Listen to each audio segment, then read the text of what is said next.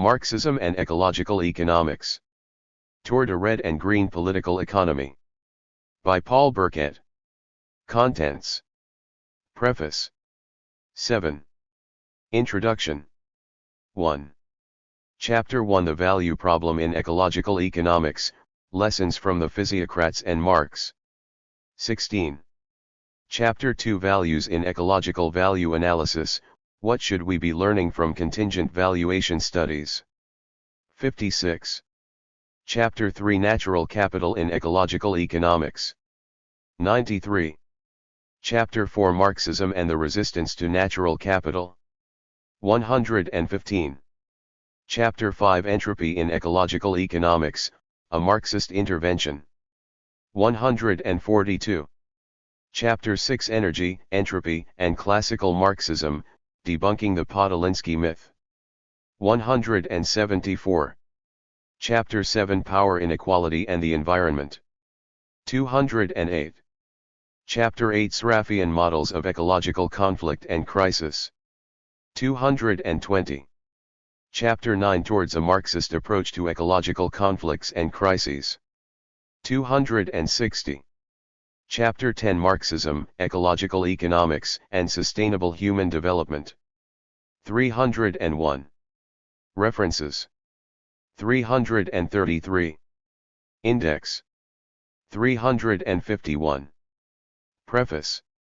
This book aims at instigating a dialogue between Marxist political economy and ecological economics. It shows how Marxism can help ecological economics better fulfill its commitments to methodological pluralism, interdisciplinarity, and openness to new visions of policy and of structural economic change that confront the current biospheric crisis. The potential contribution of Marxism to ecological economics is developed in terms of four fundamental issues: the relations between nature and economic value, the treatment of nature as capital, the significance of the entropy law for economic systems, the concept of sustainable development. In writing this book, I have made a conscious effort to avoid the kind of ad hominem argumentation that has all too often hampered the effectiveness of intellectual interchanges between Marxism and ecological economics. I have tried to engage seriously with the central features of ecological economics as a meta-paradigm as well as its core theoretical constructs in the four above-mentioned issue areas. I hope that the result is a book that will be useful not only to Marxists and ecological economists interested in pursuing dialogue, but also to those just seeking a critical, but readable, introduction to the basic ideas of ecological economics. That the book was written by a relative outsider to ecological economics will not, I trust, cripple its effectiveness in either function, and may even help it a bit. To risk a cliché, sometimes an outsider can better distinguish the forest from the trees.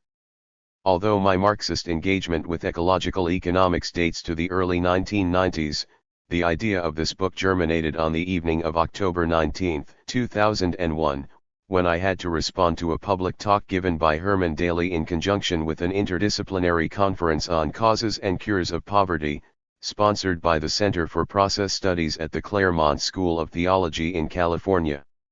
My gratitude is extended both to Herman Daly and to the audience that evening for their gracious reception of, and encouraging responses to, my comments.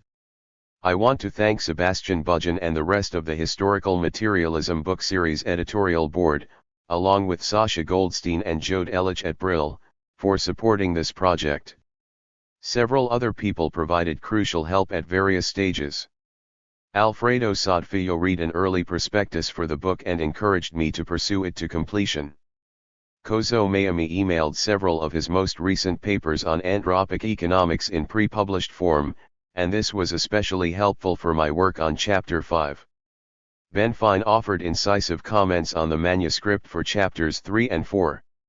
Chapter 2 benefited enormously from critical comments by Michael Perlman, from additional readings suggested by Patrick Bond and Larry Lohman, and from Rick Lotzpike's insights into contingent valuation analysis. Rick's father, Frederick B. Lotzpike, donated his entire collection of the journal Ecological Economics to the Economics Department Library at Indiana State University, which greatly facilitated my study of the discipline. Angelo Di Salvo and Mark Hudson translated the work of Sergei Podolinsky into English, and without this translation the research summarized in Chapter 6 could not have been done. Most of all, I want to thank John Bellamy Foster not only for allowing me to draw from our co-produced work on the Podolinsky business for Chapter 6, but also for sharing his own insights into Marxism and ecology over the years and for his constant encouragement and support. Several of the chapters in this book are based, in whole or in part, on articles published in scholarly journals, and I wish to thank their respective editors for considering my work and giving permission for it to reappear here in revised form: John Jermier at Organization and Environment, 1 Malcolm Sawyer at the International Papers in Political Economy, 2 Sebastian Budgen at Historical Materialism, 3 Karen Lucas at Theory and Society. 4 In addition, some of the arguments in different chapters were initially aired at conference sessions whose participants kindly provided important encouragement and feedback: the Marxist Sociology session at the American Sociological Association meetings, San Francisco, 14 to 17 August 2004, especially.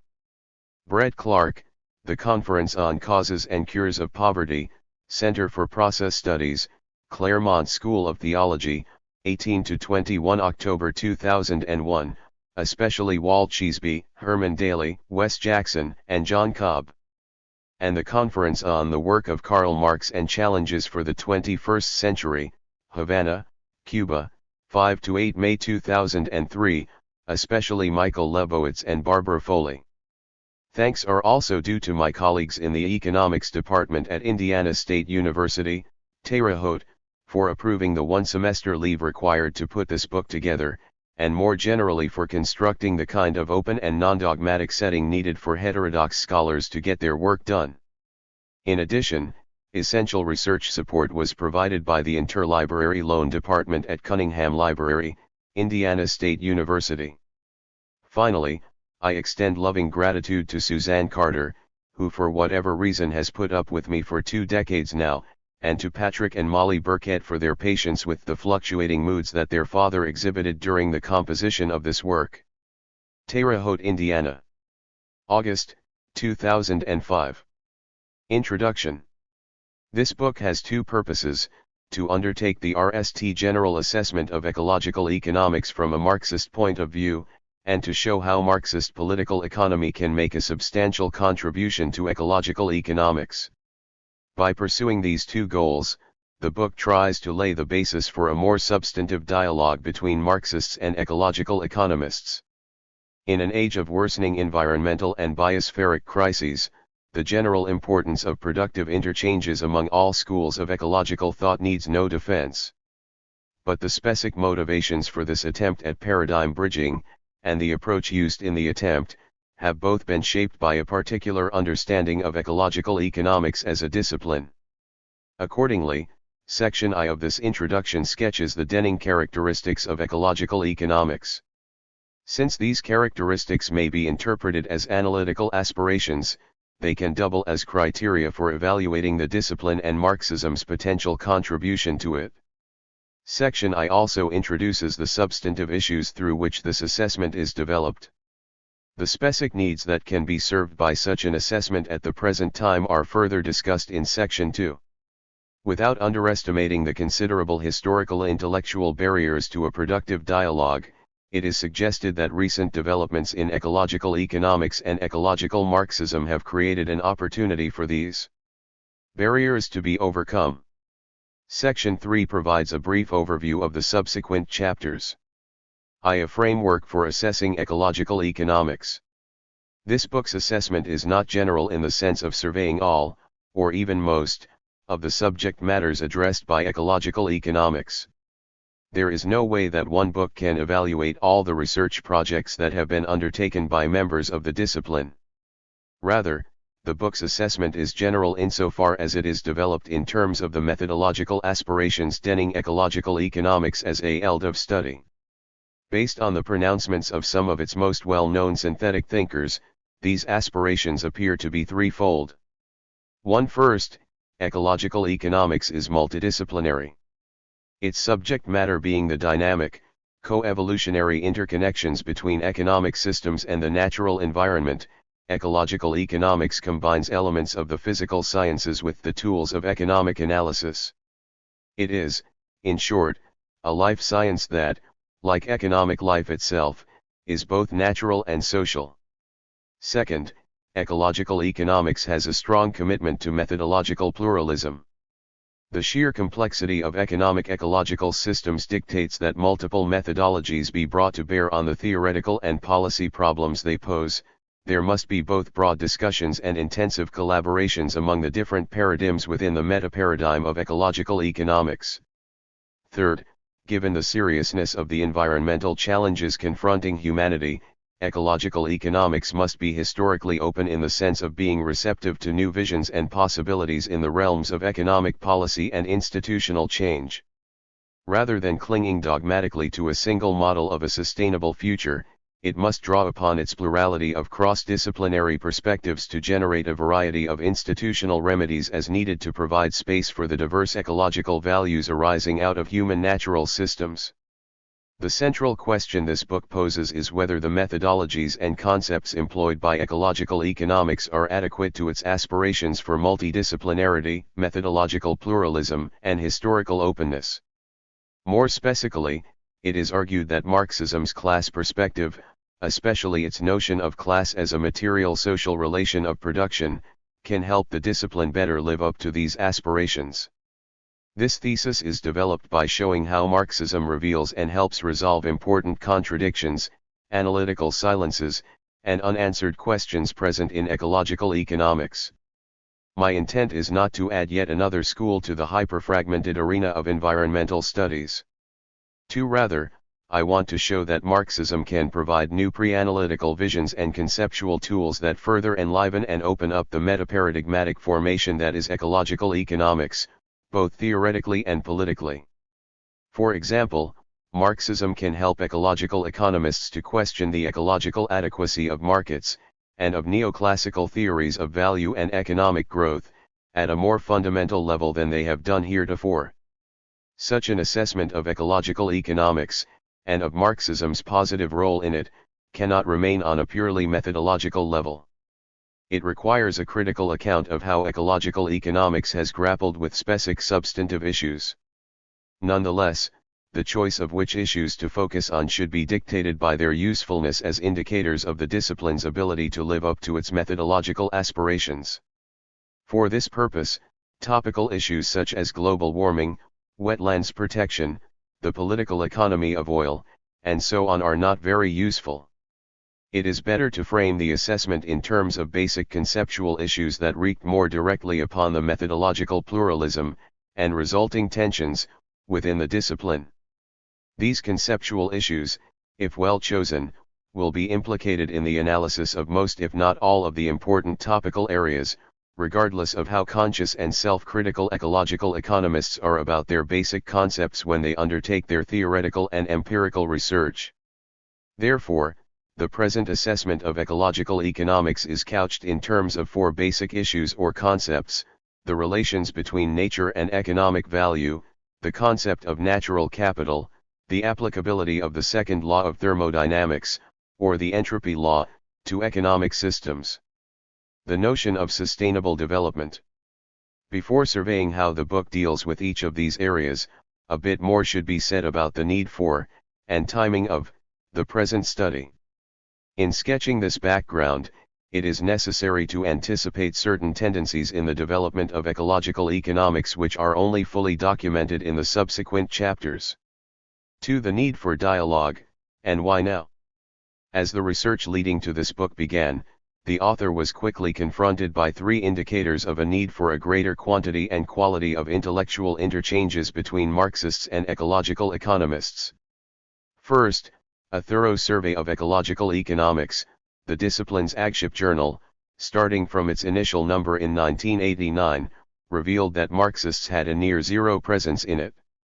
In fact, the journal had carried only 2 articles espousing even a remotely Marxist perspective. 3. Apart from these 2 articles, the journal contained a few other references to Marx and Engels, and to Marxism in general, but these were almost always in the way of polemical, ad hominem dismissals which, despite the discipline's commitment to methodological pluralism, expressed blanket denials of the actual or potential usefulness of Marxist thinking for economic ecological analysis. The same goes for the few references to Marxism by ecological economists to be found in other journals and books. 4. Second, a somewhat less formal stock-taking of the English-language political economy journals in which Marxists have a prominent and ongoing presence, especially the Review of Radical Political Economics, Capital and Class, Science and Society, Studies in Political Economy, and the main eco-socialist journal Capitalism, Nature, Socialism, revealed an almost equally complete vacuum of serious Marxist engagements with ecological economics as a metaparadigmatic discipline. In fact, one recent Marxist survey of neoclassical and heterodox views on the economics-environment relationship limits itself to a discussion of neoclassical, institutional, and Marxist approaches, with ecological economics mentioned only briefly and vaguely as providing a rubric for the institutional perspective. 5. Similar to the pronouncements of ecological economists on Marxism, the relatively few Marxist references to ecological economics to be found in the literature have often been polemical in nature, even to the point of dismissing ecological economists as crackpot scientists. 6. Third, despite the evident separation and antagonism between Marxism and ecological economics, the author found some striking suggestions that a more productive dialogue is both possible and potentially quite fruitful. One was Elmer Altvater's demonstration that thermodynamic and anthropic concerns can be handled by a Marxian analysis of capitalist exploitation and accumulation. 7. Another was John O'Neill's account of how some important themes of contemporary ecological economics, especially the dependence of economic sustainability on the physical environment and the limitations of purely monetary calculation, were figured in the classic socialist calculation debate between Friedrich Hayek and Otto Neurath. 8. Finally, there was the simple fact that despite the best efforts of mainstream green capitalism theorists, both environmentalism and Marxism continue to co-occupy a common position on the political spectrum. This has recently been verified by Erich Neumeyer's statistical ending, based on data from a large number of advanced and underdeveloped countries, that left-wing political parties and individuals are significantly more likely to embrace pro-environmental positions than their right-wing counterparts. 9. Neumeyer draws the conclusion that ecological economics is more likely to be supported by left-wing parties and individuals. 10. If accurate, this conclusion reinforces the need for less acrimonious engagements between Marxists and ecological economists. Further investigation revealed that the lack of effective communication between Marxists and ecological economists has both long-term historical and short-term conjunctural roots. Historically, ever since Malthus, Marxists have been suspicious of any theory that posits purely natural limits to human production and development. The reason is obvious. Such theories tend to embody a conservative bias against all efforts to improve the human condition by fundamentally transforming class and other power relationships, or even by redistributing wealth and income. However, as Ted Benton has persuasively argued, Marxists have often overreacted to conservative natural limits arguments. 11. Indeed, by completely dismissing the importance of natural conditions and limits, even socially mediated ones, Marxists have often lost touch with the ecologically friendly materialist dimension which is central to Marxism. 12. Of course, these Marxist overreactions do not excuse the tendency of many ecological economists to downplay the role of socio-economic class relations in the generation of environmental problems, in favor of more or less freeloading ideological and technological factors. To bridge this polarity between pure natural limits arguments and reactive Marxist retreats from materialism is, in fact, an important sub-purpose of this book.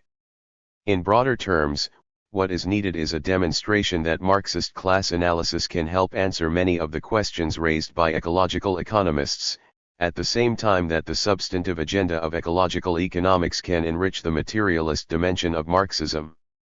This is one way of phrasing the kind of project that this book tries to initiate.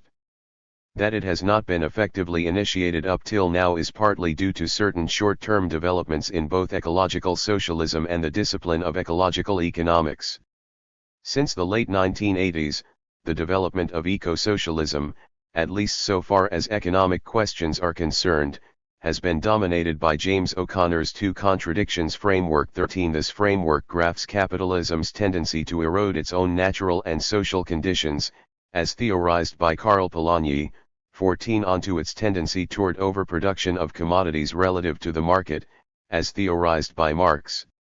Through its promulgation by the journal Capitalism, Nature, Socialism, and other publications, O'Connor's analysis has become the reference point for virtually all eco-socialist debates on the political economy of environmental crisis. But whatever its pedagogical advantages, the dominant position of the two contradictions model has, arguably, crowded out any serious Marxist engagement with ecological economics, all the more so insofar as this model does not itself embody such an engagement. 15. The basic idea motivating O'Connor's two contradictions framework is that Marxism does not adequately account for the natural and social conditions of production. Conditions of production are, accordingly, grafted onto a Marxian model of accumulation and crisis. More specifically, any deterioration in the quality of the conditions of production is said to raise RMS costs, both directly and via the efforts of environmental movements to force RMS to help finance government programs that maintain and/or repair these conditions. This functionalist grafting approach to a red-green political economy helps explain why O'Connor's major work cites ecological economists, such as Nicholas Georges-Korojan and Juan Martinez Alier, mainly in order to endorse their criticisms of classical Marxism, not to critically engage with their substantive analyses. 16. Indeed, the conventional wisdom among eco-socialists now seems to be that classical Marxism, as represented by Marx and Engels, is seriously ought ecologically unless augmented with, and even largely supplanted by, a Polanyian analysis of the conditions of production together with certain elements of green theory. The French eco-socialist Alain Lippietz thus argues that the general structure, the intellectual scaffolding of the Marxist paradigm, along with the key solutions it suggests, must be jettisoned. 17. Insofar as eco-socialists have followed this advice and moved away from Marxism, the likelihood of an in-depth Marxist engagement with ecological economics has been greatly reduced. From the side of ecological economics, any potential dialogue has been greatly hindered by the above-mentioned tendency to exclude Marxism from the discipline almost by at. A strong force behind this exclusionary tendency has been Martinez Alier's Initial History of Ecological Economics, which argues that, beginning with Marx and Engels, Marxists have distanced themselves from the discipline by refusing to analyze the forces of production from an ecological, and especially energetic, point of view. 18. Martinez Alier's critique of Marxism has become standard fare among ecological economists and even among eco-socialists, in both cases hampering a serious dialogue with Marxism.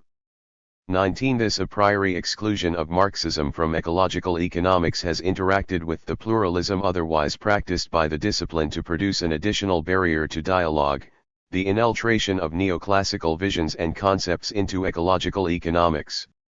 Ecological economists have strongly criticized neoclassical theory for downplaying natural limits to growth, but the basic neoclassical supply and demand framework, with its underpinnings in marginal utility and marginal productivity theory, is still accepted by many if not most members of the discipline.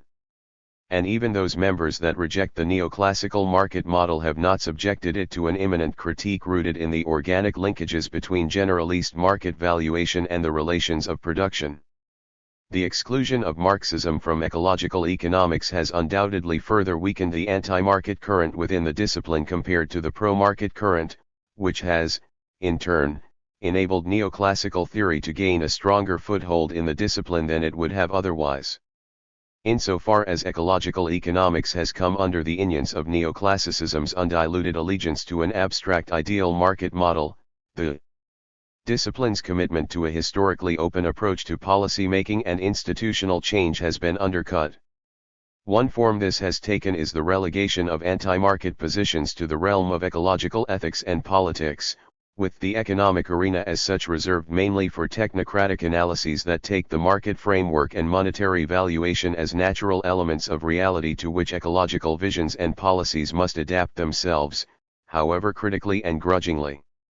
As a result, neoclassical conceptions of the market, money, value, capital, and growth have increasingly served as the initial points of analytical departure even for anti-market and anti-neoclassical theorists.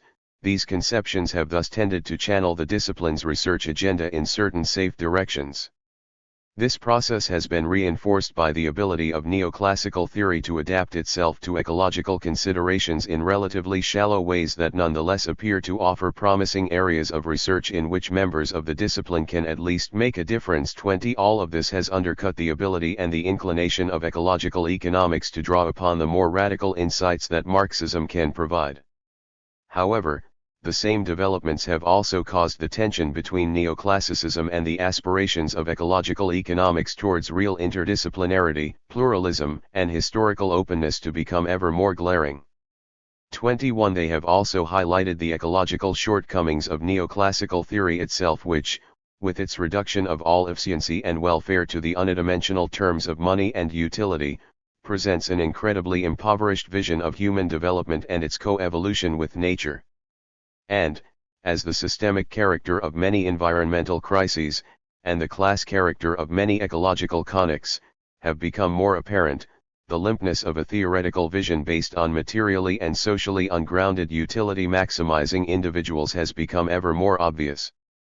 A growing number of ecological economists are forthrightly rejecting the neoclassical vision, together with the hegemony of market competition and monetary valuation, in favor of explicitly communal conceptions of production, resource allocation and human development.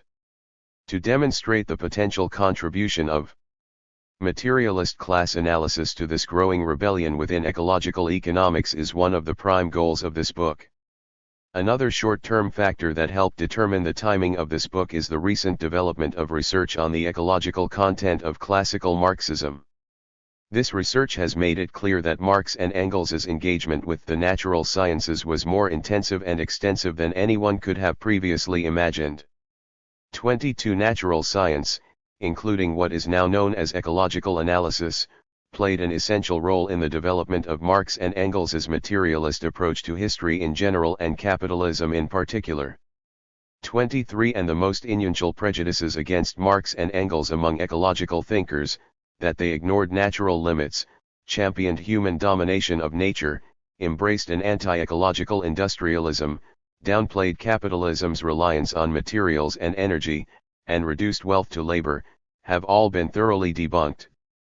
24 The air having been cleared of these quick and easy excuses for non-engagement, now is the time to initiate a real dialogue between Marxism and ecological economics. 3 An overview. The topical sequence of this book follows the four issues mentioned earlier: value, natural capital, entropy, and sustainable development. All the chapters try to demonstrate how Marxism can contribute to the aspirations of ecological economics for methodological pluralism, interdisciplinarity, and historical openness. The RST2 chapters deal with the question of nature and economic value. Chapter 1 uses Marx's critique of the physiocrats to interpret alternative views on nature's value within ecological economics. The physiocrats are relevant insofar as their concept of value is a complex hybrid of the views held by different schools of thought within contemporary ecological economics. Marx's critique helps reveal a common inability of ecological economists to fundamentally criticize market valuation, due to their failure to link nature's monetary valuation to the underlying relations of production. Materialist class analysis helps alleviate this problem through its distinction between value and use value, and its clear demonstration that generalist market valuation is rooted in the commodification of labor power based on the separation of the producers from necessary conditions of production, starting with the land. Chapter 2 discusses how pro-ecological norms can be brought into an ecological value analysis framed by capitalism's specific class relations. The vehicle used to address this question is a qualitative survey of contingent valuation studies. In these studies, people are asked to put a price tag on certain parts of the environment, or on certain actions to maintain or improve it. The chapter RST suggests that CV analysis, including its roots in neoclassical utility theory, is a form of commodity fetishism in the sense of Marx.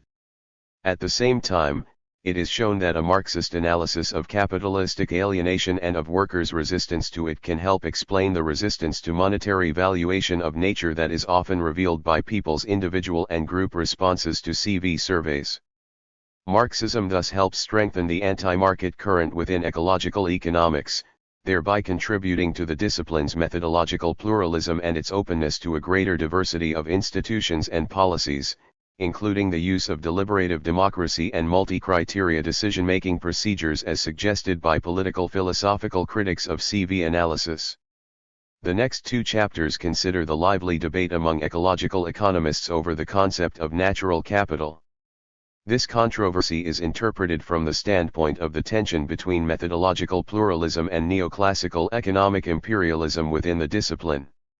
Chapter 3 traces natural capital to its origins in the neoclassical sustainable growth literature, and shows that its analytical weaknesses, especially its purely instrumental treatment of natural resources, and its failure to specify production in social relational terms, are carried over to non-neoclassical attempts to theorize sustainability as maintenance of natural capital stocks.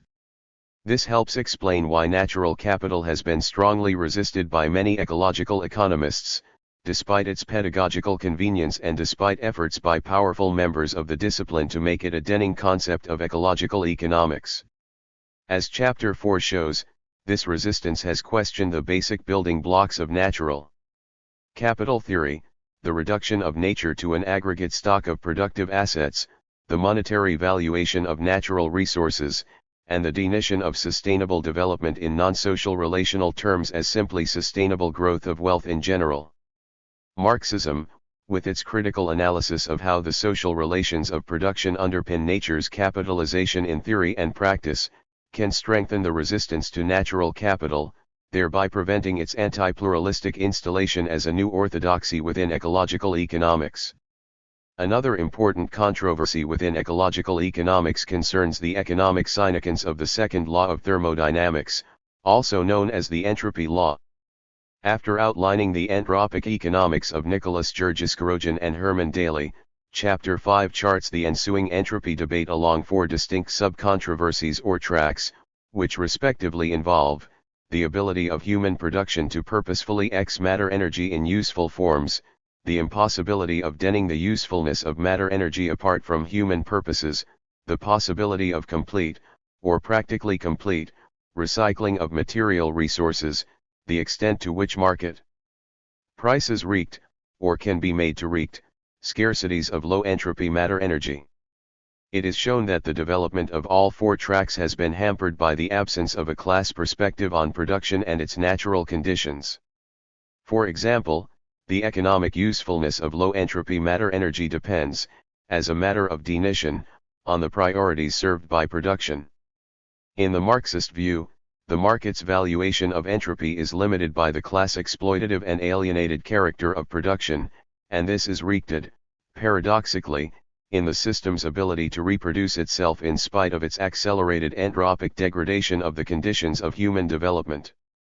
The Marxist perspective on the economy-entropy connection thus poses a dialectical distinction between sustainable development and sustainable capitalism. This distinction provides ecological economics with a new perspective on the need for an explicit communalization of production and its natural conditions. Chapter 6 further demonstrates Marxism's ability to address energy and entropic questions by reconsidering Marx and Engels' reaction to Sergei Podolinsky's attempt to ground socialist theory in the RST law of thermodynamics. While many ecological economists have accepted Martinez-Allier's argument that Marx and Engels ignored or dismissed Podolinsky's work, thereby setting Marxism on a course neglectful of energy and other ecological issues, recent research by John Bellamy Foster and the present author has severely undercut this argument. 25 This research is based on, among other things, the RST complete English language translation of Podolinsky's work in the form in which it was read by Engels, as well as Marx's newly discovered excerpt notes from a draft sent to him by Podolinsky. 26 The evidence now shows that Marx and Engels took Podolinsky's seriously enough to subject it to a systematic critique. More specifically, Engels rejected the energy reductionist elements of Podolinsky's analysis, pointed out the need to take fuller account of the depletion of non-renewable energy sources in human production, and highlighted Podolinsky's failure to fully integrate environmental and class-relational concerns. Moreover, compared to Podolinsky, who reduced production to the accumulation of energy on the earth, Engels's reaction is much more sensitive to anthropic constraints on human production under both capitalism and socialism. Chapter 6 goes on to explain that Marx's analysis of capitalism, especially in Capital, already answers the questions raised by Podolinsky's work. First, it is shown that Marx applies a metabolic energy approach to capitalist exploitation that recognizes both conservation of energy and matter energy dissipation. In other words, the consistency of this exploitation with the RST and second laws of thermodynamics is already established by Marx.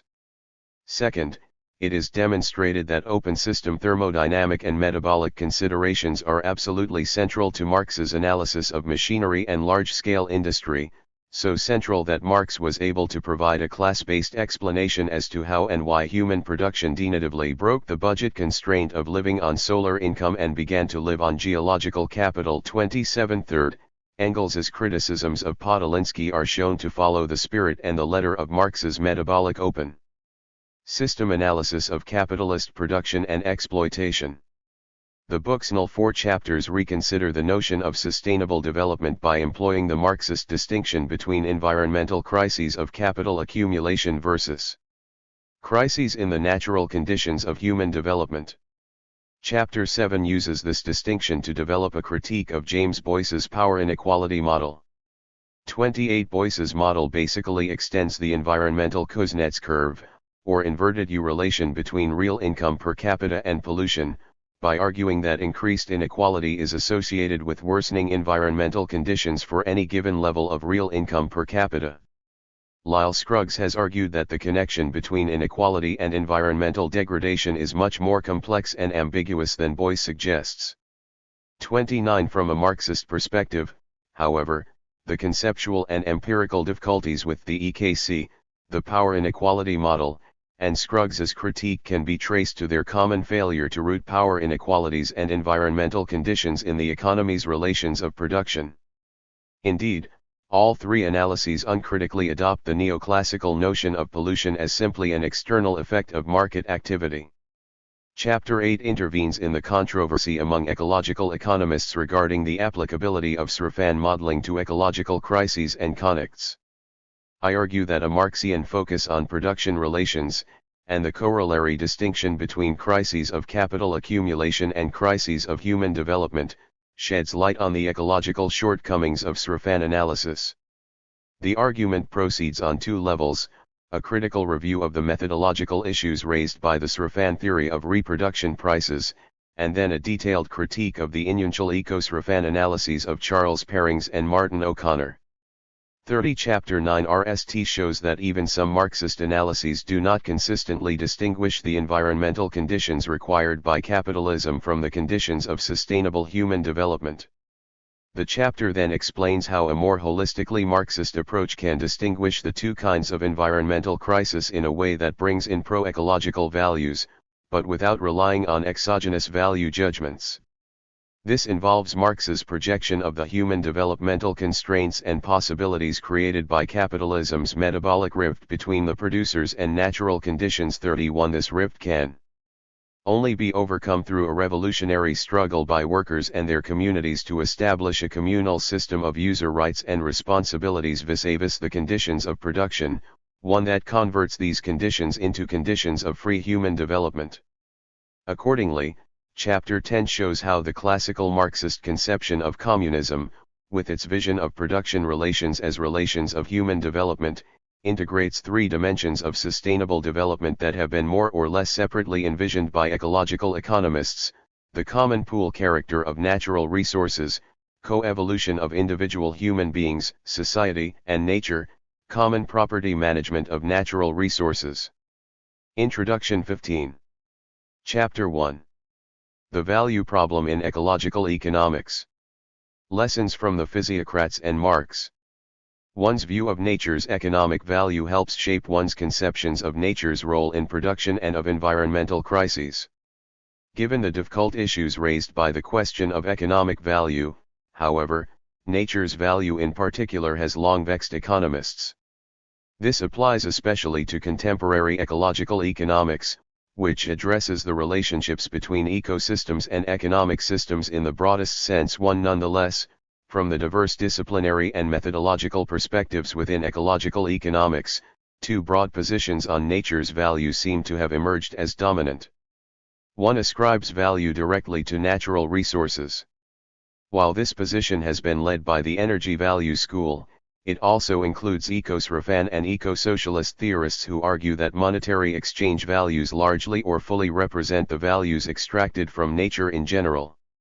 Opposing such natural value analyses is a second broad perspective that focuses on nature, especially low-entropy matter and energy, as an objective condition or basis for value deemed as psychic income or enjoyment of life. The present chapter interprets this value controversy from the standpoint of Marx's critique of the physiocrats. Marx's engagement with the physiocrats focuses on the issue of nature and economic value, yet it has gone unnoticed by the contemporary nature-evaluation debate. Accordingly, after Section I's outline of the competing views of ecological economists on nature's value, Section 2 recounts the basic elements of physiocratic value theory together with Marx's critique. It is shown that physiocratic value theory is a complex hybrid of the positions held by ecological economists. Interestingly, Marx criticized the physiocrats not for emphasizing nature as a source of wealth or use value, but for connating capitalist value with its natural basis. Indeed, he critically incorporated important elements of physiocracy into his own analysis of value and capital accumulation. Section 3 applies Marx's analysis of the physiocrats to the controversy among ecological economists regarding nature's value. It is argued that, like the physiocrats, both sides in this debate do not adequately consider the relations between use value, capitalist production relations, and market valuation. As a result, both sides are fundamentally uncritical toward market forms of nature valuation. Section 4 concludes by suggesting that Marx's class-based approach to nature, value, and use value provides a potential way out of this analytical impasse. Nature's value, views of ecological economists. Ecological economists share a deep concern with the role of limited natural conditions in human production. By contrast with neoclassical economics, they insist that production is dependent on unproducible resources which cannot be substituted for by human labor and technology. The main issue in the value debate among ecological economists is whether ascribing economic value directly to nature is the most logical and useful way to build this concern with limited natural conditions into analyses of contemporary environmental problems. Nature as a direct source of value. One group of ecological economists treats nature as a direct source and substance of value. This line of thinking has been led by the embodied energy theorists, who argue that the primary input into production is energy. Since free or available energy is required for the production of all goods and services, and cannot be substituted for by other inputs, it is viewed as the only basic commodity and ultimately the only scarce factor of production. 3. An energy theory of value posits that, at least at the global scale, free or available energy from the sun are the only primary inputs to the system. Labor, manufactured capital, and natural capital are intermediate inputs. Thus, one could base a theory of value on the use in production of available energy. 4. The presumption here is that a production-based theory that can explain exchange values must grant a logical or chronological primacy to one particular input of material production. 5. It is also presumed that the main purpose of value theory is to explain exchange values in economic systems. 6. In short, the embodied energy theory is really a cost of production theory with all costs carried back to the solar energy necessary directly and indirectly to produce them. 7. The approach closely and consciously parallels the Ricardian labor embodied theory of value, with energy replacing labor as the primary factor of production. 8. Given the parallel just mentioned, it is not surprising that one of the main methods used to test the energy theory has been the Srafan input-output analysis of price determination. 9. Indeed, Kozo Mayumi has shown that the embodied energy input-output framework is formally identical to the SRAFA system expressed in current and dated labor terms. 10. The only difference is that the energy system replaces the direct and indirect labor requirements of the various sectors' outputs with their direct and indirect energy requirements.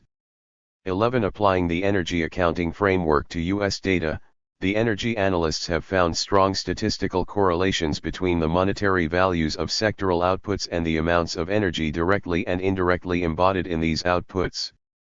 12. Other, more aggregative analyses investigate the correlation between the total energy consumed by national production and monetary value added as measured by GDP or GNP. Such studies have found relatively stable or at least predictable ratios of aggregate energy consumption to aggregate monetary value added in the United States and other industrialist economies. 13. Although three proponents conclude that the energy theory of value seems to be the only reasonably successful attempt to operationalize a general biophysical theory of value. 14. The approach has been strongly criticized for its failure to recognize the importance of unique characteristics of matter and the operation of other factors in the economic system apart from energy constraints. 15. This rejection of energy as the sole cause of value has developed along three analytical tracks. 16. Opposing the purported convergence between the neo-Ricardian and embodied energy approaches to economic valuation. 17. The RST track uses SRAFAN input-output models to analyze the determination of market exchange values, but without treating any single primary input as the unique source of value. 18. From the perspective of these models, the notion of energy as the prime factor of production hinges on external presumptions about the reproducibility of other factors, specifically the arbitrary reduction of their reproduction to pure energetics. 19. One cannot use SRAFAN models to argue that labor creates value and is exploited, rather than any other input, example corn, iron, or energy. 20. In the same way SRAFAN analysis provides some support for those who argue that ecological economics should do without a general theory of value in the sense of uniquely ascribing value to energy or any other primary input. 21. The eco-SRAFAN view thus posits that production and monetary exchange values depend upon labor, resources, and environmental services in all their physical and biological diversity. 22. In this broader sense, it still treats nature as a direct source of value. A second track is interested in generalizing the Marxist theory of exploitation to include the exploitation not just of labor, but of nature as well. Since Marx's analysis of labor exploitation is developed in terms of the category surplus value, this eco-socialist project has necessarily involved the treatment of nature itself as a source of value and surplus value. However, these eco-socialists, unlike the energy value theorists, do not conceptualize natural resource use in purely energetic terms, or they, at least, argue that production is reducible to energy processing only at a highly abstract level. In their view, nature exploitation involves the extraction of prot from biologically and physically variegated ecosystems. It thus calls not for an energy theory of value but for a genuinely biophysical or bioenergetic theory of value. 23. Skirbeck, for example, argues that insofar as capitalism takes more wealth out of nature than it puts back in, it is an extractive form of production in which value is transferred from resources to prots. 24. He suggests that this extractive surplus prot allows the entire production process, at all levels, to receive more value than the labor itself has created. 25. Such value extraction then takes the form of increased monetary incomes for capitalists and/or workers, with these higher incomes obtained at the expense of nature, and, indirectly, future generations. 26. On similar grounds, Brennan argues that capitalism exploits nature whenever natural substances are used up faster than they can reproduce themselves. 27. Nature as a basis for enjoyment of life. The third track rejecting energy value analysis has been led by the renowned ecological economists Nicholas Georgescu and Herman Daly. Their critique has two components.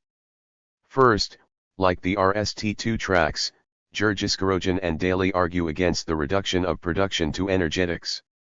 They point out that production of useful goods and services involves not only energy but also qualitatively diverse material stocks and and this makes variegated forms of purposeful human activity and ingenuity, of labor, science, and technology, essential elements of the process.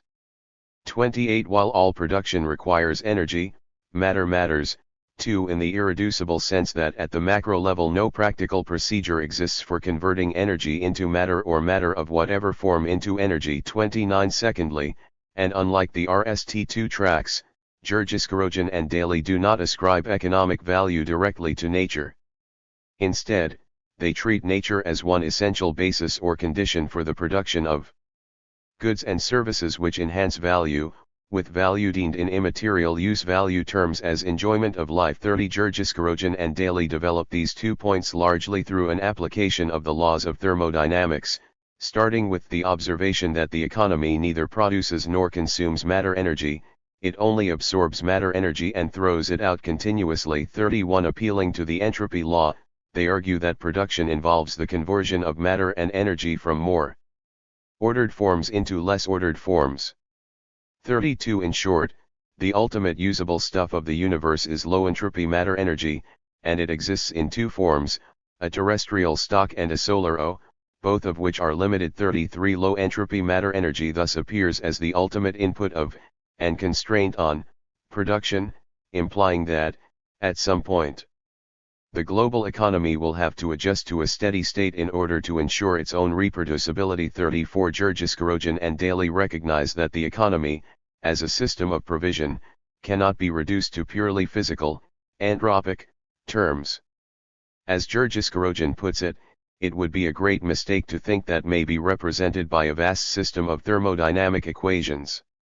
The anthropic process moves through an intricate web of anthropomorphic categories, of utility and labor, above all.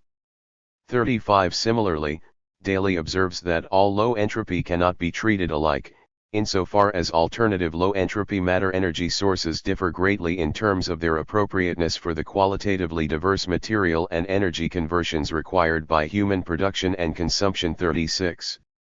Accordingly, Jurgiskorojan and Daly do not deem value in terms of the primacy of any one or several factors of production. For them, the value of any production derives from its satisfaction of human needs and wants, although this end product must be adjusted for the costs of its production. From their perspective, the true product of production is not a physical O of dissipated matter and energy, but the enjoyment of life, account being also taken of the drudgery of labor. 37 Value thus derives from the psychic income or immaterial ux generated by production, even though low entropy matter energy and purposeful human labor are its fundamental preconditions. 38 Stated differently, service is the null binet of economic activity. Throughput is the null cost. 39. To nature, wealth, and value in the physiocrats and Marx. Despite their view that the land is the unique source of wealth, 40 The physiocrats have received little attention in the value controversy among ecological economists. Cleveland suggests that the physiocrats' steadfast belief that nature was the source of wealth became a recurring theme throughout biophysical economics, but he does not elaborate on the parallel. 41 Jurgiskorojan characterizes physiocratic doctrine as an analytico-physiological approach, meaning a manifest endeavor to submit the economic phenomena to a physiological analysis akin to that of biology. 42 But he does not relate this methodological description to the question of nature's value.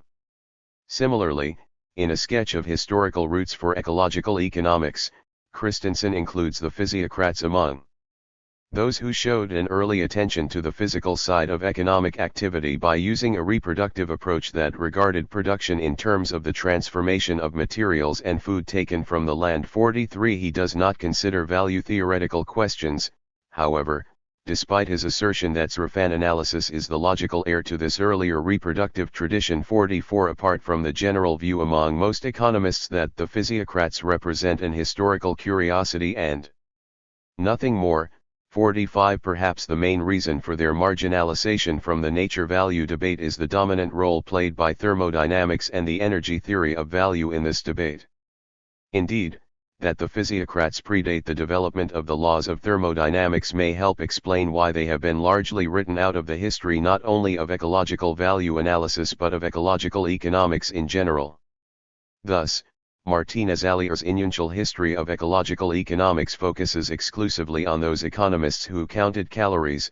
It therefore begins in the mid-1860s, at a time when the laws of thermodynamics had been established, the idea being that not much is lost analytically by focusing on the use of energy as the central point in ecological economics. 46 If one does not embrace this energy reductionist view of the subject, then the physiocrats and the lessons to be learned from them could loom much larger.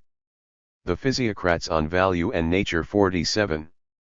Physiocratic value theory was based on the land's unique capacity to generate means of subsistence.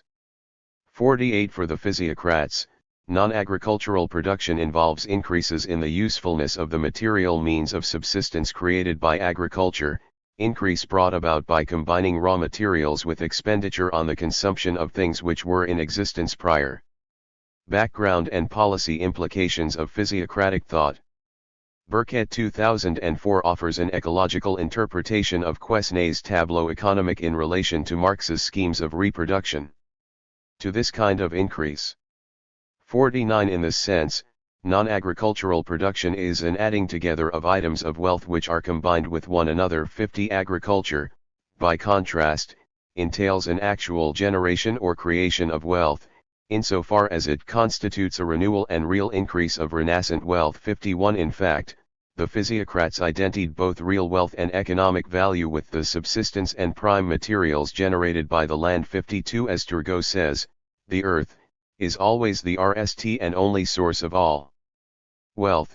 It is that which as the result of cultivation produces all the revenue, it is that also which has provided the RST fund of advances prior to all cultivation.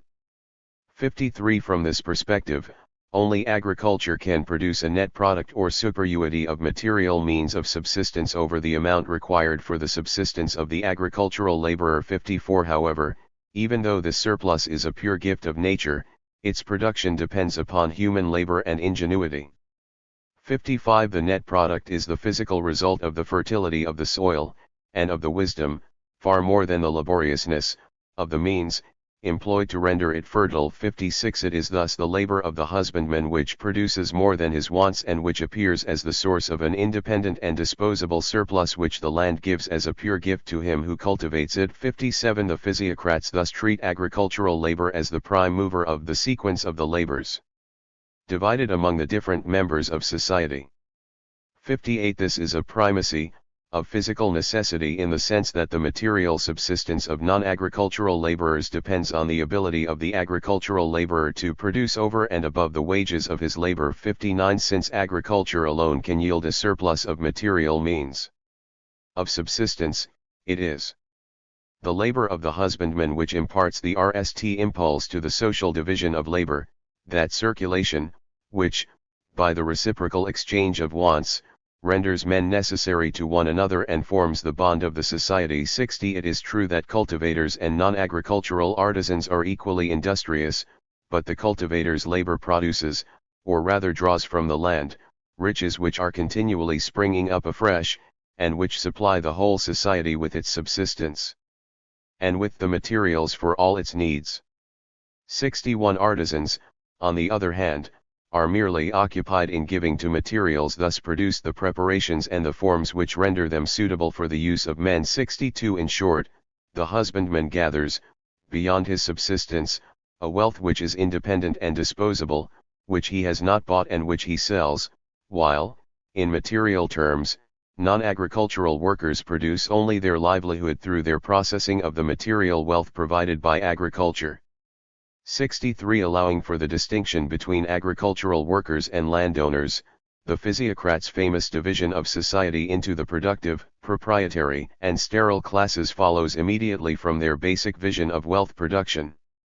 The productive class is, of course, that which brings about the regeneration of the nation's wealth through the cultivation of its territory. 64 The class of proprietors or landowners subsists on the revenue or net product of cultivation. 65 Finally, The sterile class is composed of all the citizens who are engaged in providing other services or doing other work than that of agriculture, and whose expenses are paid by the productive class, and by the class of proprietors, which itself draws its revenue from the productive class. 66 Quesnay presumed self-employed artisans and thus did not distinguish non-agricultural workers and capitalists. Turgot made explicit the division of the sterile or stipendiary class into capitalist undertakers and simple workmen. 67 Both argued on Malthusian-type grounds that competition among workers limits agricultural and non-agricultural wages to subsistence levels, hence the two working or non-disposable classes receive only the recompense of their labor. 68 Since, in the physiocrat's materialose perspective, there is no revenue save the net produce of lands, the amount of wealth the cultivator causes the land to produce beyond his personal wants is the only fund for the wages which receive in exchange for their labor. The latter, in making use of the price of this exchange to buy in their turn the products of the husbandman, only return to him exactly what they have received from him. 69 Similarly, all non-agricultural prod is either paid by the revenue, or forms part of the expenditure which serves to produce the revenue. 70. The physiocrats, the nature valuation debate, and Marx. Physiocracy represents an interesting hybrid of the different views held by present-day ecological economists on nature's value. The physiocrats, like the natural value theorists, see nature as a direct source of economic value. On the other hand, the physiocratic notion that the land's surplus producing capability is the prime mover of wealth production is echoed by both the energy value theory and the Jurgiskerogen/daily enjoyment of life approach, which end an ultimate net input in energy and low entropy matter energy, respectively. However, since Jurgiskerogen and Daly do not see the primary net input as the sole basis of value, they would not endorse the physiocratic argument that agriculture is the sole source of a net value product. Nonetheless, both Jurgiskerogen and Daly and the physiocrats see human activity as more than a separate physical input to wealth production. In both visions, human labor and ingenuity are crucial to the unleashing of nature's material energetic productivity and its conversion into useful goods and services.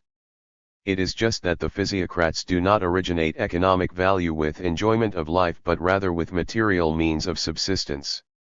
In other words, they end the proximate basis of value in the material conditions and substance of human life, not in this life's psychic enjoyment. What distinguishes Marx from both the physiocrats and the contemporary nature valuation debate is his definition of value as capitalism's specific form of economic valuation.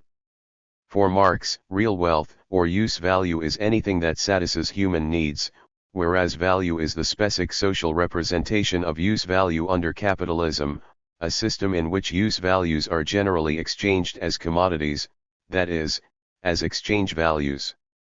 Marx thus insists that value relations, including the various tensions between use value and exchange value, be analyzed in terms of capitalism's specific relations of production.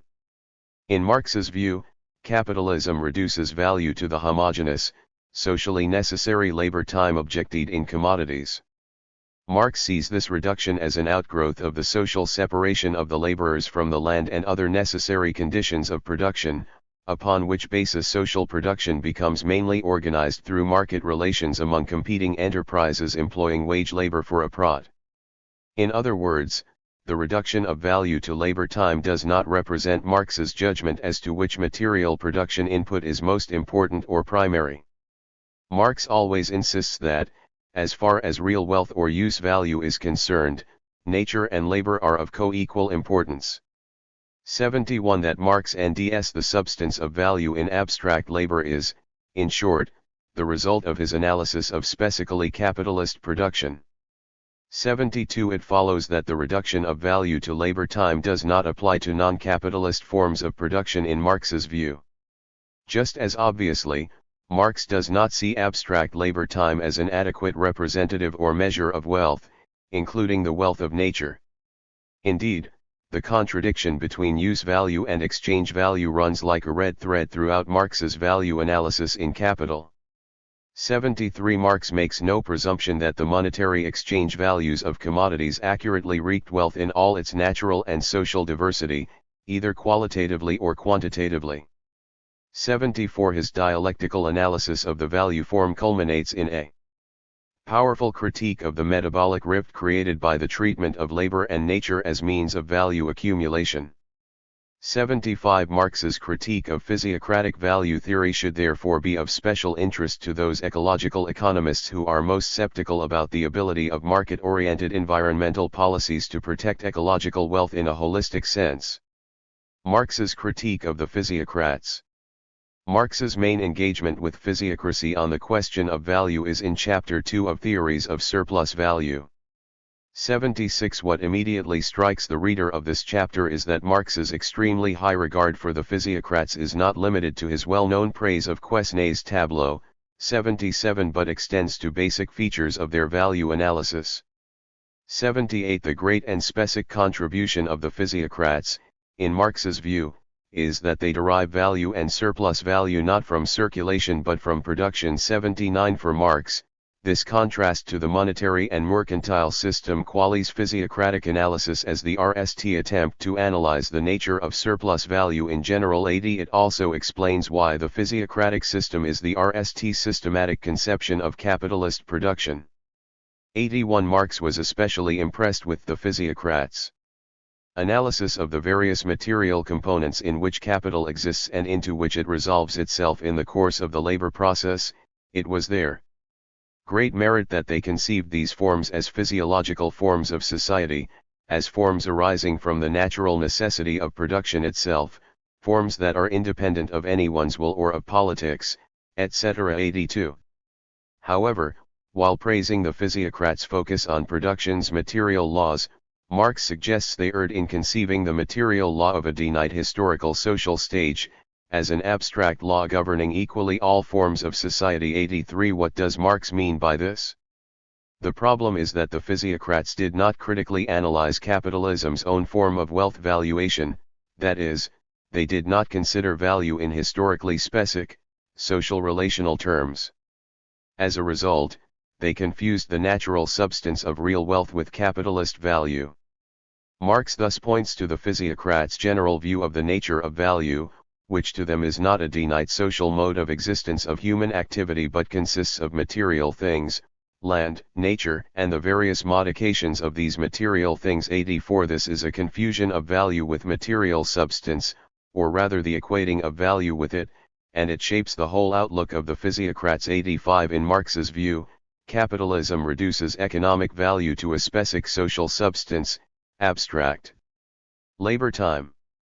So, from Marx's standpoint, the physiocrats' confusion of value with material wealth explains why they have not yet reduced value to its simple substance, the quantity of labor or labor time. 86 And this, in turn, explains why they could not penetrate the mystery of surplus value. 87 For Marx, the source of surplus value is the ability of workers' labor power to produce commodities containing more value than is represented by their wages. Such a surplus presumes, of course, that agricultural labor is productive enough to produce more means of subsistence than are required by agricultural workers themselves. Otherwise, there would be no surplus product in agriculture and no means of subsistence for non-agricultural workers, hence no surplus value. 88 In this sense, surplus value has a natural basis. Unfortunately, the physiocrats connated this natural basis with the actual determination of surplus value under specifically capitalist production relations.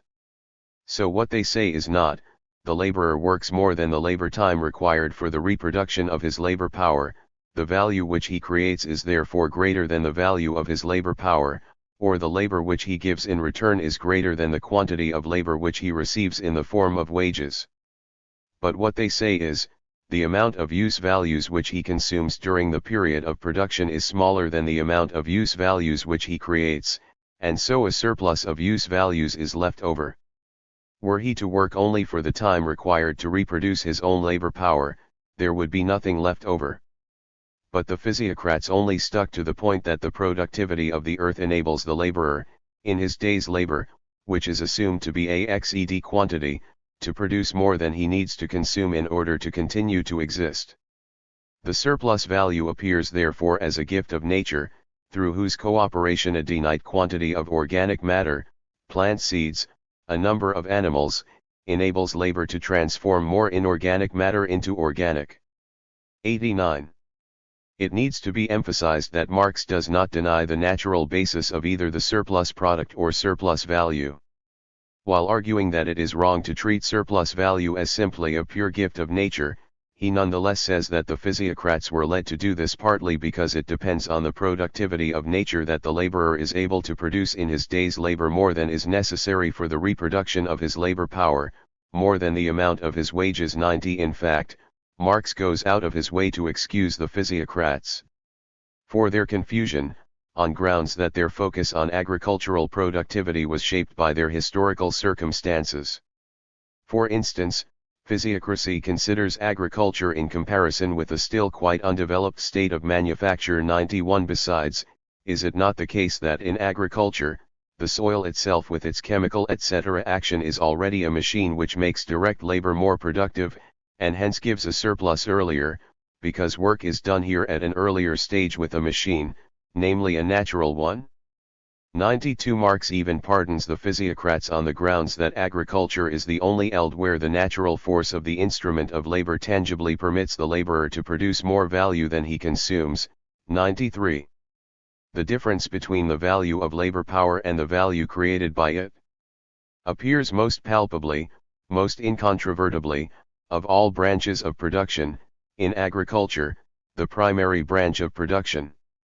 The sum total of the means of subsistence which the laborer consumes from one year to another, or the mass of material substance which he consumes, is smaller than the sum total of the means of subsistence he produces.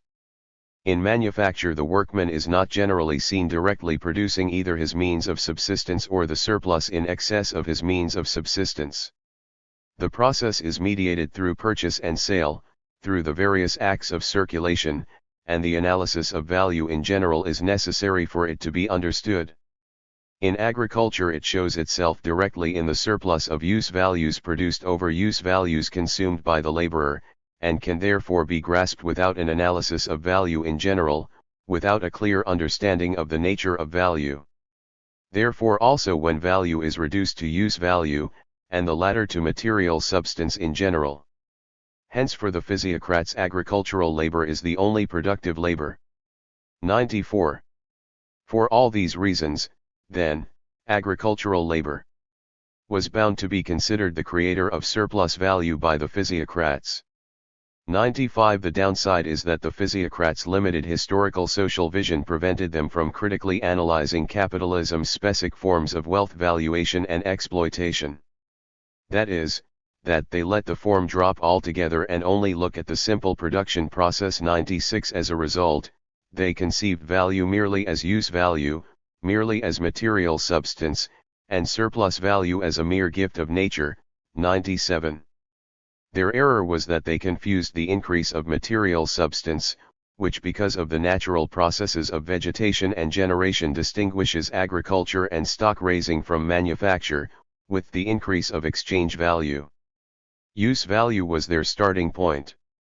And the use value of all commodities, reduced, as the scholastics say, to a universal, was the material substance of nature as such, whose increase in the same form occurs only in agriculture. Surplus value itself is wrongly conceived, because they have a wrong idea of value and reduce it to the use value of labor, not to labor time, social, homogeneous labor. 98. Given the close connection between the rise of capitalism and the Industrial Revolution, it seems paradoxical that the physiocrats, with their emphasis on agriculture, conated capitalist value with material wealth or use value.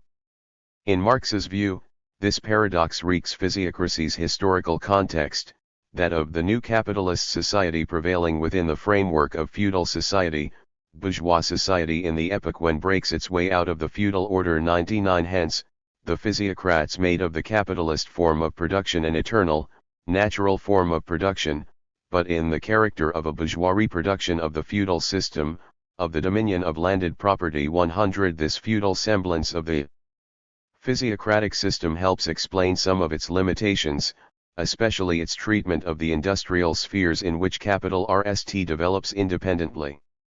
As unproductive branches of labor, mere appendages of agriculture, and thus its failure to see non-agricultural production as a source of surplus value. 101. For the physiocrats, rent is the stealth campaigning on the physiocrats' part. The label of a system of ideas is distinguished from that of other articles, among other things, by the fact that it deceives not only the buyer, but often the seller as well. Quesnay himself, and his closest disciples, believed in their feudal signboard. Only form of surplus value, and prot on capital in the true sense, does not exist. 102. Stated differently, the physiocrats see rent as the general form of surplus value, and industrial prot and interest merely different categories into which rent is divided. 103. In short, in physiocracy, the formation of surplus value is not explained in terms of capital as such, but ascribed simply to one specific sphere of capitalist production, agriculture. 104. It is explained, in a feudal way, as derived from nature and not from society, from man's relation to the soil, not from his social relations.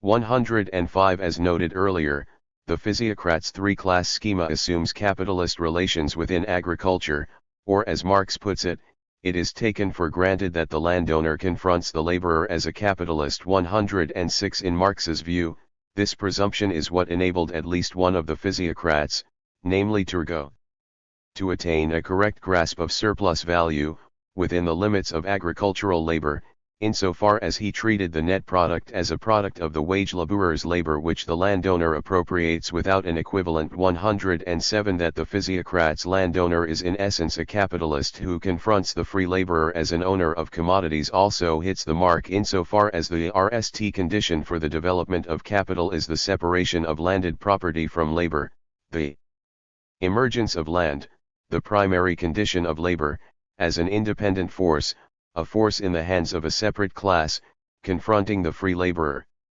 108. Because they took capitalist production relations as natural givens, however, the physiocrats failed to analyze the connections between these relations and capitalism's specific forms of wealth valuation. In fact, they showed little if any interest in qualitative value form issues. Hence, in their system, value itself is resolved into mere use value, and therefore into material substance, and what interests in this material substance is not its social form but rather its quantity, the excess of the use values produced over those consumed. The purely quantitative relation of the use values to each other, their mere exchange value. 109. The quantitative emphasis of the physiocrats' value theory is shown by their treatment of money as merely a convenient medium of exchange and measure of value, rather than in terms of what the necessity of such a general representative of value tells us about the underlying relations of production and vice versa. 110. Stated differently, the physiocrats treat exchange value and money as natural forms of wealth or use value, not as forms of capitalist wealth valuation. 111. Marx's critical appropriation of physiocratic ideas. Marx's historical and social relational approach to value diverges sharply from the physiocrats' crude materialist approach. Yet, Marx's materialism enabled him to incorporate critically certain physiocratic concepts into his own analysis of capitalism. The physiocratic elements in Marx's thinking stem from his understanding of capital's material requirements, exploitable labor power and the objectification of workers' labor in vendible use values. 112. Insofar as nature supplies these requirements, it contributes to the accumulation of capital. As Marx says, the mass of labor that capital can command does not depend on its value, but rather on the mass of raw and auxiliary materials, of machinery and elements of XED capital, and of means of subsistence, out of which it is composed, whatever their value may be. 113. Even though the substance of capitalist value is abstract labor time, the material world must provide capital with a material substratum, objective elements of capital, and these elements must serve to absorb additional labor, and thus additional surplus labor also, and in this way form additional capital. 114. Given capital's material requirements, Marx argues, we may say that surplus value rests on a natural basis, namely, on the naturally originating productivity of labor, which produces more than the absolutely necessary subsistence of the worker, a natural productivity which of course rests on qualities of its inorganic nature, qualities of the soil, etc. 115. Marx's endorsement of this kernel of truth in physiocratic doctrine was discussed earlier, the point being that, without an agricultural surplus, there can be no surplus labor in agriculture and no means of subsistence for non-agricultural workers, hence no surplus value in the economy as a whole. Marx's only complaint in this connection is that the physiocrats reduce the determination of surplus value to this natural basis, due to their uncritical acceptance of capitalist production relations. 116. Like the physiocrats, Marx often refers to the natural conditions of production as gifts of nature. These gifts are freely appropriated by capital whenever they provide conditions enabling the extraction of surplus labor from workers and its objectification in vendible use values, without adding to the wage labor needed to produce commodities. Nature's gifts can serve as free gifts for capital, in other words, because even though they are not products of wage labor, they still provide use values that capital needs to produce and realize surplus value. Unlike the physiocrats, Marx argues that such gifts create use value without contributing to the formation of exchange value. 117. He sees the free appropriation of nature's gifts as a key factor in capitalist development, but in a way that recognizes the essential role of capitalist production relations. For Marx, capitalism's conversion of nature's gifts into conditions of surplus value production is enabled by the freeing of labor power from the land and other necessary conditions of production. The capitalization of nature's gifts is thus both condition and result of the system's alienation of real wealth vis-a-vis the direct producers, in Marx's view. 118. 3. The nature valuation debate revisited. Like the physiocrats, ecological economists do not root the question of nature's value in capitalism's basic relations of production, freeing of labor power from the land and other necessary conditions of production, and the reuniting of labor power and production conditions only as wage labor and capital producing commodities for a prod. In this sense, the nature valuation debate has not considered the monetary valuation of nature as a specifically capitalist form of valuation. As with the physiocrats, this lack of attention to the connections between the system's internal economic relations and the way the system values nature leads to an identification of nature's value with its use value, an acceptance of exchange value and money as natural ways of valuing nature, and a one-sidedly quantitative perspective on nature's value. The way these tendencies work themselves out is a function of the somewhat different conceptions of use value and exchange value held by the respective participants in the debate. Energy value theory. For the energy theorists, embodied energy, the true primary input or resource, best explains the relative and total production costs of commodities. Assuming that prices reach production costs, they see embodied energy as the real source and substance of economic value as measured by money. The problem is that market valuations are assumed to be qualitatively and quantitatively adequate measures of the true resource costs of production. Hence, in his attack on energy value theory, Daly points out that it implicitly assumes not only an absence of monopolistic imperfections in the markets for resources and produced commodities, but also that markets exist for all sources and types of energy used in production, including the free solar energy that lights and heats the earth, without which production obviously could not occur.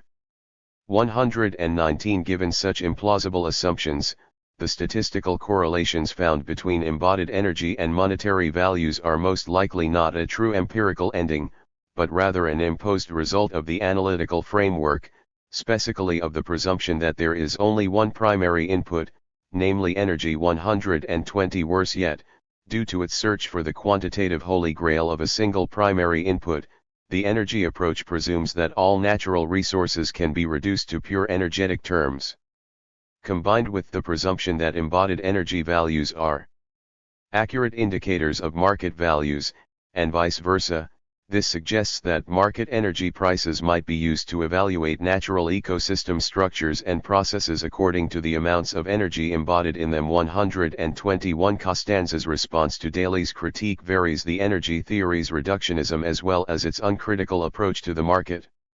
On the reduction of nature's use value as a production input to energy, he merely restates two of the theory's assumptions in more material and anthropic terms. Embodied energy is the direct and indirect energy required to produce organized material structures, 122, and the energy embodied in material structures is taken as a measure of their degree of organization, the amount of low entropy they contain. 123. If these 2 points clarify anything at all, it is that the energy theory's search for a primary input is driven by its reduction of the question of value to that of ending some common measure of use value conceived apart from historically specific social relations of production.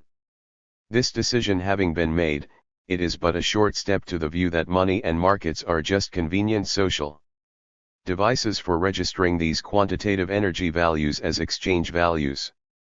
Indeed, it is difficult to avoid the conclusion that the concern of energy theorists with value quantification is largely driven by their admiration for money and monetary prices as unidimensional measures of use value. Hannon, for example, makes the case for an energy standard of value by analogy with the readily understood utility of employing a common denominator, such as money, in order to measure value. 124 Evidently, evaluative standards other than money ought to be adopted, to add another dimension to the traditional money standard of value. 125 Nonetheless, this additional dimension is still purely quantitative and itself evaluated in monetary terms, hence Hannon makes reference to the dollar cost of alternatives to various goods or services which use less energy. 126 For this kind of natural value theory, the inadequacies of the market reduce to quantitative deviations of monetary exchange values from energy values. Moreover, these deviations do not call for an abandonment of the market in favor of other forms of economic decision-making, but rather a more complete and perfect marketization of nature. An embodied energy theory of value postulates that a perfectly functioning market would, through a complex evolutionary selection process, arrive at prices proportional to embodied energy intensity. The transactions covered by the national input-output tables are carried on in relatively well-behaved markets, and the theory predicts a good empirical relation between market prices and embodied energy intensities for these sectors. This is a positive statement about how the existing market works. Given that this statement is relatively accurate, we can make a normative statement about what market prices would be in the absence of all imperfections. Daly's criticism that an embodied energy theory of value implies the impossibility of divergence between market prices and embodied energy intensities is not accurate. To the contrary, I see large bodies of transactions where markets are non-existent or incomplete. In these systems, embodied energy obviously diverges from market price. It is just these points of divergence that are most interesting, since embodied energy may be useful in correcting for imperfect ownership and other market imperfections. 127. For Costanza, the problem of environmental damage from market-oriented production is not due to any fundamental tensions between natural wealth and market valuation, but rather to the fact that markets for natural wealth are missing, incomplete, or imperfect. Apparently, if nature's use value were properly reduced to embodied energy and then properly measured by money, environmental problems would be automatically corrected. In short, as Daly notes, the surprising and disturbing implication of the energy theory of value is its extension of market prices to the valuation of ecosystem services heretofore considered outside the domain of the market. 128 Indeed, Hannon applies monetary categories directly to quantities of energy itself, referring to the future of a new currency, regulated by the amount of energy budgeted for a given period. 129 More recently, in an attempt to answer the question how might nature value man, Hannon analyzes the net outputs of non-human ecological systems using the categories of market values, prices, and rates of Prot 130. The energy theorists' uncritical stance on the marketization of nature is also wreaked in their otherwise inexplicable appeal to neoclassical utility theory with its correspondence between market prices and individual subjective valuations of nature. Costanza thus claims that there is no inherent connect between an embodied energy theory of value and value theories based on utility. 131. Evidently, utility itself is ultimately reducible to energios, otherwise the appeal to economic principles grounded in optimization to show the consistency of the cost-based and utility-based approaches makes no sense. 132. Similarly, Farber, Costanza and Wilson, after championing the energy value theory, endorse various efforts at constructing artificial monetary valuations of natural resources, including some based on subjective valuations by survey respondents and focus groups, in cases where relevant markets do not exist. 133. All of this ignores the fact that the main purpose of Sraffa's model of reproduction prices, the basis of energy value analysis in practice, is to demolish the neoclassical demand and supply approach to value based on marginal utilities and marginal products. 134. Given the energy school's profoundly asocial approach to the question of value, it is not surprising that its leading member, Costanza, bases the case for a specifically ecological economics on technological pessimism, that is, a skeptical attitude toward the ability of new technologies to overcome predetermined natural limits to economic growth. 135. One should, of course, guard against the kind of social constructionism that has pro-ecological forms of production automatically owing once market and prot-driven production is replaced by socialist planning. The difficulty is that Costanza ignores the interconnections between capitalist relations of production, nature valuation, and the development of technologies that deplete and despoil natural wealth. The Ecosrafan approach. Like the energy school, the Ecosrafan approach tends to naturalize capitalism's monetary valuation of nature, and to blame environmental problems on the fact that markets in natural resources are either missing or incomplete. The basic problem is that Srafan input-output models cannot qualitatively distinguish the exploitation of labor from the exploitation of any other input. Treating production as a combination of discrete factors connected by given technological parameters, they do not capture capitalism's specific relation of exploitation, wage labor. Hence, these models cannot be used to construct a critical perspective on capitalism's specific form of nature valuation. 136.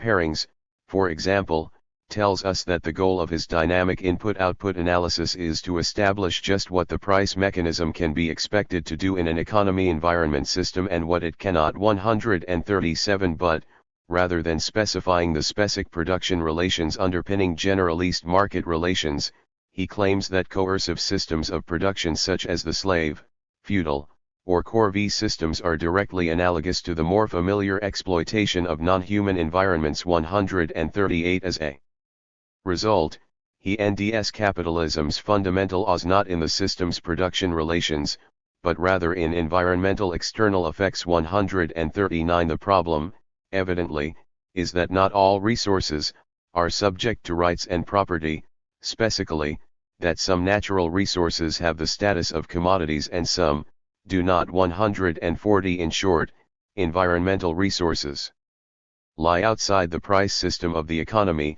which results in persistent external effects. 141. Presumably, if all natural resources could somehow be marketized and monetized, the problem of unobservability and uncontrollability of the processes of the environment through the price system could be resolved. 142. Not surprisingly, Pairings supports the proposal of the neoclassical economist, Robert Solow, to use environmental bonds as a method of attaining social control of external effects.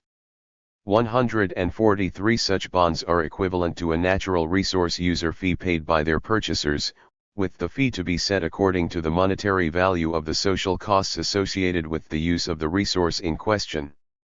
This instrument presumes, of course, that money is an adequate measure of natural wealth, despite all the uncertainties, qualitatively variegated benefits and costs, and human value conics, associated with natural resource use.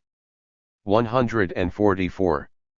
Similarly, Gaudi RST presents an input-output growth accounting framework that would show the contribution to economic growth of labor, resources, and environmental services. 145. He then endorses various efforts at empirically quantifying these kinds of models in monetary terms, and even applauds attempts to adjust GDP for environmental damage. 146. Gaudi's response to those who would criticize such monetary valuation of natural wealth: a wise person once said, if anything is worth doing, it is worth doing badly. Those concerned with the accelerating loss of global environmental quality need to begin quantifying past economic growth and productivity considering these losses.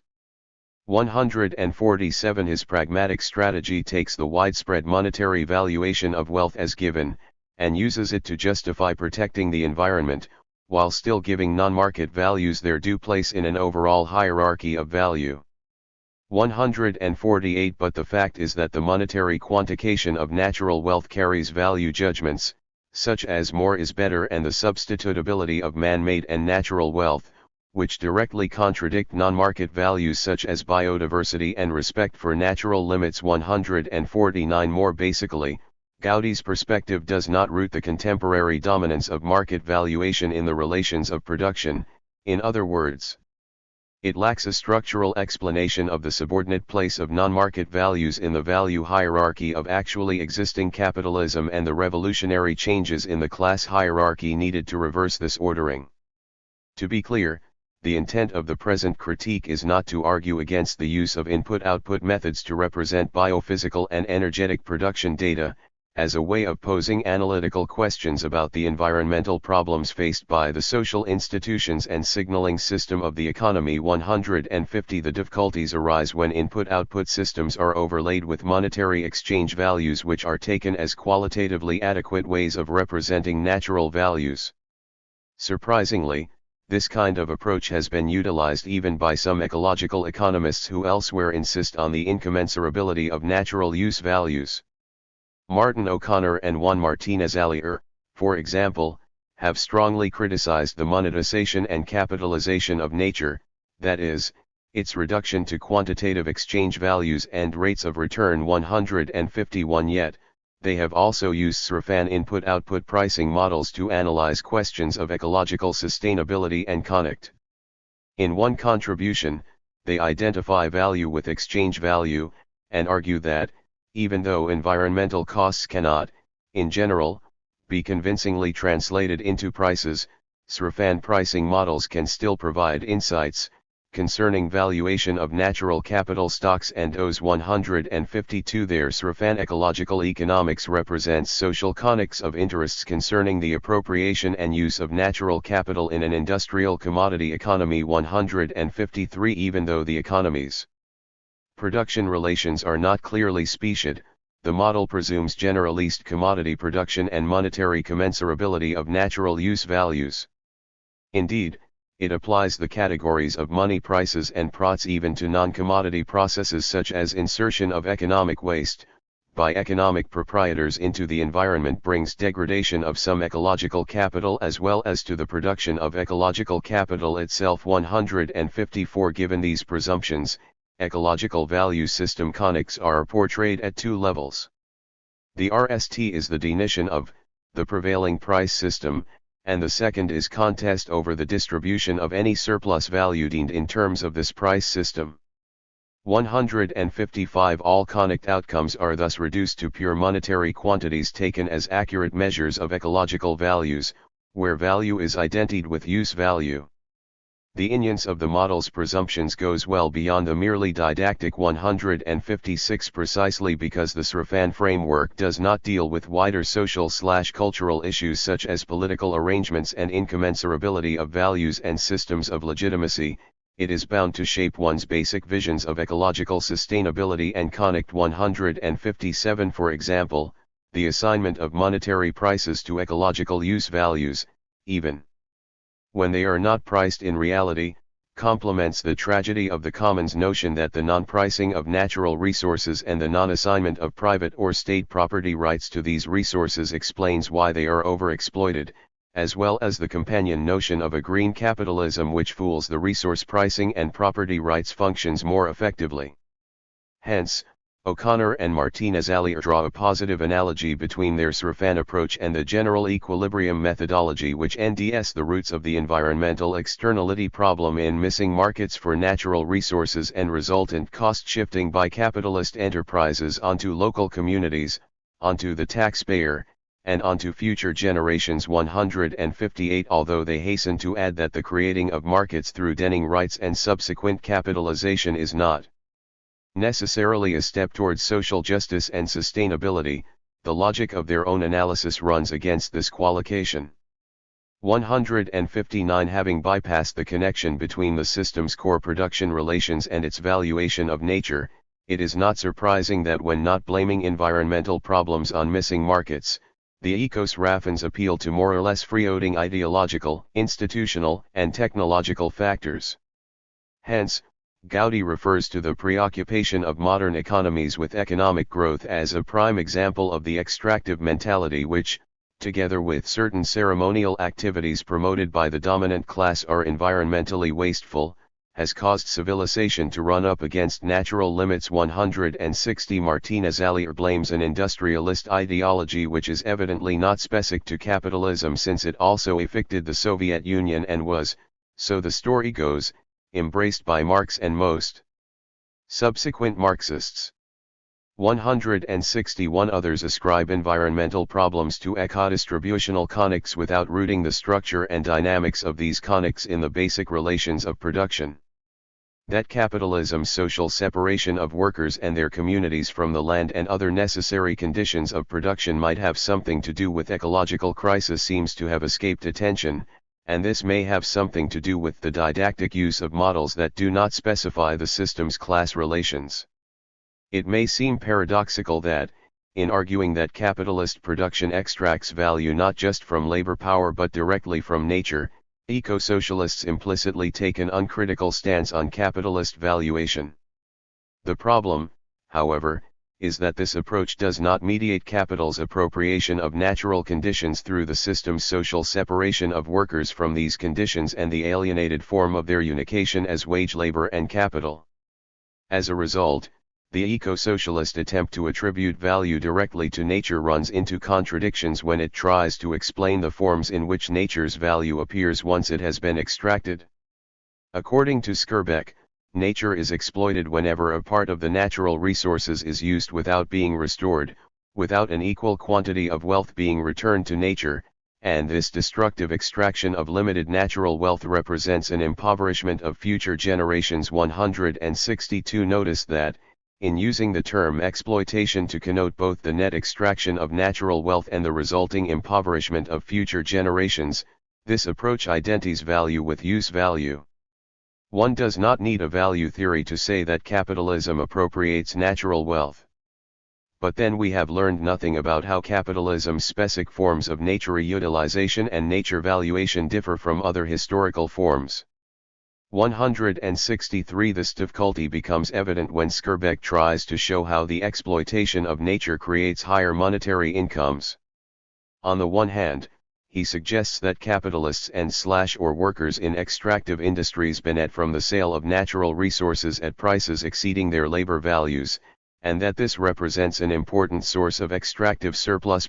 164. On the other hand, he argues that resource-using industries benefit from the underpricing of natural resources and consequent lowering of their unit production costs relative to their output prices. 165. Apparently extractive surplus plots involve a simultaneous overpricing and underpricing of natural resources compared to their labor values, but Skirbeck does not explain why the two forms of unequal exchange do not cancel each other out in the aggregate.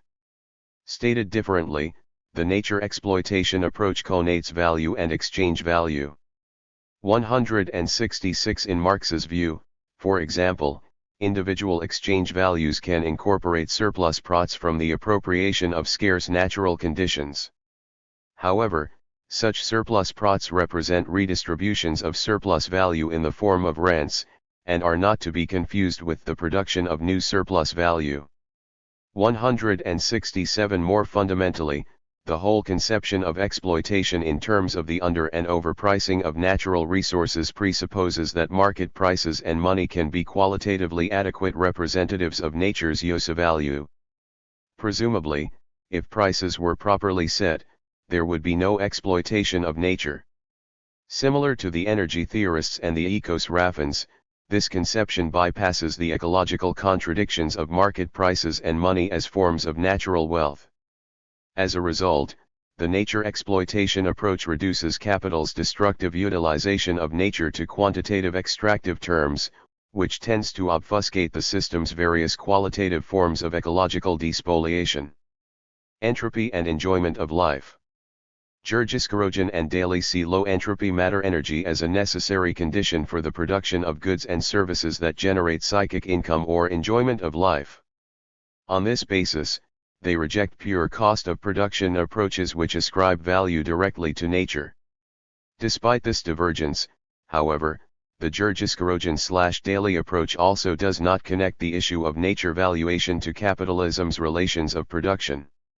This naturalization of market relations leads to an arbitrary dichotomy between allocation and scale.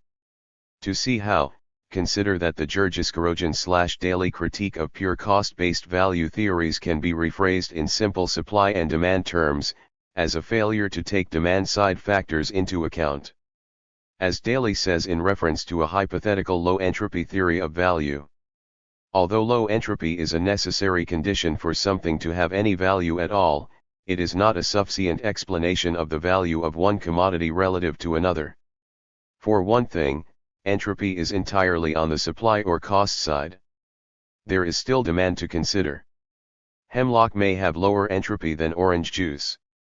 Bath water heated to 211 degrees Fahrenheit has lower entropy than 110 degrees Fahrenheit bath water but is not more valuable. 168. This criticism takes it for granted that the purpose of value theory is to explain relative prices, and that supply and demand analysis is the appropriate way to attain such an explanation. Apparently, market values are, or can be made to be, adequate indicators of value in the sense of enjoyment of life and the costs of obtaining this enjoyment.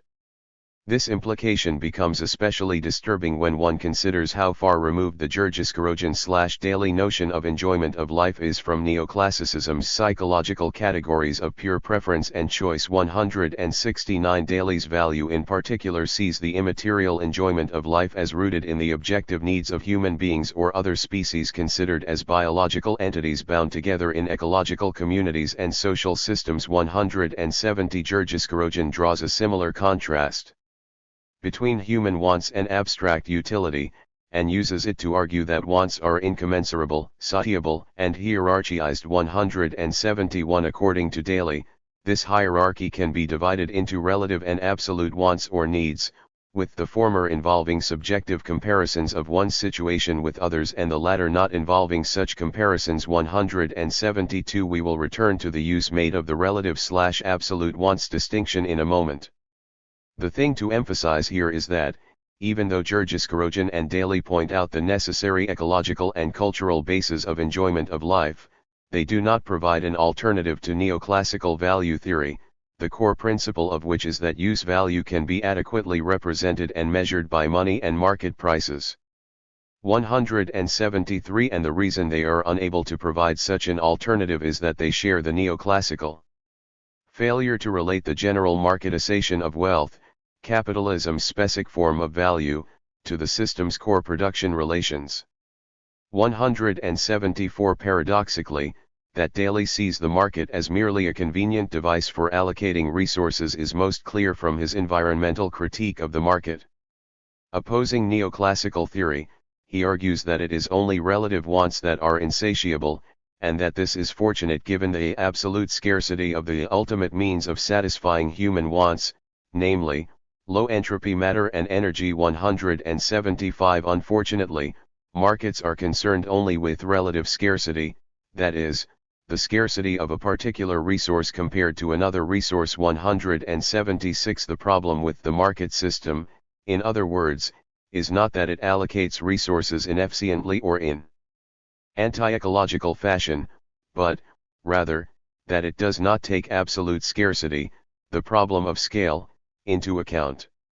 Since scale is not determined by prices, it calls for a social decision reacting ecological limits. 177 The market solves the allocation problem by providing the necessary information and incentive. It does that one thing very well. What it does not do is solve the problem of optimal scale. 178 Underpinning this allocation/scale dichotomy is the view that market allocation is more private and less social than the question of scale. This is asserted even though the relative wants catered to by the market involve intersubjective comparisons. As Daly phrases it, distribution and scale involve relationships that are fundamentally social in nature rather than individual. 179 He amplifies the point in a piece co-authored with Costanza. The cost and Binet functions relevant to the microallocation problem are those of individuals bent on maximizing their own private utility both as consumers and producers. The market coordinates and balances these individualistic maximizing efforts and in so doing determines a set of relative prices that measure opportunity cost. Individuals are allowed to appropriate matter energy from the ecosystem as required for their individualistic purposes. Since the benefits of such expropriation are mostly private while the costs are largely social, there is a tendency to overexpand the scale of the economy. Therefore the macro-allocation or scale problem should be viewed as a social or collective decision rather than an individualistic market decision. 180. The allocation/scale, private/social dichotomy thus mimics the standard externalities missing market's view of environmental problems. The only difference is that Daly conceptualizes the externalities at the macro level, as the economy's overuse of low-entropy matter energy and over-emission of high-entropy matter energy. Like neoclassical theory, Daly treats the economy itself as a social relational black box, its internal structural relations having been reduced to private market transactions among freeholding individuals. Not surprisingly, Daly's policy prescriptions are quite similar to those of neoclassical environmental economics.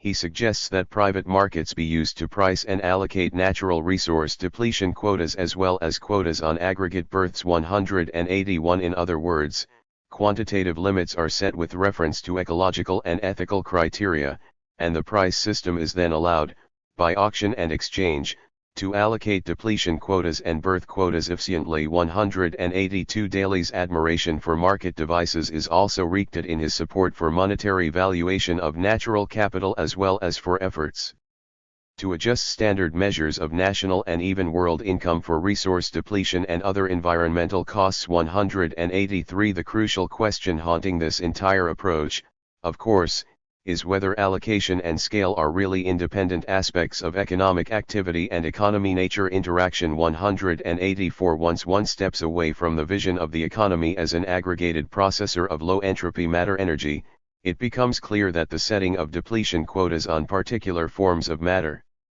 and energy is, by its nature, an allocational decision. It can hardly be otherwise, given that environmental externalities are an inherent and general part of the production and consumption process in market economies. 185 Moreover, the market allocation of said quotas, and resulting patterns of economic activity and socio-material reproduction, will naturally have various quantitative and qualitative impacts on natural and social wealth, that is, on human life in all its cultural and ecological diversity.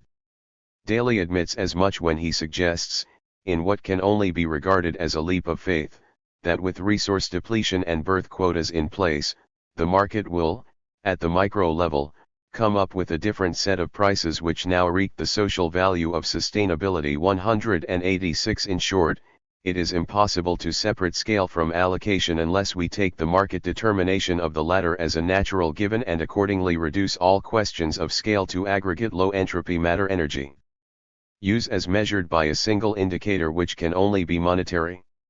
187 The allocation/scale dichotomy helps explain the failure of the Ecological/Daly approach to come up with any meaningful explanation as to how humanity has placed itself in the environmental straits it currently endes itself.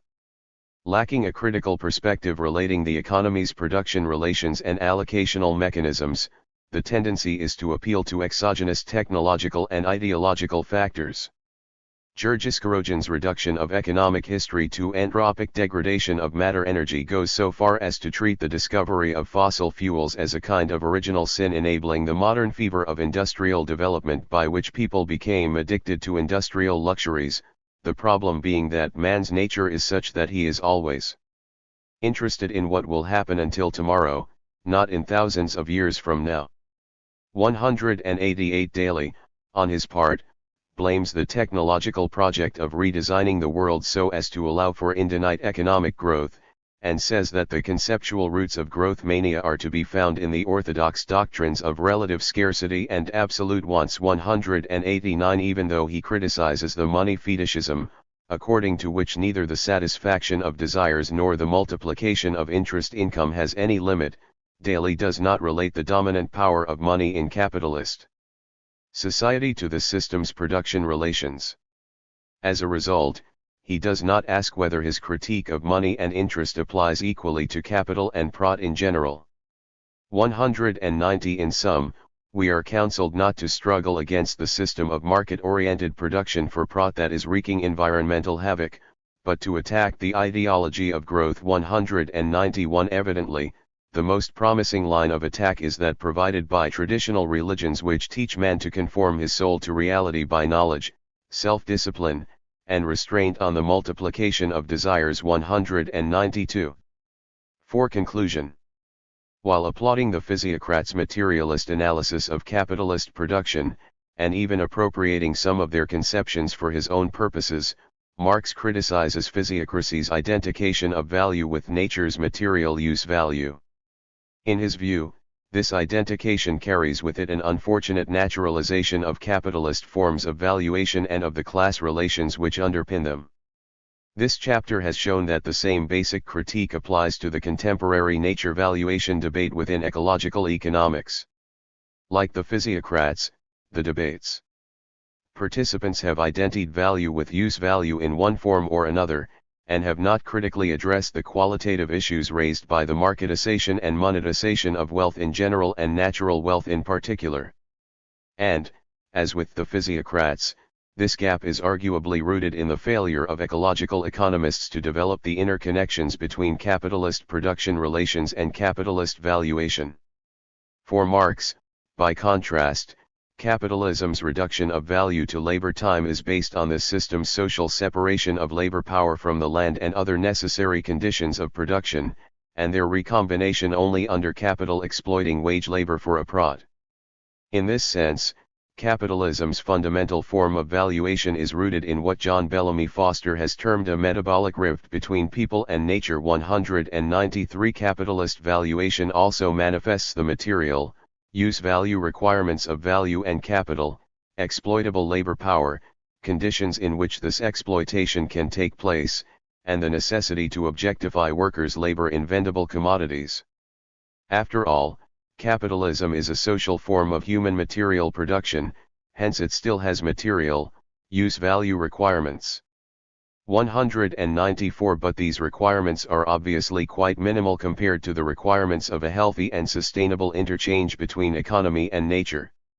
This is precisely why it is so crucial to analytically distinguish capitalist reproduction from human natural reproduction in general. Marx insists, moreover, that the regulation of social production by the market is itself based on the separation of producers from necessary production conditions. 195 It is true that markets and money have existed for eons, but the dominant position of prot-driven commodity production, and the constant competitive pressures on the producers, owe themselves to the commodification of free labor power and its employment by autonomous enterprises controlling the conditions of production. The conversion of natural conditions into mere conditions of market and prot-driven production is, in particular, enabled by the freeing of labor power from these conditions. This process continues today whenever public or communal lands are privatized, and whenever corporations are given freer rein to exploit national forests and other natural resources. Marx's analysis contains a powerful ecological indictment of capitalism's valuation of natural wealth. 196. It highlights the contradiction between capitalism's reduction of value to abstract labor time and nature's contribution to wealth production. It also emphasizes the tensions between values monetary forms on the one hand, and the natural environment on the other. Money is homogeneous, divisible, mobile, and quantitatively unlimited, by contrast with the qualitative variegation, interconnection, locational uniqueness, and quantitative limits of natural and ecological wealth. 197. Capitalist environmental crises, both crises in accumulation and crises in the conditions of human development, clearly manifest these tensions. 198. The power of Marx's analysis derives from its establishment of interconnections between market valuation of nature and capitalism's core class relation, wage labor. The qualitative and quantitative contradictions between monetary exchange values on the one hand, and the real wealth of nature and the conditions of its reproduction on the other, are rooted in capitalism's alienation of the producers vis-a-vis the conditions of their existence. This perspective poses a challenge to workers and communities everywhere, that of converting capitalism's alienated social forms of nature valuation into explicitly communal forms appropriate to human beings co-developing with their environments including other species. Only through a real communality. Without, however, connecting the general use of money and monetary valuation to capitalism's specific production relations and specific value substance, abstract labor time, in which people gain control over the social conditions of their existence, will society be able to regulate its metabolic interchange with nature in a healthy and sustainable way. This vision of a communal reunion of the producers and the conditions of production, based on a recognition of the historically specific, limited character of capitalism, makes Marx's perspective on nature valuation much more open than those approaches which close off both history and utopia by accepting money, capital, and the market as permanent social forms of human and natural wealth. Chapter 2. Values in Ecological Value Analysis. What should we be learning from contingent valuation studies? The previous chapter argued that the general failure of ecological economists to critically analyze capitalist production relations helps explain their failure to construct an immanent critique of market valuation. The corollary question of how to bring pro-ecological values into an analysis framed by capitalism's class relations was addressed only indirectly, in terms of the tension between market valuation and certain given characteristics of natural wealth. The present chapter pursues the role of values in ecological value analysis from a somewhat different angle, how people react when they are asked to put a price tag on nature in contingent valuation surveys. Section I introduces the CV method and its basis in neoclassical utility theory. Section 2 gives an overview of the difficulties confronted by CV in practice, focusing on the different kinds of resistance often exhibited by people when they are asked to value nature in money terms. It is suggested that the communal dimension of the environment helps explain why there are often wide gaps observed between compensatory and contributive payment bids, and why many survey respondents do not see either kind of payment as a monetary valuation of nature in the sense of neoclassical theory. This interpretation has provided sufficient political ethical grounds for many ecological economists to reject CV. As discussed in Section 3, neoclassical economists have either ignored these political ethical problems or interpreted them in relatively shallow ways as necessary to paper over the cracks in the underlying theory. Not so the ecological critics of CV, who, as shown in Section 4, have attacked the utilitarian and monetary foundations of market environmentalism. However, the critics have not paid much attention to the underlying production relationships of market economies.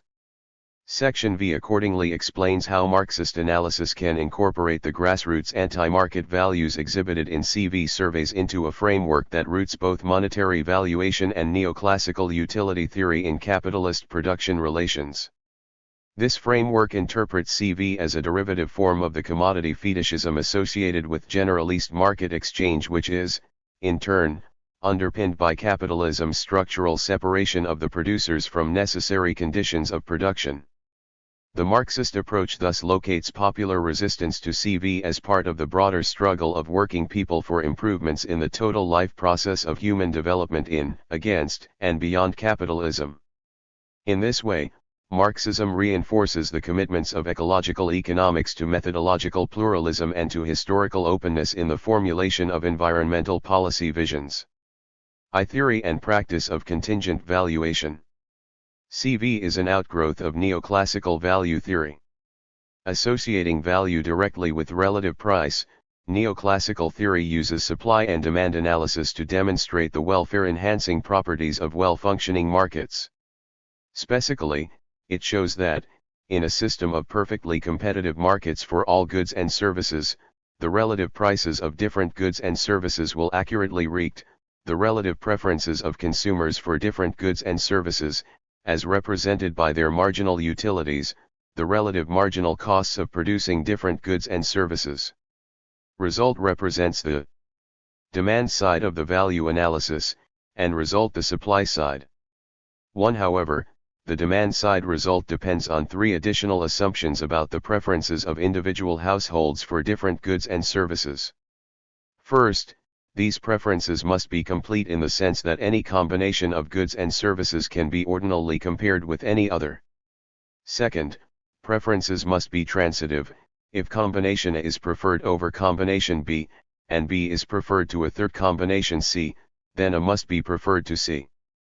Third, preferences cannot be such that some combination of goods and services becomes preferred to itself, for example, after the passage of time or as a result of a change in mood.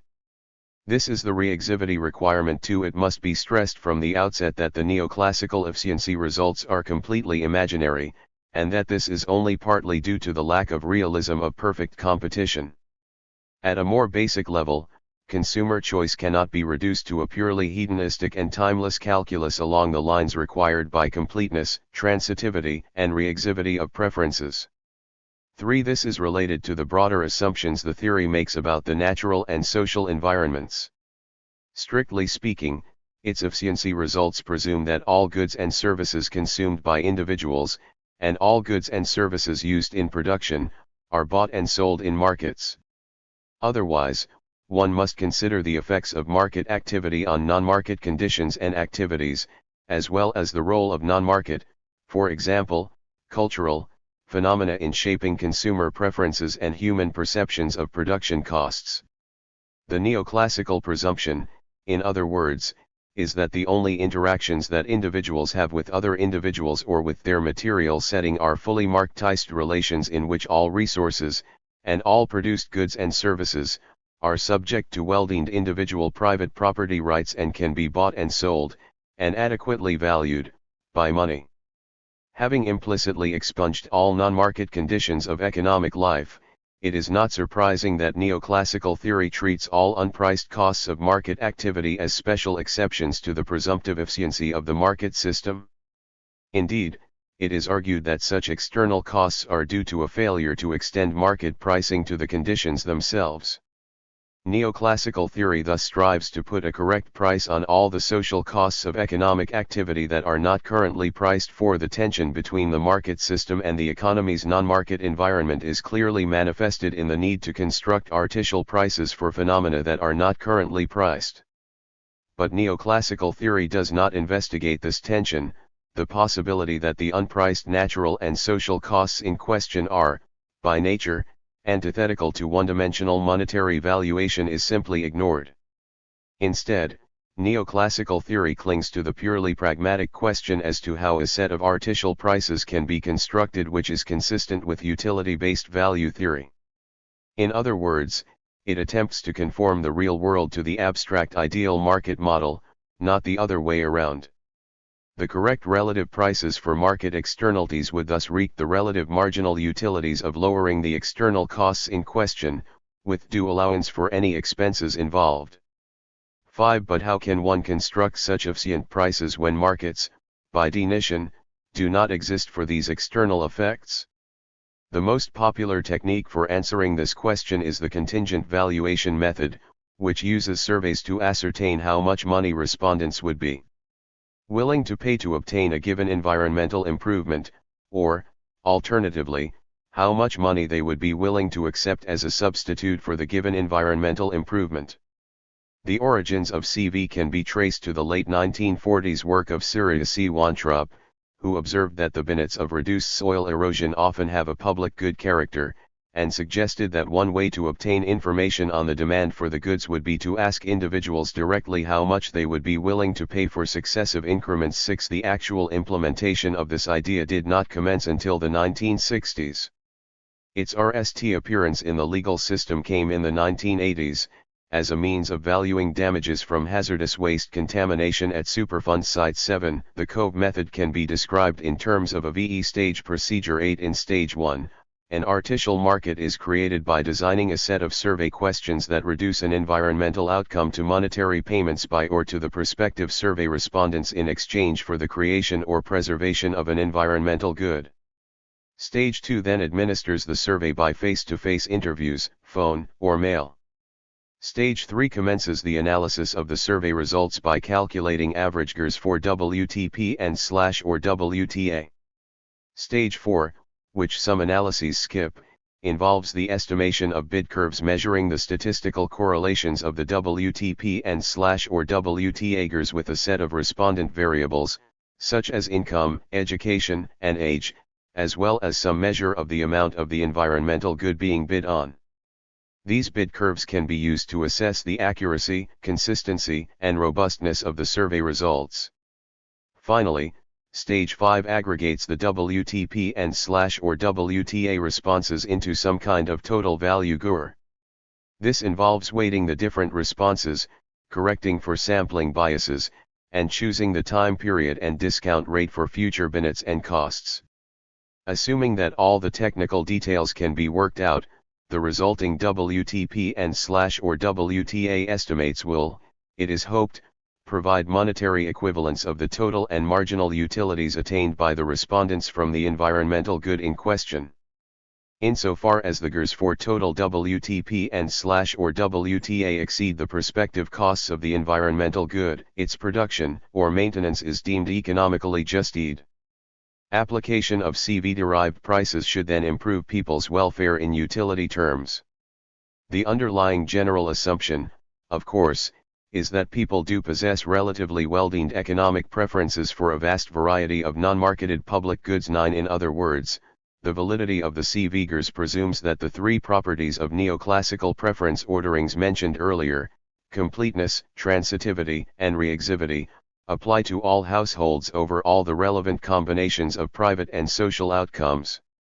Only if preferences are well behaved in this sense, and all markets perfectly competitive, are the CV results a sensible guide to environmental policy. 2. Human resistance to contingent valuation. With the proliferation of CV studies, starting in the mid-1970s, one problem quickly became apparent: it mattered a great deal whether the people being surveyed were asked to give a value for WTA as opposed to WTP. In study after study, the average WTA GRs greatly exceeded those for WTP, caeteris paribus.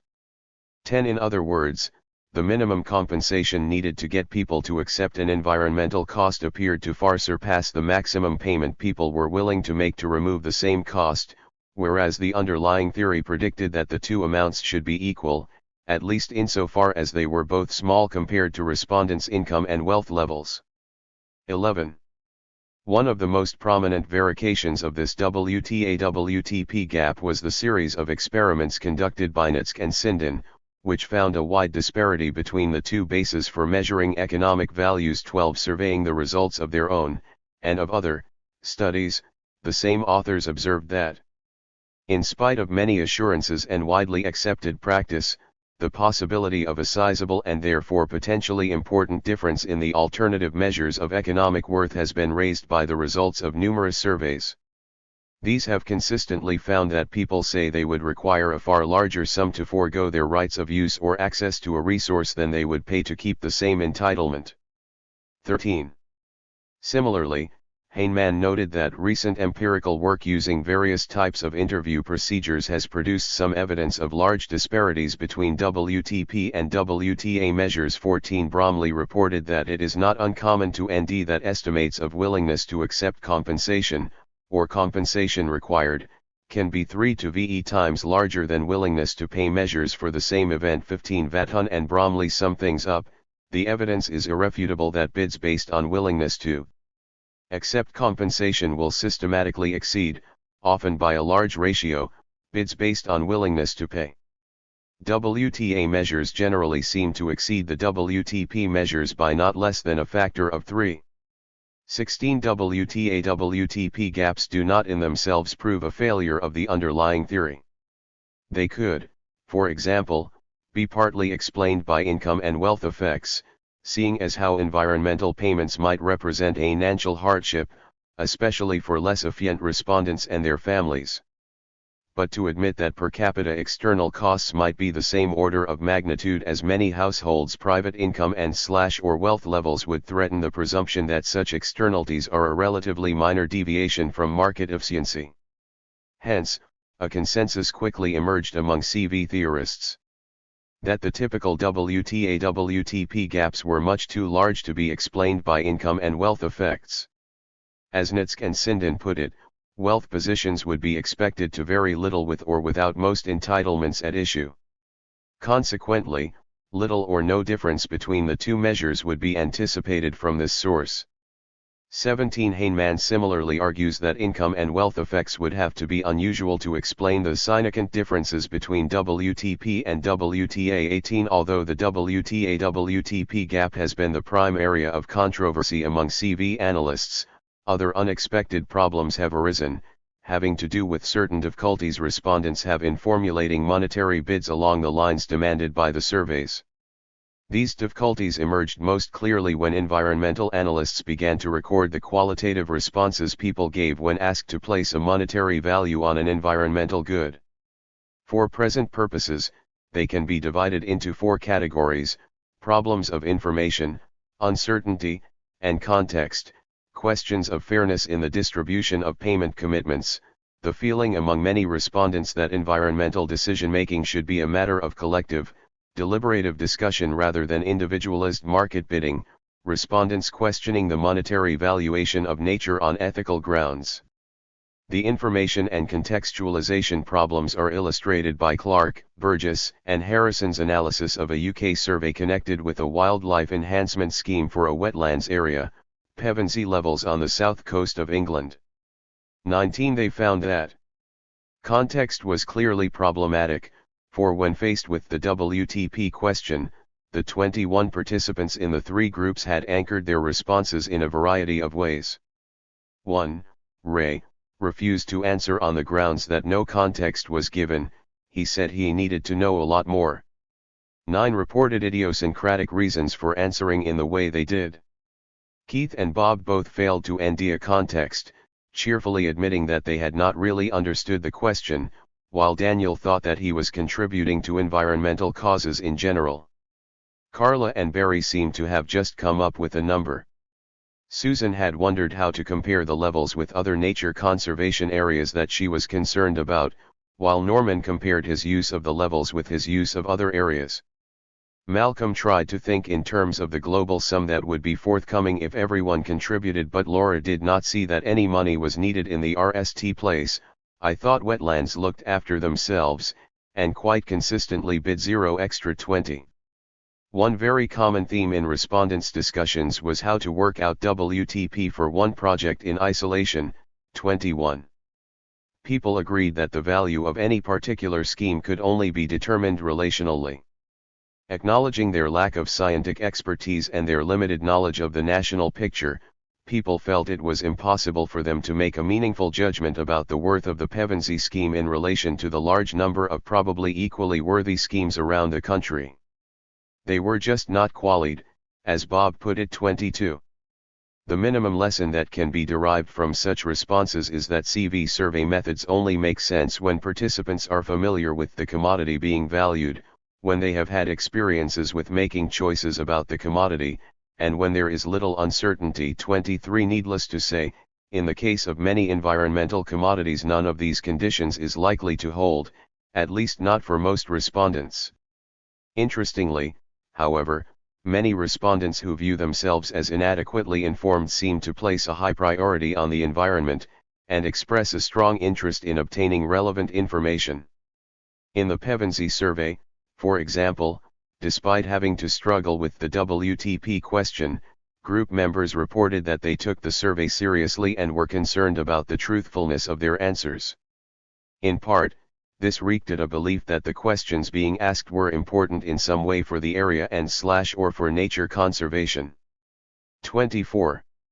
Similarly, in analyzing responses to a CV survey on actions to prevent global warming, Svitzer found that, given the uncertainties involved, many people are willing to pay what it takes, while being reluctant to assess any specific value for the amenity on a continuous scale. 25. As two respondents put it, because if global warming threatens to destroy the whole planet, then you're going to say okay, I'll pay everything, but how to assess how much it is worth to you, and maybe not going to threatens your life.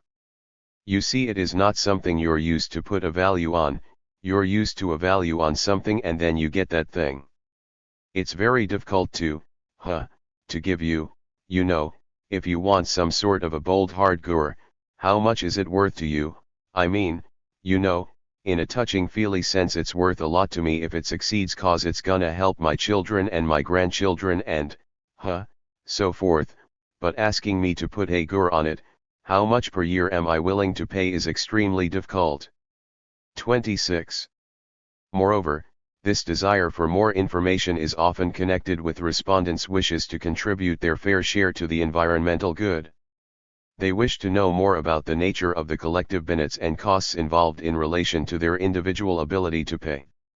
27. Svitzer thus found that people are keen to react upon how much they otherwise spend on charitable contributions, they want to pay a fair share of the cost of a solution, and they tend to signal a concern for a much larger set of environmental amenities. 28. Such ethical responses must be distinguished from monetary valuation in the sense of neoclassical utility maximization.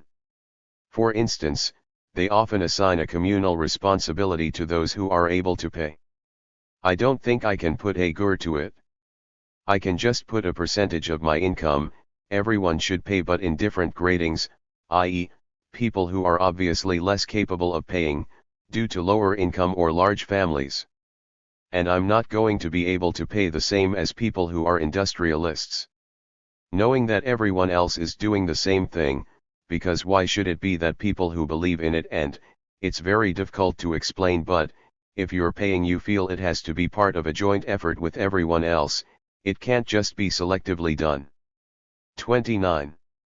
In short, even insofar as people are willing to provide monetary gurs for WTP or WTA, these gurs often do not seem to connote an endorsement of the principle of individual monetary valuation of nature as such, but rather notions of fair contribution to a worthy communal cause. Thus, people's willingness to help cover the monetary cost of protecting natural resources does not necessarily imply their endorsement of monetary valuation of these resources. 30. This interpretation is reinforced by another response often observed, that the biggest payment burdens for environmental protection should be borne by those who are responsible for the external costs in question.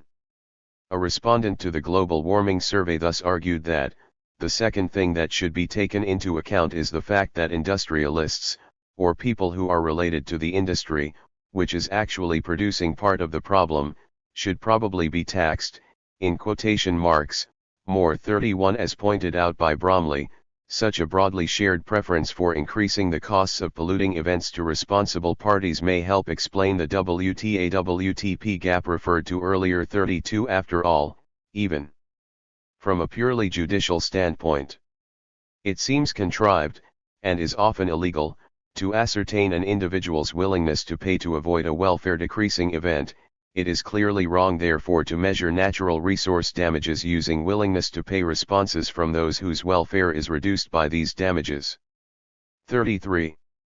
Or, as Vathun and Bromley suggest, by striving to mimic the conventional market behavior of individual consumers. It is apparently thought that environmental goods and services can be made to seem like ordinary goods and services. But of course the moral dimension intrudes into the presumed clarity of economic choice. Individuals who imagine with some conviction that, say, their drinking water should be uncontaminated, will be expected to be unimpressed, if not irate, about having to pay to prevent it from becoming even more contaminated.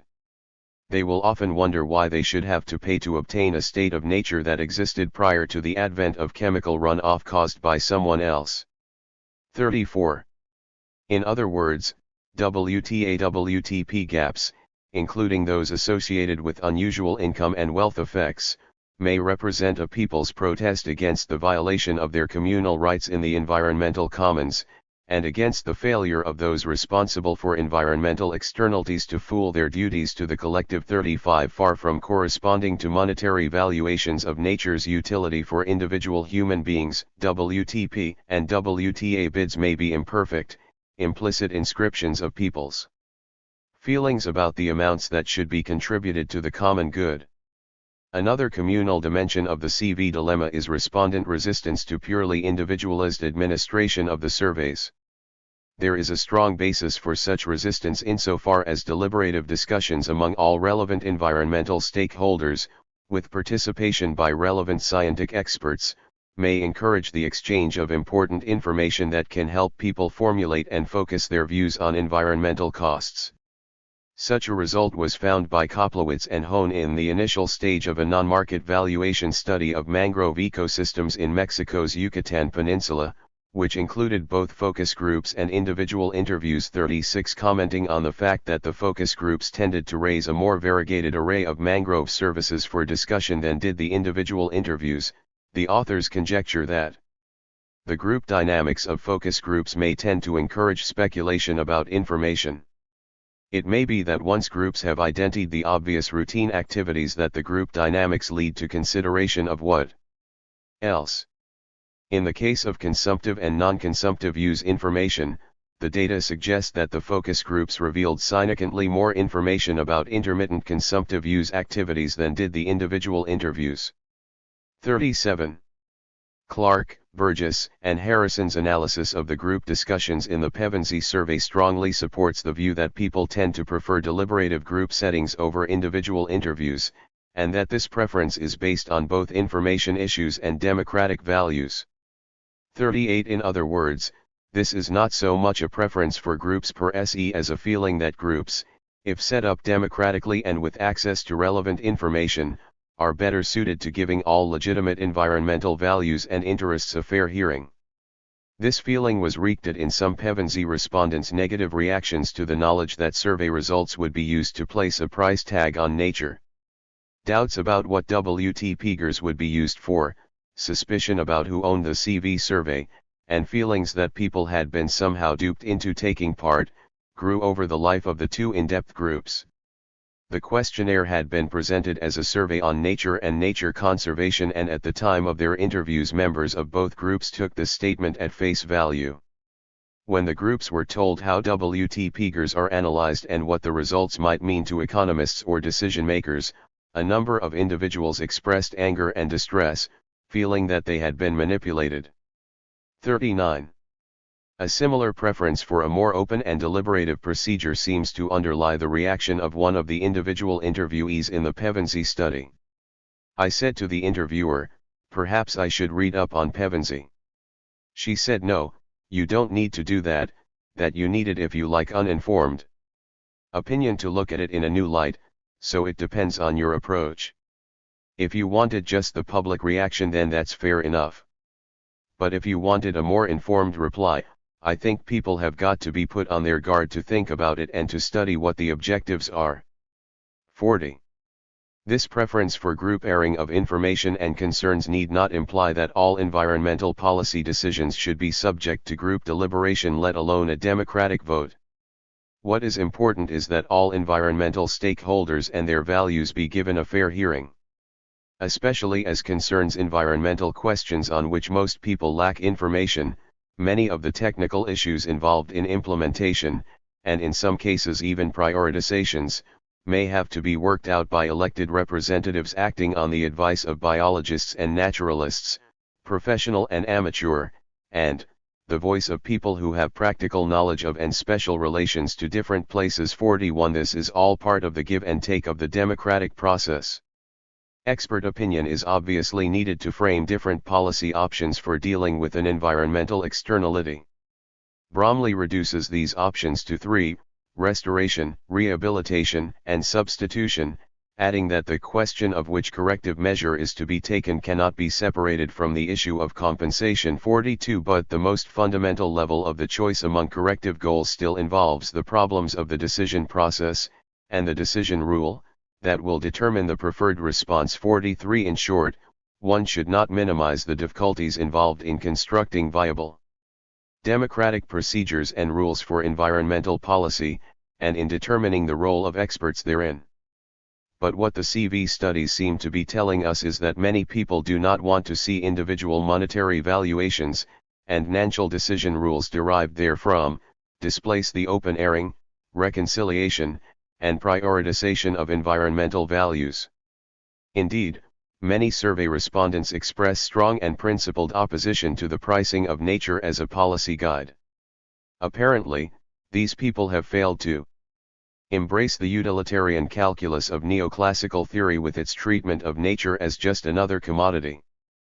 44 Thus, in analyzing results from a CV mail survey study of 4 New England wildlife species, Stevens, et al. Show that many respondents were unable or unwilling to give meaningful answers to questions about the value of wildlife, due to their ethical or moral principles, including the notion that wildlife has an intrinsic right to exist, independent of human attitudes towards their existence. 45. Analysis of the follow-up questions suggested that many respondents were motivated by altruism and ethical considerations. 79% of respondents to the salmon survey agreed with the statement that all species of wildlife have a right to exist independent of any benefit or harm to people, and 70% of respondents gave this as one of 3 most important reasons for the existence of bald eagles, wild turkeys, and coyotes in New England. 46. Many respondents specifically objected to the principle of monetary valuation. For example, while over 80% said that bald eagles, wild turkeys, and Atlantic salmon are either very or somewhat important to them, roughly 2/3 of respondents said they would not pay any money for their existence. When asked why, only 6% of those not willing to pay said that these species were worth nothing to them. 40% of those refusing to pay for bald eagles or wild turkeys protested the payment vehicle used. They stated that the money should come from taxes or license fees. 20% protested for ethical reasons, claiming that wildlife values should not be measured in dollar terms. 47.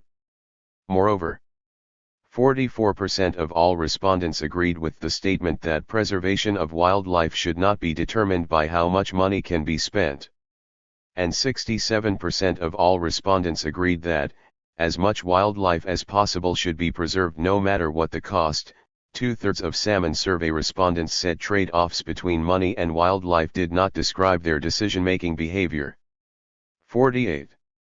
Even allowing for sampling bias, these results seem to contradict the completeness, and possibly also the transitivity, properties of preferences required by neoclassical utility theory. In fact, Stevens, et al. Report that the answers provided by 70% of their respondents appeared inconsistent with neoclassical models of behavior. 49. Similarly, in his global warming survey study, Svitzer observes that the difficulty of the task of monetary valuation is furthermore wreaked by the fact that roughly 20% of the respondents reported guessing or were just making up an answer. These results hence not only suggest that standard economic theory is insufficient to explain CV results, but also that responses seem to be arbitrarily constructed during the course of the interview. 50.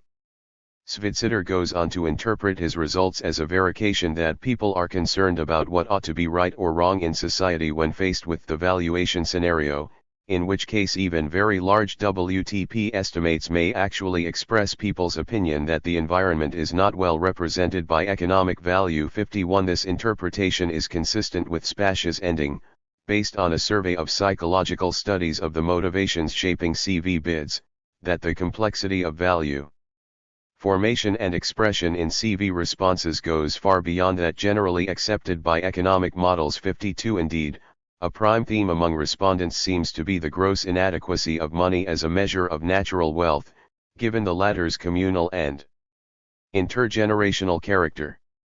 Here is a group discussion from the Pevensey study. 53. Malcolm: well, you're talking our very existence, really. If you're talking about the environment, then there isn't a price because it is your life, really.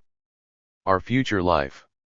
Meg: and, I mean, diversity is so important to nature, and without diversity it will not self-perpetuate and it will become, sterile eventually. And, I mean, I think that's inevitable. Well, that is the reality. That's why nature is diverse, because it's all built on relationships. And every time you destroy one creature, you're destroying the relationships between that and other species, and altering the microenvironment. So it's not just about the levels. It's about much broader issues. I don't think you can put a price on that. Carol: isn't this, I mean, it's a much bigger issue than all this, isn't it really? Because this money business. Now everything has to have a price on it. So we're told. I mean, I think it's rubbish. In short, there was a feeling of moral outrage, that a monetary sum was being used as a measure of what individuals saw as their ethical and moral values for nature. Group members were at pains to distinguish the economic value of land from the much more significant issue of values of nature itself, and nature's contribution to quality of life, now and in the future, a refusal to accept that it was proper to put a money value on nature, and convictions such as the right of nature to exist and its fundamental importance for humanity, now and in the future, found consensus. 54. This moral outrage seems to wreak, in part, a strong feeling that nature is expressive of social relations between generations. Our relation to the past and future of communities to which we belong, a particular set of relations to one's children that would be betrayed were a price upon it accepted. 55. As a Pevensey respondent put it, it's a totally disgusting idea, putting a price on nature. You can't put a price on the environment. You can't put a price on what you're going to leave for your children's children. It's a heritage. It's not an open cattle market. 56. Similarly, when confronted with questions about the monetary value of their relationship to the land which was being threatened by a dam project, the Yavapai people of central Arizona insisted that it is wrong to value their land as a commodity, that money could not capture its value or compensate for its loss. 57. As one Yavapai teenager put it, this land is our mother. You don't sell your mother. 58. In short, many people across cultural divides seem to feel that the most rational response to such queries is, roughly, what in the hell are you talking about? 59. Even in the most committed societies, practices of assigning prices such goods are likely to be unfamiliar, circumscribed, irrelevant or disallowed. 60. Such common-sense resistance to environmental monetization may help account for the failure of many governments to follow the neoclassical advice of implementing price-based, as opposed to quantitative and non-monetary, environmental regulations on RMS and other polluters. 61. Insofar as people's communal environmental values have any influence on government policies, directly or through electoral voting patterns, the aversion to pricing nature may be manifested in a government preference for pollution limits, technological restrictions, and other command and control devices, in spite of their purported inefficiency compared to market-mimicking instruments. 62. 3. Neoclassical reactions to contingent valuation difficulties. The resistance of CV survey respondents to the individualist utilitarian and monetary calculus poses a real problem for neoclassical theory. Given the paradigm's commitment to positive, value-free analysis, it is supposed to take people's preferences as given and then analyze market outcomes on that basis. This rules out the imposition of hedonistic utility-maximizing behavior where it does not exist. but the communal and anti-market preferences exhibited in CV studies nullify the theory's main claims regarding the efficiency and welfare maximizing properties of competitive markets.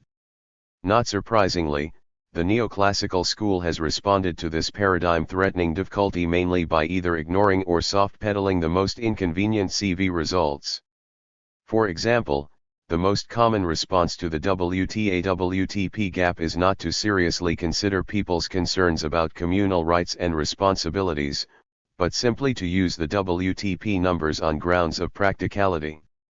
As noted by Bromley, within the contingent valuation method, there is an overwhelming affinity among researchers for measures of willingness to pay as the procedure to estimate the value of natural resource damages. 63 Indeed, even though WTP prima facie represents a cost, not a Binet, to people, it has become the accepted tradition to use willingness to pay estimates to derive Binet measures with which to inform the policy process, including, for example, the Binets of clean water. 64. Ward and Dufeld state the rationale for this tradition in hypothetical market applications. Willingness to accept scenarios are often implausible. Respondents simply do not have experience with or cannot realistically accept the idea of being compensated for natural resource losses. For this reason, guidelines for implementation of contingent valuation have generally recommended use of willingness to pay formats. 65. The authors do not explain why lack of experience does not apply equally to both WTP and WTA numbers. After all, many people may be just as uncomfortable having to pay to prevent or repair natural resource destruction, especially insofar as they are not the ones responsible for said destruction. In either case, such inexperience appears to violate the underlying theoretical assumptions of fully informed utility maximization and convertibility of utilities into monetary equivalents. In searching for a way out of this dilemma, some have gone so far as to interpret the loss aversion evident in UTP gaps as evidence of a kind of suboptimal behavior. It is suggested, for example, that the observed differences between WTA and WTP wreaked an asymmetry between the subjective perceptions pertaining to compensatory offers and predetermined monetary endowments, respectively. 66 The basic idea is that desirable things are considered more valuable when they are part of a person's endowment than when they are not, all else equal. 67. Thus, money or assets that are considered by individuals to be part of their endowment seem to be valued more highly. It takes a more advantageous offer for them freely to give them up, than money or assets that are not considered to be included in their present endowment. If this is the case, evaluations will then be affected accordingly, as it would take more dollars of the latter to be equivalent to any sum of the former, as with responses to changes in physical attributes, such as temperature and light, where stimulus of a change is perceived by individuals in relation to a reference point or previous adaptation level. The evaluation evidenced by offers of added money wealth seems to differ from that of giving up money wealth.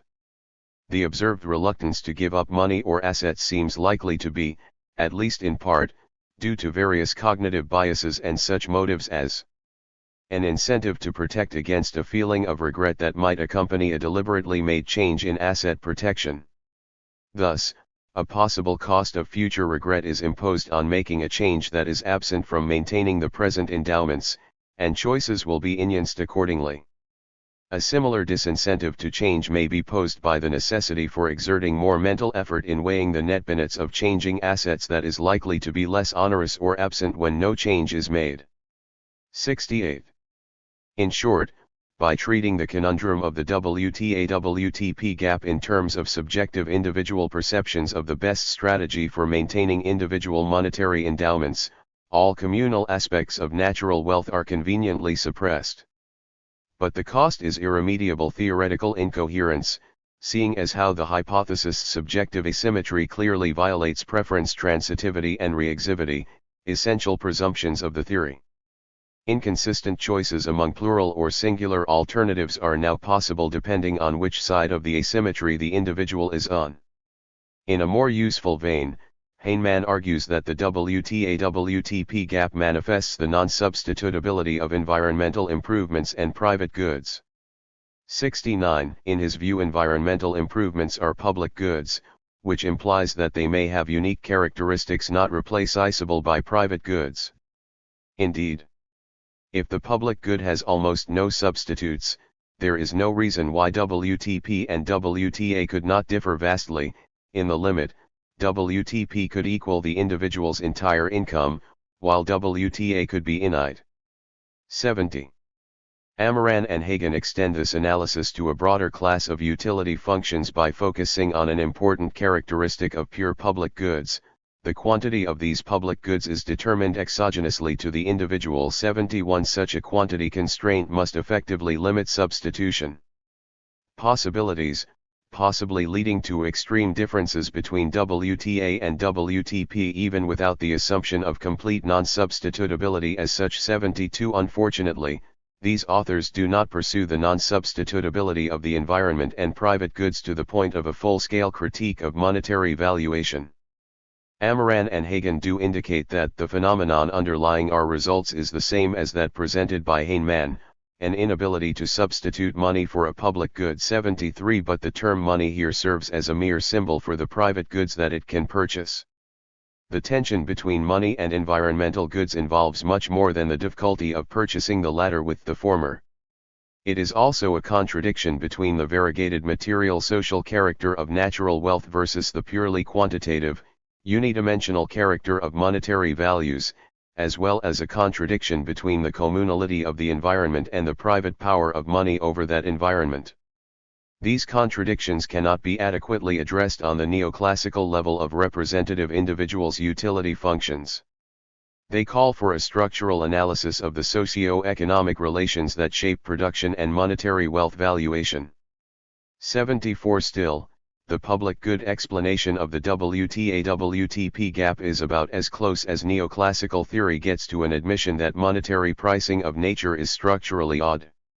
Hence, the dominant tendency among CV practitioners is to ignore the questions raised by the environment's public good character, and to proceed on the basis of plausible WTP estimates that commensurate the environment with Twinkies, Big Macs, cell phones, and the numerous other ecologically disastrous products generated by the market system.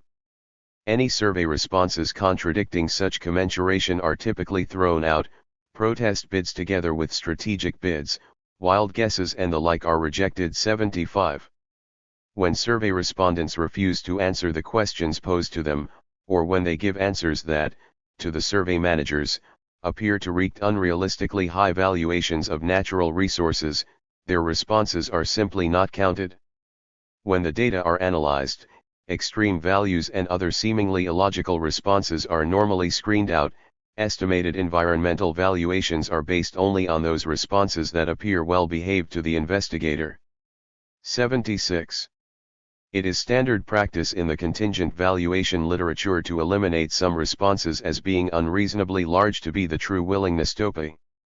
Thus trimming responses that are more than, say, 5% of income for an environmental public good that contains only non-use value may be criticized for having an arbitrary cutoff, but not for omitting answers that are believed to be credible. Similarly, it is standard practice to eliminate some responses of 0 on the basis that these are protest zeros, that answers to other questions in the survey indicate that individuals do put a positive value on changes in the level of the public good, and thus 0 is not a credible answer. 77. Heightening the arbitrariness of such procedures is the fact that in practice there does not appear to be any agreement over what constitutes a protest response, let alone a comprehensive rationale. 78. Indeed, the practice of censoring protest responses appears to vary across surveys using different conceptual models and in cases where the same CV model has been employed. 79. In this way monetary valuation of nature becomes a self-fooling prophecy, and analysts can focus their energies on various technical and statistical biases that leave the underlying hedonistic calculus unquestioned. 80. Besides, given that such biases can be kept acceptably small with suitably designed survey instruments, is not a positive monetary valuation better than no valuation at all? 81. For the technocratic environmentalist, as O'Neill observes, the important thing is that the sums come out more or less right. Environmental benefits outstrip costs. 82. 4. The political ethical critique, scope, depth, and limits. The critics of CV are to be commended for their revelation that the neoclassical market emperor has no political or ethical clothing, that the hedonistic utility-maximizing calculus and its reaction in monetary prices is not adequate to human natural relations, which are essentially communal. As O'Neill puts it, the neoclassical approach presumes that environmental damages only occur because environmental goods and harms are unpriced, but this viewpoint runs up against a political and ethical objection that runs in the opposite direction, that our environmental problems have their source not in a failure to apply market norms rigorously enough, but in the very spread of market mechanisms and norms.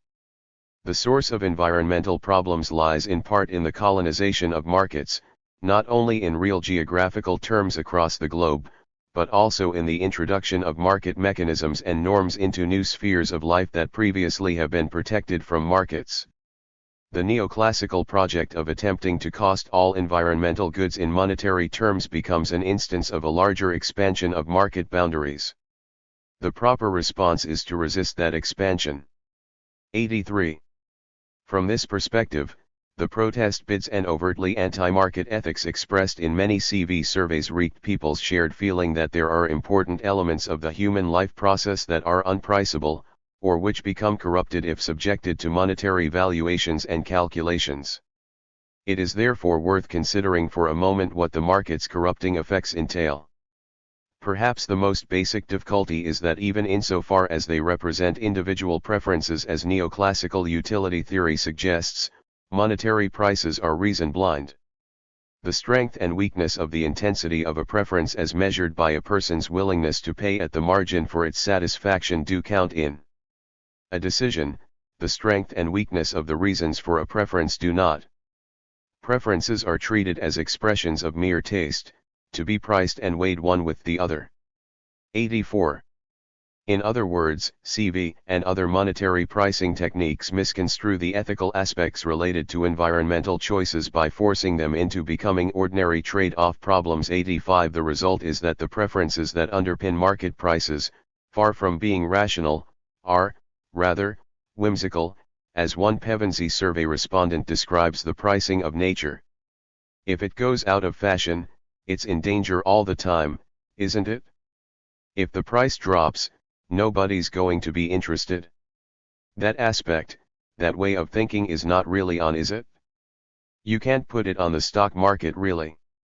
It's our very existence. It's our future. 86. The whimsicality of market pricing poses especially large dangers to the natural environment, given the complexities, uncertainties, and irreversibilities attached to ecological phenomena and the corresponding difficulty of capturing all relevant environmental use values using monetary prices which are by definition one-dimensional.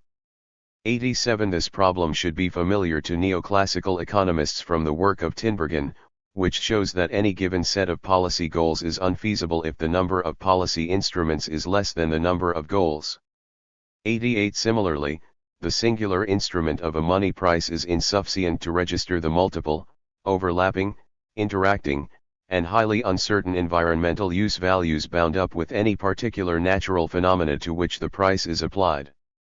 Market pricing, and the utility theory underpinning it, are particularly ill-equipped to deal with large-scale and structural changes in the system of production and its interaction with the environment, as opposed to small, marginal changes within a given system. 89. And it is the large-scale changes that are likely to have the biggest environmental and social consequences. Shaking up variegated human transactions with nature in a way that generates more widespread and intense distributional and value connects. 90. As observed by O'Neill, market approaches offer connect resolution without rational assessment and debate. However, since environmental connects are open to reasoned debate which aims to change preferences rather than simply recording them, it follows that different institutional forms are required for their resolution. Where connect is open to reasoned adjudication, discursive institutions are the appropriate form for resolution. 91. This perspective suggests that the purported advantage of markets, their reduction of various connecting wants and needs to a system of unidimensional money prices to which people adapt their individual optimizing behavior, in fact favors the view that environmental phenomena are issues for political debate and judgment, not for pricing. 92 Environmental issues are best addressed not by the market picture of democracy as a procedure for aggregating and effectively meeting the given preferences of individuals, but rather by democracy as a forum through which judgments and preferences are formed and altered through reasoned dialogue. 93 In this way the political ethical critique stands the famous Arrow impossibility theorem on its head. 94 According to Arrow's theorem, it is impossible to construct a social preference ordering out of given individual preferences without violating a minimal set of conditions, including the condition that social choice should display the same properties that neoclassicists routinely ascribe to individual choice. 95 This theorem has generally been used to argue against non-market forms of decision-making, but, once one recognizes the limitations of neoclassical utility theory and market pricing in the environmental arena, the opposite conclusion can be drawn. Vathun and Bromley put it this way: in a new domain of collective choice, and many novel issues related to the management of environmental goods and services certainly qualify as a new domain, the most basic question concerns the development of societal norms and standards. The collective choice problem is, RST of all, about advancing common ways of understanding what the pertinent issues are about. Only then can we develop a basis for collective choice predicated upon the elicitation of individual choice. It is axiomatic, and also well known since Arrow's seminal work, that coherent collective choice cannot be made on the basis of some simple aggregation of individual preferences alone. 96. In other words, environmental issues demand that the domain of individual choices be restricted through the forging of consensus regarding certain standards of behavior and the kinds of decision-making rules that should be applied in different situations. 97 Such a consensus forging lightens the heavy hand of Arrow's impossibility theorem through reasoned open deliberations in which people are informed and their preferences reshaped. 98 For present purposes, a crucial point is that the consensus behavioral standards must involve individual user rights and responsibilities vis-a-vis natural resources. Indeed, as discussed in Chapter 10, it is precisely such systems of communally agreed upon rights and responsibilities that comprise the common property alternative to private and/or state property with market relations. There is a clear parallel here between the inversion of Arrow's theorem, and the debunking of those versions of the tragedy of the commons metaphor which fail to distinguish common property from open, free access to natural resources. 99 The real tragedy of the commons has been the depletion and despoliation of communal resources by private, market-driven economic activity, that is, the inadequate recognition and enforcement of communal property in the form of strict user rights and responsibilities. 100 Some free market environmentalists would try solving the problem by privatizing more natural resources, as if the mere act of privatizing communal wealth makes it any less communal. 101 In any case, the results of CV studies suggest that many people see privatization as a violation of the public good and common pool characteristics of natural resources as conditions of human development now and in the future. This latent common property element of the political ethical critique is a potentially useful ideological weapon in the hands of the growing number of working people's communities worldwide that are resisting the corporate privatization and marketization of land, water, and biological resources. 102 It remains to address the exact menu of decision-making rules that will operate within the structure of behavioral standards, that is, within the system of communal property rights. Here, the political ethical critics envision heavy reliance on multi-criteria mapping that gives due weight to the different use values represented by natural wealth. 103 Without getting into technical details, the basic idea of such mapping, well described by Victor Wallace, is to definitively reject the connotation of need with the market-oriented concept of demand. Once need is no longer calibrated in accordance with purchasing power, however, new criteria are required. Ecological concerns can here take their place side by side with long-recognized fundamental rights in the economic, educational, and cultural spheres. These will then serve as the guidelines under which productive activities are sponsored. The application of such guidelines will require that any particular project be considered in relation to the totality of other commitments and of available resources, taking into account also, of course, the variety of possible ways in which such factors can be combined. In ecological parlance, this is known as a holistic approach. In political economy, it is known as planning. 104. As previously noted, the political ethical critics also would delegate a certain amount of authority over both formulation and implementation of policy options to environmental experts and to those most affected by particular policies, within the broader consensus formed in open and deliberative fashion.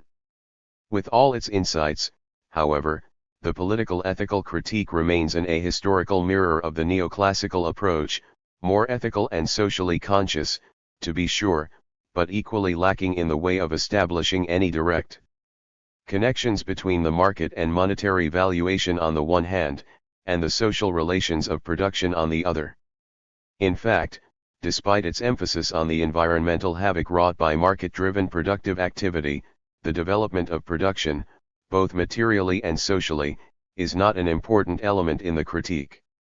This development is surely shaped not just by market competition but more basically by the relations of the direct producers to both the conditions of production and to the competing market operators who control, manage, and abuse these conditions. The critique rightly rejects the notion that there is no alternative to the market, but it says little about how the dominant position of the market and monetary values came about, and the changes in the class structure that are needed to overcome this domination. While lamenting the widespread perception that market relations are the natural way of doing things, the critique has no explanation as to why markets and money appear so natural to so many people. V. Contingent valuation as commodity fetishism. Marx argues that the dominant position of commodity exchange and monetary valuation in resource allocation is itself an outgrowth of the dominant position of the wage-labor relation in the system of production, which represents, in turn, an historically extreme social separation of workers from necessary conditions of production. Only insofar as labor power is itself a commodity, which workers are forced to sell to the owners and operators of necessary means of production, does commodity exchange necessarily become the main way in which individual people and enterprises gain access to use values needed for their consumption and production. In short, the dominance of private market activity and monetary valuation over social production is endogenous to the basic class structure of capitalism. Ditto the tendency of people to think of markets and money as the natural way of doing things, even to the point where they lose consciousness of the communal character of production and of its material conditions. And why not? The sphere of commodity exchange is in fact a very Eden of the innate rights of man, the exclusive realm of freedom, equality, property, and Bentham 105. Neoclassical theory and CV analysis faithfully mirror this inversion of reality, in which the real social relations of human production appear as free private exchanges among otherwise isolated individuals.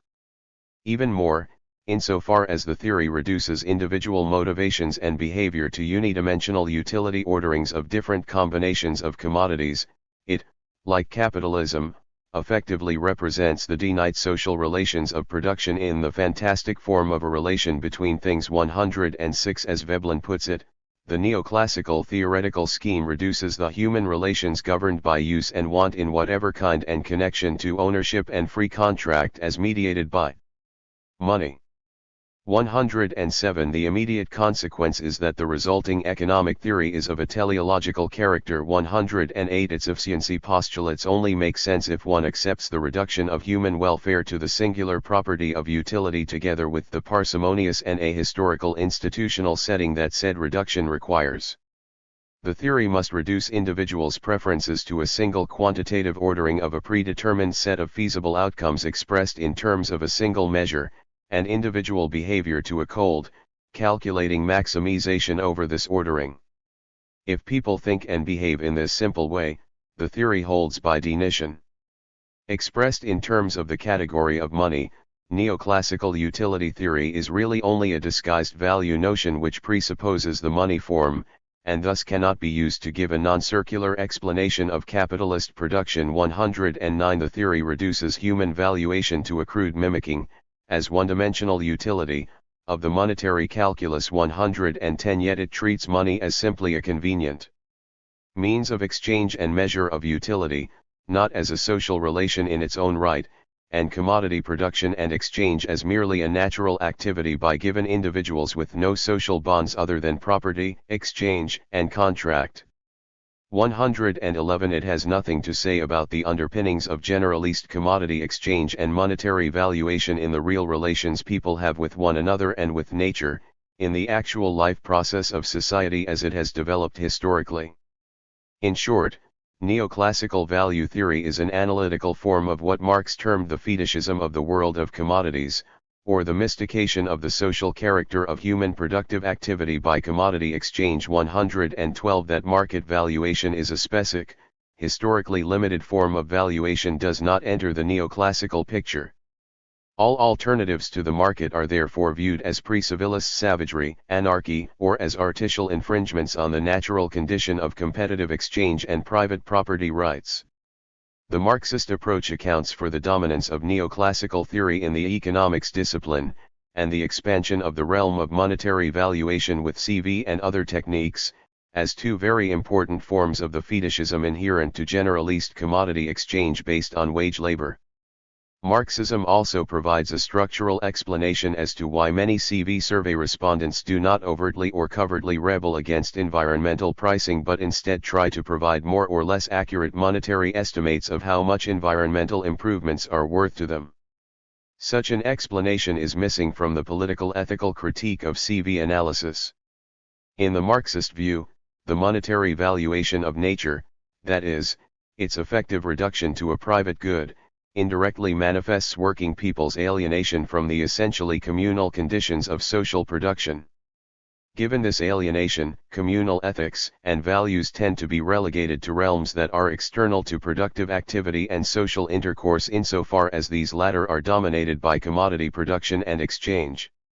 For example, communality take it into the misty realm of religion, where it becomes the sigh of the oppressed creature, the heart of a heartless world, the spirit of a spiritless situation, the opium of the people. 113 Any practical communality, that is, any overt communality in the economic realm, comes for the most part to be seen as a completely unworkable tragedy of which anarchy, barbarity, and ultimate breakdown are the inevitable results. This is especially the case in the most recent neoliberal stage of capitalism. 114 The producer's alienation from natural conditions is not static. It constantly evolves with its material social basis, namely, the capitalist development of industry. Under capitalism, the means of production and the productive division of labor, in short the producer's entire metabolic interaction with nature, are scientifically developed and socialized. But, since this development is driven not by the goal of sustainable improvements in human development but by competitive monetary accumulation, the productive forces of nature and social labor appear as alien forces holding power over the workers, in fact as productive powers of capital itself. In this way, commodity fetishism takes the form not just of a masking of class exploitation by free commodity exchange, but also of a growing powerlessness of the producers vis-a-vis the conditions they themselves have helped create. Hence the rule of the capitalist over the worker is the rule of things over man, of dead labor over the living, of the product over the producer. For the commodities that become the instruments of rule over the workers are mere consequences of the process of production, they are its products. Thus at the level of material production, of the life process in the realm of the social, for that is what the process of production is, we end the same situation that we end in religion at the ideological level, namely the inversion of subject into object and vice versa. 115. It is impossible to overestimate the crucial role of natural conditions and of natural science in this historical process of inversion, in Marx's view. As he indicates, the conditions of labor become an alien circumstance to the workers, as the social character of their labor confronts them to a certain degree as capitalized, and the same naturally takes place with the forces of Nature and science, which confront the laborers as powers of capital. 116 Capital's appropriation of nature and science is thus integral to the reduction of individual labor to the level of helplessness in face of the communality represented by and concentrated in capital. 117 Moreover, insofar as nature and natural science become specialized powers of capital, they become not just inaccessible to the direct producers but also increasingly isolated from social science. 118 Ecological economics, with its unique combination of natural and social scientific perspectives, therefore has an exceptional potential for serving the struggle against the capitalistic alienation of nature. 119 Marxism can help here through its notion of capital as a material social relation. Separation of workers from necessary conditions of production, and their reuniting only in production driven by competing capitalists seeking to maximize their monetary capital values. For instance, the capitalist alienation of nature and of natural science provides essential background to the information and contextualization problems evident in many CV surveys. The structural powerlessness of working people vis-a-vis the capitalistically developed conditions of production also helps explain the limited ability of non-class political and ideological struggles to defend pro-ecological values against the market, by enuncing government policies, for example. This is not meant to minimize the importance of anti-privatization struggles as well as efforts to maintain and improve environmental regulations, but these struggles will remain rearguard actions as long as they do not strive toward a disalienation of working people and their communities vis-a-vis the main conditions of production. Conversely, the inability or unwillingness of many governments to abide fully by the neoclassical advice to fully Marxitize their environmental regulations should be seen as an important, but partial, victory for an ecological socialism, just as Marx saw the successful struggle for government restrictions on working time as a qualied victory for socialism over capitalism and the market. 120. In this last connection, Marxism can incorporate pro-ecological values into its structural analysis of capitalistic alienation in a way that accounts for, and lends assistance to, political and ideological struggles against the marketization of nature. In addition to an awareness of the structural alienation that these struggles must confront and overcome, hence of the general shape of the value conics involved, Marxism provides a perspective on the potential development of the class agency needed to drive these struggles forward. On the level of value conics, Marxism highlights the material basis of pro-ecological struggles in the structural contradiction between the conditions required and produced by capital accumulation on the one hand, and the natural conditions required for a sustainable and healthy human development on the other. Marx provides the tools for this analysis in Capital, beginning in Chapter 7 of Volume I, where he treats the capitalist labor process as a dialectical unity between the production of value and the general requirements for production of use values by human labor and its natural conditions. 121 In Marx's view, the conditions required by human production and development are in no way, not even partially, external to the market-oriented sphere where surplus value is produced and realized. They are part of an overall process in which use value is subsumed under, and becomes a means of, the class exploitative and competitive process of value accumulation. In Marx's dialectical view, the ecological and other social costs of capital accumulation are internal to the general metabolic process of human natural reproduction in its specifically capitalist form. 122 But where do the conditions required by human production and development in general come from in Marx's perspective? Partly, this involves the natural scientific study of human production and its natural conditions across different modes of production, and not just capitalism. Natural sciences, especially agricultural chemistry, human and animate physiology, and physics, played a crucial role in Marx's conception of the sustainability requirements of human production and development, and of capitalism's systemic violations of these requirements. 123 This is evident from his analyses of capital's tendency to broach the minimum value of labor power and maximum work time consistent with labor power's healthy reproduction, the contradiction between capitalist production and irrational agriculture, deemed as one that does not violate the metabolic reproduction requirements of soil fertility. 124 Capitalism's creation, through its urbanist concentration of mechanized manufacturing and its industrialization of agriculture, of an irreparable rift in the interdependent process of social metabolism, a metabolism prescribed by the natural laws of life itself. 125 Marx's ecological criticisms of capitalist economy do not, of course, rely solely on natural scientific knowledge.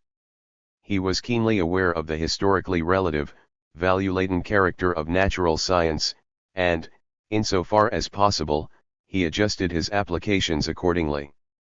His criticisms are therefore largely based on capitalism's inability to fool the sustainable human development potential that it creates. In other words, capitalism shaped Marx's conception of the requirements of sustainable human development in the more positive sense of potentiating an explicitly communal economy in which these requirements would be more effectively met. Through capitalism's socialization of production, and its development of an ever broader and more intensive human natural metabolism, the communal character of the conditions of production becomes ever more evident. The rising external costs that the system produces, and the impossibility of dealing with these costs through the market and private profit-making, make it more and more apparent that production and its necessary conditions should be explicitly communal. As Marx indicates with regard to the metabolic rift created by the system's factory farms and mechanized manufacturing. By destroying the circumstances surrounding that metabolism, which originated in a merely natural and spontaneous fashion, it compels its systematic restoration as a regulative law of social production, and in a form adequate to the full development of the human race. 126. Today's worsening biospheric crisis, global warming, ozone holes, nuclear and other non-biodegradable pollution, and skyrocketing cancer rates worldwide, to list a few indicators, highlights this communal imperative that can no longer be hidden by the fetishism of commodity exchange and class alienation of productive forces. That this Marxist, materialist analysis of capitalism's environmental contradictions creates a space for ecological ethics is clear from Marx's projection that, from the standpoint of a higher socio-economic formation, the private property of particular individuals in the earth will appear just as absurd as the private property of one man in other men. Even an entire society, a nation, or all simultaneously existing societies taken together, are not the owners of the earth. They are simply its possessors, its beneficiaries, and have to bequeath it in an improved state to succeeding generations, as boni paterfamilias. 127. Evidently Marx would support the replacement of private property and markets by multi-criteria decision-making within a system of user rights and responsibilities in order to manage the environmental commons, as suggested by the political ethical critics. However, Marx does not present the need for such an explicit communalization of the environment in terms of a generalist stance of people and nature versus the market. Rather, he identifies a potential agency of such communalization within capitalist society, the working people currently alienated from necessary conditions of production, but whose productive activity is objectively communalist, and increasingly so, by capitalism itself. 128 Given the need for explicit communal recognition of all important aspects of nature's use value, what is needed is an agency whose structural position within capitalism orients it toward use value. Capital itself obviously does not qualify for this position. But the working class and its communities do. 129 For workers, the goal of entering into the wage-labor relationship is not monetary accumulation, but rather the committed use values that are only obtainable with the wage. For capital, all that matters is monetary value, but, for workers, the money wage is only needed to purchase use values.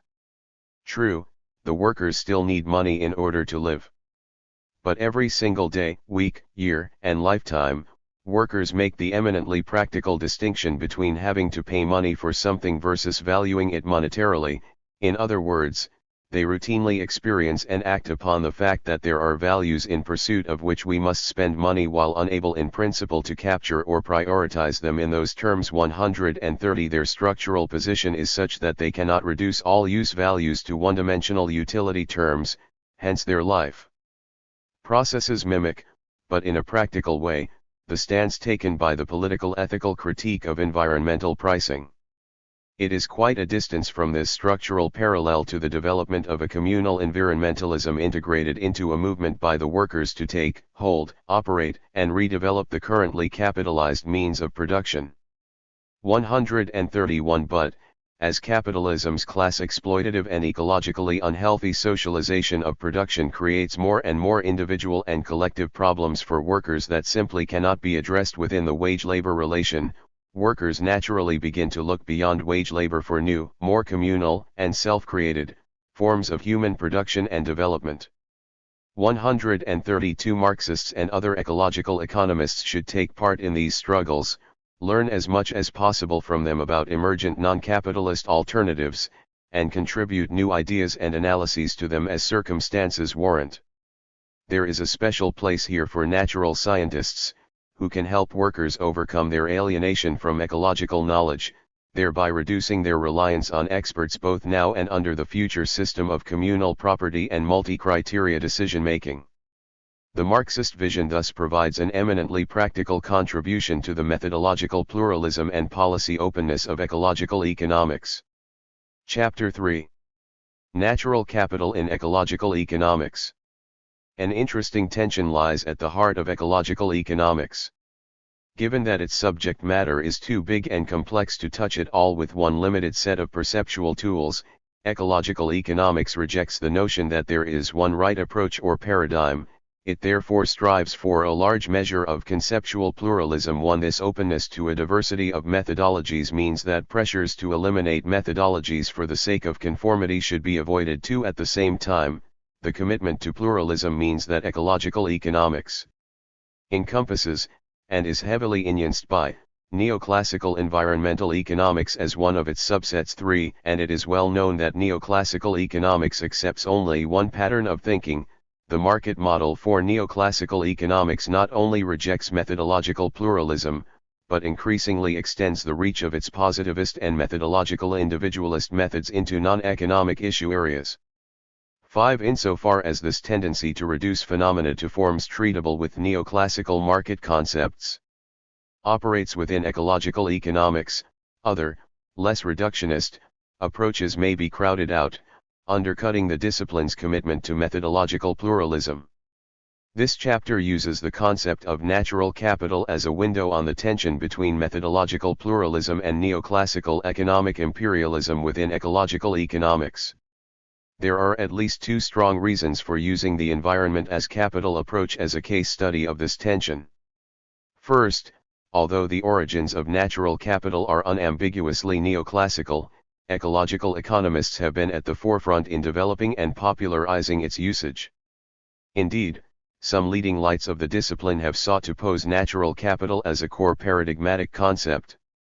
Although this dynamic would seem to be a striking illustration of the conformist pressures that ecological economics is supposed to avoid, its proponents see it as a way to highlight the ecological shortcomings of neoclassical theory and the need for alternatives. In short, they see natural capital as a useful metaphor for legitimizing ideas that are pro-ecological. By dissecting this argument, the present chapter reveals the theoretical contradictions generated by the uncritical adaptation of neoclassical concepts to ecological purposes and vice versa. Second, and more specifically, different views on natural capital correspond to different conceptions of sustainable development. The dominant neoclassical position is that there is considerable scope for substituting produced capital for natural capital, and this leads to the notion of weak sustainability under which economies can continue to grow indefinitely even as the stock of natural capital shrinks. By contrast, the ecological economists who support the natural capital metaphor see natural and produced capital as complements, so, in their view, production is ultimately constrained by the strong sustainability condition that the stock of natural capital be non-decreasing. The present chapter shows that, Despite the apparent contrast between weak sustainability and strong sustainability, neither neoclassical nor ecological natural capital approaches are able to distinguish sustainable development from sustainable capitalism. Section I traces natural capital thinking to the neoclassical sustainable growth literature. The adoption of natural capital by ecological economics is critically surveyed in Section 2. Section 3 gives a preliminary evaluation of the extent to which ecological natural capital perspectives overcome the difficulties with neoclassical sustainable growth theory. The resistance to natural capital within ecological economics, and the contribution that Marxism can make to this resistance, are treated in Chapter 4. Primitive accumulation of natural capital. Beginning in the early 1970s, oil and other materials price shocks combined with resurgent environmental movements to produce a growing concern with natural limits to economic growth.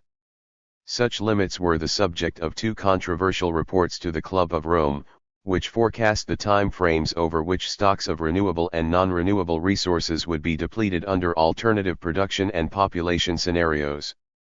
6 limits to growth ideas represented a challenge to neoclassical economics, whose growth theory had heretofore been completely unconcerned with natural resources.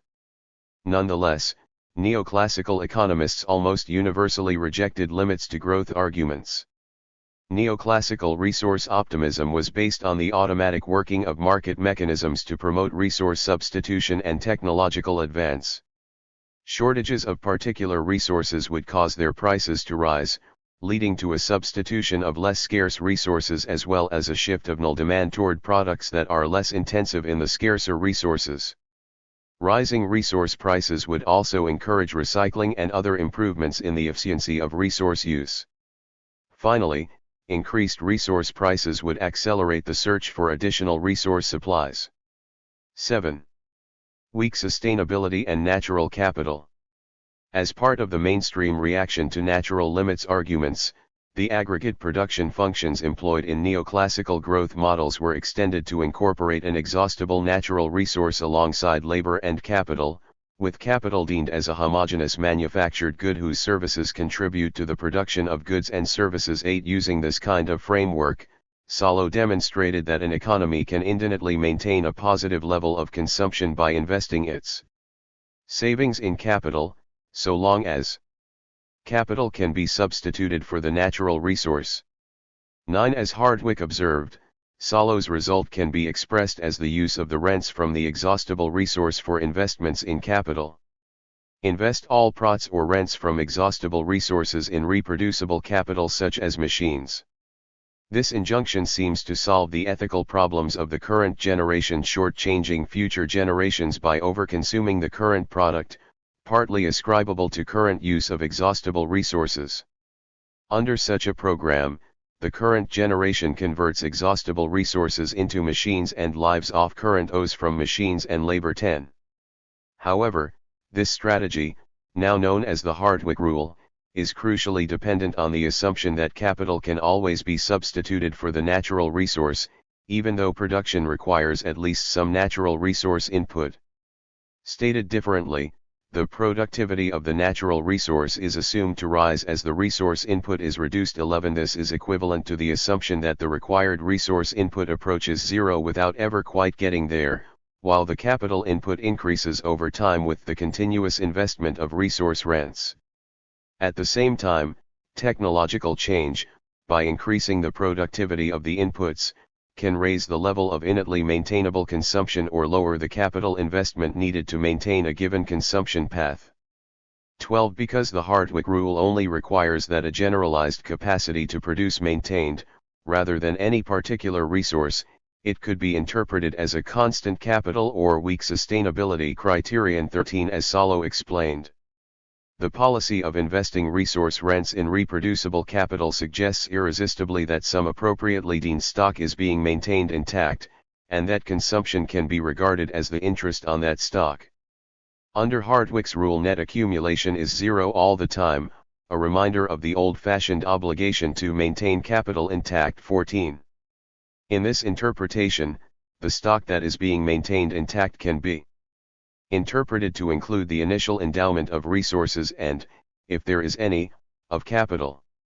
15. It is then but a short step to dub the resource stock itself as natural capital, so that weak sustainability becomes the case where total capital is maintained regardless of what happens to the stock of natural capital. 16. Overall, the initial response of neoclassical growth theory to limit stock growth arguments was to trivialize and minimize natural limits by treating nature as a substitutable productive asset. As Solow put it, the night pool of resources should be used up optimally according to the general rules that govern the use of reproducible assets. In particular, earlier generations are entitled to draw down the pool so long as they add to the stock of reproducible capital. 17.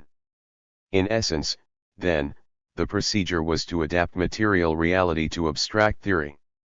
This explains the appeals to factor substitutability and technological change as necessary to discount the constraint imposed on production by natural conditions. Solow thus stated, "If it is very easy to substitute other factors for natural resources, then there is in principle no problem. The world can, in effect, get along without natural resources, so exhaustion is just an event, not a catastrophe. At some night cost, production can be freed of dependence on exhaustible resources altogether." 18.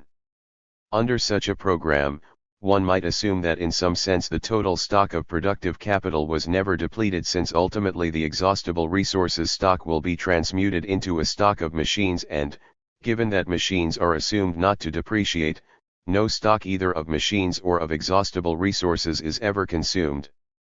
Hardwick 1977, p. 972.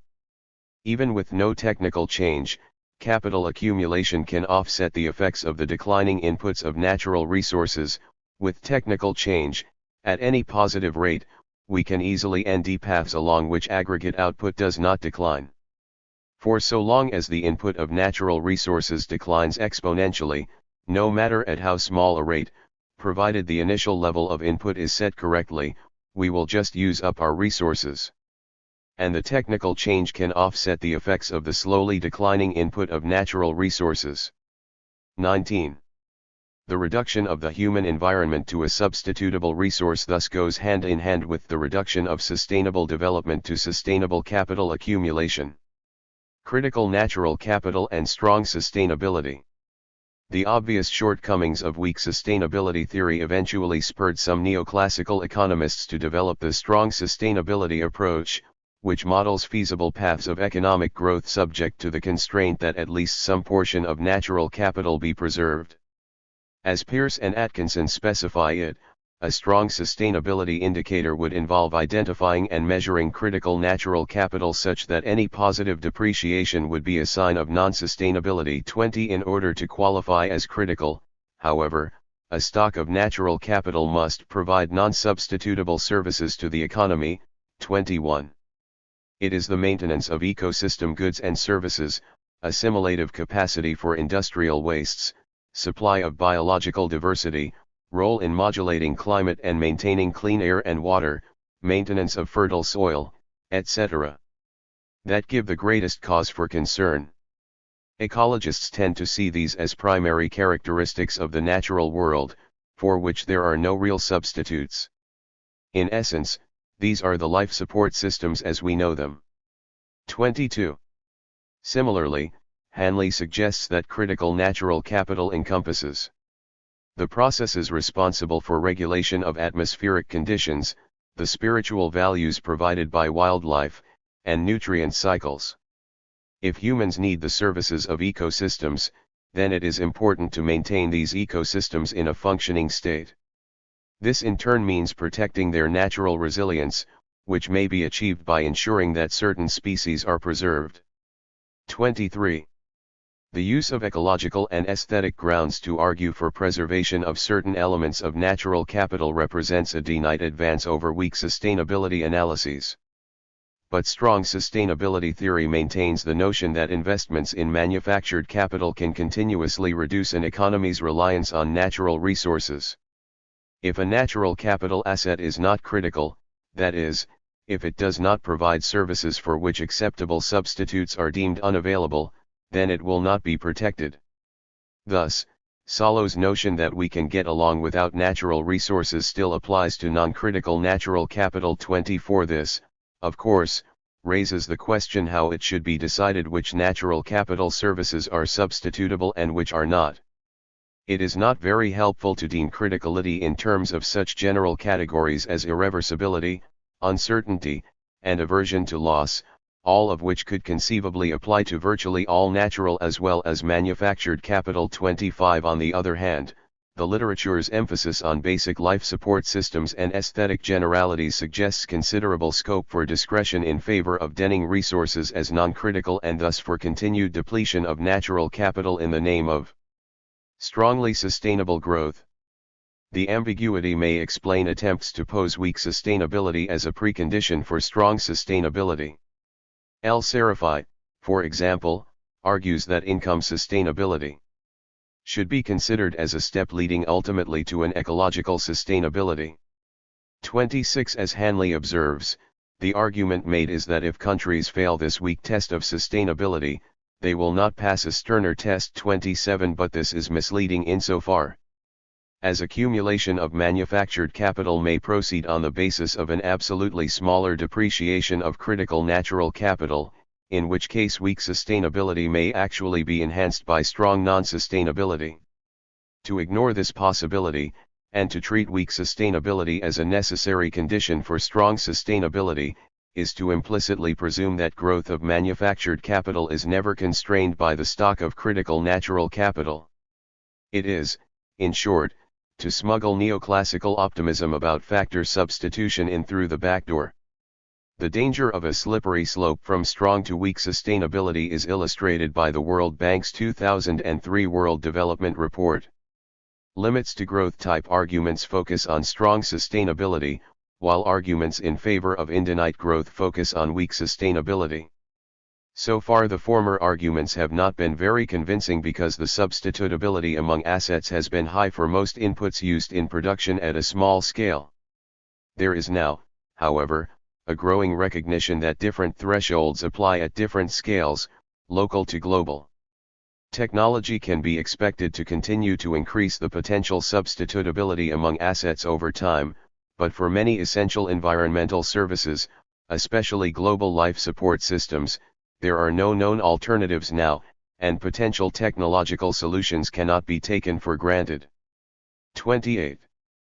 The decision as to which natural resources are essential and which are expendable is thus reduced to the mix of assets that supports improvements in human well-being, a mix likely to change over time, as people's preferences and technologies change. 29. So it turns out not only that critical natural capital is currently represented by a relatively narrow range of environmental assets, but that no elements of natural capital are permanently inviolate. Similarly, two prominent environmental economists reject the very possibility of natural limits to economic growth on grounds that we do not know the character of new, future technologies, which may, in some part, be extraterrestrial in character. 30. The basic problem here is that the strong sustainability approach does not relate the criticality of natural capital to the economy's relations of production. Like the weak sustainability framework, strong sustainability theory does not specify the material requirements of wage labor in particular, simply because it has no social relational conception of capital or of production. As a result, decisions on critical versus non-critical natural capital are taken exogenously, in asocial terms, and no distinction is made between sustainable human development and sustainable capitalism. 2. Accumulation of natural capital in ecological economics. Despite the shortcomings of neoclassical sustainability analysis, leading ecological economists have embraced natural capital in the belief that it signals an intention to create an alternative paradigm that includes values and concerns that cannot be characterized in the mainstream paradigm. 31. This helps explain why ecological economists have done far more than neoclassicals to develop the conceptual underpinnings of natural capital. In order to infuse natural capital into the normal science of ecological economics, it must be clearly distinguished from other, less natural, forms of capital, and the different components or elements of natural capital themselves differentiated, but in a way that makes it plausible to refer to nature as capital in some overarching sense. Further, natural capital stocks must be related to concepts such as income, investment, and depreciation. In terms of intellectual legitimation, the capitalization of nature within ecological economics depends on the presentation of natural capital as an outgrowth of a long tradition of like-minded thinkers, that is, on the recasting of the history of ecological economics itself.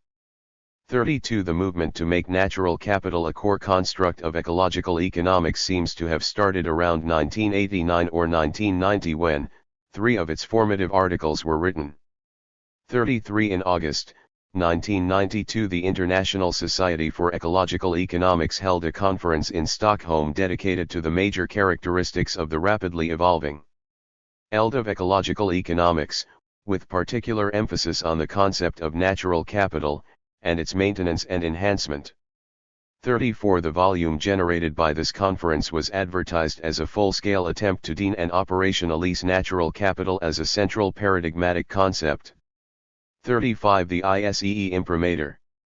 And the fact that none of the papers in the volume put forth any criticisms of natural capital, suggest a narrowing of the methodological pluralism supposedly denning the discipline. A second ISEE-sponsored book emphasizing the centrality of natural capital in ecological economics appeared just a year later. 36. Thereafter the concept has been constantly used as a label for ecological economics. 37. By 2003, the editor's introduction to a special number of ecological economics entitled Identifying Critical Natural Capital asserted without qualification that natural capital is a key concept in ecological economics. 38. Clarifying and renaming natural capital. The definition of capital adopted by ecological/natural capital theorists is neoclassical, any stock of real goods, with power of producing further goods in the future. 39. Although real goods would seem to suggest that capital must take the form of material stocks, ecological economists also apply the capital term to individual and collective human productive capabilities, that is, human capital and cultural capital. 40. As Folke et al. Phrase it. Ecological economists speak of natural capital, human capital, and manufactured capital when categorizing the different kinds of stocks that produce the range of ecological and economic goods and services used by the human economy. 41. The O of goods and services yielded by capital stocks is labeled income. 42. The next step in the argument is to offer compelling reasons why nature should be treated as capital in this general sense. 43. On one level, the answer is trivial. Nature, considered as part of the stock of real goods, is capable of producing further goods, both as a source of raw materials and as a receptor of wastes generated in the course of economic activity. 44. Nature is capital insofar as it produces a O of natural income that can be divided into resource and service components. 45. The point is illustrated by Costanza and Daly. For example, a stock, or population of trees or SH provides AO or annual yield of new trees or SH, AO that can be sustainable year after year. The sustainable O is natural income, the stock that yields the sustainable O is natural capital. Natural capital may also provide services such as recycling waste materials, or water catchment and erosion control, which are also counted as natural income. 46. On another level, however, it must be demonstrated that the goods and services yielded by nature are in some sense unique compared to the incomes generated by other forms of capital. Otherwise, it is not clear why natural capital cannot be theoretically subsumed under other factors of production. 47. This is where non-substitutability of natural capital begins to enter the argument. The basic vision is one in which, as a part of nature, humans with our skills and manufactured tools not only adapt to but modify natural capital, just like any other species in self-organizing ecosystems. 48. In other words, production always involves an amalgam of natural, manufactured, human, and cultural capital. Equivalently, it is not possible for human ingenuity to create human-made capital without support from natural capital, so natural capital must be explicitly recognized theoretically. 49. Nature's productivity is then speciated in terms of the distinction between renewable and non-renewable natural capital. Renewable natural capital is active and self-maintaining using solar energy. Ecosystems are renewable natural capital. They can be harvested to yield ecosystem goods, but they also yield AO of ecosystem services when left in place. Non-renewable natural capital is more passive. Fossil fuel and mineral deposits are the best examples. They generally yield no services until extracted. 50. Renewable and non-renewable natural capital are further distinguished through the argument that the category of depreciation applies to the former but not the latter. As El Serafi argues, no fault in applying the accounting convention of depreciation of assets that wear out in the process of production to those environmental assets which are renewable. For renewability gets such assets very close to buildings and machines that can be renovated or replaced.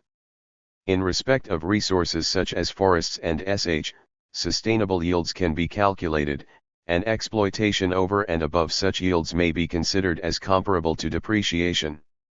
Where I think depreciation is not applicable is in the case of non-renewable natural resources such as fossil fuels that cannot be recycled or reused once they have been combusted. In their case, we need to adjust gross income itself and not just net income. 51. Or, as Costanza and Daly put it, renewable natural capital is analogous to machines and is subject to depreciation. Non-renewable natural capital is analogous to inventories and is subject to liquidation. 52. One difficulty is that the concept of investment, in the sense of human processing of material resources into increased capital stocks, does not directly apply to either renewable or non-renewable natural capital. After all, how do we invest in something which by definition we cannot make? If we could make it, it would be man-made capital. 53. As an alternative, Daly appeals to a classical notion of investment as waiting or refraining from current consumption. 54. For renewable resources, in particular, we have the possibility of fallowing investments, or more generally waiting in the Marshall-Lean sense, allowing this year's growth increment to be added to next year's growing stock rather than consuming it. 55. Investment in natural capital, both maintenance and net investment, is fundamentally passive with respect to natural capital, which is simply left alone and allowed to regenerate. 56. Unfortunately, for non-renewables, even simply waiting is not an option. We can only liquidate them at greater or lesser rates. 57. Non-renewable natural capital cannot be increased either actively or passively. It can only be diminished. We can only divest non-renewable natural capital itself, even though we invest in the man-made capital equipment that hastens its rate of extraction and divestment. Non-renewable natural capital is like an inventory of already produced goods, rather than a productive machine or a reproducing population. For non-renewable natural capital, the question is not how to invest, but how to best liquidate the inventory, and what to do with the net wealth realized from that liquidation. 58. Further complexities arise from the mixture of natural and man-made capital or cultivated natural capital present in agriculture, farming, livestock raising, forestry, and other activities where the materials and processes are not really man-made, but are significantly molded from their natural state by human action. 59. Although investment in cultivated natural capital also involves waiting, it is never really left alone. Even during the waiting period, some tending and supervision is required. 60. Hence, while investment in renewable natural capital must be only passive, more active investment is possible in cultivated natural capital. 61. While allowing that the latter hybrid investments substitute for natural capital proper in certain functions, Daly argues that such substitution is ultimately limited by the strong complementary relation between the natural and man-made components of cultivated natural capital. 62. The adoption of strong sustainability. As observed earlier, the neoclassical weak sustainability criterion posits that economic growth can continue so long as the total stock of capital is maintained, even if the natural component of capital becomes very small compared to the manufactured component. However, this presumes that the productivity of natural capital rises as natural capital decreases, with productivity approaching infinity as natural capital approaches zero. Ecological/natural capital theorists have rejected weak sustainability on grounds that it presumes an unreal degree of substitutability of manufactured capital for natural capital, in effect violating the material constraints on production. Daly, for example, suggests that, while the standard neoclassical production function completely ignores nature, the addition of natural resources to this type of production function simply sweeps the contradiction under the rug without removing it. 63 His critique follows Jurgiskerojan's earlier argument. On paper, one can write a production function any way one likes, without regard to dimensions or to other physical constraints. In reality, the increase of capital implies an additional depletion of resources. And if, the will rapidly be exhausted by the production of capital. Solow and Stiglitz could not have come out with their conjuring trick had they borne in mind, RST, that any material process consists in the transformation of some materials into others, and second, that natural resources are the very sap of the economic process. They are not just like any other production factor. A change in capital and labor can only diminish the amount of waste in the production of a commodity. No agent can create the material on which it works. Nor can capital create the stuff out of which it is made. 64. Or, as Costanza and Daly stated, manufactured capital is itself made out of natural resources, with the help of human capital. Creation of the substitute requires more of the very thing that it is supposed to substitute for. 65. Similarly, referring to the production of human capital, Folke et al. Emphasize that there will always be a minimum or critical amount of natural capital needed to sustain any individual of the human species. 66. Given its essential human element, production of goods and services cannot be decoupled from its biophysical reality. 67. Nor can technological advance negate these basic material constraints, given the RST and second laws of thermodynamics. In some cases, it may also be that the same service can be provided by a design that requires less matter and energy. But even in this direction there exists a limit, unless we believe that the ultimate fate of the economic process is an earthly Garden of Eden. 68. To assume that worsening natural resource scarcity could be offset by technical progress is to ignore the limits to increasing natural resource productivity within a natural world. 69. Against such technological optimism, ecological economists favor a more cautionary approach, recognizing that our planet's capacity to absorb our wastes and to provide raw materials and energy is limited, and that this limitedness cannot be assumed away in the belief that advances in technology are bound to ease out the constraints. 70. Besides, if the technological optimists are wrong, repairing the damage would be far more costly than attempting to avert it before it has taken place. 71. Indeed, many ecological economists see natural capital increasingly becoming the limiting factor for further development as human production and consumption grow relative to the natural environment. 72. Daly explains. Once the complementarity of natural and man-made capital is accepted, then it becomes clear that development is limited by the one in shortest supply. In the past era of empty world economics, man-made capital was limitative. We are now entering an era of full world economics in which natural capital will be increasingly limitative. 73.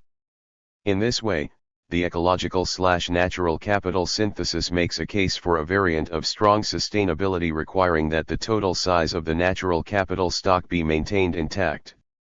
74. Hence constancy of total natural capital is the key idea in sustainability of development. 75. With natural capital the limiting asset, sustainability requires that we live off the O of income or interest from this asset without eroding the stock or principal. This requires, among other things, that we stop counting the consumption of natural capital as income. 76. This is, of course, the same logic as for neoclassical weak sustainability, only applied to natural capital instead of total capital. It is thus unsurprising that precursory statements can be found in the works of earlier neoclassical economists such as Alfred Marshall, who referred to the impoverishment of the large element of capital represented by the properties of the soil and other free gifts of nature. 77. An even more striking forerunner is Sir John Hicks, who supplied an excellent definition of sustainability by denning income. 78. Specifically, extend income as the maximum amount that a community can consume over some time period and still be as well off at the end of the period as at the beginning. 79. Such constant welfare requires maintenance of productive capacity, which means maintaining capital intact. Adding the role of natural capital as a limiting element of total capital gives the conclusion that the strong sustainability criterion is explicit in this Hickshian definition of income. 80. With natural capital as a limiting factor, natural income must be sustainable, that is, any consumption that requires the running down of natural capital cannot be counted as income. 81. Because some depletion of non-renewable natural capital is unavoidable, however, the constant total natural capital rule is not sufficient to sustain production. Renewable natural capital must be increased in forms that can substitute for the non-renewable natural capital that is used up. Hence, the general rule would be to deplete non-renewables at a rate equal to the development of renewable substitutes. 82. In this strategy, extractive projects based on non-renewables must be paired in some way with a project that develops the renewable substitute. 83. Meanwhile, renewable natural capital, in both its source and sink functions, should be exploited on a maximizing sustained yield basis, such that harvest rates should not exceed regeneration rates and waste emissions should not exceed the renewable assimilative capacity of the environment. 84. At the same time, indirect active investment in measures to increase throughput productivity may, where feasible, maintain and even raise production in utility terms easier. 85. Measuring natural capital. Those ecological economists supporting constant natural capital have recognized the severe measurement problems the construct poses. Costanza and Daly note that natural capital and natural income are aggregates of natural resources in their separate stock and O dimensions, and forming these aggregates requires some relative valuation of the different types of natural resource stocks and Os. 86. L. Serafai points out that a full-scale dynamic estimation of natural capital and income would require a totally integrated system starting with a complete inventory of environmental assets, and setting money values on these in order to construct a balance sheet of all assets, whether nature or man-made. Changes in such a balance sheet from year to year, as a result of degradation, renovation, locating new deposits, as well as economic exploitation, would be recorded in the end-period balance sheet. The impact on the O of income would simply be derived from the change in wealth from one balance sheet to the next. 87. He concludes that such an application is impossible. It should be obvious that no balance sheet can be constructed which would not only cover the totality of natural assets in quantity and quality, but also put a money value on all these assets. 88. Costanza et al. Argue that the practical unmeasurability of natural capital stems from its non-substitutability. Zero natural capital implies zero human welfare because it is not feasible to substitute, in total, purely non-natural capital for natural capital. Manufactured and human capital require natural capital for their construction. Therefore, it is not very meaningful to ask the total value of natural capital to human welfare, nor to ask the value of massive, particular forms of natural capital. It is trivial to ask what is the value of the atmosphere to humankind, or what is the value of rocks and soil infrastructure as support systems. Their value is innate in total. 89. The measurement problem is accentuated by the great heterogeneity of natural capital.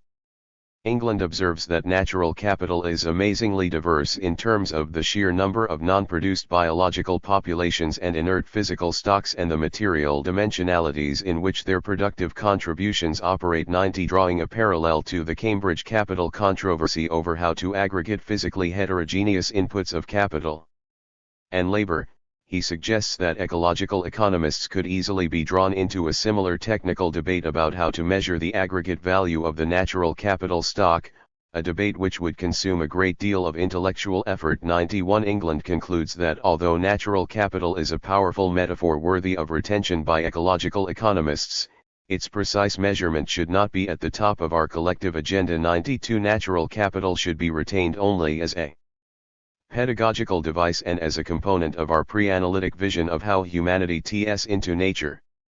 93. This leaves the question as to how empirical work is to be related to the pre-analytical vision. Here, England suggests that priority should be given to efforts to adjust national income and product accounts for environmental impacts of production, and he refers to the Index of Sustainable Economic Welfare developed by Daly and Cobb as an example worth improving and then widely disseminating. 94. Along similar lines, El-Serafai rejects the holistic approach in favor of partial adjustments to income using satellite accounts a la those developed under the United Nations system of national accounts. 95. 3. A preliminary evaluation. How well has the adaptation of natural capital by ecological economists overcome the difficulties with neoclassical sustainable growth theory? At this point, we limit our answer to some basic methodological points and obvious contradictions in ecological/natural capital analysis. Methodologically, the main shared limitation of the neoclassical and ecological natural capital approaches is the absence of a systemic, social relational conception of capital, which results in a failure to distinguish sustainable development and sustainable capitalism. For example, the association of Hickshian income with constant natural capital does not come to grips with the fact that, under capitalism, the goal of competing enterprises is not ecological sustainability but, rather, sustained accumulation of capital for its own sake. Stated differently, the material requirements of capital accumulation may not encompass ecological sustainability in the sense of maintaining natural conditions as conditions of human development. But, instead of delving into the underlying production relations that shape productive priorities, the ecological/natural capital theorists merely graft the strong sustainability criterion onto the neoclassical conception of capital, which is a social black box. More basically, the notion of natural capital as limiting factor seems to wreak the neoclassical division of the conditions of production into separate natural and non-natural factors. This dualistic image undercuts the ecological economist's materialist critique of the neoclassical production function, where it is rightly pointed out that labor and manufactured capital both have a natural substance. Indeed, the complementarity of natural resources and other productive factors implies that the whole ethos of neoclassical value theory must be rejected. If the employment of manufactured capital requires the employment of natural resources and vice versa, then the respective marginal products of the production factors, essential concepts in the neoclassical theory of value and distribution, are meaningless, since they can only be individually deemed under the assumption that all other factors are held constant. Yet, the ecological/natural capital theorists have not proposed any coherent alternative value analyses.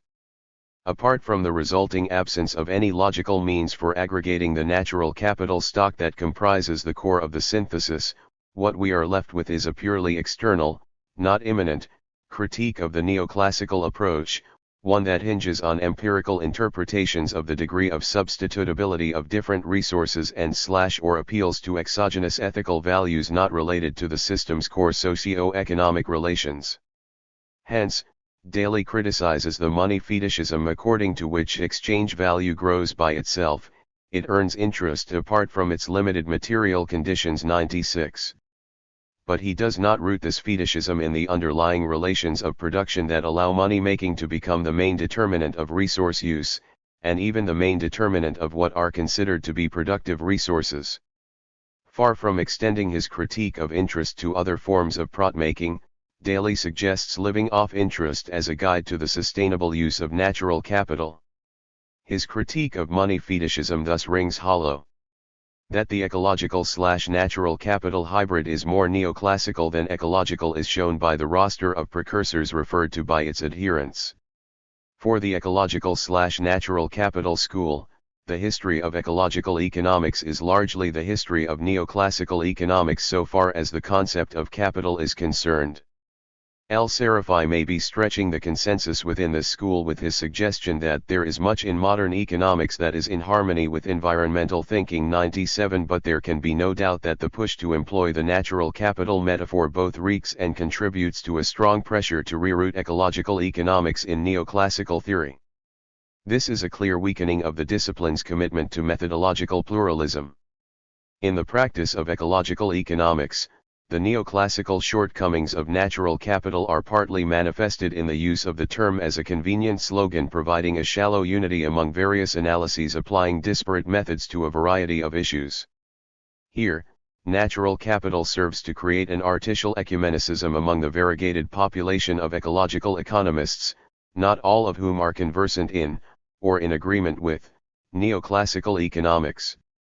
98 Hence, in the aforementioned ISEE-sponsored volume Investing in Natural Capital, the term is employed mainly in a loose way, roughly equivalent to natural resources, to cover such phenomena as biospheric carrying capacity, ecosystem life support properties, biotic diversity, agricultural inputs, energy, coastal wetlands, fisheries, and so on, and in connection with a variety of social issues for which the theory behind natural capital seems to add very little to the analyses, including ecological footprints, ethics, justice, security, and consumption norms.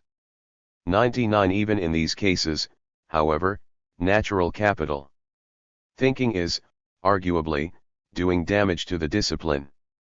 Insofar as the pedagogy of ecological economics becomes dominated by natural capital, as a key word, so to speak, non-neoclassical approaches that utilize somewhat different terminologies may not get as fair a hearing. When the less capital theoretical members of the discipline join in the collective adoption of the natural capital term, they may close themselves off from alternative ways of thinking about capital. 100 Unfortunately, such shows of paradigmatic consensus around natural capital lend it a spurious legitimacy that expands out of academia into environmental organizations and back again. And why not? If one does not think about it too deeply, natural capital seems to usefully reconcile ecological values and practical economic concerns. As Harrison, Burgess, and Clark put it, natural capital appears to place nature on an equal footing with economic interests in debates about development. In addition, the concept proves attractive because it gains authority and legitimacy through association with the discipline of economics.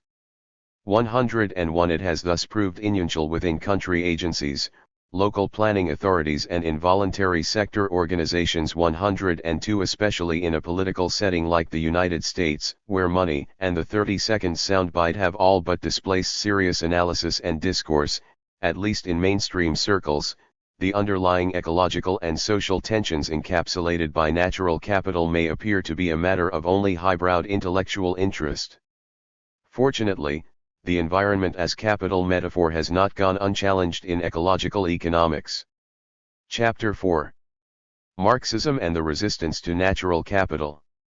Despite the growing popularity of the environment as capital metaphor, many ecological economists have resisted it on grounds that it is irreparably anti-ecological. In their view, natural capital lends a spurious legitimacy to the commercialization of nature and its reduction to a productive input. These theorists reject the treatment of nature as an aggregate stock of productive assets, the valuation of nature by money and the market, and the conation of sustainable development and sustainable capitalism, all the hallmarks of natural capital thinking. Sections I-3 of the present chapter survey these three critical elements of the resistance to natural capital. Section 4 argues that the resistance has been weakened by its failure to critically analyze the social relations of production. Section V sketches a Marxist perspective on natural capital that treats separation of the producers from necessary conditions of production as the core characteristic of capitalism. The Marxist approach is shown to strengthen the resistance to natural capital. The chapter concludes with a brief reaction on the methodological relationship between Marxism and the pro- and anti-natural capital camps within ecological economics. I rejecting the environment as capital parable.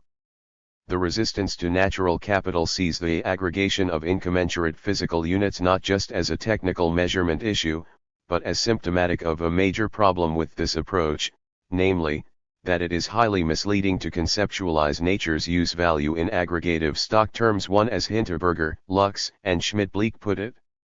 Adding oil elds, butteries, the functions of the atmosphere and wetlands and controlling these entities, in the sense of keeping them constant, is, to our mind, impossible to Because the different categories of natural capital play radically different functions within the economy, says Goetz, it is doubtful whether they can be compounded into a unique category. 3 Much earlier, Georges Korojan questioned the constant natural capital rule on grounds that the basic concept of a capital stock that remains constant in amount but may nevertheless undergo qualitative changes is in great need of clarification.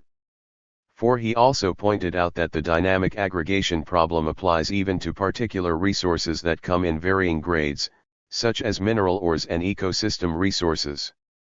5 Moreover, to be meaningful, the constant natural capital criterion must be applied over long time spans over which the stock's composition is very unlikely to remain constant. 6 The strategy of avoiding the natural capital aggregation problem by using ecologically adjusted income measures is doubtful at best. 7 How can aggregate natural income be definable or measurable if natural capital is not? While the definition and measurement of total natural capital requires an adding up of disparate resource stocks, natural income aggregation involves adding up the even more variegated services produced by these disparate stocks. There is a definite tension between the constant natural capital concept and the cornerstone of the ecological critique of neoclassical sustainable growth theory, the non-substitutability of natural resources.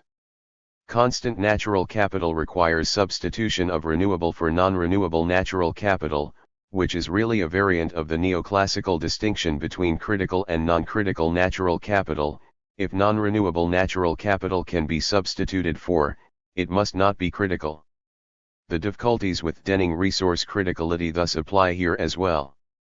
As Victor states, in the absence of renewable and non-renewable resources which are perfect substitutes, there are obvious difficulties in determining whether the creation of a renewable resource is in fact adequate to offset the exploitation of a non-renewable resource.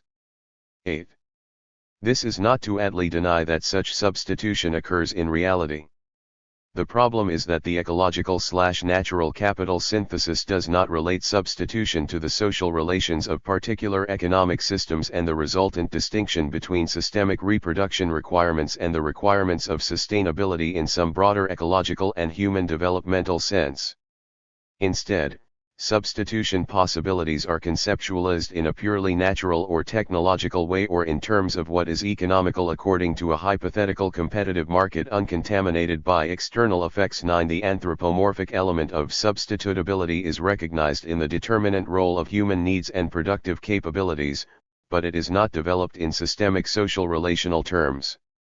That the capital stock analogy actually weakens the insistence on nature's non-substitutability is clear from the notion that depreciation applies to renewables but not to non-renewables. 10 The argument is that renewability implies replaceability while non-renewable connotes irreplaceable, so that depreciation applies to renewables while only liquidation applies to non-renewables. This seems to make sense, until one notices that the destruction of renewable species and ecosystems must be treated as liquidation, not just depreciation. Renewability does not preclude extinction or exhaustion, hence it need not connote replaceability. Accordingly, Hinterberger, Lux and Schmidt-Bleek question whether nature's exploitable resources and buffering capacities can be treated as replaceable assets like a savings account. 11 Contrary to what the capital depreciation metaphor seems to suggest, the ecosphere cannot be repaired by human effort, while we can invest in natural capital by introducing soil conservation measures, planting trees, and the re-establishments of wetlands. Human activities are never capable of truly repairing nature, for all changes lead to consequences that are frequently impossible to predict. 12 In short, the notion of capital indicates that nature can be reproduced by humans, which is clearly a wrong perspective. 13 Similarly, Victor argues that since an essential feature of capital is that it is reproducible by human action, there is a danger in the use of this term to describe the environment. In referring to the environment as capital, there is an implicit assumption that it can be substituted by other forms of capital, that it is reproducible and that it is there to be managed in much the same way as manufactured capital. 14. But the concept of investment in renewable natural capital by weighting carries other quandaries. For one thing, it does not apply to manufactured capital. As Keynes emphasized, in a monetary economy abstinence from consumption only implies saving, not real capital investment. 15. So, we have a definition of investment that applies to renewable natural capital but not to the manufactured capital from which the capital analogy was originally drawn.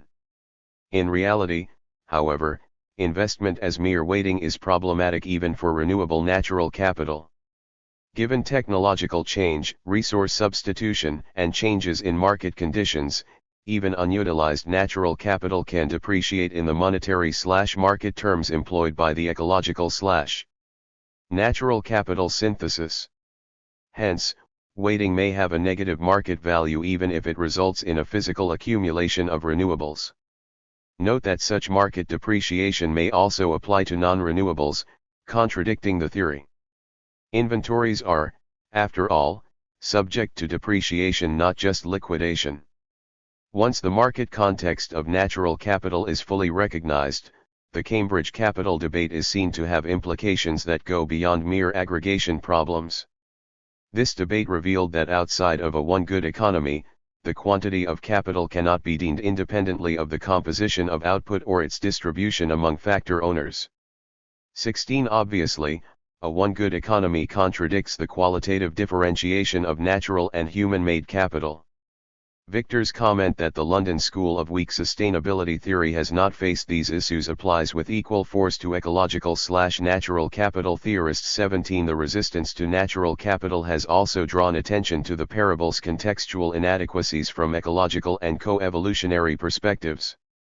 Dreper and Manson argue that the capital stock analogy is an impoverished way of interpreting nature as a basic material and aesthetic condition of human life.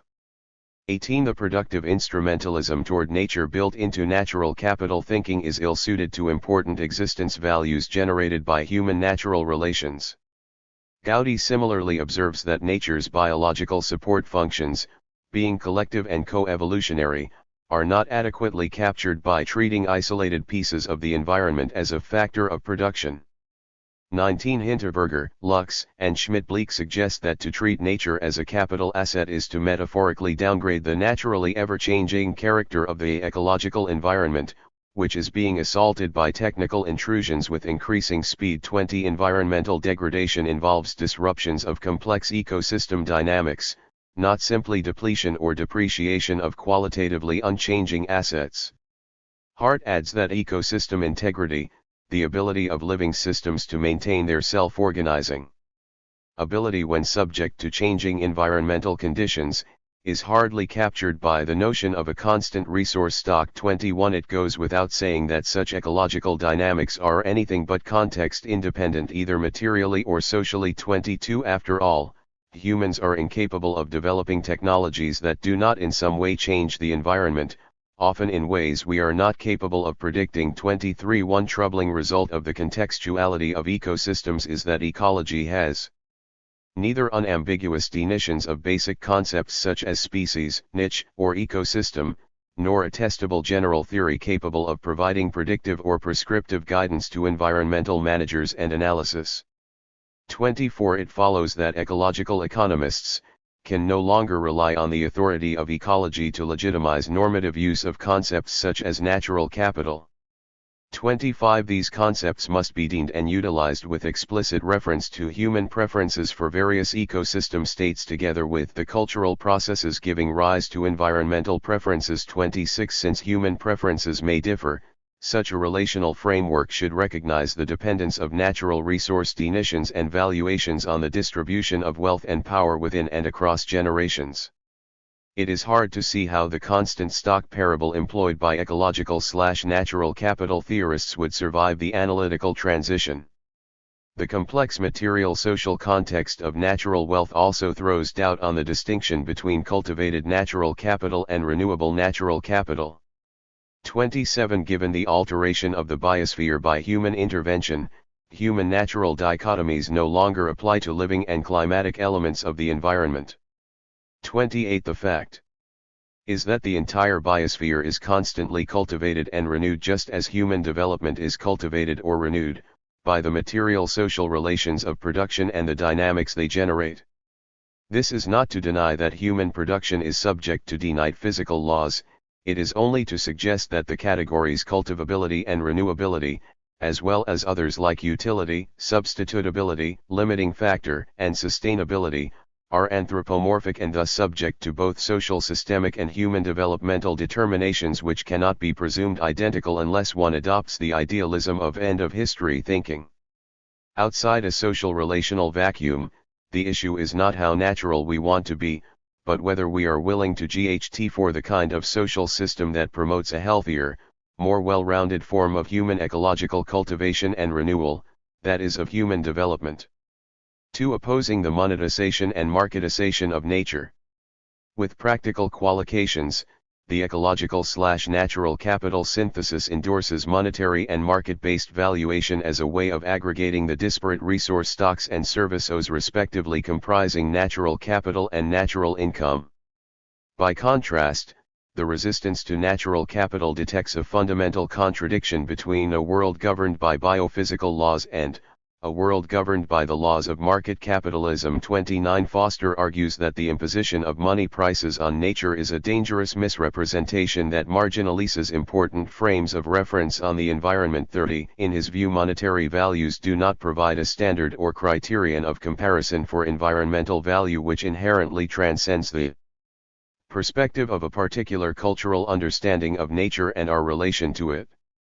31. Indeed, a general theme in the critique of natural capital is that the unidimensionality of money precludes market prices from capturing nature's multidimensional use value. Although markets may assign monetary values to non-produced resources such as land or even clean air, these prices do not capture nature's true use value in a holistic intergenerational sense.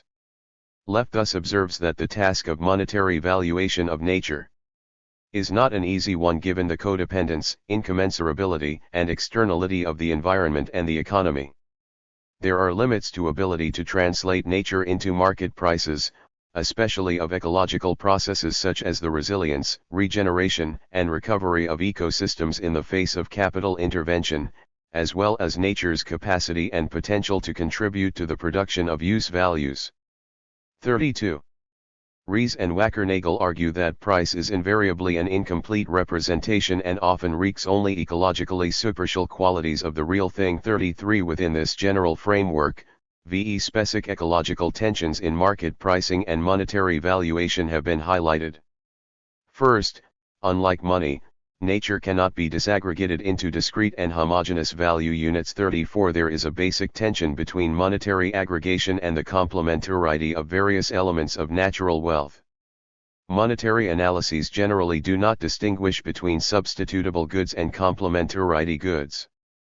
On the balance sheet, all prices are added or subtracted as if goods that are priced the same have equal absolute importance to human life. However, many of nature's goods and services are essential to life even in small quantities and, therefore, not truly commensurate with manufactured capital. 35. A second difficulty with market pricing is its inadequate accounting for the irreversible character of many natural processes. As John Bellamy Foster explains for the case of redwood forest depletion, the market has no internal mechanism that recognizes that the results of such decisions are irreversible within the normal human time span ecological dynamics of natural wealth. Clearly, the inherent biophysical properties of the land and its natural income generating potential are endogenous qualities that are relatively XED and independent of current prices. 40. Hence, it is often impossible for the market to assimilate the multiple natural cycles to capital cycles without degrading the former. 41. Fourth, the price of a resource stock is not determined solely by its absolute size, hence this price may not rise as depletion occurs. Other factors also have more effect on biophysical resource prices than does stock size. These include variable demand, the intensity of competition among suppliers, the price of substitutes, processing and transaction costs, etc. For example, as long as Shing remains economic in markets where the price of SH is suppressed by the prices of such substitutes as pork and chicken, it will not adequately wreak the decline of SH stocks. In these circumstances, overharvesting might occur even if the dynamics of stock decline were smooth and continuous, if the contribution of stock depletion to price is relatively small, markets will provide a weak signal of incipient biophysical scarcity and unsustainability. 42. If, in the case of natural resources, prices are far from reacting true scarcities, then nothing will ensure that economic resources will be invested in developing techniques that are biased into saving natural capital. 43. Fifth, higher resource prices may actually accelerate a resource's depletion by spurring technological advances that reduce extraction costs and slash or lower the amount of the resource needed per unit of null goods, thereby encouraging its further use to increase total output. 44. Also, even if null goods prices rise with resource costs, higher income markets may be found. As Rees and Wackernagel observe, suppose price does rise beyond the reach of most potential consumers. In an increasingly global market, the number of rich consumers who have access to the relevant goods, and for whom mere money has a low marginal value, is also constantly increasing. Rising demand reduces the conservation effect of high prices so that valued species may be driven below some critical population level or density needed to ensure survival. Many organisms are being overharvested as a result of this problem. Various turtles, bears and rhinos are cases in point. 45. That rising prices of resources may not prevent further depletion poses a serious difficulty for ecological/natural capital theorists. If natural capital is valued with reference to market prices, then constant natural capital becomes consistent with an actual depletion of natural resources. Specifically, a sharp reduction of the natural capital can be outweighed by higher prices. 46. Insofar as manufactured capital and natural capital are complements, an explosion in technology coupled with a relatively static physical stock of natural assets may be registered as a dramatic rise in natural capital. 47. In this case, it becomes impossible to distinguish strong sustainability from weak sustainability, for the criterion of the constancy of natural capital effectively dissolves into the criterion of the constancy of total capital. 48. Hart adds that this paradox applies not just to natural capital stocks but also to natural income O's, since in the latter case, too, quantity can decline as long as prices increase, thus keeping value constant. 49. Accordingly, some critics of natural capital have concluded that the marginalization of ecological use values by monetary valuation applies in particular to attempts to adjust national income and product accounts for changes in natural capital. For example, the index of sustainable economic welfare is based on the money value of private consumption net of monetary, market-based estimates of pollution costs and natural capital depletion. 50. In other words, the ISEW and similar measures correspond to a very weak version of sustainable development which effectively treats investment in manufactured capital as a substitute for keeping natural capital intact. 51. To support strong sustainability and environmentally adjusted income aggregates is thus to be caught in a contradiction.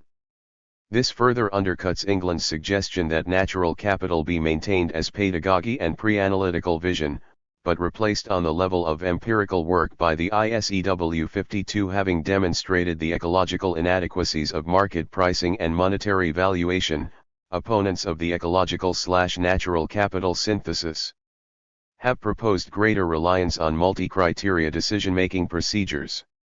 Rejecting the attempt to measure all effects in monetary units, such non-monetary evaluation utilizes a wide variety of measurement units to assess the effects of human activity on the environment. 53. Given the likelihood that an action A may be better than an action B according to one criterion and worse according to another, this approach relies heavily on compromise solutions to reconcile competing values. 54. Multi-criteria evaluation provides a framework within which the different dimensions of nature's use value can be openly compared, which means an open clash of competing social frames of reference on the environment instead of an attempt to subsume them under the unidimensional balance sheets of monetary wealth. 55. In other words, it rejects the search for an analytical X that somehow bypasses connecting values, and offers to help structure and render more transparent a discourse over the real issues in social choice, to articulate the interpenetrating domains of analysis and political judgment. 56. Above all, the multi-criteria approach recognizes that most aspects of the environment are public goods and thus legitimate objects of collective, democratic deliberation. 57. By contrast, both the natural capital metaphor and its operationalization by monetary, market-based valuation tend to legitimize the treatment of nature as private property, that is, as a set of possessions whose appropriation, use, and alienation should be insulated from non-market social interference. 3. Contesting sustainable development. Given the unions of natural capital and pro-market approaches to the environment, it is not surprising that the commitment to sustainable development can be entirely hollow, often cynically manipulated, often merely meaningless. 58. As Carlos Castro observes, however, sustainable development is still a contested concept. There are grassroots organizations and radical theorists who use the concept in a root critique of the established order. Some organizations operating in the Third World are working on issues of sustainable development from a progressive perspective.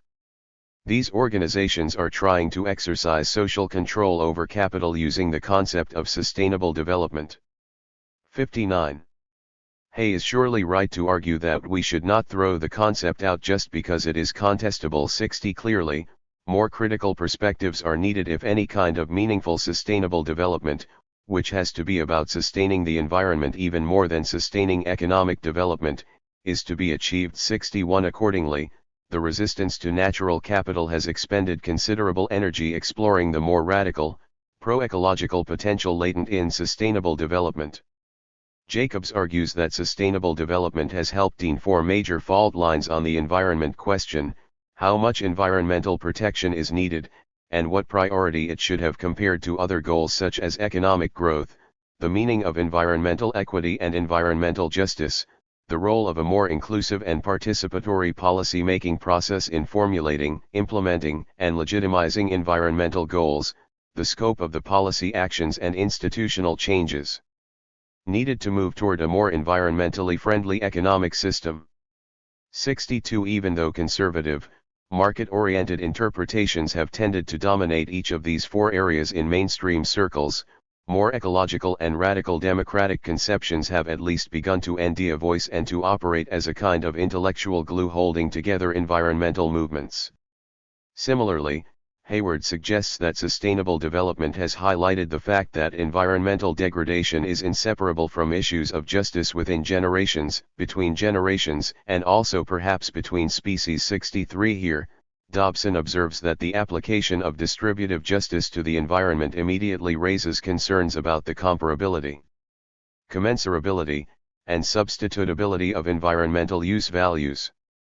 64. In effect, the question what is to be sustained may be inseparable from the question how it is to be distributed. The distributional dimension of sustainability is quite relevant to the natural capital debate. As Holland points out, even strong sustainability by no means entails the protection of natural capital as such on the micro level relevant to particular individual and group frames of references on the environment. 65. Instead, it merely preserves total natural capital as needed to maintain aggregate welfare across generations, as measured by per capita monetary income. From the standpoint of a commitment to nature in all its intrinsic and anthropomorphic diversity, the commitment to natural capital is therefore hollow in both its weak and strong forms. 66. These perspectives highlight the poverty of natural capital approaches to sustainable development which, even in their strongest ecological form, rely on the substitution and market valuation of different natural capital assets. Any such market-based substitution is bound to marginalize important ecological use values not registrable in money prices. And, given inequalities in monetary income and wealth, it will inevitably affect the distribution of environmental use values. As the environment is subsumed under the market and treated as private property, the non-wealthy who rely more on uncapitalist environmental commons are immiserated compared to the wealthy who can at least purchase an environmentally adequate existence. The resistance has been at its strongest when emphasizing how natural capital discourse rationalizes and legitimizes pro-market conceptions of sustainable development. A basic point is that, in positing a policy primacy for maintaining some aggregate stock of capital, both weak and strong sustainability incorporate the environment into the economic system, not vice versa. 67 O'Connor and Martinez-Allier elucidate this critique. The prominence in academic writing of the term natural capital coincides with the real social and political process of capitalization of nature. This refers to a pattern of response of business, within the logic of capitalist economic relations, to the supply problem of depletion of natural resources and degradation of environmental services required for support of commodity production. By capitalization and commodification of nature, we mean RST of all the representation, for political and commercial purposes, of the biophysical milieu and of non-industrialized economies and the human domestic sphere as reservoirs of capital, and thereafter the legal codification of these stocks as property tradable in the marketplace, meaning saleable at a price. 68. In this view, natural capital thinking provides ideological and analytical support for the expanded commercialization of nature associated with both capitalist economic globalization and attempts to internalize environmental management within market competition. 69. The result is that the modus operandi of capital as an abstract system undergoes a logical mutation. 70. Instead of nature being treated as an external and exploitable domain, it is conceived as self-management and conservation of the system of capitalized nature closed back on itself. 71. In this way the reproduction of capital becomes synonymous with saving nature. 72. Given the aforementioned ecological inadequacies of market regulation and monetary valuation, however, this rhetorical harmonization does not in any way guarantee the conservation of specied productive or reproductive potentialities of a society or ecosystem, nor does it assure the sustaining of the particular interests, communities, or ecologies thus valorized. In practice, the main effect of all the identifying of at-risk heritages, stocks, and capitals is the better and better alignment, in ideology, though not necessarily in fact, of this participant nature to the norms of capital's own enlargement and reproduction. 73. In short, there will be no actual net accumulation of natural capital, rather, nature will increasingly be converted into money or abstract exchange, subject to the vicissitudes of Wall Street. 74. 4 Limitations of the resistance to natural capital. How is it that nature has come to be treated as merely one among a portfolio of capital assets? To answer this question, and to effectively struggle against nature's capitalization in theory and practice, one needs a critical analysis of capitalist production relations. This analysis must explain how capitalism generates specific material dynamics that are not only anti-ecological but also potentiate new forms of development that are pro-ecological. Sustainable development needs to be seen as development in, against, and beyond capitalism. Because it has not rooted itself in production relations, the resistance to natural capital has not developed such a perspective. As a result, its critique of natural capital suffers from a kind of historical shallowness. Despite its emphasis on the social contextualization of nature, its critique of market dynamics and monetary valuation relies heavily on intrinsic characteristics of natural wealth, resilience, irreversibility, carrying capacity, uncertainty, and so forth. These characteristics are not directly compared or contrasted with capitalism's own material requirements, since the latter remain largely, if not fully, unspecied. It is one thing to point out formal contradictions between nature's material forms and capitalism's monetary and market forms, it is quite another to establish tensions between capitalism's own material requirements and the reproduction of natural wealth. The latter task demands that the ecological critique of money and markets be grounded in a critique of wage labor and capital. The upside of the resistance's overuse of a social ecological categories is its tendency toward a historical social contextualization of natural wealth. Crucial socio-ecological concepts such as environmental equity, justice, and conics are taken in the abstract, that is, not rooted in a critique of the system's core production relations and the tensions they generate. The sustainable development issue is thus framed in terms of the ontological primacy of the economy or nature, rather than the tension between capitalism's specific material requirements and the material social requirements of a healthy co-evolution of humanity and nature. 75 The crucial issue, sustainable development of what, is posed mainly as a kind of freeloading ethical question, or at best in non-class cultural terms, a terrain on which nature's capitalizers, with their control over means of production, their powerful tools of indoctrination and repression, and their constant appeals to short-term economic practicality, are likely to have the upper hand. 76. Correspondingly, real-world conics over nature's capitalization are located either at the internal/external level of resistance by communities and whole societies to the ecological and cultural costs associated with the commodification of nature by expanding industrial societies, or at the level of competition among generic particular interests and capitals within market societies. 77. Structurally rooted working-class struggles in and against capitalism are thereby marginalized as a force in the resistance to and movement beyond nature's capitalization. Instead, deliberative democracy and multi-criteria evaluation are abstractly counterpoised to money and the market, and the endogenous historical dynamics and human social agency for the needed transformation inadequately addressed. All of this produces a bias favoring environmental and cultural preservationism and interest group politics in the depiction of resistance movements. It also tends to paint a picture of grassroots working people and their communities as passive victims of nature's commercialization, rather than active subjects of history in the historically open sense of human development in and through productive activity and struggle. Certainly, the effect is to downplay the connections between exploitation of labor and exploitation of nature as twin components of capital accumulation, which is strange, given the key role of labor in activating production as an interchange between society and nature, and especially strange for an ecological perspective that, presumably, must insist on the natural basis and substance of human labor. A more effective resistance to natural capital would center on the historically specific social relations that mediate and shape human-natural relations in production. Marxism, by emphasizing class as a material social relation of production, provides such a perspective. Natural capital and wage labor. Marxists nd that the general treatment of productive factors as capital implicates the denied class relations, in particular wage labor, under which production occurs. Tools, machines, human productive capabilities, and most certainly nature itself, are not intrinsically capital. Under feudalism and other pre-capitalist systems, not only were productive implements, land, and laborers not separable capital assets in the sense they are under capitalism, but the economy itself was not seen as a separate, let alone dominant, sphere of human activity.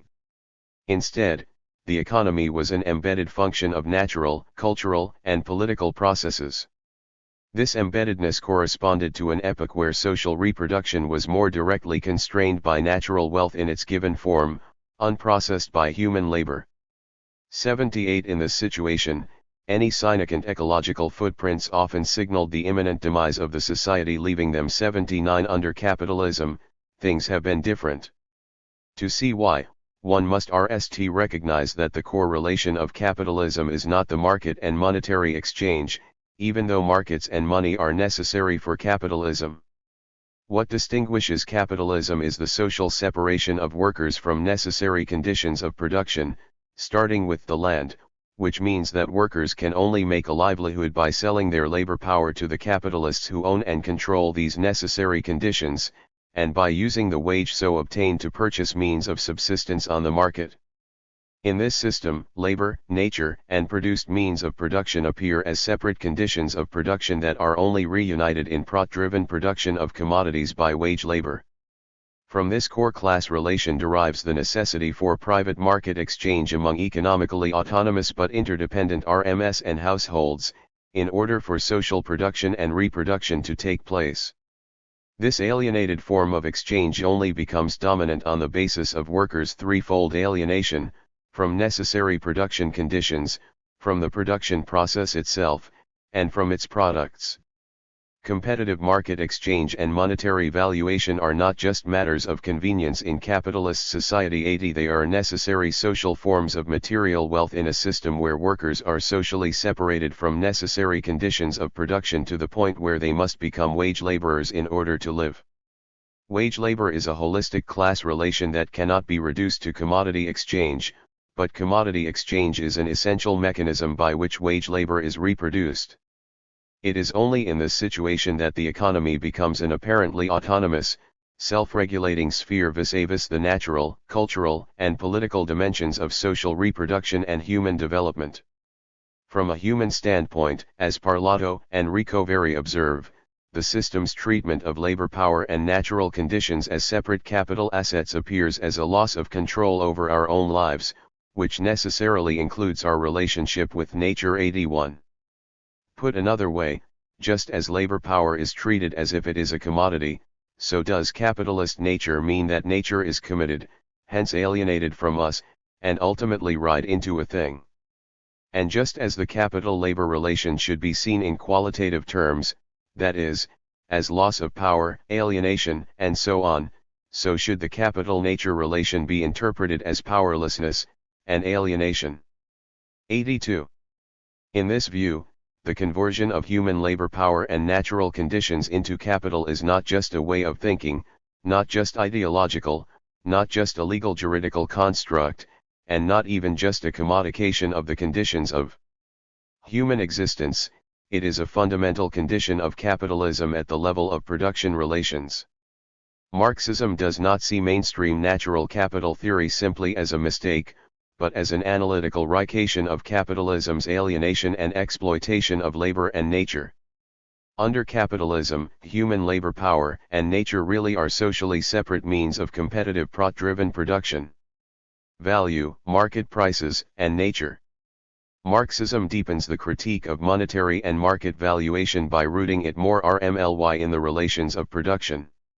In the Marxist view, not only are generalist market exchange and monetary valuation a function of the separation of workers from necessary conditions of production, but the same separation enables market prices to be regulated by the abstract, labor time objected in commodities.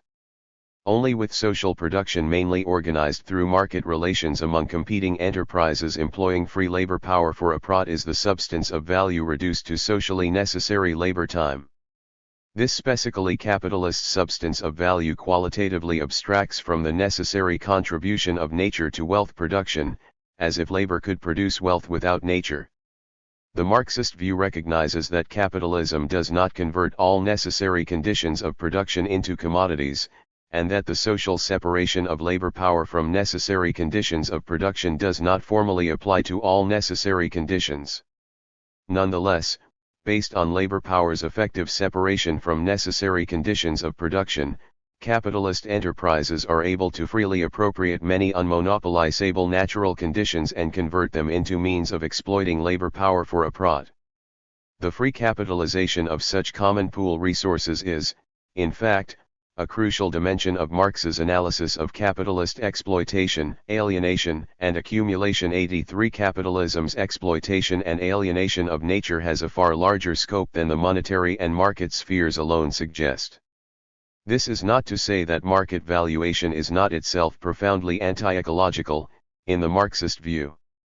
As demonstrated by Sodfio, the formation of commodity values involves three distinct reductions of concrete labor into abstract labor: normalization of current individual labors producing the same commodity, synchronization of individual labors producing the same commodity but at different times, under changing material and social conditions, homogenization of different labors producing different commodities. 84. In the present context, what is crucial about this threefold reduction is that it must take place partly through the formation of market prices. To reduce concrete labor to abstract labor is to convert labor into a form which can be represented in a purely quantitative way by money, but the conversion itself requires the monetary valuation of labor's products. Given the separation of workers from necessary production conditions and attendant system of competitive market relations among RMS and households, this is the only way that necessary labor times, capitalism's basic regulator of social reproduction, can be formed and represented. It follows that the anti-ecological characteristics of money and market prices, emphasized by the resistance to natural capital, are functional requirements of capitalism's core production relation, wage labor. 85. This suggests that any large-scale displacement of the market by non-monetary, Multi-criteria decision-making will have to challenge the wage-labor relation. Only by overturning this core relation can society apply deliberative democracy to production informed by direct measures of material stocks and Os, ecological processes, and human health. Capitalist sustainability versus sustainable human development. The resistance to natural capital has not developed the important connections between connecting environmental values and the wage-labor relation. Marxism does this through its analysis of the tension between the material requirements of capitalist production and the requirements of a healthy and sustainable human development. Capitalism's material requirements follow directly from the wage-labor relation. They include exploitable labor power and conditions under which its labor can be objected in saleable use values. Although these requirements directly involve natural conditions, they obviously leave a lot of space for historical contingency in terms of the exact ways they are fooled. They could, in principle, be met by any natural conditions capable of supporting human life. In terms of natural capital categories, the exigibility of capitalism's material requirements implies a high degree of substitutability among the elements that can potentially serve as critical natural capital. This shows the pitfalls in Daly's notion that natural capital increasingly becomes the limiting factor in economic development. 86 Actually, the opposite is the case, and this is precisely why capitalism is such an ecologically damaging system. Unlike earlier modes of production, whose reproduction was often tied to particular local or regional ecosystems, capitalism can afford to ruin ecosystems, leaving deep and broad ecological footprints in its wake, and then move on over time and space in slash and burn fashion. 87 Daly's limiting factor analysis is unable to detect this crucial feature of capitalism, the problem being that his adoption of neoclassicism's a social concept of capital leads to a purely external, abstract, material conception of natural limits. Given that capitalism's material requirements fall far short of those needed for healthy and sustainable human development, the system's environmental resiliency is no source of comfort to Marxists. Many elements of natural wealth that are critical for human development are not critical for capitalism. Human-natural relations have, in many ways, been degraded as a result of capitalism's substitution of committed use values for the non-critical natural use values from which it has alienated workers and communities, a process that has taken on more or less immiserating forms depending on one's position in the global capitalist system. 88 Accordingly, environmental crises of capitalist reproduction should be distinguished from capitalistically induced crises in the conditions of human development. The RST kind of crisis mainly involves the tendency of capital accumulation to deplete and slash or despoil particular resources which have become critical for capitalism at a particular stage of its development. Production driven by competitive pursuit of tends specifically to outrace supplies of critical raw materials whose economic availability is more or less limited by natural conditions. Marx analyzed 19th-century cotton crises in these terms. More recently, capitalist reproduction has been disrupted by oil shocks partly rooted in physical limits on economically exploitable supplies. It is not necessary to appeal to a social natural limits to see that natural conditions play a role in such crises. Capital can only accumulate in value and money terms insofar as it is objected in an ever-growing mass of material use values. Adding the quantitative limitlessness of monetary accumulation and the anarchic character of capitalist competition, it becomes clear that materials supply disturbances are inevitable. 89 However, given capitalism's innovative capacities and the exigible character of its material requirements, environmental crises of accumulation tend to be periodic and to not in and of themselves seriously threaten the system's reproduction. Short of human extinction, there is no sense in which capitalism can be relied upon to permanently break down under the weight of its depletion and degradation of natural wealth. Things are different with capitalism's second kind of environmental crisis, which involves a unitary, global, and permanent tendency toward qualitative deterioration in the natural conditions of human development, one actually worsened by the system's efforts to innovate around natural limits. Trends such as global warming, declining diversity of plant and animal species, the buildup of carcinogens and other poisons in the environment, the greater and greater reliance on pharmaceuticals and other drugs to mentally and physically cope with life, and ongoing mass hunger and disease in peripheral countries, all implicate the ecological contradictions of capital, value, markets, and money. In classical Marxist terms, they represent the tension between capitalist production relations and sustainable development of human natural productive forces. 90.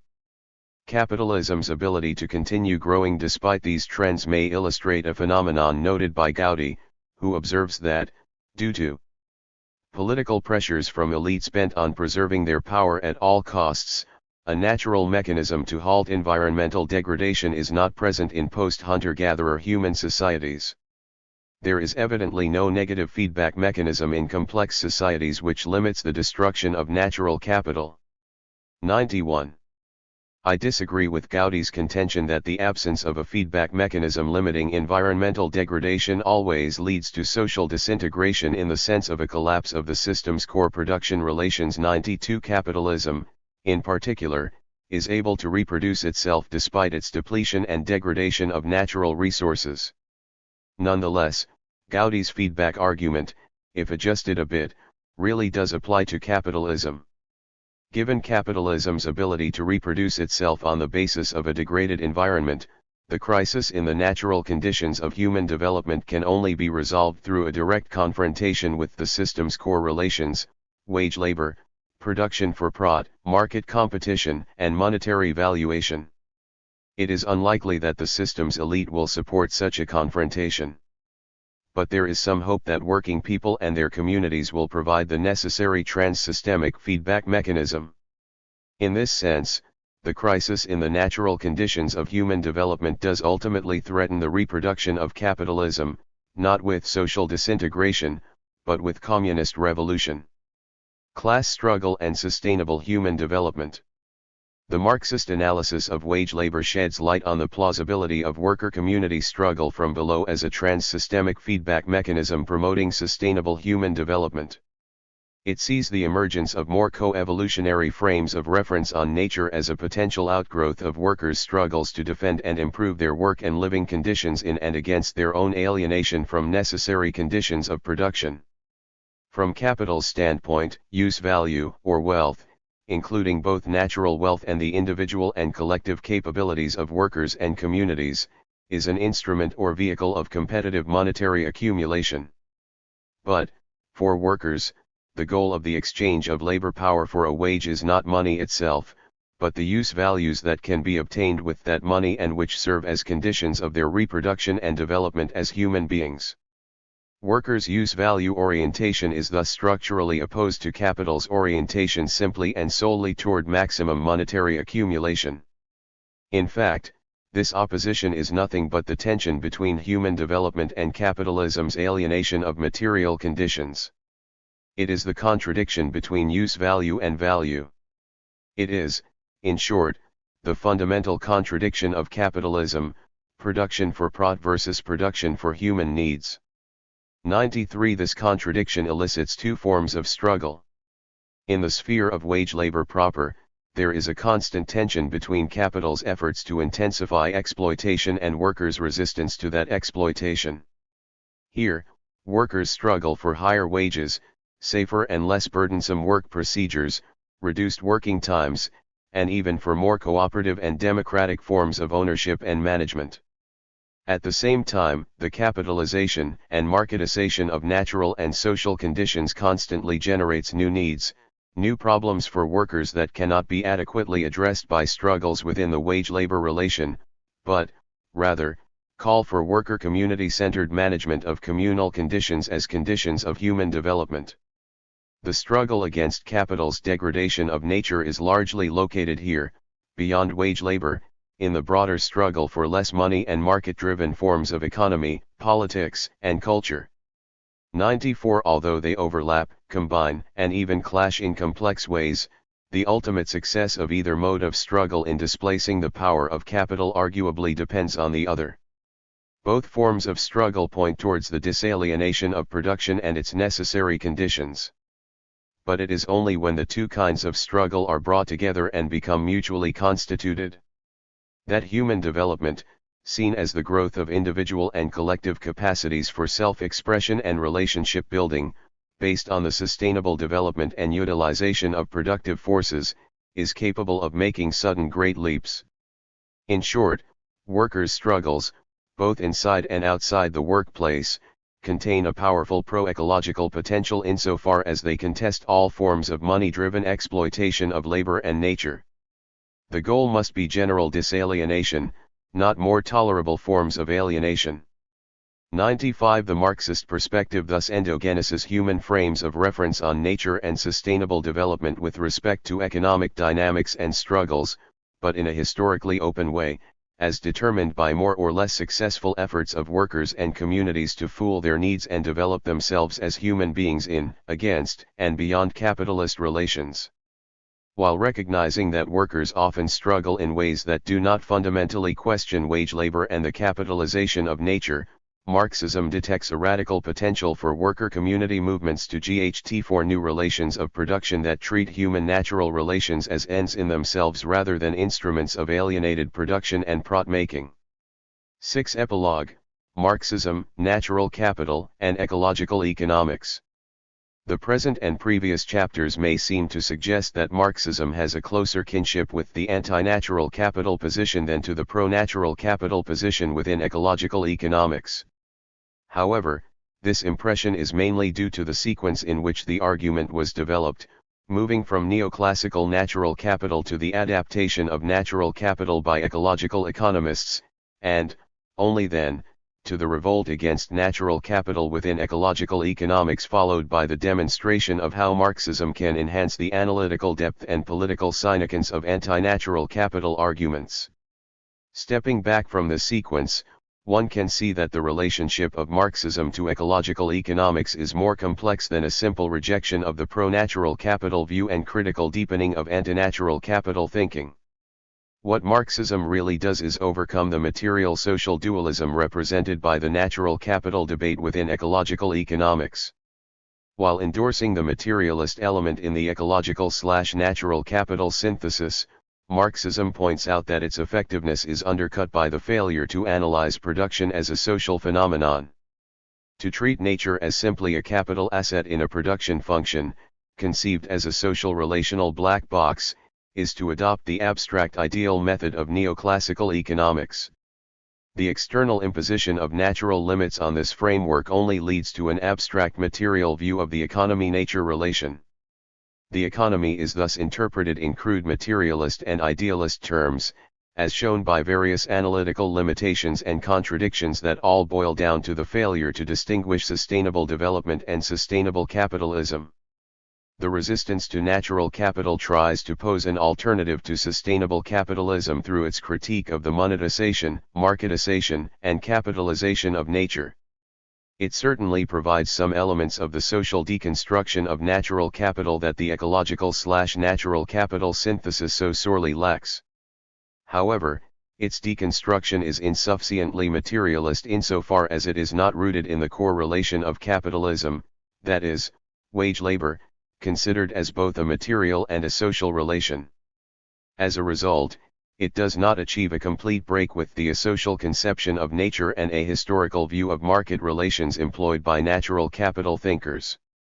Marxism's material-social perspective on production and capital accumulation overcomes the divide between the abstract material idealism of the pro-natural capital position and the abstract social idealism of the anti-natural capital camp.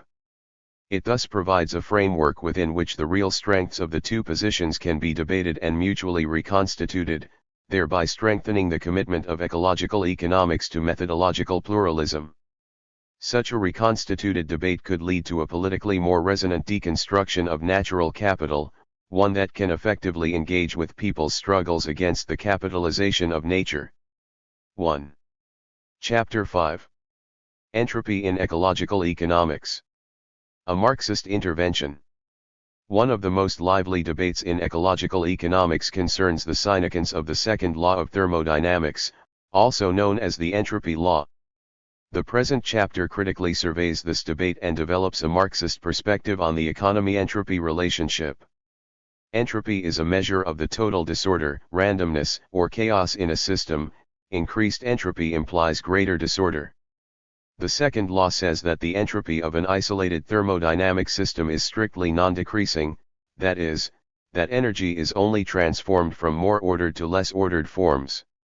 Heat, for example, can only dissipate, it will not owe spontaneously from a cold to a hot object or area in an isolated system. If one interprets the orderliness of energy as a measure of its availability or usefulness to humans, then the entropy law implies that all energy transformations convert energy into less available and less useful forms. Energy cannot be transformed into work without some of the energy being dissipated as unrecoverable heat. An engine cannot operate at 100% efficiency, that is, on a cycle whose only effect is to convert energy into work. A refrigerator will not operate unless it is plugged in. The economic importance of the entropy law was argued systematically by Nicholas Ecological and Herman Daly. Section I outlines their analysis, including their application of the entropy law to the materials used in human production. Section 2 sets out 4 tracks or sub-controversies within the ensuing debate, respectively concerning whether the purposeful character of human production negates the applicability of the entropy law. The economically relevant concept of entropy is deniable apart from human purposes and technologies. Solar energy can be used to achieve a complete, or practically complete, recycling of material resources. Market prices already wreaked all economically relevant entropic phenomena. While pointing out the insights generated by each of the 4 tracks, I argue that the entropy debate suffers from the absence of a class perspective on nature and human production.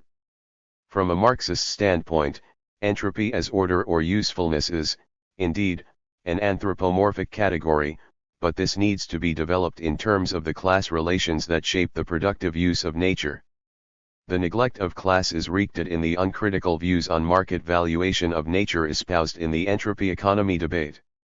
The failure to root the market in production relations also explains the debate's reliance on artificial dichotomies between allocation and scale on the one hand, and between material conditions and human values and purposes on the other. Section 3 implies the Marxist view by considering capitalist relations as material and social relations. This opens up a dialectical perspective on entropy encompassing the close connections among wage labor, market valuation, and the qualitative deterioration of natural wealth. Since this approach is materialist, it recognizes that the entropy law does apply in terms of any given quality of materials and energy available for human production. But it also suggests that, short of human extinction, capitalist reproduction in no way hinges on the maintenance of natural wealth of any given entropy level. In other words, capitalistically induced crises in the conditions of human development do not necessarily mean crises of capitalist reproduction.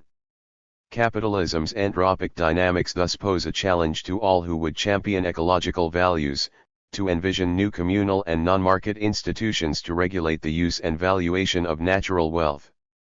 And the most effective answer to this challenge is not to superimpose ecological values on idealized models of capitalism, but to develop and concretize these values. Through a critical engagement with the struggles of workers and communities to defend and improve their conditions in opposition to capitalism's exploitation of social labor and nature.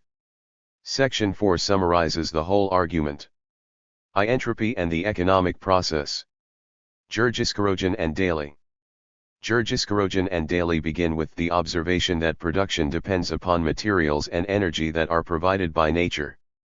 The economic process neither produces nor consumes matter energy, it only absorbs matter energy and throws it out continuously. Then, appealing to the second law of thermodynamics, they argue that matter energy enters the economic process in a state of low entropy and comes out of it in a state of high entropy. 3. Production combines human labor with low entropy forms of matter and energy to produce useful goods and services, but only at the cost of a one-way conversion of materials and energy from more ordered forms into less ordered forms.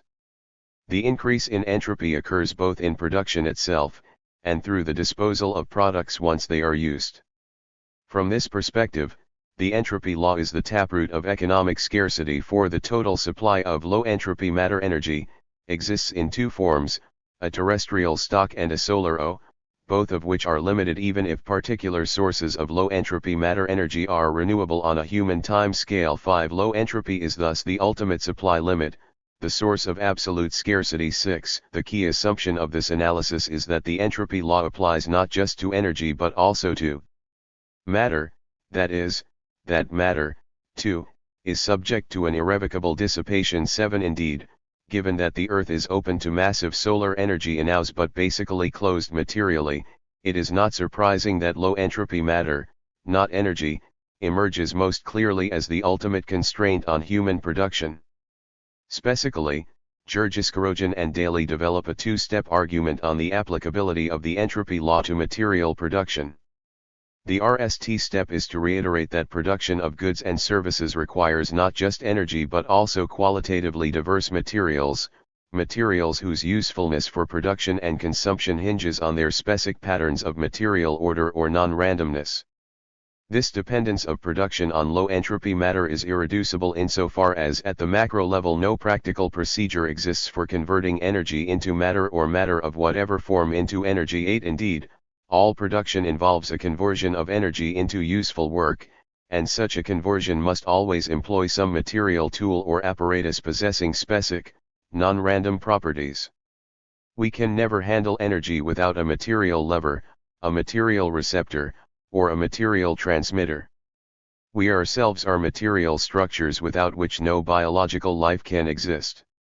9. In short, we have to spend some work and materials in order to tap a store of available energy. 10. The second step concerns the inevitable dissipation and dispersal of matter into less ordered and less useful forms. The materials used in production are subject to wear and tear not only by organic decomposition and corrosion by natural forces but also by the various kinds of friction produced by the material mechanisms needed to convert energy into work. As Burkett puts it, friction robs us of available matter. 11. All over the material world there is rubbing by friction, cracking and splitting by changes in temperature or evaporation, there is clogging of pipes and membranes, there is metal fatigue and spontaneous combustion. Matter is thus continuously displaced, altered, and scattered to the four corners of the world. It thus becomes less and less available for our own purposes. 12. Friction also explains why available energy cannot be completely converted into useful work, but is always partly converted into irrecuperable heat. 13. Burkett is so concerned about the prior neglect of material entropy that he proposes a fourth law of thermodynamics. 14. This law has three alternative formulations, the common basis of which is the inevitability of friction, corrosion, and decomposition. A closed system cannot perform work indefinitely at a constant rate. In a closed system, available matter continuously and irrevocably dissipates, thus becoming unavailable. Complete recycling is impossible. 15. Daly shares the view that terrestrial low entropy takes two forms, material and energy, both of which place an absolute limit on human production. 16. However, he goes further than Burkett in articulating a vision of a steady-state economy that would enable humanity to more sustainably accommodate itself to these entropic limits. Such an economy is deemed by constant stocks of physical wealth and a constant population, each maintained at some chosen, desirable level by a low rate of throughput, i.e., by low birth rates equal to low death rates and by low physical production rates equal to low physical depreciation rates, so that longevity of people and durability of physical stocks are high. 17. By throughput, Daly means the extraction of low-entropy resources and their use in production and consumption, which results in an equal quantity of high-entropy waste at the output. And 18. In a steady-state economy, this throughput is minimized subject to the maintenance of a chosen level of stocks. 19. Toward these ends, Daly would impose quotas on both resource depletion and aggregate human births, and then allow the market system, by auction and exchange, to allocate depletion quotas and birth quotas efficiently. 20. This strategy reeks the view that whereas the market solves the allocation problem by providing the necessary information and incentive, what it does not do is solve the problem of optimal scale, the difficulty being that there is no market for the most basic common pool resource, total available low entropy matter energy. 21. It is thus necessary to impose quantity constraints on resource extraction. To enhance exhaustibility, however, Daly's quotas would allow non-renewable resources to be exploited at a rate equal to the creation of renewable substitutes. 22. Meanwhile, renewable resources are to be exploited on a maximizing sustained yield basis, meaning that harvesting rates should not exceed regeneration rates, and waste emissions should not exceed the renewable assimilative capacity of the environment. 23. 2. The entropy economy controversy, 4 trails to a dialectical perspective. The debate over the Jurgis-Korojan/Daly analysis can be divided into 4 crucial tracks or issue areas, all of which point to the need for a structural class perspective on entropy and economic valuation. Entropy and the purposefulness of human production. Khalil argues that the entropy law only pertains to mechanistic systems not designed or driven by purposeful agency. 24. Insofar as the economy is about the production of goods by purposeful activity, it follows that the economic process is not governed by the entropy law. 25. More precisely, the purposeful character of human production means that the usefulness of matter energy is determined not only by its degree of orderliness, but also by the technologies employed. Hence, resources are not absolute a la the entropy law, but relative according to the technological potency of the purposeful agency of production. 26. There is thus no one-to-one correspondence between rising entropy in the purely physical, objective sense and resource degradation in the sense of reduced economic usefulness. The latter can only be deemed in relation to the organization which is undertaking the activity, and this organization could as well reverse the deterioration, after some innovations in technology and institutions are introduced. 27. This analysis could have opened up an interesting debate on the historical relativity of entropy as an economic concept. Unfortunately, this useful element of Khalil's argument was fogged over by his assertion that the entropy law is wholly inapplicable to purposeful processes including human production. Here, Khalil drew an analogy between human production and the Carnot reverse cycle, named after the early 19th century French engineer, Nicolas Carnot. The Carnot cycle involves a piston-cylinder engine that uses the temperature differential between 2 heat reservoirs to keep itself going by sequentially using heat to do work and work to transfer heat. 28. This cycle produces not just greater entropy but also positive net work or free energy. In fact, says Khalil, the Carnot cycle is designed purposefully to produce free energy, which sets it apart from the non-purposeful, mechanistic entropy law. 29. This is shown, he suggests, by the theoretical possibility of a 100% efficient Carnot cycle that does not increase entropy at all.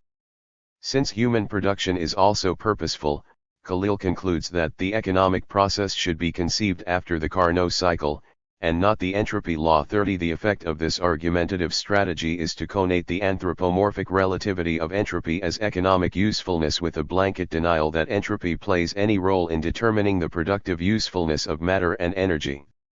Not surprisingly, the responses to Khalil's article focus on the second element in this connation, ignoring the connation itself.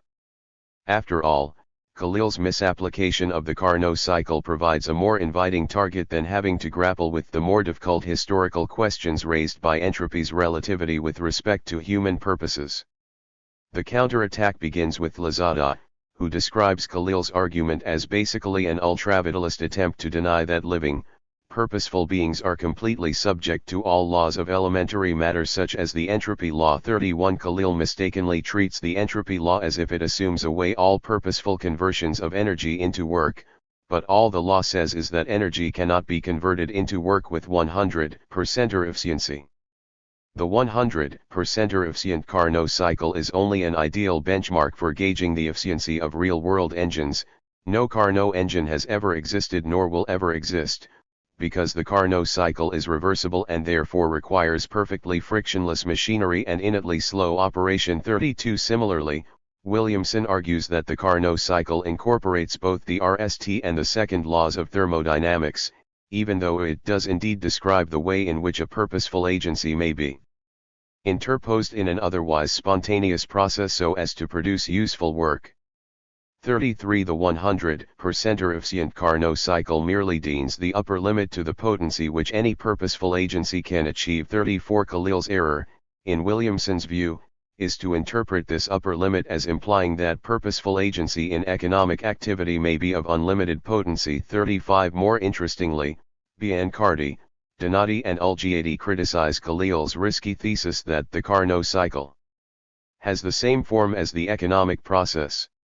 36. Economic production is actually characterized by physical and/or biochemical processes which may or may not be cycles, depending on whether or not heat engines are used. 37. Hence each economic process can be regarded as an irreversible transformation, that is, one that, unlike the Carnot cycle, never returns to the starting conditions including the initial stock of resources. 38. Unlike Carnot's ideal frictionless engine which is a closed thermodynamic system, the human economy is, from a biospheric standpoint, an open system that metabolically co-evolves with its natural environment.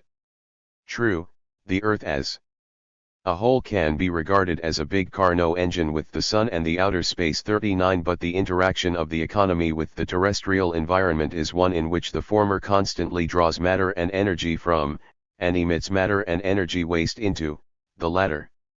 It is precisely through this irreversible metabolic interaction that human life consumes the low entropy matter energy needed for its reproduction and development. Indeed, an entire neo-Darwinian evolutionary wing of the entropy literature tries to explain the expansion and decline of different species, ecosystems, and even economic systems in terms of their relative efficiency in absorbing low entropy matter energy and expelling high entropy matter energy. 40. This crucial form divergence between the economic process and the Carnot cycle leaves quite a lot of space for various degrees of tension between human production and its environmental conditions. Is this indeterminacy not somehow connected with the relativity of matter-energy usefulness with respect to the purposeful character of production to which Khalil's analysis points? Presumably, the extent to which an economy accelerates entropy in one-way fashion depends on the particular purposes driving production. This, naturally, points to the social relations that shape and constrain productive priorities, and that determine the way natural resources are valued economically. The relativity of entropy.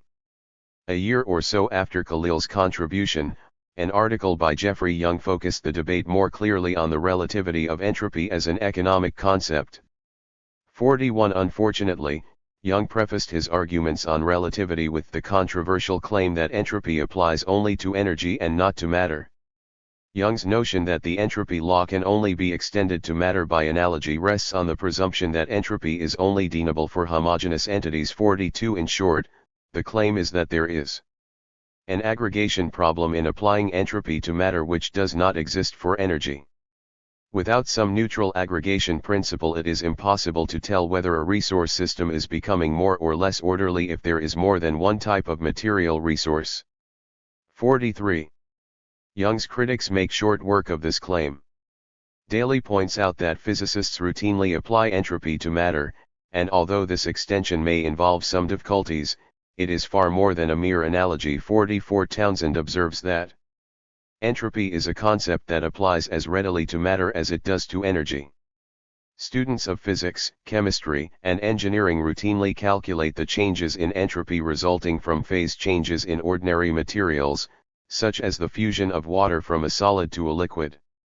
A cursory glance at texts on thermodynamics reveals that the concept of entropy characterizes spontaneous changes in all systems regarding matter and energy equally. 45. Part of the difficulty is that Young's argument connates the problem of aggregation with that of conceptualization. After all, there are serious aggregation problems in all kinds of scientific theories, including mainstream economics with its notions of aggregate real output, employment, and price level. Would Young abandon the concept of real GDP because one cannot add apples and steel in purely physical terms? At a more basic level, Young should have noticed that non-homogeneity of energy is implied by the entropy law itself, since this law makes no sense unless we have already deemed more and less ordered forms of energy. From a dialectical perspective, energy, too, is non-homogeneous insofar as different energy sources are more or less ordered and available, due, for example, to their embodiment or immersion in different quantities and forms of matter. On this basis, Young could then have pointed out that any economic interpretation of more and less ordered, or available, is by necessity anthropomorphic, whether we are talking about energy or matter, and regardless of whether we are dealing with particular sources of matter energy or matter energy in the aggregate.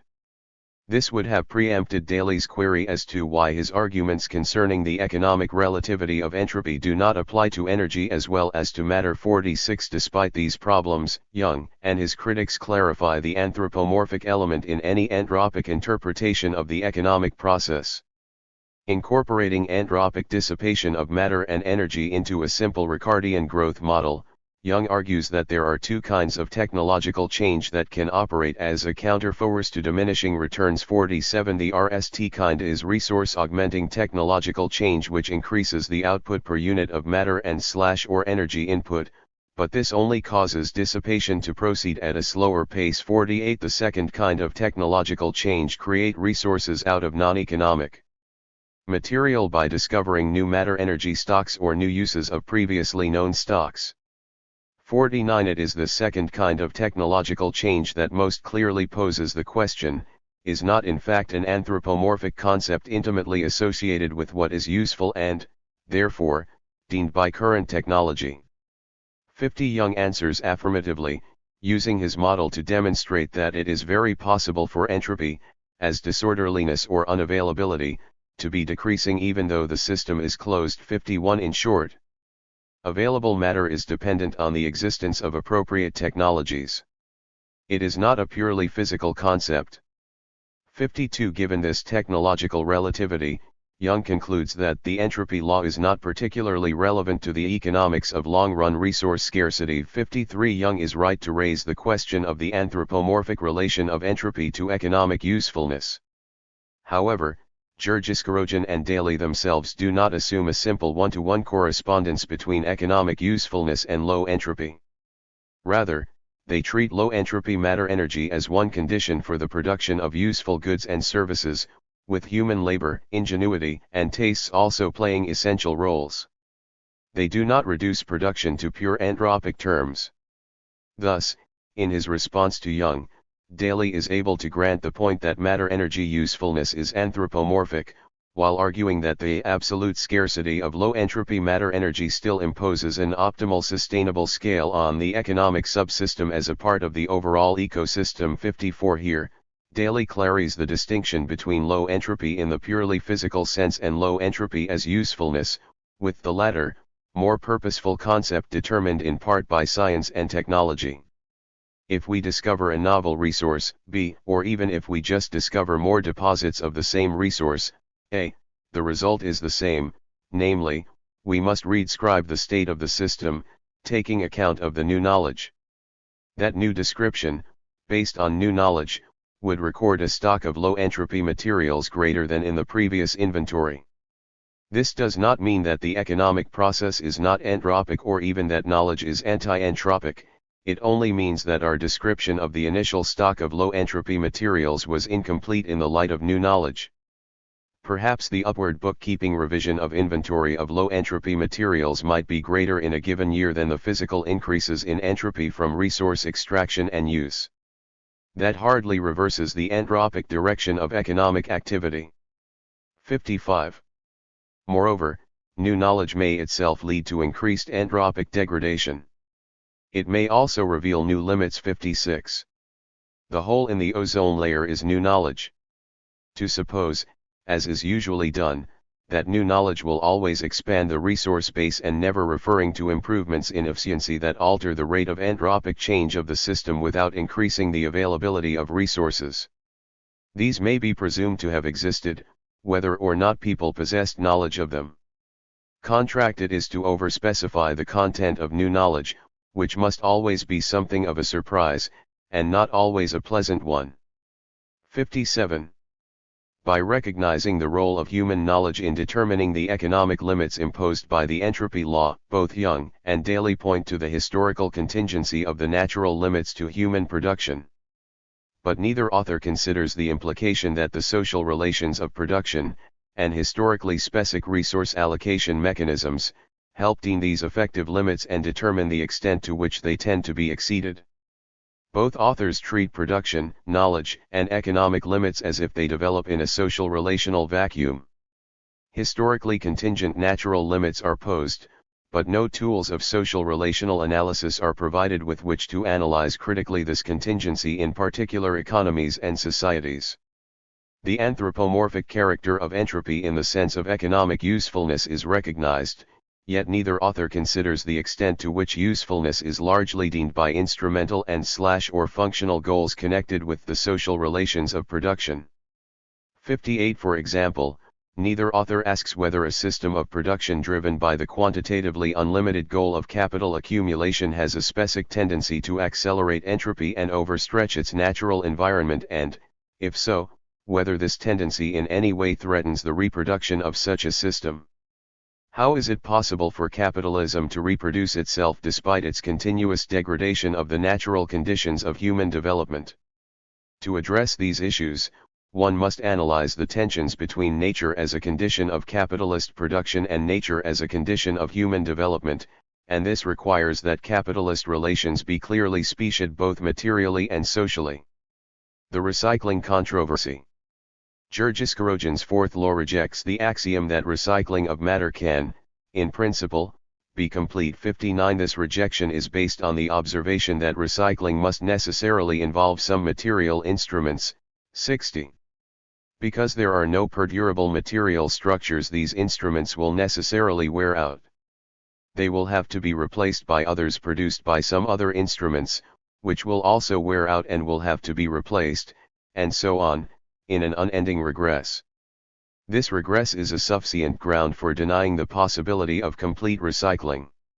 61.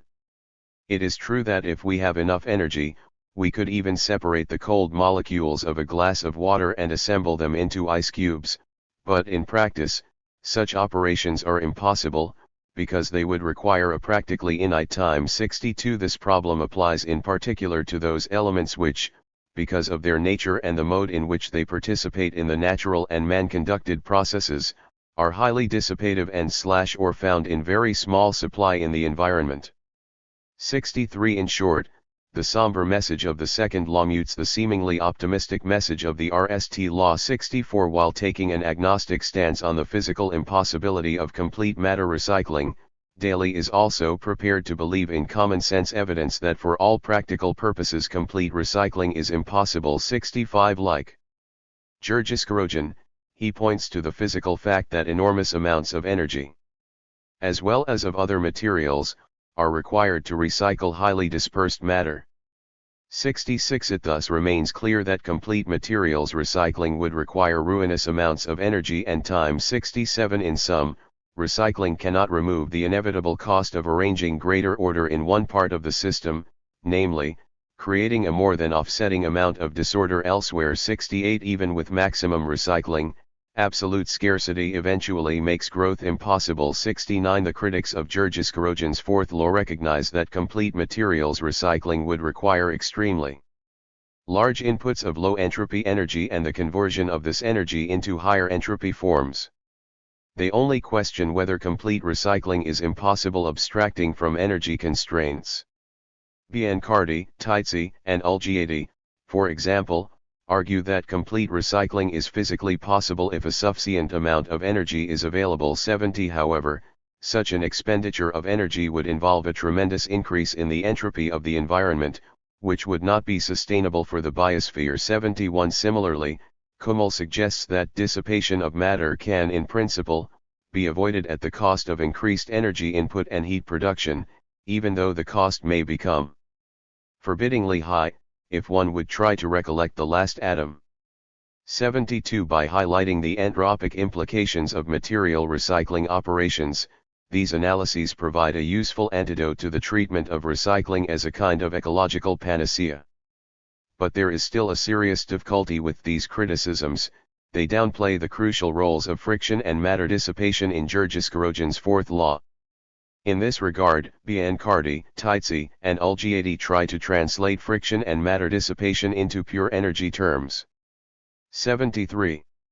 Specifically, they assert that the wasting and mixing of material during recycling merely involves a passage from an ordered energy form to a less ordered one. 74. This assumption occludes the qualitative material requirements of human production in Georges-Korogin's argument.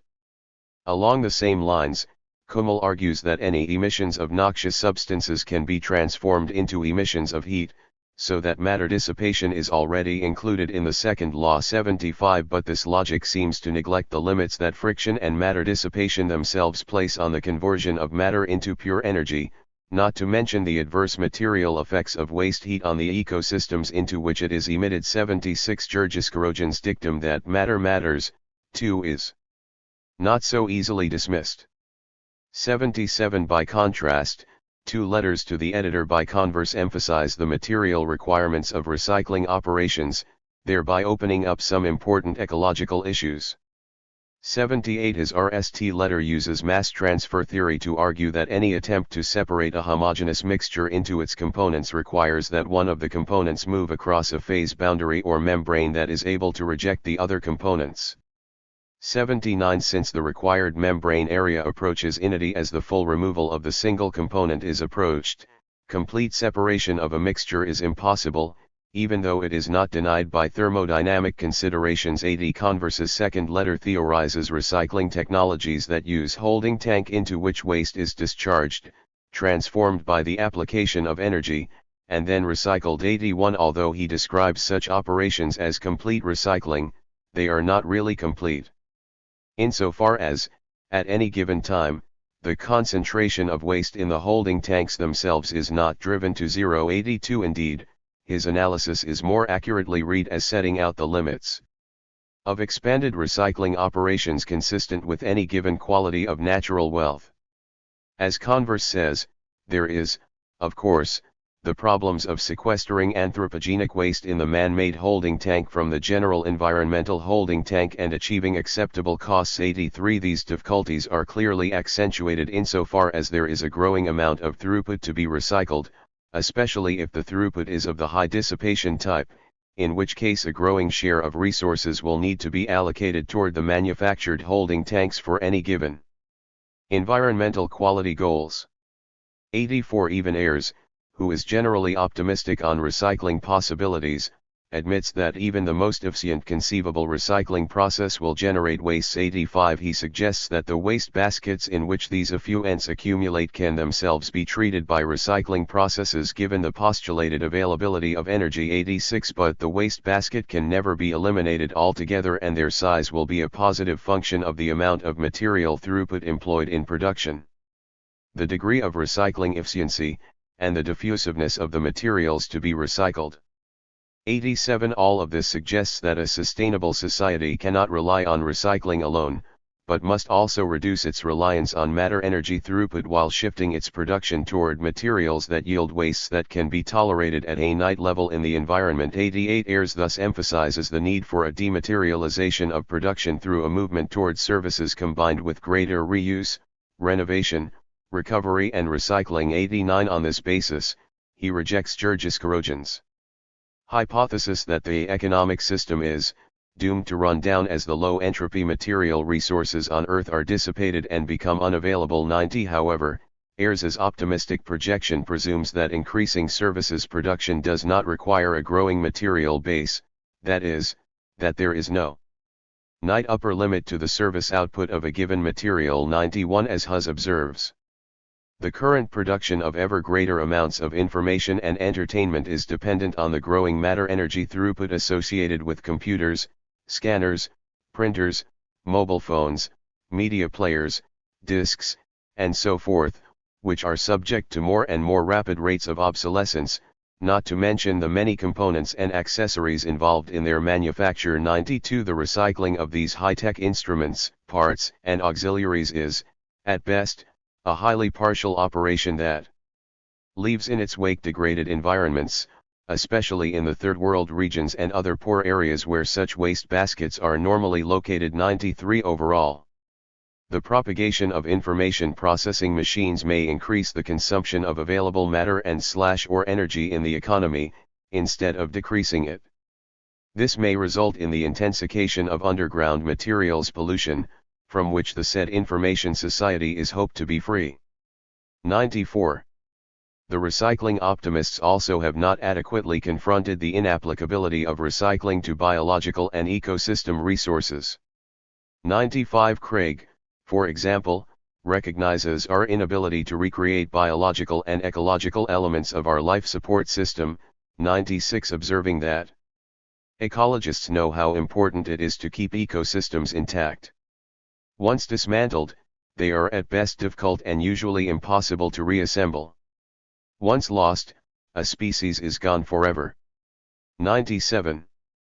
Yet the same author asserts that the theoretical limit to materials recycling is minute 98. Such a dichotomy between recycling and ecosystem reproduction is completely foreign to Jurgen-Skorojan's fourth law analysis, which recognizes that what is true for one dead lake is not true for all dead lakes. 99.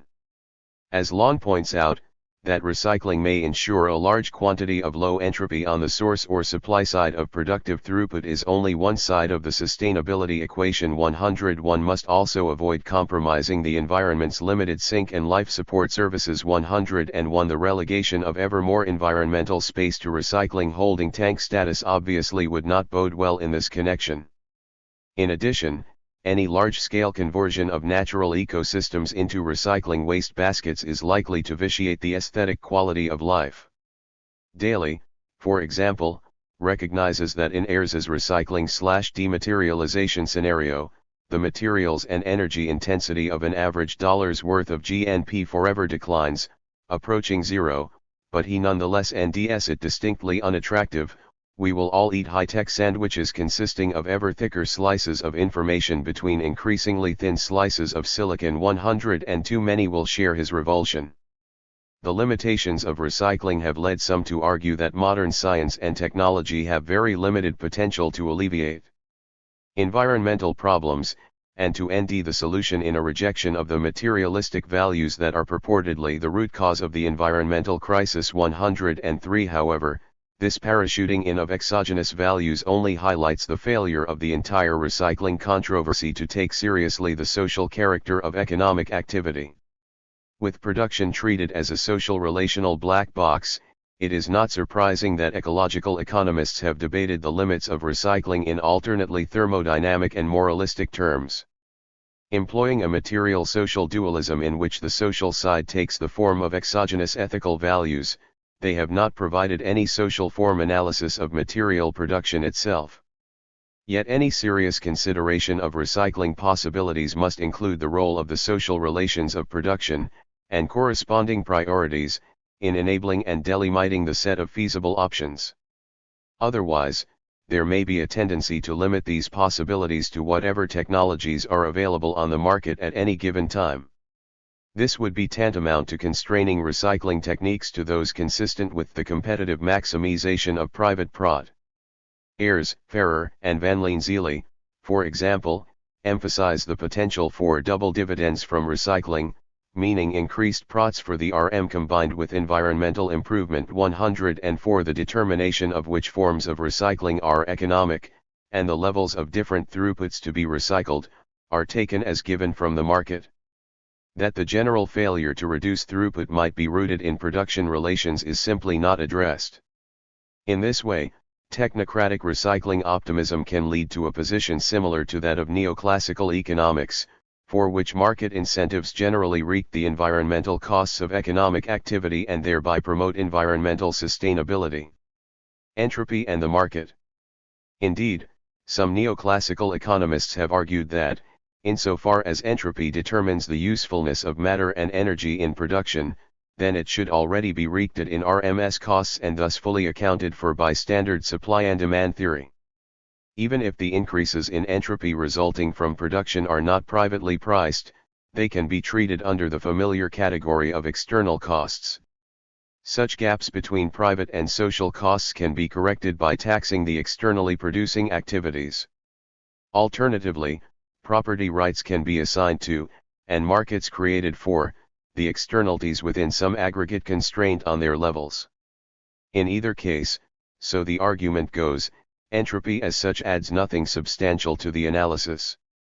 Burkett et al., for example, argue that in a market system, energy is valued only in terms of its inputs to the production of goods and services that satisfy the wants of individuals, so that the value of energy or the value of any other factor of production or consumption good derives from its productivity or usefulness. In this regard, 105 they apply the same argument to sources of low entropy in general. 106 so long as markets are reasonably competitive, the thermodynamic laws are indeed wreaked in markets. Marginal costs of the outputs of land, labor, and capital will wreak the opportunity cost of these factors. In the case of gas, the marginal value product of gas in producing work must be wreaked in its cost as an input in home heating. As the scarcity of work increases, the opportunity cost of gas for home heating will rise and, ceteris paribus, one would expect a shift in factor combinations away from the use of gas in non-work types of uses. Increases in the scarcity value of work lead to increased capital intensity, thereby altering systems to the end of performing more work for a given entropic change as well as reducing rejected heat. Of course, distortions in the rate of extraction of exhaustible resources due to market imperfections are reasonably well known in economics, and policies recommended by economic studies point to the obvious need for prices which wreak scarcity. 107. Similarly, Young suggests that if entropy became an important constraint in a given system, then price would rise as the night stock runs out. As technology retains the system boundaries, price would signal any change in relative scarcity from one state of the world to another. In an ideal world of perfect markets, and all that this implies concerning government regulations and property institutions, price would be a superior indicator of scarcity since it incorporates both entropic constraint and the effects of the technological redefinition of the system. 108. In this view, the Jurgiskerogen/daily application of the entropy law to economic processes is merely a rephrased expression of the exhaustible resources problem in the economics literature. 109 Insofar as entropy is just another term for changes in matter-energy endowments that enhance production costs, it adds nothing to traditional models based on the tension between depletion and pollution-induced scarcity and certain scarcity mitigating factors. 110. If entropy adds nothing to economic analysis, it follows that the adoption of an explicitly entropic approach must be based on value judgments, not scientific criteria. For neoclassical economists, market prices wreak the preferences of individuals and the costs of serving these preferences. The imposition of additional, entropically informed, values must therefore involve an overriding of consumer sovereignty. As Burkett et al. Put it. But unless one wishes to argue for a fundamental change in our system of values, it is not clear that thermodynamic considerations are inappropriately wreaked in prices. Within a value system where consumer preferences play the role of guiding output/input decisions, it is simply not clear as to how thermodynamic concepts are to be used in enriching the promulgation of public policy. 111. Any concern with entropy as such is, in short, a concern with ethical issues rather than the allocative efficiency of markets. 112 In reply, Daly reasserts the relevance of the entropy law as the ultimate basis of resource scarcity. The neoclassicals err in assuming that relative scarcity is the only kind of scarcity that matters. For Daly, the absolute scarcity of total low-entropy matter-energy places a previously neglected aggregate constraint on the physical scale of the economy. 113 Daly does not deny that market prices wreak relative scarcities. The problem is that this optimality of allocation is independent of whether or not the scale of physical throughput is ecologically sustainable. 114 Absolute scarcity must, therefore, be registered through a collectively enacted constraint on the aggregate O of matter and energy from the ecosystem through the economy, and back to the ecosystem. 115 This constraint, taking the form of quotas on resource depletion and human births, would wreak the fact that we collectively value sustainability, a value which, like that of justice, is not expressible at the level of individual choices in a competitive market.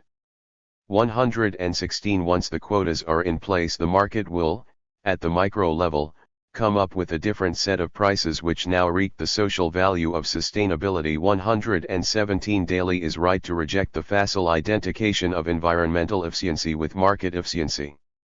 Unfortunately, he does not inquire into the social relational origins of the dualism between allocation and scale, that is, between private and collective values. How is it that people have become so alienated from nature that their dominant form of exchange, the market, places no value on environmental sustainability? Daly's failure to address this question weakens his response to the neoclassical critics in three closely related ways. First, he treats the allocation/scale dualism as a stark dichotomy rather than a dialectical unity indifference, and this leads to problems. Consider Daly's attempt to specify the allocation/scale relationship in micro/macro terms. The market is sensitive to scale issues at the micro level, but is insensitive to the macro level scale of the whole economy relative to the ecosystem. The fact that the market can substitute relatively abundant resources for relatively scarce ones is a great virtue, but does not remove the entropic constraint. Substitutability among various types of low entropy does not mean that there can be a substitute for low entropy itself. 118. The problem is that, precisely insofar as markets are sensitive to scale issues at the micro level, there does not have to be a substitute for low entropy as such in order for markets to promote its economization. As emphasized by Young, low entropy matter energy can only exist in particular, more or less useful, forms. 119 If specific low entropy resources become relatively scarce, and thus relatively high priced, this should, in the neoclassical view, encourage greater efficiency in the use and recycling of these resources. Whether such market-driven responses are ecologically adequate is an issue to be investigated, but Daly's analysis provides no tools for such a critical investigation. Indeed, he says that prices will register the social value of sustainability once his resource depletion and birth quotas are implemented. If this is the case, neoclassical economists can justably ask why the same quantities cannot be generated by letting the market set the proper scarcity prices. For any given set of market demand schedules, the results should be identical. Second, Daly's resource depletion quotas would necessarily take the form of specific limits on the use of particular forms of low-entropy matter energy. For non-renewables, Daly's quotas would be geared to the availability of renewable substitutes, which would obviously differ case by case. Even renewables quotas would differ according to their differential regeneration rates. Resource depletion quotas would, thus, be allocational by their very nature, even prior to their allocation by the market. The market's reallocation of both birth quotas and resource depletion quotas among different households and RMS would also place its own stamp on the overall rate and pattern of low-entropy matter energy depletion. Here, too, a social relational perspective on material production and productive priorities is needed to specify and evaluate the system's likely ecological impacts. Third, Daly's treatment of the economy as a social relational black box is shown by his failure to provide a systemic explanation of environmental crisis. His analysis posits that markets are only allocational devices that do not determine the scale of production, but this leaves the scale itself unaccounted for. He is thus forced to appeal to exogenous values, especially consumerism and growth mania, to explain the failure to control matter energy throughput. 120 The path to a sustainable system is likewise sought not in a transformation of socio-economic relations, but rather in a change of values guided by traditional religions which teach man to conform his soul to reality by knowledge, self-discipline, and restraint on the multiplication of desires. 121 In this respect, the neoclassical critics are right. Daly merely adds another layer of exogenous, subjectively determined preferences to the given consumer preferences of mainstream theory. 166 Chapter 5. 3. A Marxist approach to the economics of entropy. For Marxists, the economy's production relations shape its relations of exchange and distribution, as well as the priorities served by production. Accordingly, a Marxist analysis of the economy-entropy nexus begins by specifying these production relations materially and socially. Capitalism, nature, and the market. Capitalism is deemed by the complete social separation of the producers from necessary material conditions of production, starting with the land, and the recombination of the freed labor power and material conditions as wage labor producing commodities for a prod. Only under capitalism does capital dominate and constantly reshape production, as opposed to operating on the edges of production in the sphere of exchange. For present purposes, two aspects of this system are absolutely crucial. First, the dominant position of the market in capitalist society is an outgrowth of the wage-labor relation. With workers socially separated from productive wealth, their reproduction requires that they sell their labor power for a wage used to purchase means of subsistence on the market. True, markets and money have existed for millennia as means of exchanging surplus products among different households and communities. But the generalization of profit-driven production for the market, the never-ending pressure of competition on the producers, and the constant need for money in order to live, all owe themselves to the commodification of free labor power and its employment by autonomous enterprises controlling separate conditions of production. It is on this basis that the commodification of the means of production develops historically. In short, the market system is best viewed as an outgrowth of the alienation of the producers from the material conditions of production. Alienation from nature and marketization of exchange are two sides of the same coin. Second, capitalism's reproduction requirements are autonomous from the sustainable reproduction of labor power and natural conditions considered as ecologically co-evolving entities. 123 For capitalist production, all that matters is that labor power and material conditions be separately available in forms that can be combined as commodity production by wage labor. Given this precondition, capitalist reproduction does not depend upon any particular limit to the entropy level in its matter-energy environment. Nature, entropy, and capitalist valuation. As Marx demonstrated, capitalism reduces the substance of economic value to the abstract labor time objected in commodities. This value substance is specific to capitalism because it depends on the social separation of labor power from other inputs and its employment by competing enterprises as wage labor. There is an obvious tension between this reduction of value to abstract labor and the fact that production requires not just labor but also other forms of low-entropy matter-energy. This contradiction explains capitalism's unique tendency to freely appropriate natural conditions as valueless goods. 124 To have value, labor must be objected in use values whose production requires specific forms of low-entropy matter-energy. Yet, from the standpoint of the system as a whole, these requisite natural resources have no value. Sodfeo has demonstrated that the formation of commodity values occurs partly through the formation of market prices. 125 This is one way of establishing the necessity of money as a form of value under capitalism.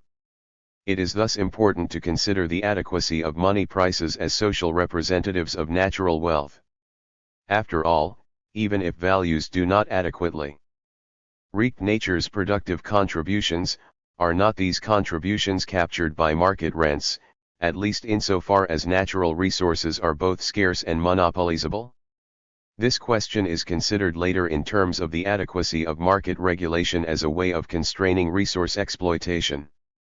Here, we draw attention to certain qualitative characteristics of money vis-a-vis natural wealth from an anthropic perspective. To begin with, money, unlike low-entropy matter-energy, is quantitatively unlimited. Capitalist production, driven as it is by the goal of maximum monetary accumulation, a goal forced on any recalcitrant enterprises by the pressure of competition, thus has an inbuilt tendency to overstretch its limited natural conditions. At the same time, money prices, like the labor values they mediate, are reversible. And, although the values of commodities may go up or down depending on developments in the productivity of labor, the general tendency is for values to fall. Such quantitative reversibility does not, of course, apply to the increases in environmental entropy brought about by production. Nor are these the only entropic contradictions of capitalist valuation. Money, like value itself, is a completely homogeneous entity. Its main function is to operate as pure quantity. The natural conditions of production, on the other hand, are hardly homogeneous, and hardly commensurable. Production depends on the qualitative variegation of low-entropy matter-energy. In addition, monetary values are completely divisible, unlike natural wealth, which is composed of highly interconnected and interdependent material, biological, and thermodynamic systems of varying entropy levels. Finally, monetary claims on wealth, currency, bank accounts, stocks, bonds, and so forth, are highly mobile, directly contradicting the locational specificities often characterizing natural ecosystems, mineral deposits, and so on. In sum, money and money prices are homogeneous, divisible, mobile, reversible, and quantitatively unlimited, by contrast with the qualitative variety, indivisibility, locational uniqueness, irreversibility, and quantitative limits of low-entropy matter-energy. It follows that production driven and shaped by monetary valuation is fundamentally antagonistic towards the natural conditions of human production and human development. Capitalist throughput, recycling, and anthropic degradation. The anti-ecological character of capitalist production should not be identified with a simple maximization of matter-energy throughput. Capitalism has its own rules governing waste and recycling. Competition among RMS penalizes any above normal throughput by not recognizing the labor time objected in it as socially necessary, value-creating labor. The normal waste, the labor objected in which does enter into commodity values, does not include any discarded materials or instruments that could have been profitably employed under current material social conditions. Individual enterprises also have a motive to reduce matter-energy waste to subnormal levels in order to enjoy lower unit costs and thus surplus profits and/or rising market shares. This incentive encompasses the development of more efficient and profitable methods of recycling the matter-energy byproducts of production. 126 Insofar as supplies of low-entropy matter-energy yield rents to their sellers, the RMS employing these supplies have an obvious incentive to economize on their use. Contrary to Daly, the scale of capitalist matter-energy throughput cannot be analytically divorced from the system's allocational mechanisms, that is, from market valuation. But the scale/allocation dialectic is a two-edged sword. Although capitalism's competitive allocation in its own way limits matter-energy waste and promotes recycling, it does so within a general tendency toward the conversion of matter and energy into commodities on an ever greater scale.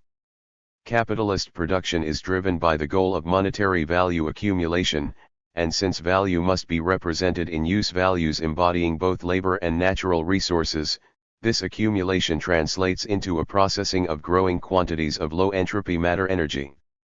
Competition also presses individual RMS to increase the productivity of their labor forces, which means increases in the matter and energy processed per hour of labor. Although RMS feel a competitive pressure to keep matter-energy throughput at or below the competitive norm, the norm is itself a function of the more basic pressure and profit incentive to boost output per labor hour.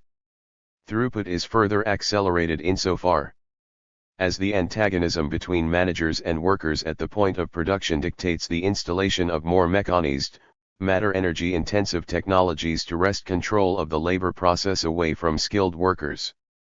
Market allocation hardly ensures an ecologically sustainable level and pattern of matter-energy use.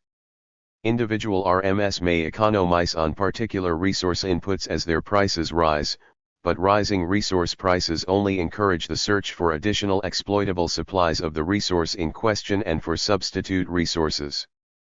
In cases where renewable resources are monopolizable, private profit maximization cannot be relied upon to maintain sustainable extraction or harvesting rates, especially insofar as future profits are discounted in favor of current profits.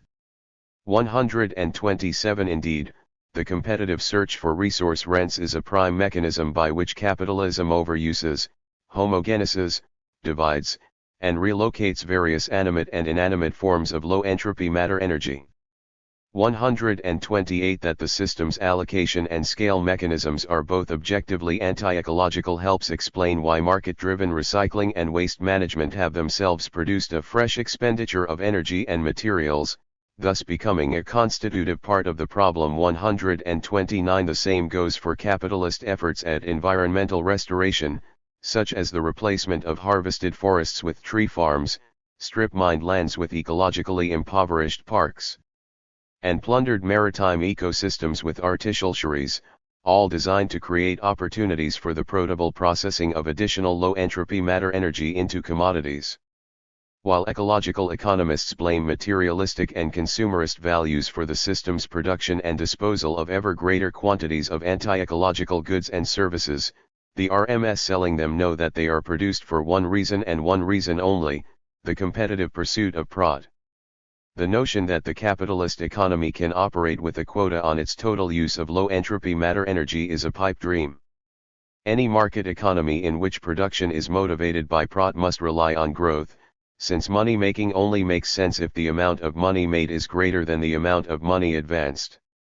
As Altvater observes, the steady-state principle is thus rational within the ecological system. And yet, what is rational in the ecological system is irrational in terms of market economics, an economy without profit. The logic of the market makes it necessary to aim for a money surplus, without which a microeconomic unit has to admit defeat and declare itself bankrupt.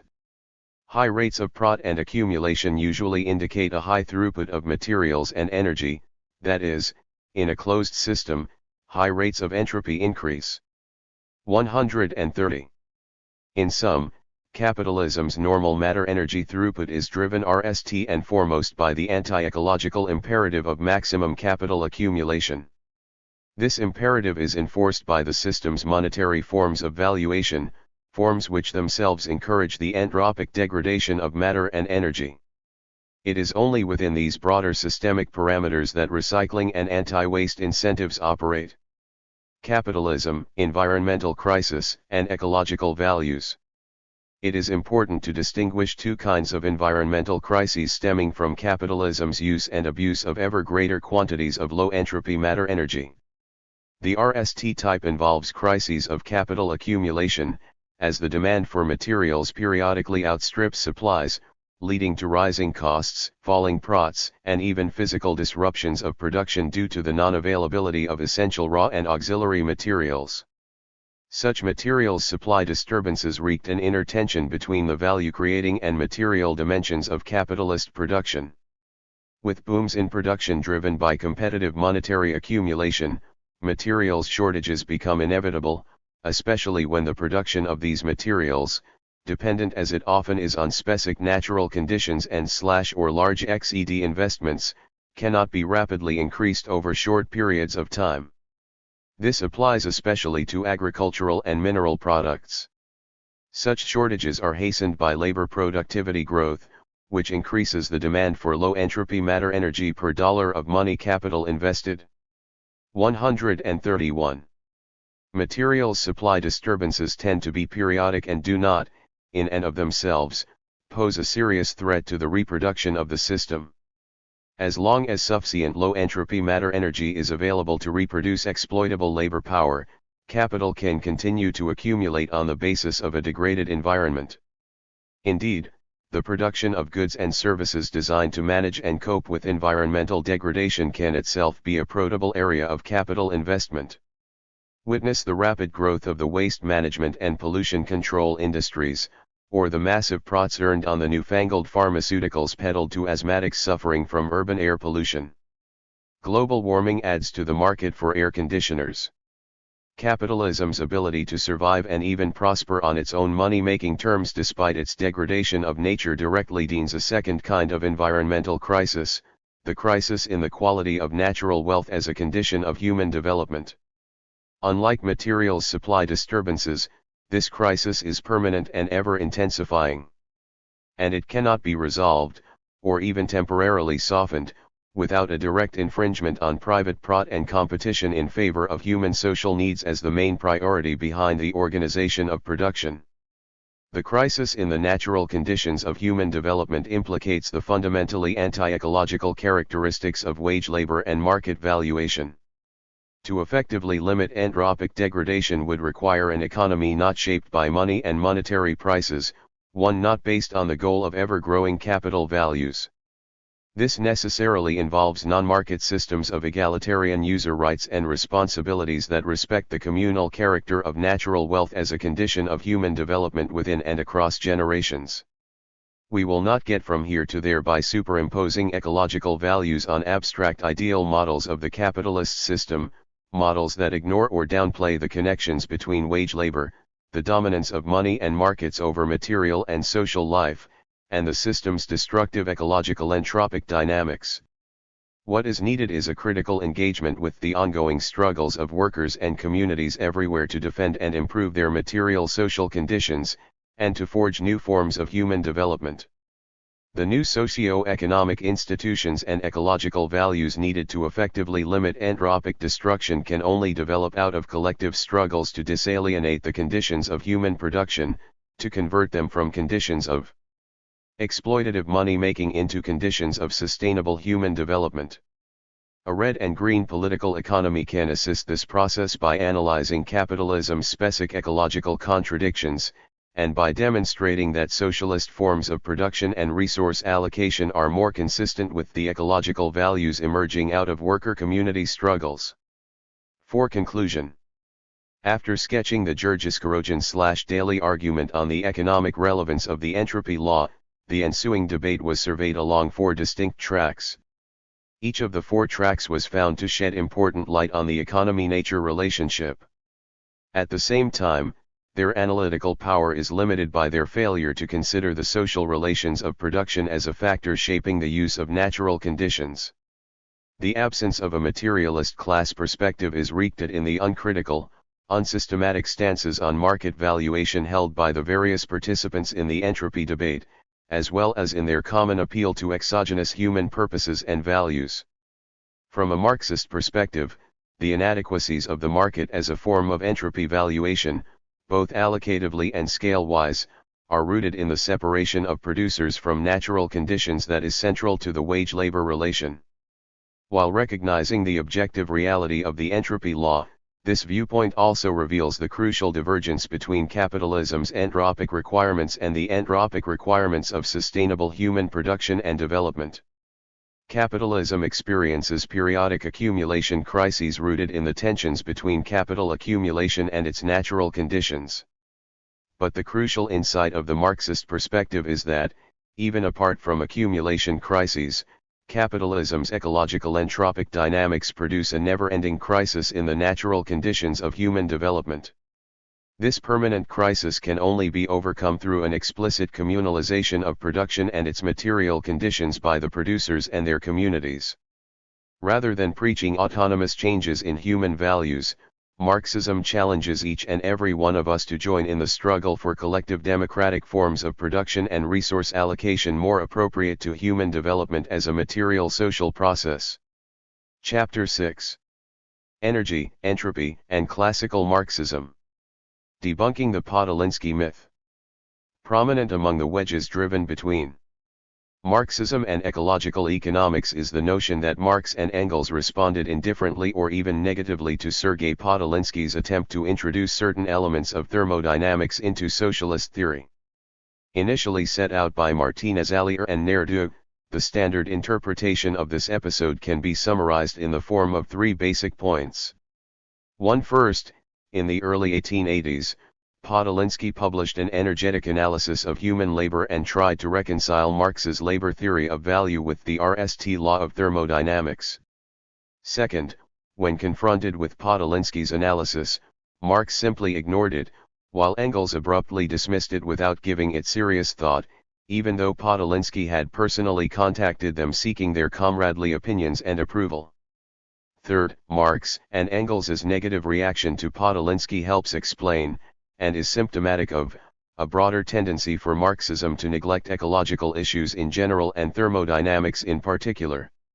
Variously repeated, the above narrative is now a key element of the conventional wisdom among Ecological economists and other environmental thinkers that Marxism suffers from inherent ecological deficiencies. 2. Section I summarizes a recent study of the Podolinsky business, 3 by Foster and Burkett, that throws the RST2 elements of the standard narrative into serious doubt. 4. A subsequent study by the same authors establishes that Marx and Engels' own analyses of capitalism already contain positive responses to the specific ecological concerns raised by Podolinsky's analysis. 5. This more affirmative study is summarized in Section 2. The chapter concludes with a brief discussion of the relations between Marx and Engels' historical and dialectical frameworks, their grasp of complex ecological systems, and ecological economics. For Marx and Engels, the emphasis was on irreversible change and qualitative transformation, making their historical materialism a precursor of contemporary complexity theory. 6. This explains why they were able to appreciate the significance of energy and the RST law of thermodynamics, while rejecting energy reductionism in favor of a socio-metabolic and anthropic conception of capitalist industrialization, environmental crisis, and the necessity of socialism. What remains of the Podolinsky myth?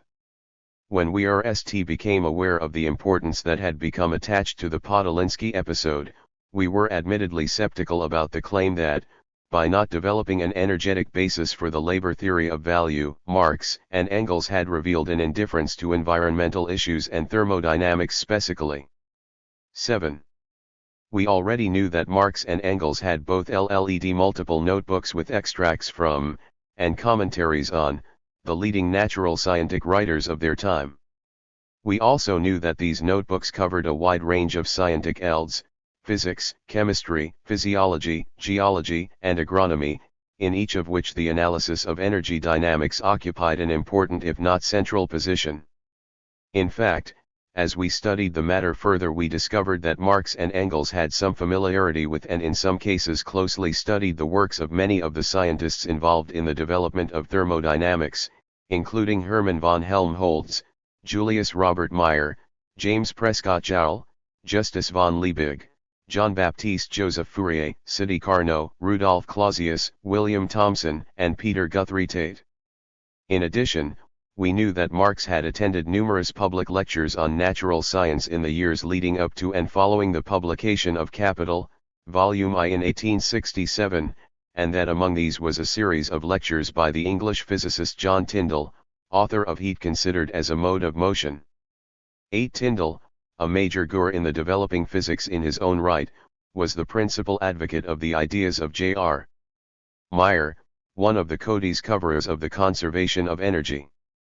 Marx followed Tyndall's research on the sun's rays, particularly as it related to heat. Marx and Engels were also close students of the development of knowledge about electricity, including the work of Michael Faraday, who invented the RST electric motor. In 1882, Marx followed closely the results of the French physicist Marcel Duprez, whose research was directed at the distant transmission of electricity.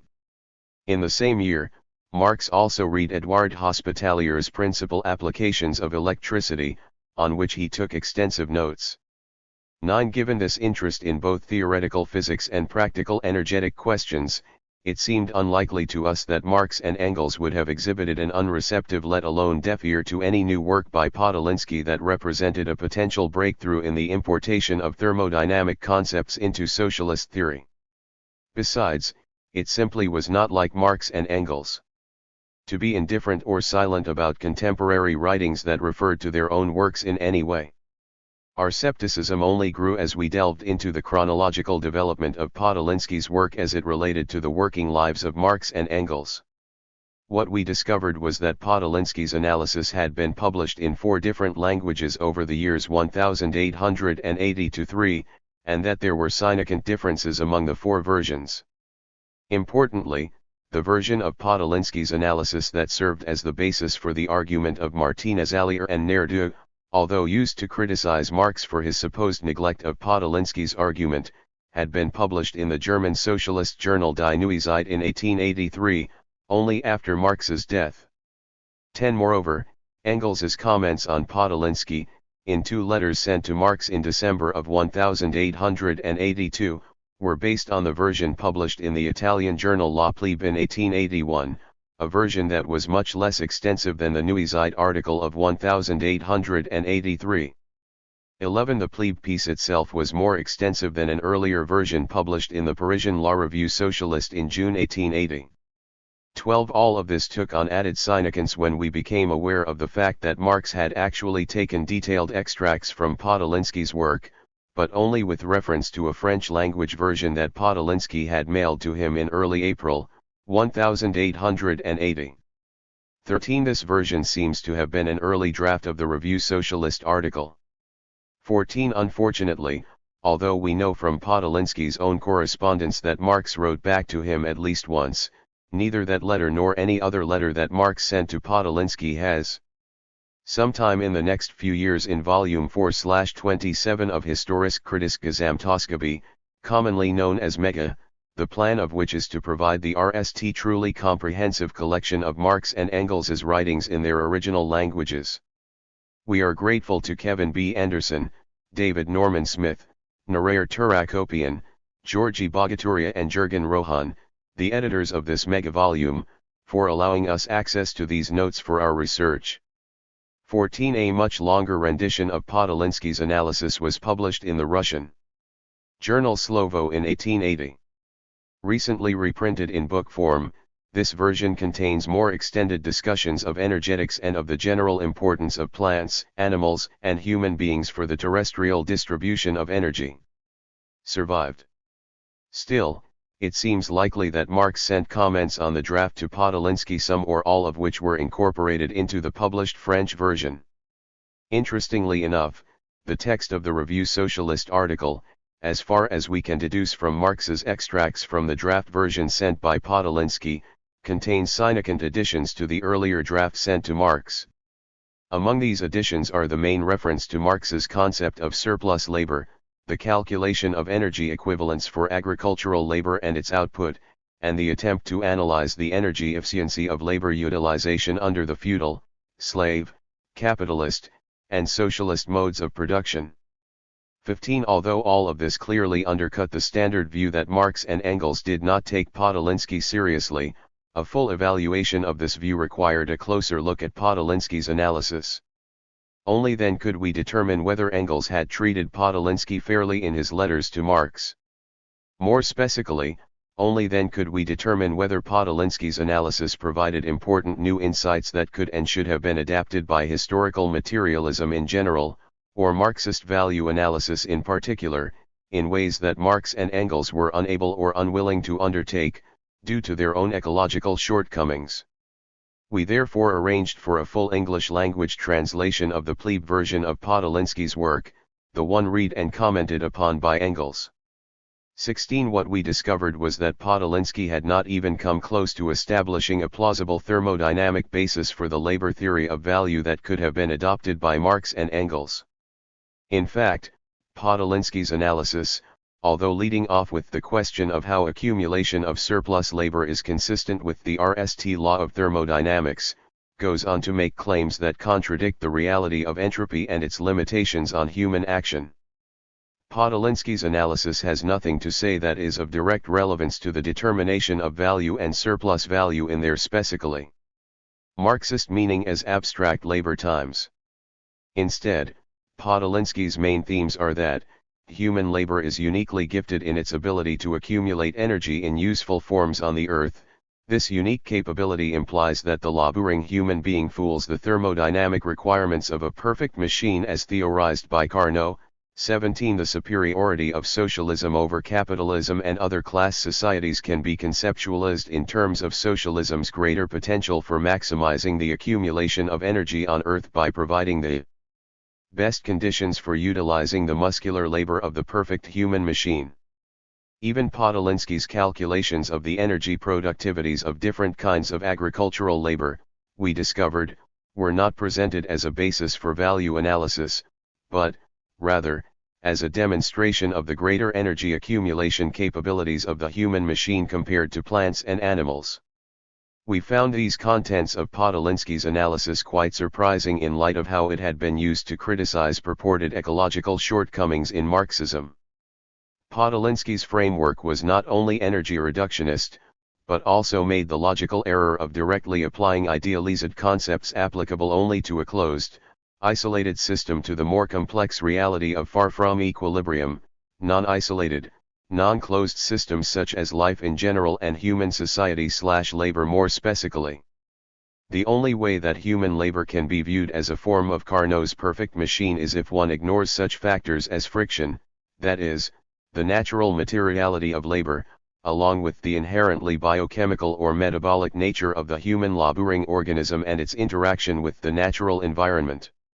The limitations of Podolinsky's perfect machine argument will be familiar to most ecological economists from the reaction generated by Khalil's suggestion that the economic process should be conceived after the Carnot cycle, and not the entropy law. 18 Similar to Podolinsky, Khalil argued incorrectly that, insofar as human labor and the Carnot cycle are both designed purposefully to produce network or free energy, neither one is limited by the non-purposeful, mechanistic entropy law.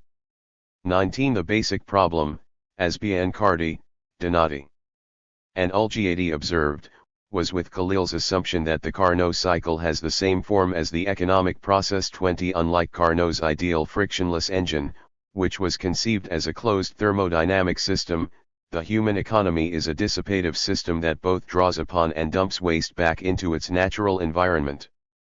By neglecting this crucial form divergence, both Khalil and Podolinsky confused the fact that the reproduction of human life feeds upon the Zacian of low-entropy matter energy in useful forms, with the fantastic notion that this need not involve increasing entropy from the standpoint of the total biospheric system with which the system of human reproduction co-evolves. Imagine our astonishment, then, when we realized that Engels's main criticisms of Podolinsky already focus precisely on some of the limitations adumbrated above.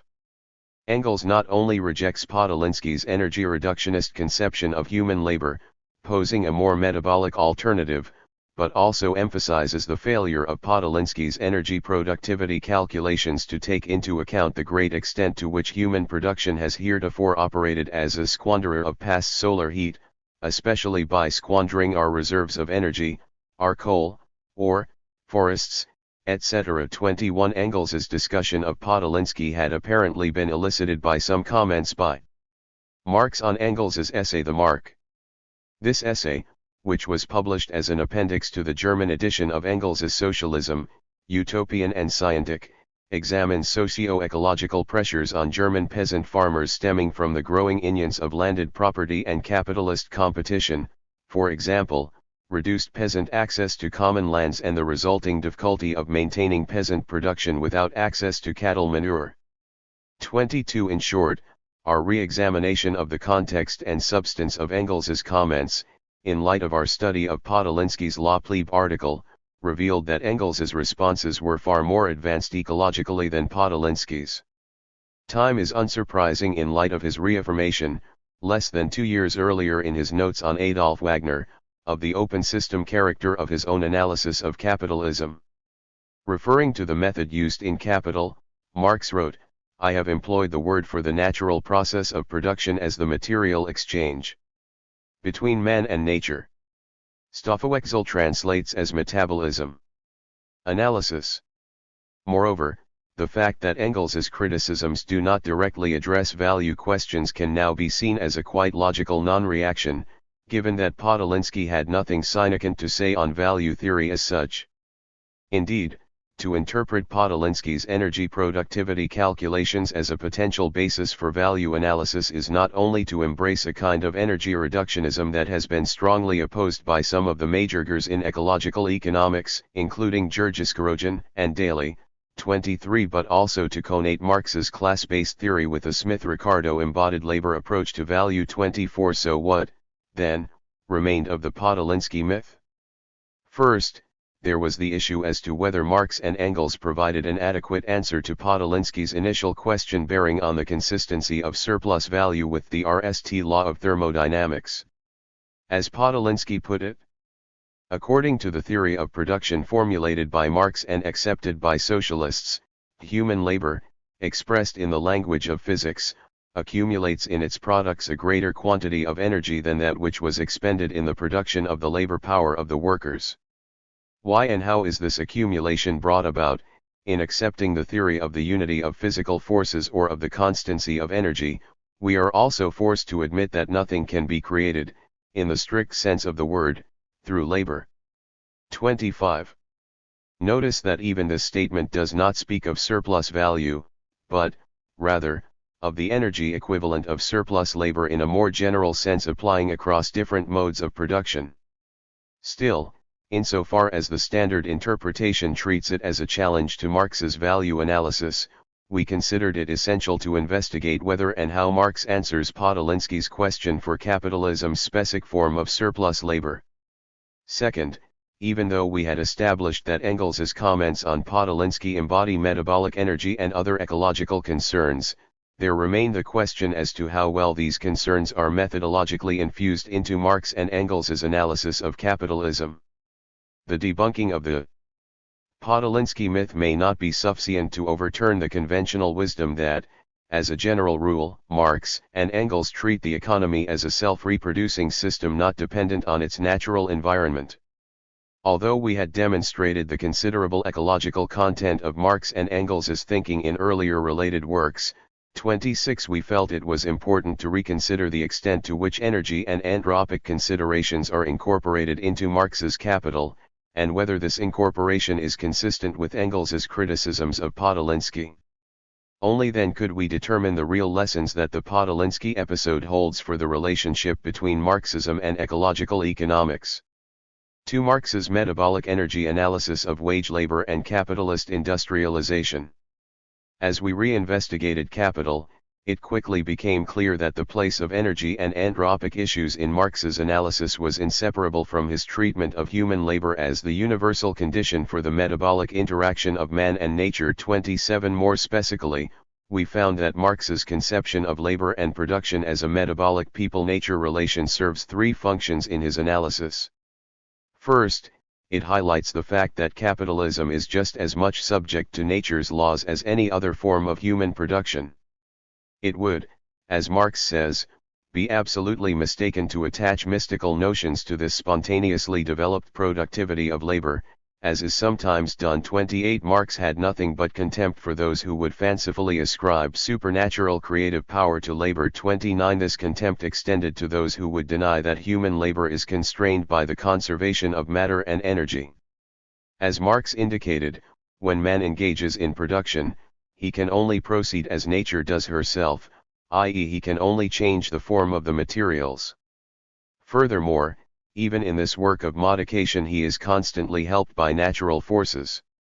30. Driving the point home, Marx approvingly quotes the Italian political economist Pietro Verri, who had insisted that all the phenomena of the universe, whether produced by the hand of man or by the universal laws of physics, are not to be conceived as acts of creation but solely as a reordering of matter. Composition and separation are the only elements found by the human mind. Whether earth, air, and water are turned into corn in the elds, or the secretions of an insect are turned into silk by the hand of man, or some small pieces of metal are arranged together to form a repeating watch. 31. Such passages make it clear that Marx applies metabolic energy categories quite literally to human production, not as a mere analogy. As noted by Grisi and Paulzig, what is involved here is no picture, no metaphor for visualization, but rather a rich concept. The exchange of matter by living organisms, according to the physiologist's definition, remains for Marx what it is, neither watered down nor generalized, as is often done. Exchange of matter is taking up, reshaping, storing, and giving up of matter with an exchange of energy taking place simultaneously. The same content applies, and here lies the discovery of Marx, not only to living but also to social systems, insofar as social life is also actually life in the physiological sense, arising out of social life and developing further its material basis. 32. Second, Marx's treatment of labor and production as a socially organized exchange of matter and energy between people and nature enabled him to avoid energy reductionism. This is evident from his close study of Liebig, under whose influence Marx explored in great detail the metabolic rift between nature and society manifested in the extraction of nutrients from the soil in the form of food and debris and their transportation hundreds and thousands of miles to urban centers where they eventually took the form of human and animal wastes, breaking the natural cycle that returned the nutrients to the soil. In this way, Marx explored problems of the human dependence on nature, which, while not independent of energy issues, could not be reduced to pure energetics. 33. Marx's adamant refusal to embrace energy reductionism seems to foreshadow Georges famous dictum that matter matters.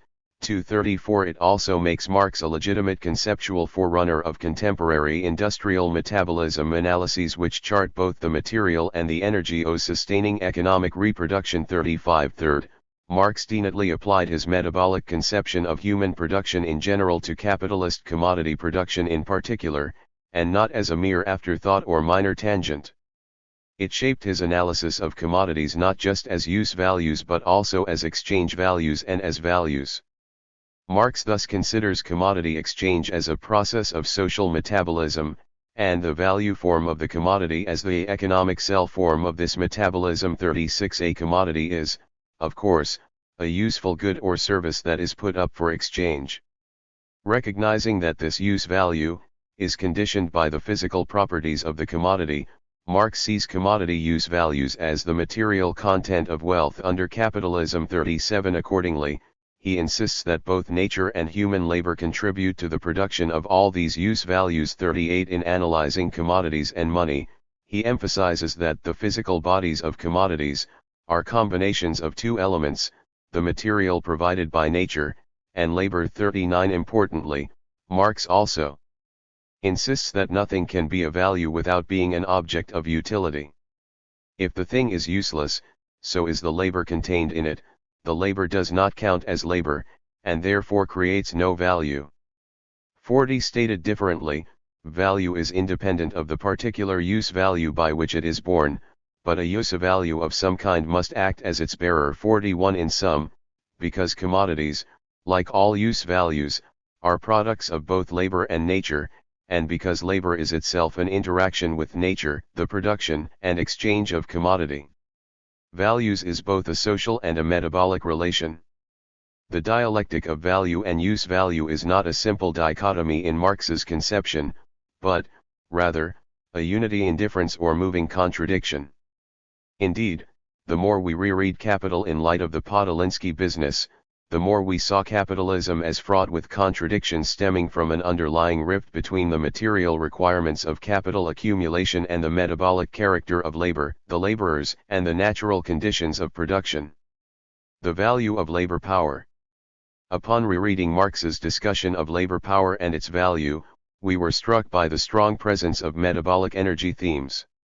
To begin with, Marx defines labor power, or labor capacity, as the aggregate of those mental and physical capabilities existing in the physical form, the living personality, of a human being, capabilities which he sets in motion whenever he produces a use value of any kind. 42. Labor power is a natural object, a thing, although a living, conscious thing. 43. It is, above all else, the material of nature transposed into a human organism. 44. The metabolic energy content of Marx's conception is evident not just from his choice of the term labor power, but also from an alternative translation of the definition just quoted. Labor power itself is energy transferred to a human organism by means of nourishing matter. 45. Energy considerations are, accordingly, central to Marx's analysis of the value of labor power. As is well known, Marx identifies labor power's value with the value of the commodities entering into the consumption of workers and their families. Two portions of this consumption are distinguished, a physical subsistence component and a historical and moral element. 46. Our main concern here is with the physical subsistence element. This begins, of course, with the workers' natural needs, such as food, clothing, fuel, and housing, needs which vary according to the climatic and other physical peculiarities of his country. 47. Even at this basic level, Marx recognizes not just the energy requirements of the individual worker's reproduction, but also the role of matter energy dissipation. Precisely because labor power exists only as a capacity of the living individual, it is by nature subject to wear and tear, and death. 48 The owner of labor power is mortal, and must therefore perpetuate himself, by procreation. 49 Hence, the value of labor power includes the value of commodities necessary for the worker's replacements, i.e. his children, in order that this race of peculiar commodity owners may perpetuate its presence on the market. 50 But the metabolic dimension only becomes fully apparent with Marx's consideration of the connections between the worker's laboring activity and labor power's value. The use of labor power is, after all, labor itself, and the purchaser of labor power consumes it by setting the seller of it to work. 51 This is true whether labor is considered as production of use values or as production of values. Even though the substance of value is abstract labor, the creation of value still requires the transposition of labor power into labor, that is, a productive expenditure of human brains, muscles, nerves, hands, etc., of the labor power possessed in his bodily organism by every ordinary man. 52 Conservation of labor's value creating power therefore imposes additional maintenance requirements on the worker. However, labor power becomes a reality only by being expressed, it is activated only through labor. But in the course of this activity, i.e. labor, a finite quantity of human muscle, nerve, brain, etc. is expended, and these things have to be replaced. Since more is expended, more must be received. If the owner of labor power works today, tomorrow he must again be able to repeat the same process in the same conditions as regards health and strength. His means of subsistence must therefore be sufficient to maintain him in his normal state as a working individual. 53. An alternative translation of the italicized sentence is, this increased expenditure demands a larger income. 54 Here, Marx is employing an energy income and expenditure framework adapted from the work of the great German energy physiologist Ludimar Hermann. We know that Marx studied Hermann's Elements of Human Physiology, which treats energy use in human labor from a biochemical standpoint. 55 In Hermann's analysis, energy income connotes consumption of energy sources convertible into work, while energy expenditure refers to the loss of energy to the laborer when work is done. Marx evidently found Hermann's approach quite useful for determining the ultimate or minimum limit of the value of labor power, that is, the value of the commodities which have to be supplied every day to the bearer of labor power, so that he can renew his life process in something more than a crippled state. 56 Marx follows Hermann in not reducing the content of the energy income and expenditure process to pure energetic terms. For Hermann, the biochemical compositions of energy income and expenditure, and their degree of compatibility with nutritional and other metabolic functions, help determine whether any given work process is consistent with the healthy reproduction of the laborer. 57 Different kinds of labor require different biochemical forms of energy income, and this relationship is also affected by how well rested the worker is from past labors. Path dependency effects are crucial to this metabolic process. The worker cannot be treated like a steam engine that will just keep running as long as adequate coal is shoveled in. Marx applies this aspect of Hermann's approach when dealing with the relation between the value of labor power and the length of daily work time. When the working day is prolonged, the price of labor power may fall below its value, although that price nominally remains unchanged, or even rises. The value of a day's labor power is estimated, on the basis of its normal average duration, or the normal duration of the life of a worker, and on the basis of the appropriate normal standard of conversion of living substances into motion as it applies to the nature of man. Up to a certain point, the increased deterioration of labor power inseparable from a lengthening of the working day may be compensated for by making amends in the form of higher wages. But beyond this point deterioration increases in geometrical progression, and all the requirements for the normal reproduction and functioning of labor power cease to be fooled. The price of labor power and the degree of its exploitation cease to be commensurable quantities. 58. In a footnote to the passage just cited, Marx provides a quotation from a work by the father of the fuel cell, the English jurist and physical chemist Sir William Robert Grove, entitled On the Correlation of Physical Forces, which states, the amount of labor which a man had undergone in the course of 24 hours might be approximately arrived at by an examination of the chemical changes which had taken place in his body, changed forms in matter indicating the anterior exercise of dynamic force. 59 Marx and Engels had, in fact, read Grove's book with deep interest as early as 1864-5 as part of their studies of the mechanical theory of heat and the convertibility of different forms of energy. 60 They were familiar with the fourth edition of Grove's work, published in 1862, in which Grove had already provided a detailed discussion of the second law of thermodynamics. 61 Marx obviously found these studies directly relevant to his analysis of the value of labor power. 62 At this point our investigation had revealed that Marx's metabolic analysis of the value of labor power clearly incorporates the conservation of energy as well as the inevitability of matter-energy dissipation, but without falling prey to energy reductionism. We were not very surprised, then, to nd that Engels had criticized the crude mechanistic and energy reductionist purposes to which thermodynamics had been put in some analyses of human labor. As he wrote in the Dialectics of Nature, let someone try to convert any skilled labor into kilogram meters and then to determine wages on this basis. Physiologically considered, the human body contains organs which in their totality, from one aspect, can be regarded as a thermodynamical machine, where heat is supplied and converted into motion.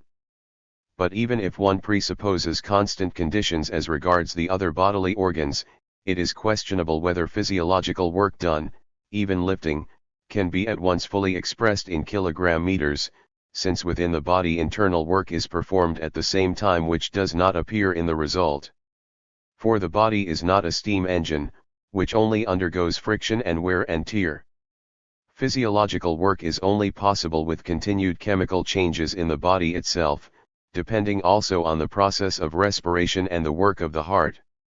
Along with every muscular contraction or relaxation, chemical changes occur in the nerves and muscles, and these changes cannot be treated as parallel to those of coal in a steam engine. One can, of course, compare two instances of physiological work that have taken place under otherwise identical conditions, but one cannot measure the physical work of a man according to the work of a steam engine, etc., their external results, yes, but not the processes themselves without considerable reservations. 63.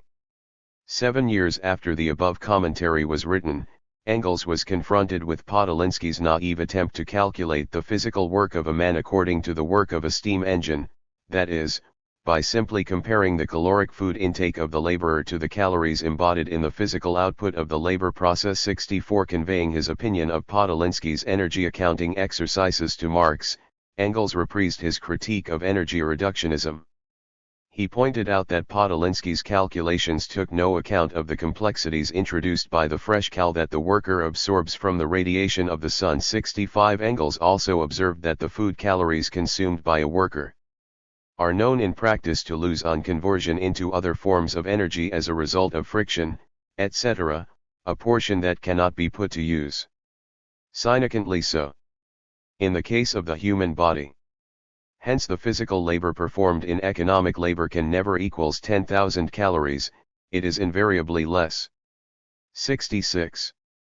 Along with this initial clear recognition of matter-energy dissipation, that is, of entropy, Engels considered further qualifications to Podolinsky's calculations stemming from the metabolic workings of the laboring organism. For example, he pointed out how Podolinsky assumed that all physical labor is economic labor, when, in reality, much of the energy expenditure of the worker is lost in the increased heat given off by the body, etc., and such useful residue as remains lies in the fertilizing property of excretion. 67 In short, our research led us to conclude that compared to Podolinsky's energy reductionist framework, Engels's metabolic approach, consistent with Marx's analysis of the value of labor power, is more sensitive to the ecological complexities and anthropic nature of the labor process. How Marx answers Podolinsky's question. Our investigation also revealed that, at several points in Capital and its preparatory works, Marx considers the creation of surplus value in terms of the difference between the energy equivalent of the value of labor power, as determined by the labor required to produce the means of subsistence purchased with the wage, and the energy expended by labor power, insofar as it corresponds to the energy content of the commodities in which value is objected. But we knew, given the inability of the commodity form to capture the metabolic energetic requirements of labor power and the work it performs, that it would be as incorrect to identify the energy equivalent of labor power's value with all the energy that enters into the reproduction of labor power as it would be to identify the energy content of commodity values with all the energy entering into their production. 1.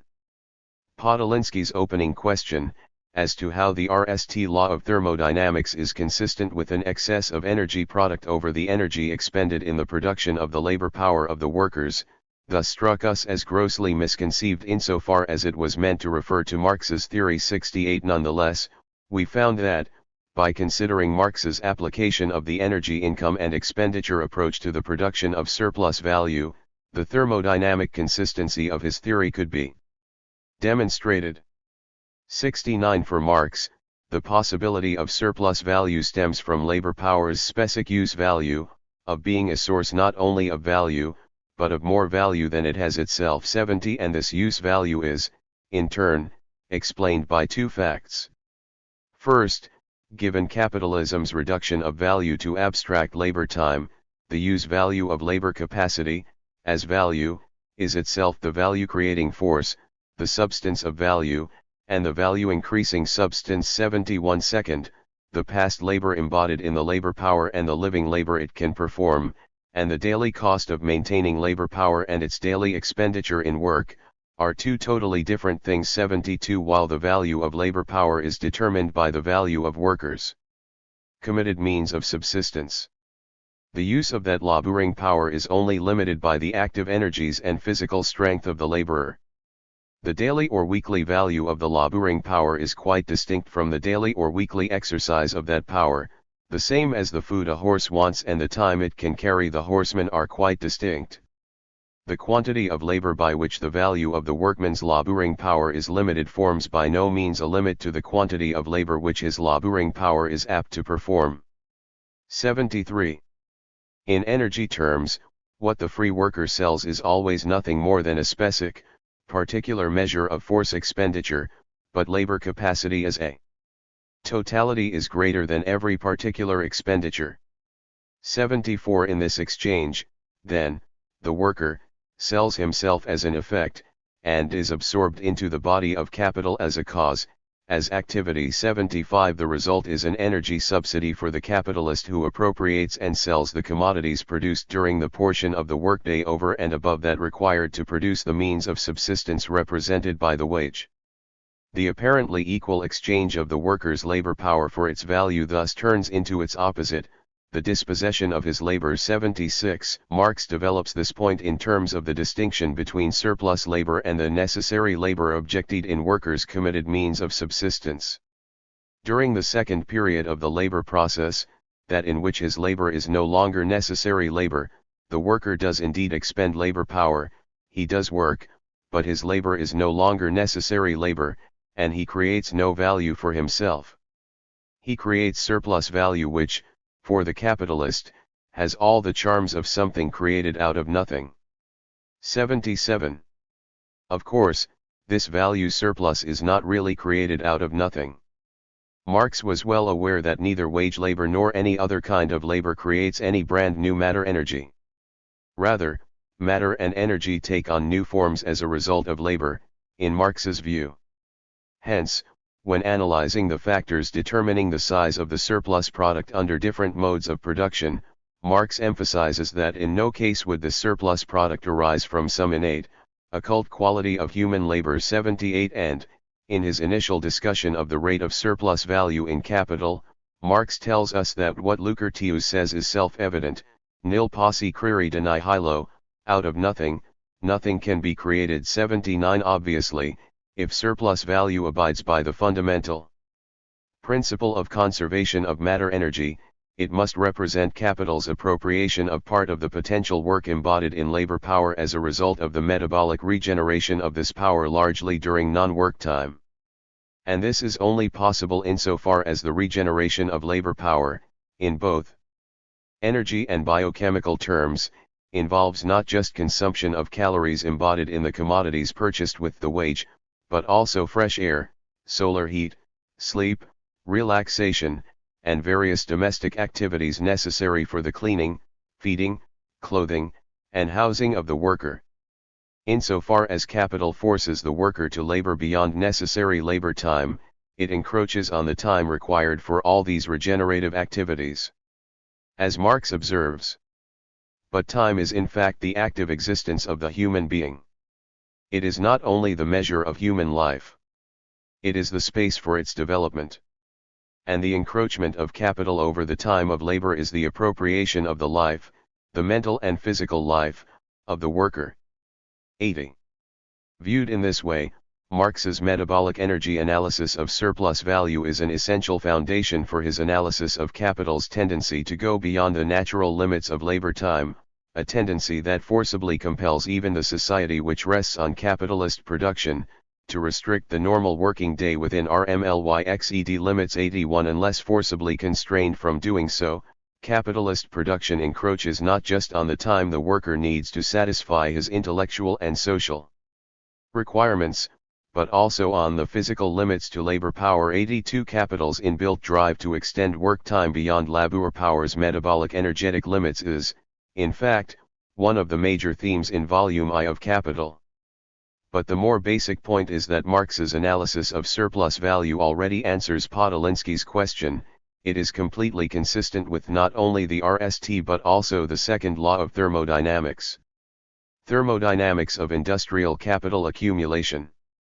In light of the conventional wisdom that Marx's analysis of capitalist industrialization ignores energy issues, 83 we were stunned to nd that thermodynamics, the conservation of energy, its entropic dissipation through friction in particular, and the correlation of physical forces, are central to Marx's treatment of machinery and large-scale industry in Chapter 15 of Capital, Volume I. This chapter represents the core of Marx's analysis of industrial development under capitalism. Together with Marx's broader discussion of labor productivity and raw materials processing, it explains the massive acceleration of matter-energy throughput generated by this mode of production. Marx treats the Industrial Revolution in terms of a model of machinery systems consisting of three essentially different parts: the motor mechanism, the transmitting mechanism, and nally the tool or working machine. 84 He analyzes machine-based production as a transfer of force from one part of the system to another, starting from the motor mechanism, which acts as the driving force of the mechanism as a whole, on through the transmission mechanism, which regulates the motion, changes its form where necessary, and divides and distributes it among the working machines, and nally to the working machine, which, using this motion, seizes on the object of labor and modifies it as desired. 85 This entire framework is clearly informed by an extensive theoretical and practical study of both energy conservation and the mechanics of energy transfer. 86 In an 1863 letter to Engels outlining his research for the section on machinery, Marx wrote that he had not only reread all my notebooks on technology, but was also attending a practical course for working men given by Professor Willis. 87 The lecturer was the Reverend Robert Willis, the brilliant British architect and mechanical engineer. The mechanics of energy transmission were a central theme in these lectures, as is clear from the working models that Willis himself designed and integrated into an instructional system. 88 When combined with Marx's theoretical and historical studies, such practical instruction led him to argue that the Industrial Revolution started not with the motor mechanism and its energy sources, but rather with the tool or working machine, specifically with the mechanization of the portion of labor that involved working directly on the principal material. As explained in Capital, the entire machine is only a more or less altered mechanical edition of the old handicraft tool. The machine, therefore, is a mechanism that, after being set in motion, performs with its tools the same operations as the worker formerly did with similar tools. Whether the motive power is derived from man, or in turn from a machine, makes no difference here. 89. This argument establishes a connection between human social relations and the development of these material modes of production. 90. After all, the ability of the capitalist to separate the tool from the worker and install it in the machine, and the subsequent application of science to the technical improvement of machinery on the capitalist's profit-making behalf, presumed that the worker had already been socially separated from control over the means of production. 91. But this historical primacy of social relations, and corresponding primacy of machine tools over energy sources and mechanisms, hardly prevented Marx from emphasizing the crucial enabling role of power supply and transmission in the Industrial Revolution.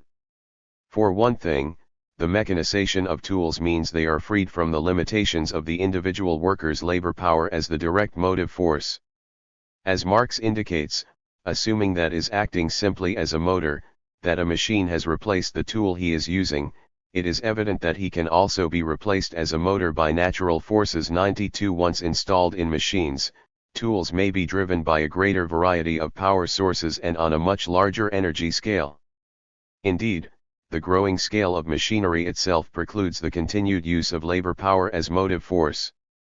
An increase in the size of the machine and the number of its working tools calls for a more massive mechanism to drive it, and this mechanism, in order to overcome its own inertia, requires a mightier moving power than that of man, quite apart from the fact that man is a very imperfect instrument for producing uniform and continuous motion. 93. The replacement of labor power with other motive forces starts with a call for the application of animals, water, and wind as motive powers, but soon graduates to the development of coal-driven steam engines and, eventually, electric power mechanisms. 94. It is here, with the development of motor mechanisms and their power sources in response to the energy demands of increasingly complex and large-scale machine tool systems, that Marx emphasizes the role of friction as a fundamental anthropic process. Hence, in explaining that the increase in the size of the machine and its working tools calls for a more massive mechanism and motor force to drive it, Marx observes that the question of force became critical when water power, which, in Britain, had hitherto been the main source of power, no longer seemed adequate. The use of water power preponderated even during the period of manufacture. In the 17th century attempts had already been made to turn two pairs of millstones with a single water wheel. But the increased size of the transmitting mechanism came into conflict with the water power, which was now insufficient, and this was one of the factors which gave the impulse for a more accurate investigation of the laws of friction. 95. Marx goes on to observe that with tools, converted from being manual implements of man into the parts of a mechanical apparatus, it became possible to reduce the individual machine to a mere element in production by machinery, but this presumed that the motive mechanism was able to drive many machines at once. 96. Thus, the required motor mechanism grows with the number of the machines that are turned simultaneously, and the transmitting mechanism becomes an extensive apparatus. 97. Insofar as the object of labor goes through a connected series of graduated processes carried out by a chain of mutually complementary machines of various kinds, the power source must meet demanding scale, excibility and transmission requirements. 98. In the industries using machines to produce precision machines, especially, an essential condition, was a prime mover capable of exerting any amount of force, while retaining perfect control. 99. The material nature of water power precluded its use for such purposes beyond a certain level and locality, given problems of friction, containment, storability and transportability. The O of water could not be increased at will, it failed at certain seasons of the year, and above all it was essentially local. Not till the invention of Watt's second and so-called double-acting steam engine was a prime mover found which drew its own motive power from the consumption of coal and water, was entirely under man's control, was mobile and a means of locomotion, and, nally, was of universal technical application and little affected in its choice of residence by local circumstances. 100. Obviously, matter matters, too, in Capital's analysis of the energetics of capitalist industrialization. One can then understand why Marx paid such close attention to the physical wear and tear of machinery. In the chapter on machinery and large-scale industry, we are told that the physical deterioration of the machine is of two kinds. The one arises from use, as coins wear away by circulating, the other from lack of use, as a sword rusts when left in its scabbard. Deterioration of the RST kind is more or less directly proportional, and that of the second kind to a certain extent inversely proportional, to the use of the machine. 101. Such physical deterioration is central to the analysis of the costs of XED capital replacement and repair in Volume 2, Chapter 8 of Capital, where Marx again distinguishes between wear and tear from actual use and that caused by natural forces, showing through various real-world examples how the labor necessitated by each type enters into the values of commodities. 102. Aside from friction, another reason why Marx eschewed energy reductionism in his analysis of industry was his awareness that capitalism's development of the social powers of labor involved not just machines and their motive forces, but also the appliance of chemical and other natural agencies in a way that is not reducible to pure energy transmission. 103. This is most evident from Marx's analysis of capitalist agriculture, where the conscious technological application of science in the service of product-making confronts a barrier in the fertility of the soil with its necessary basis in the metabolic interaction between man and the earth. 104. But there is an irreducible biochemical element in any kind of production where something is added to the raw material to produce some physical modification of it,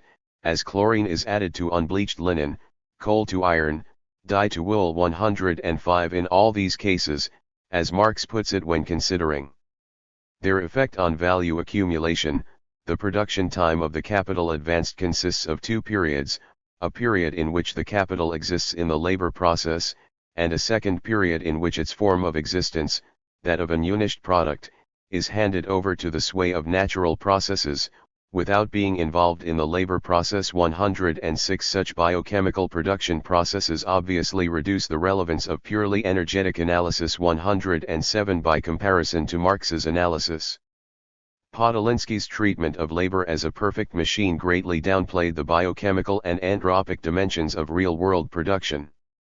Podolinsky's calculations of energy productivities were thus simplistic to an extreme, failing to account for the full complexity of the problem, especially when applied to industry.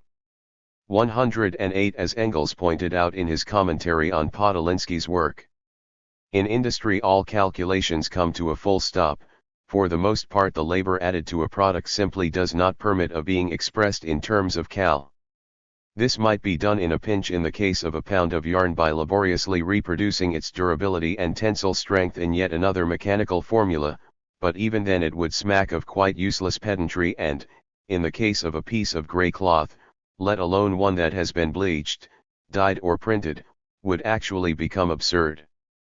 The energy value conforming to the production costs of a hammer, a screw, a sewing needle, is an impossible quantity. 109. Hence, in a manner similar to Marx, Engels's argument against energy reductionism emphasizes the irreducible biochemical character of human labor and its products, and the fact that use value is not reducible to pure energy. In this, Engels's argument is consistent with that of many later ecological economists.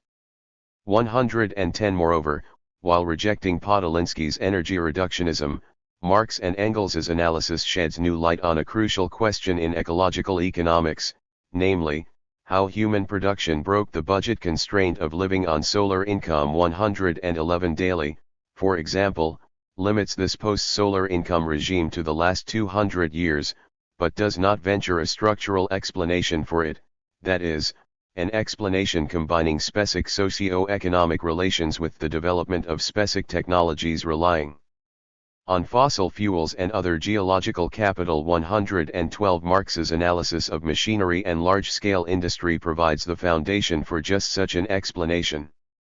However, this explanation must go beyond Marx's analysis of the transition from animal and water power to coal-red machine systems.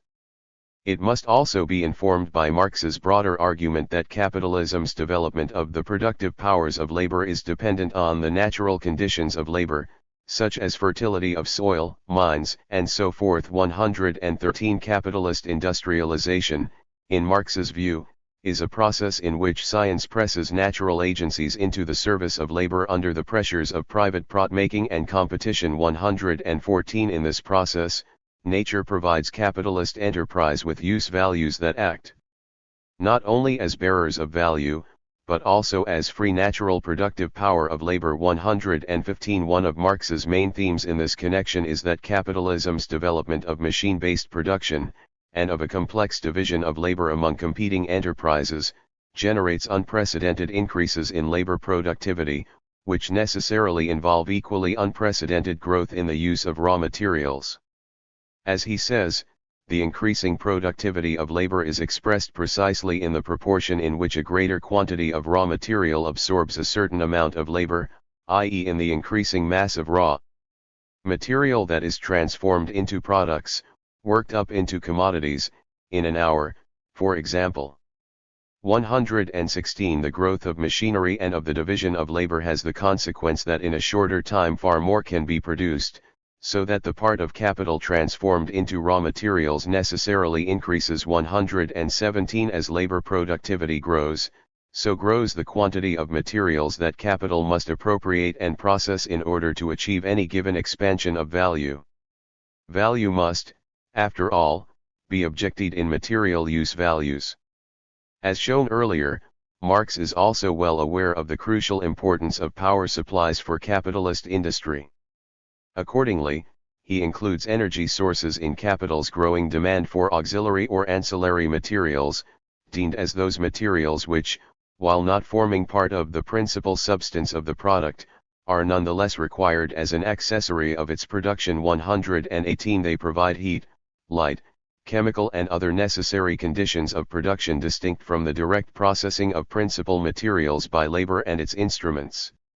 Obviously, consumption of energy sources looms large in such ancillaries usage. 119 As Marx observes, after the capitalist has put a larger capital into machinery, he is compelled to spend a larger capital on the purchase of raw materials and the fuels required to drive the machines. 120 In short, capitalist industrialization results in more raw material worked up in the same time, and therefore a greater mass of raw material and auxiliary substances enters into the labor process. 121 Moreover, capitalism generates additional matter energy throughput due to the moral depreciation of XED capital brought on by the development of more advanced machinery and structures and by rising labor productivity in the industries producing them. 122 Through such loss of capital values objected in machinery and buildings, competition forces the replacement of old means of labor by new ones before their natural demise, a clear acceleration of material throughput and hence of environmental degradation. 123 The constant threat of moral depreciation also compels individual RMS to speed up the turnover of their XED capital stocks by prolonging work time and intensifying labor processes, further magnifying the system's matter-energy throughput.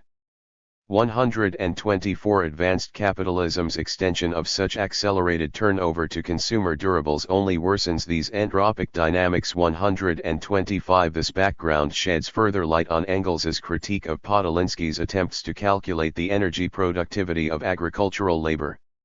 In Marx's view, capitalist development of productive forces translates into a growing throughput of matter and energy per labor hour. This explains Engels's claim that whether the fresh cow stabilized by the expenditure of 10,000 calories of daily nourishment amount to 5,000, 10,000, 20,000, or a million is dependent solely upon the level of development of the means of production. 126 In other words, the amount of energy that each hour of labor stabilizes depends on the total amount of matter energy processed per hour as well as the amount of ancillary energy utilized per unit of output, both of which wreak the development of production.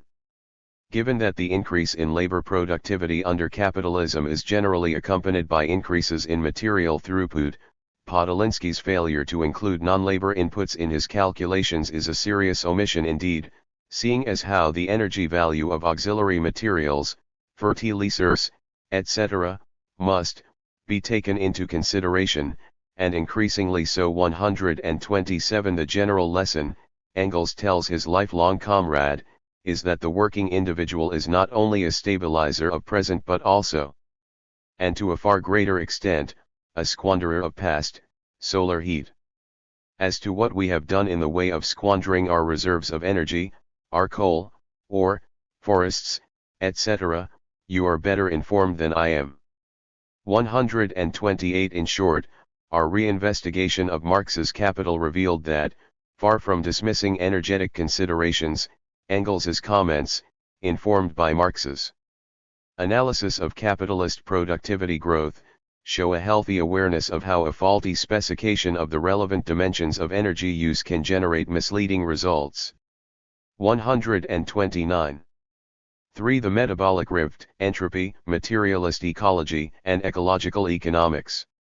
The idea of a history of nature as an integral part of materialism, the winner of the 1977 Nobel Prize in Chemistry, Ilya Prigogine, has written, was asserted by Marx and, in greater detail, by Engels. Contemporary developments in physics, the discovery of the constructive role played by irreversibility, have thus raised within the natural sciences a question that has long been asked by materialists. For them, understanding nature meant understanding it as being capable of producing man and his societies. Moreover, at the time Engels wrote his Dialectics of Nature, the physical sciences seemed to have rejected the mechanistic worldview and drawn closer to the idea of an historical development of nature. Engels mentions three fundamental discoveries: energy and the laws governing its qualitative transformations, the cell as the basic constituent of life, and Darwin's discovery of the evolution of species. In view of these great discoveries, Engels came to the conclusion that the mechanistic worldview was dead. 130. Unfortunately, many 19th-century materialists and socialists were reluctant to let go of the mechanistic worldview. They were not aware, as Marx and Engels were, that the rigid, mechanistic approach to nature had been displaced by a natural science that was increasingly historical in character. So-called scientific materialism lacked a sufficiently dialectical approach to materialism. It should come as no surprise then that, among the RST reactions to Carnot's advances in thermodynamics, in which he had presented an idealized model of engine efficiency in a closed, reversible system, was to see the work of animals and human beings in the terms of the steam engine. This RST took the form many cases of concrete comparisons of human labor power, horsepower, and steam power, studies with which Marx and Engels were, of course, familiar. 131 Podolinsky made a bold departure in applying Carnot's model directly, claiming that human labor was the perfect machine, a kind of steam engine able to restart its own rev-box. But although drawing out some important relationships, he fell prey to crude mechanism and energy reductionism. 132 The question of labor power was divorced from its historical and social context and from all qualitative transformations of nature and the human relation to nature and became a purely mechanistic and quantitative relationship. Appearing to believe that he had unlocked the physical basis of the labor theory of value, Podolinsky in fact lost sight of the qualitative relations between nature, labor, and society that underlay Marx's value theory. As Engels put it, Podolinsky went astray when, bypassing the alienated character of machinery and mechanized labor under capitalism, he sought to end in the eld of natural science fresh proof of the rightness of socialism, and thereby confused the physical with the economic. 133 Ironically, by applying Carnot's closed, reversible model of the machine to the actual world of human labor, Podolinsky essentially denied that such labor was tied up with irreversible processes and hence, in effect, denied that entropy was applicable to human labor. At the same time, he left out of his analysis the full complexity of human nature transformations and even many aspects of the more quantitative/energetic relations, such as the solar budget, the use of coal, fertilizers, and so on. Although contemporary ecological economics does not champion socialism, it, arguably, suffers from a similar tendency to confuse the physical with the economic, due to its failure to grapple with the deep material social contradictions of capitalist relations of production and monetary valuation. One hopes that the debunking of the Podolinsky myth will help clear the air for a more productive dialogue between Marxism and ecological economics on the changes in socio-economic relations needed to live within solar income and other environmental conditions. To sum up, our investigation of the Podolinsky business has revealed that the criticisms of Marx and Engels for not endorsing Podolinsky's efforts to apply quantitative energetics to human labor should not be taken too seriously. The fact that the founders of historical materialism failed to embrace such notions is not an indication of their rejection of thermodynamics or their lack of sophistication where issues of energy were concerned. On the contrary, they followed the development of the physical sciences extremely closely and made sure that their analyses were consistent with the latest developments in energetics. Yet, their dialectical instincts and emphasis on the qualitative rather than simply quantitative nature of energy transformations, together with their wider metabolic approach, kept them from falling into crude energetics. Marx and Engels saw the capitalist economy as an open system reliant on environmental inputs of labor power and non-human matter energy. They emphasized capital's tendency to deplete and despoil the land, while exploiting the worker. In their view, the metabolic systems that reproduce the productive powers of labor and the land are continuously subjected to adverse shocks from the system of industrial capital accumulation with which they are conjoined. Translated into today's language, they argued that capitalism's uncoupling of production from the solar budget constraint, and its tremendous acceleration of matter energy throughput, had led to an anthropic degradation of natural conditions, a metabolic rift between human reproduction and the conditions needed for this reproduction to be healthy and sustainable. It is no accident that Marx chose the null section of his chapter on machinery and large-scale industry as the place to develop an initial synthesis of capitalism's tendency to simultaneously undermine the original sources of all wealth, the soil and the worker. 134 This was, for Marx, a major result of the industrialization of agriculture, which led to the systematic and intensive robbing of the soil, as well as exploitation of the worker. Here, Marx utilizes Liebig's theory of biochemical reproductive cycles to argue that capitalism disturbs the metabolic interaction between man and the earth. 135 Specifically, capitalism concentrates population and manufacturing industry in urban centers in a way that prevents the return to the soil of its constituent elements consumed by man in the form of food and clothing, hence it hinders the operation of the eternal natural condition for the lasting fertility of the soil. 136 In short, the capitalist division of town and country disrupts the soil's reproductive cycle, and this disruption is accentuated by the tendency of industrial capitalist agriculture towards robbing the soil and ruining the more long-lasting sources of fertility. 137 Marx returned to his critique of the metabolic rift associated with capitalist industrialization when analyzing the origins of agricultural land rent in Volume 3 of Capital, where he argues that large landed property reduces the agricultural population to an ever-decreasing minimum and confronts it with an ever-growing industrial population crammed together in large towns. In this way it produces conditions that provoke an irreparable rift in the interdependent process of social metabolism, a metabolism prescribed by the natural laws of life itself.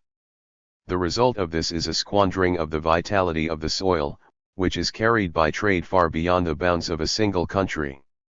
138.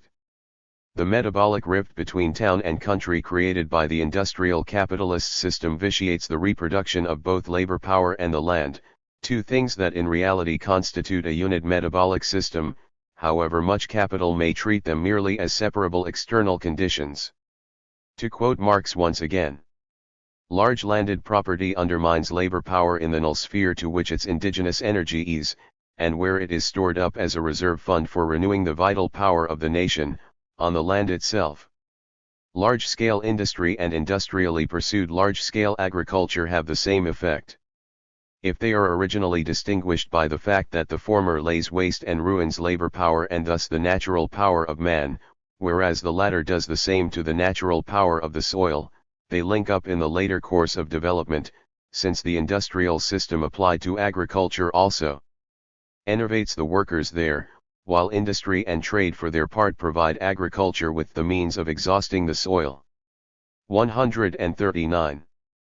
Marx's analysis is fully consistent with the central concept of Liebig's agricultural chemistry paradigm, the cycle of processes constitutive for the reproduction of organic structures. 140. This concept is not energy reductionist, but it does abide by the RST and second laws of thermodynamics.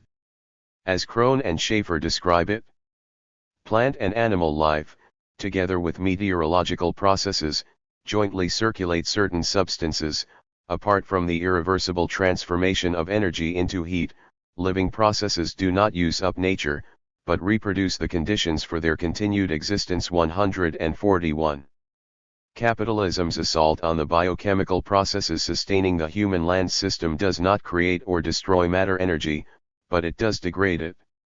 It degrades the metabolic reproductive capabilities of both labor power and the land.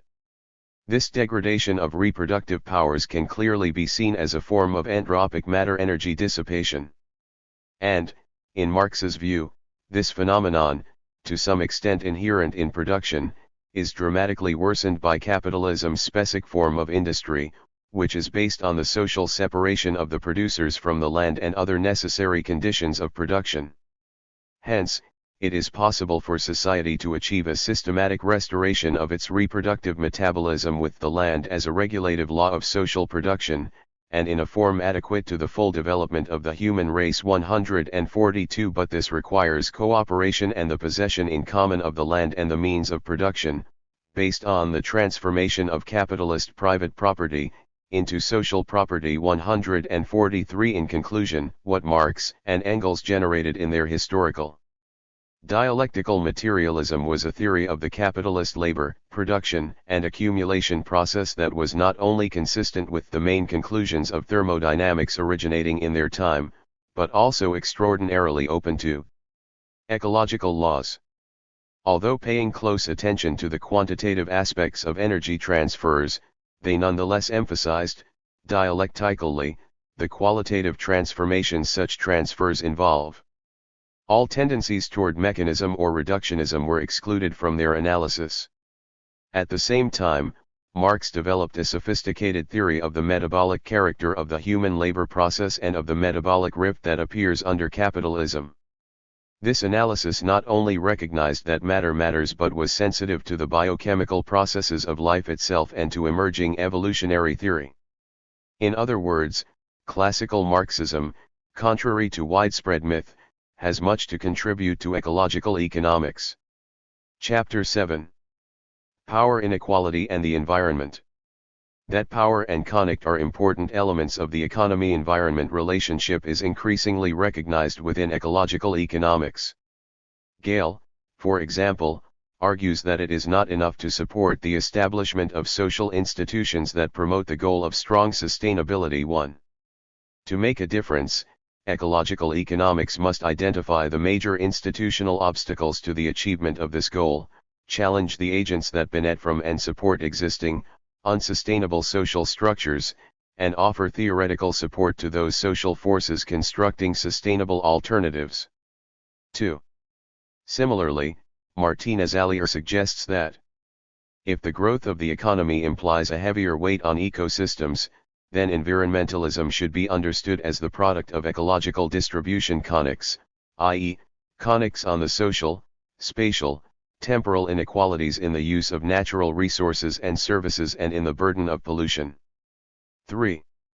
Naturally, one's analysis of ecological conics is shaped by one's basic vision of the economy-environment relationship.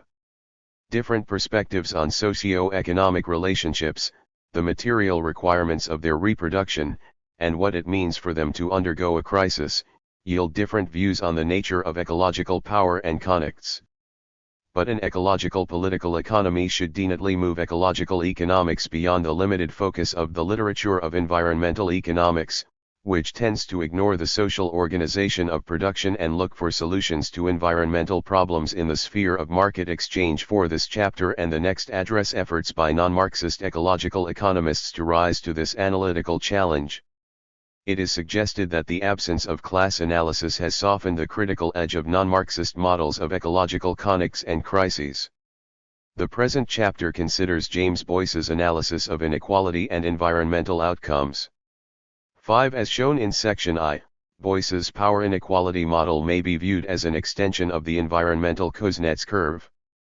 While EKC analysis posits an inverted U relationship between pollution and real per capita income, Boyce essentially argues that increased inequality can delay the turning point at which economic growth is associated with improvements in environmental quality.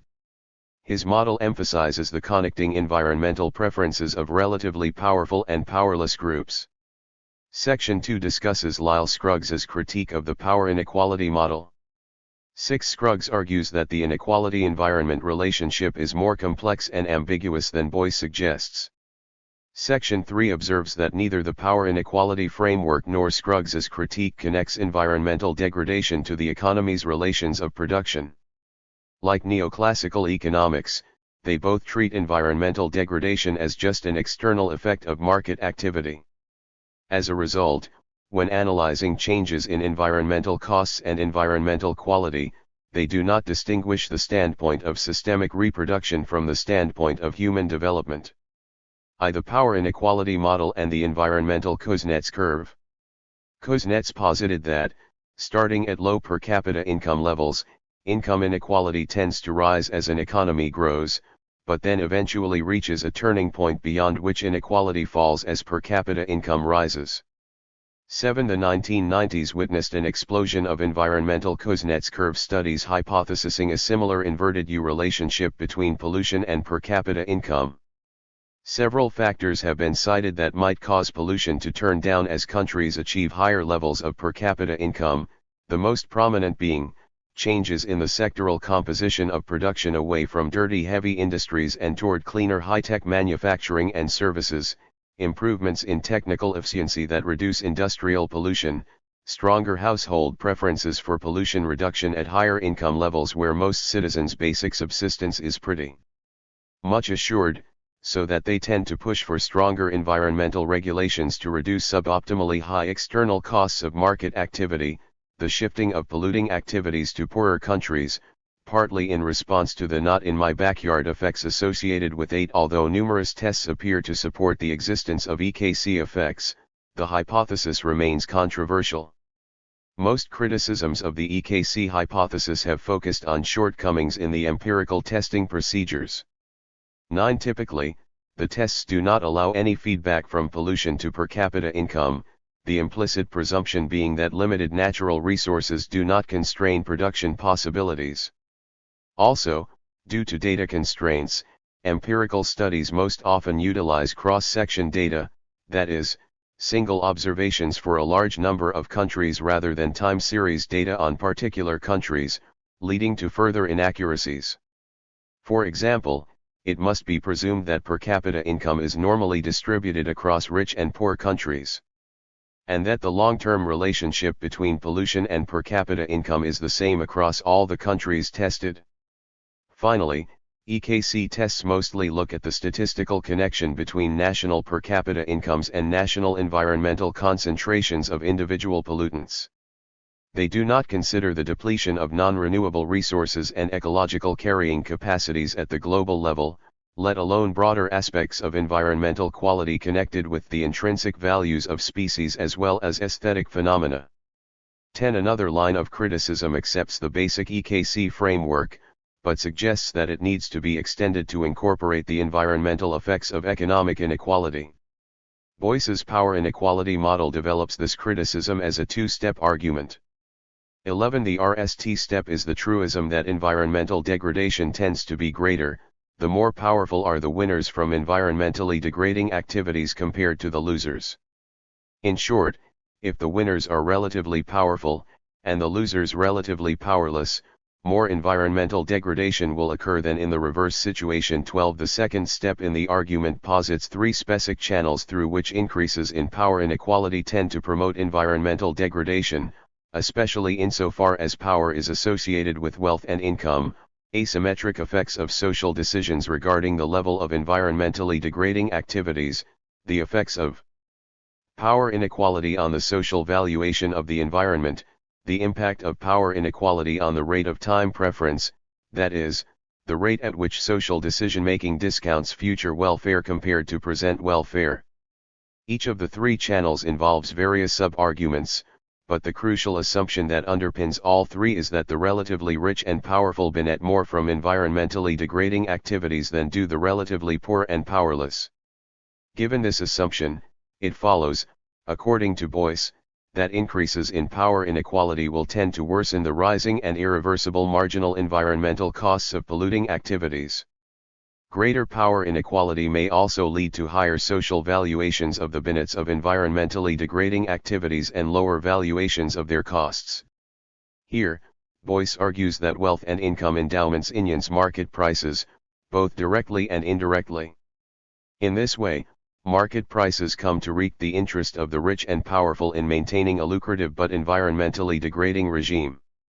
Moreover, the rich and powerful can also influence social valuations by channeling technological development in more environmentally degrading directions that maintain or increase their wealth, income, and power.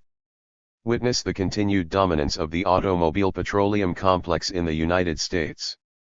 Finally, Boyce argues that increased power inequality tends to raise the rate at which future social welfare is discounted in favor of present social welfare, thereby encouraging environmentally degrading activities. This time preference effect involves two sub-hypotheses. First, the poor and powerless may be forced to engage in environmentally degrading activities in order to maintain their subsistence. For example, resource-poor peasants may undertake farming in ways that erode the soil. Second, there is the insecure dictatorship syndrome in which the rich and powerful take a cut-and-run approach to their local environment, due to their fears about pent-up opposition from the poor and powerless. Increases in political and economic inequality tend to make the rich and powerful even more insecure about the future, thereby increasing their rate of time preference with respect to the country's natural resources. 13. Power inequality and the environment. 213. To a mainstream critique of the power inequality model. In his multi-layered critique, Scruggs RST argues that Boyce's power inequality model stands or falls on the presumption that the wealthy and powerful prefer more environmental degradation at the margin than the poor. 14. This presumption is problematic insofar as environmental quality is viewed as an amenity, the taste for which increases once income exceeds subsistence levels. 15. Scruggs points to survey results showing that even in some of the poorest regions of Western Europe, education and wealth are positively associated with more pro-environmental preferences and behavior. 16. He also cites evidence suggesting that environmental protest movements are usually composed of middle and upper middle classes, not the poor. 17. The notion that the demand for environmental quality at some point begins to rise faster than income is, of course, basic to the EKC hypothesis. This throws doubt on all the channels through which power inequality purportedly leads to environmental degradation. If the rich and powerful are not biased in favor of environmentally degrading activities, then the impact of their preferences via asymmetries in, and social valuations of, environmental costs and benefits may even lead to less, not more, environmental degradation. Boyce's insecure dictator effect on time preference is also weakened insofar as powerful elites themselves have a positive preference for environmental quality. Scruggs also questions the logical coherence of the asymmetries argument even for the case where the rich and powerful favor environmentally degrading activities. 18. If reductions in inequality cause the poor and powerless to become wealthier and more powerful, their own preferences could, by the logic of Boyce's argument, become slanted more toward environmentally degrading activities, in which case irreversibilities and rising marginal costs of environmental degradation should become just as relevant as for the case where the rich and powerful become richer and more powerful, especially with a larger initial number of poor and powerless. Scruggs goes on to deny the relevance of the insecure dictatorship model where the only two alternatives are imposition of the dictator's interests without compromise, hence increased environmental degradation, or the dictator taking it in the face of revolt by the poor and powerless. On a global scale, the relatively wealthy comprise a majority of people in the developed countries, who are more likely to consider environmental problems not as insecure dictators but, rather, in precisely the more long-term public good view. 19. Moreover, the rich and powerful may not be able to evade all the costs of environmental degradation by moving, and their defensive private expenditures to lower their own personal costs from pollution are hardly free. One may add that, if a dictator is insecure about popular revolts against inequality and environmental degradation, and has such complete control over relevant short-term economic and political decisions as is presumed by Boyce's model, then she has an obvious incentive to compromise a bit rather than following a simple cut-and-run strategy. A compromise scenario, in which elites use short-term security and control as a means of reinforcing their long-term security, seems all the more likely insofar as pure dictatorships are not universal. In the real world, grassroots legitimacy is often as important a source of power as are brute force and wealth ownership. In any case, there is a tension between Boyce's image of the rich and powerful as insecure dictators and his notion that they can willfully shape social preferences and social valuations of the environment. Scruggs sums up his critique as follows. It is impossible to make generalizations about the effect of income distribution on environmental degradation without knowing more about preferences. Environmental outcomes are due to the complex interplay of individual and group preferences and the institutional situations in which those preferences are aggregated into social choices. Research on the political economy of environmental degradation should pay more careful attention to why and how individuals or groups promote environmental conservation, as well as how income and power are related to preferences for public goods. 20. 3. A Marxist perspective on the power inequality debate. Scruggs's critique is fair. The relationship between inequality and environmental degradation does seem to be more complex and ambiguous than Boyce's power inequality model allows. From a Marxist perspective, moreover, this relationship cannot be adequately conceptualized on the level of generic preferences, markets, and inequalities. Instead of questioning whether the rich and powerful necessarily prefer environmentally degrading activities, one should ask whether and why inequalities in wealth and power are systematically dependent on environmentally degrading activity. The real problem, in other words, is that Boyce's model treats environmental degradation as a direct outcome of the interests of the rich and powerful, without explaining why it is that the kind of economy that generates inequalities in wealth and power must also degrade the environment. In fact, the system of production, considered as a historically specific set of material and social relations, plays no role at all in Boyce's analysis. Instead, he takes environmental degradation as a given outcome of market-oriented economic activity. More specifically, Boyce follows the neoclassical convention of treating environmental degradation as an external cost of production for the market, that is, a cost not taken into account by private producers and consumers because it is not explicitly priced. 21. This framework takes as given an optimal level of environmental degradation, starting from which the benefits of any reduction in the degradation are not worth the costs. The whole purpose of the power inequality hypothesis is to explain not why environmental degradation is a necessary outcome of a market system, but, rather, why it is often increased to levels above this given optimum. Like neoclassical theory, Boyce presumes that environmental quality can be treated as a commodity for which supply and demand schedules exist that accurately reek social benefits and costs. The job of the economist is to ensure that society reaches the intersection of these two predetermined schedules. However, Boyce argues that the true supply and demand schedules for environmental quality are not properly registered due to the biases imparted to social decision-making, valuation, and time preference by power inequality. As depicted on a graph with monetary costs and benefits measured on the vertical axis and the level of environmental degradation on the horizontal axis, these biases artificially raise the level of the downsloping demand curve and artificially lower the level of the upsloping supply curve, resulting in an equilibrium with an above-optimal level of degradation. 22. This framework relates neither power inequality nor the necessity of optimal environmental degradation to the social organization of production itself. It does not explain why economic activity in general, and the costs and benefits of environmental degradation in particular, are measured in monetary terms.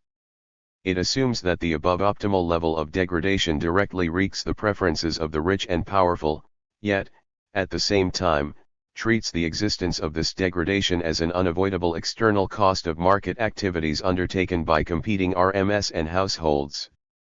The necessity of such socially short-sighted competition, and the forms of valuation associated with it, are not rooted in production relationships.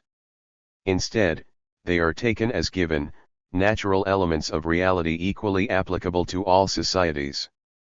More basically, despite the emphasis on divergent environmental preferences between the powerful and the powerless, the power inequality model presumes that there is a single environmental degradation that means the same thing to all members of society. No attempt is made to deem the environmental conditions required for the reproduction of the wealth and power of elites, as opposed to those required to improve the quality of life of the poor and powerless.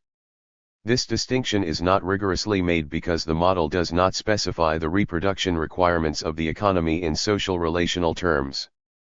The downgrading of production relationships is also manifested in Boyce's vague conception of globalization as a process of economic integration that embraces governance as well as markets. 23 Lacking a treatment of the specific environmental requirements of capitalist production, Boyce not surprisingly denies that any inexorable logic determines global environmental outcomes. Since his model contains no concept of structural or systemic forces shaping environmental options, his global projections remain on the level of unsystematic contingencies. He thus suggests that biospheric conditions will depend on how the new opportunities created by the globalization of markets and governance alter balances of power, both within countries and among them. 24 The countervailing forces that could bring about a greener and less divided world, like the forces degrading the environment, are not rooted in the system's specific production relations. 25 One can understand why statistical tests of the power inequality model exhibit shortcomings similar to those affecting the empirical EKC literature. The failure to root environmental problems in historically specific production relationships is rooted in the notion that the same indicators of environmental degradation apply across all cross-section or historical time series observations. 26 And the chosen indicators often have a tenuous relationship with environmental quality holistically considered. Measures of individual pollutants like sulfur dioxide, smoke, and heavy particles are highly inadequate in this regard. 27 Attempts have been made to end decorrelations between power inequality measures and outcomes more directly connected with human welfare, such as access to safe water and sanitation services, public health indices, or even indicators of the strength of government environmental policies.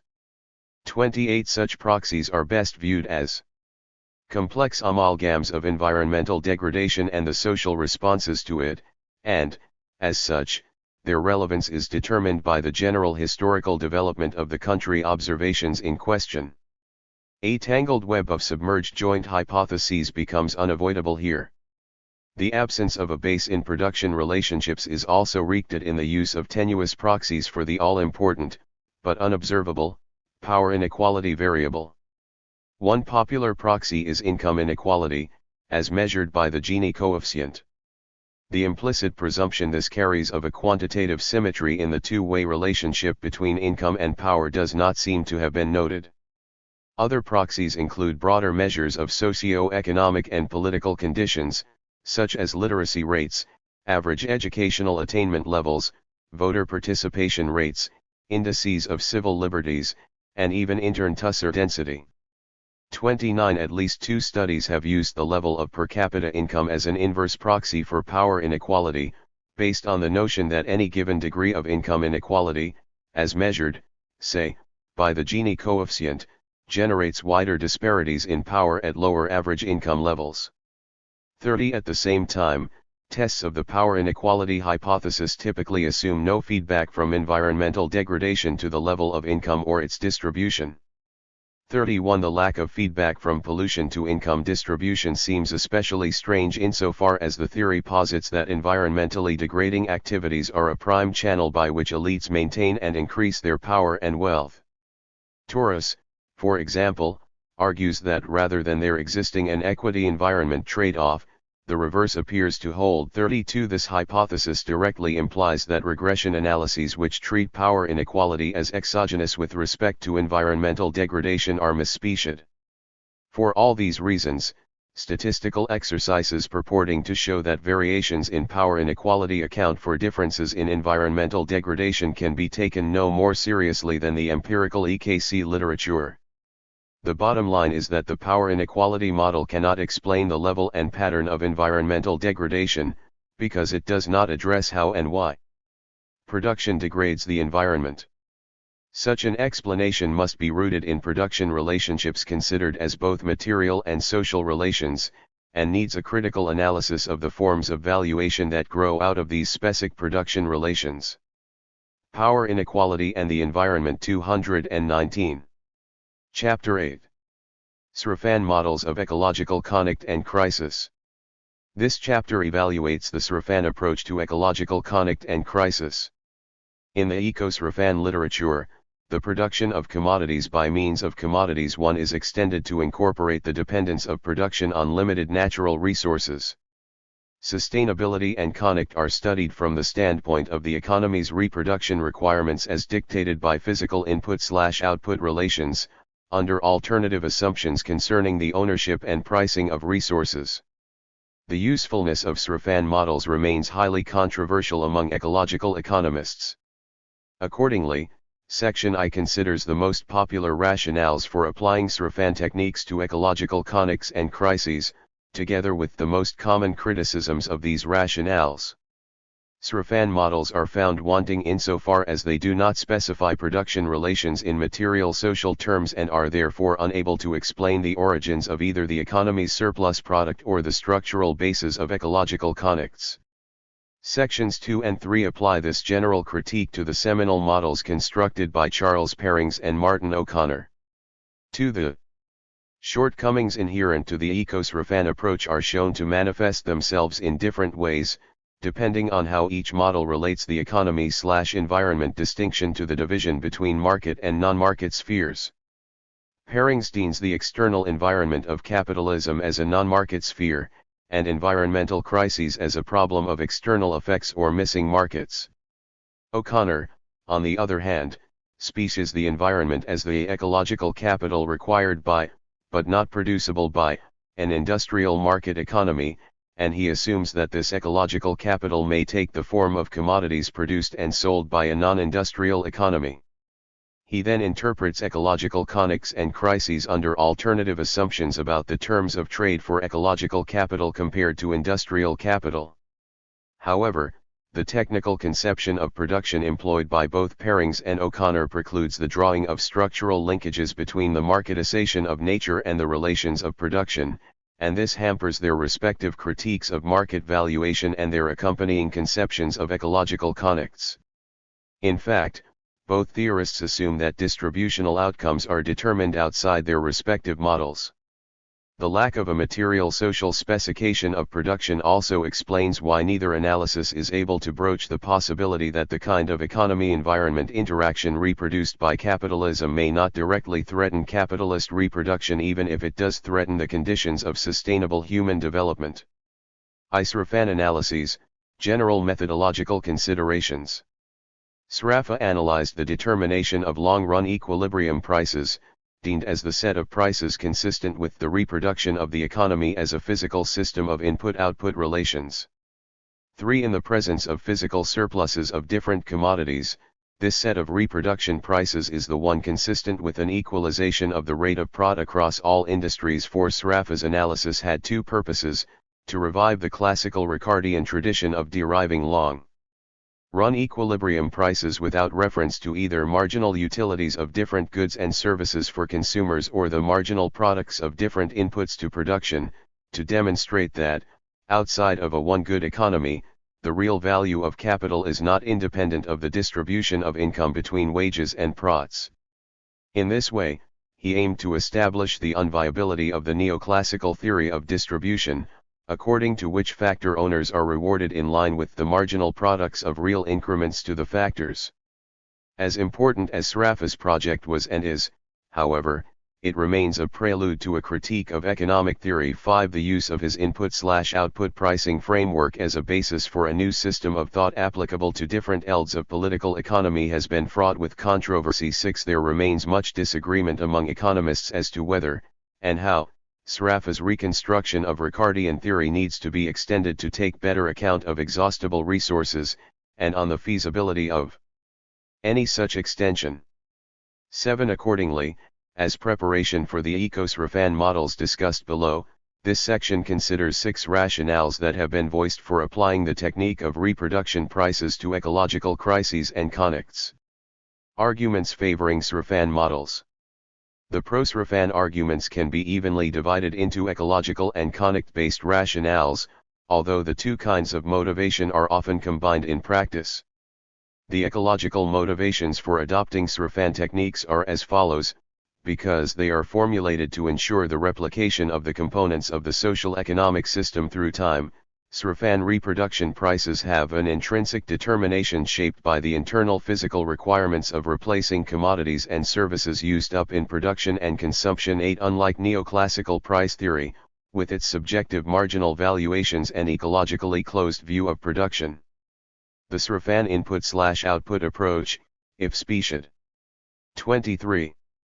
Comprehensively, is consistent with the conservation of matter and energy, and is thus a superior methodology for extending the range of price calculations to environmental resources and services. 9. The Sraffan emphasis on production of commodities by means of commodities enables a and consistent grasp of production as a process of allocating and organizing O's of resources. 10. By contrast, neoclassical theory has never managed to break away from a marginal analysis based on the allocation of pre-existing stocks of resources, an analysis in which pure exchange is central and production holds a secondary position. 11. Sraffa's concept of joint production is useful for analyzing the environmental impacts of production. Although Sraffa himself strays from a potentially environmentalist course by using joint production as a means to analyze XED capital goods instead of waste residuals, there is no reason why the concept cannot be used to highlight the fact that the fruits of productive activity are both sweet and bitter from an ecological perspective. 12. In short, it is readily possible to ecologize the Sraffan approach, through a generalization of joint production theory to include ecological production and economy ecosystem exchanges of natural resources, environmental services, and waste products. 13. The conflict-based rationales for using Sraffan analysis comprise more of a logical sequence. Insofar as Sraffan reproduction prices are influenced by the distribution of income between wages and prots, they may be viewed as indicators of conflict outcomes.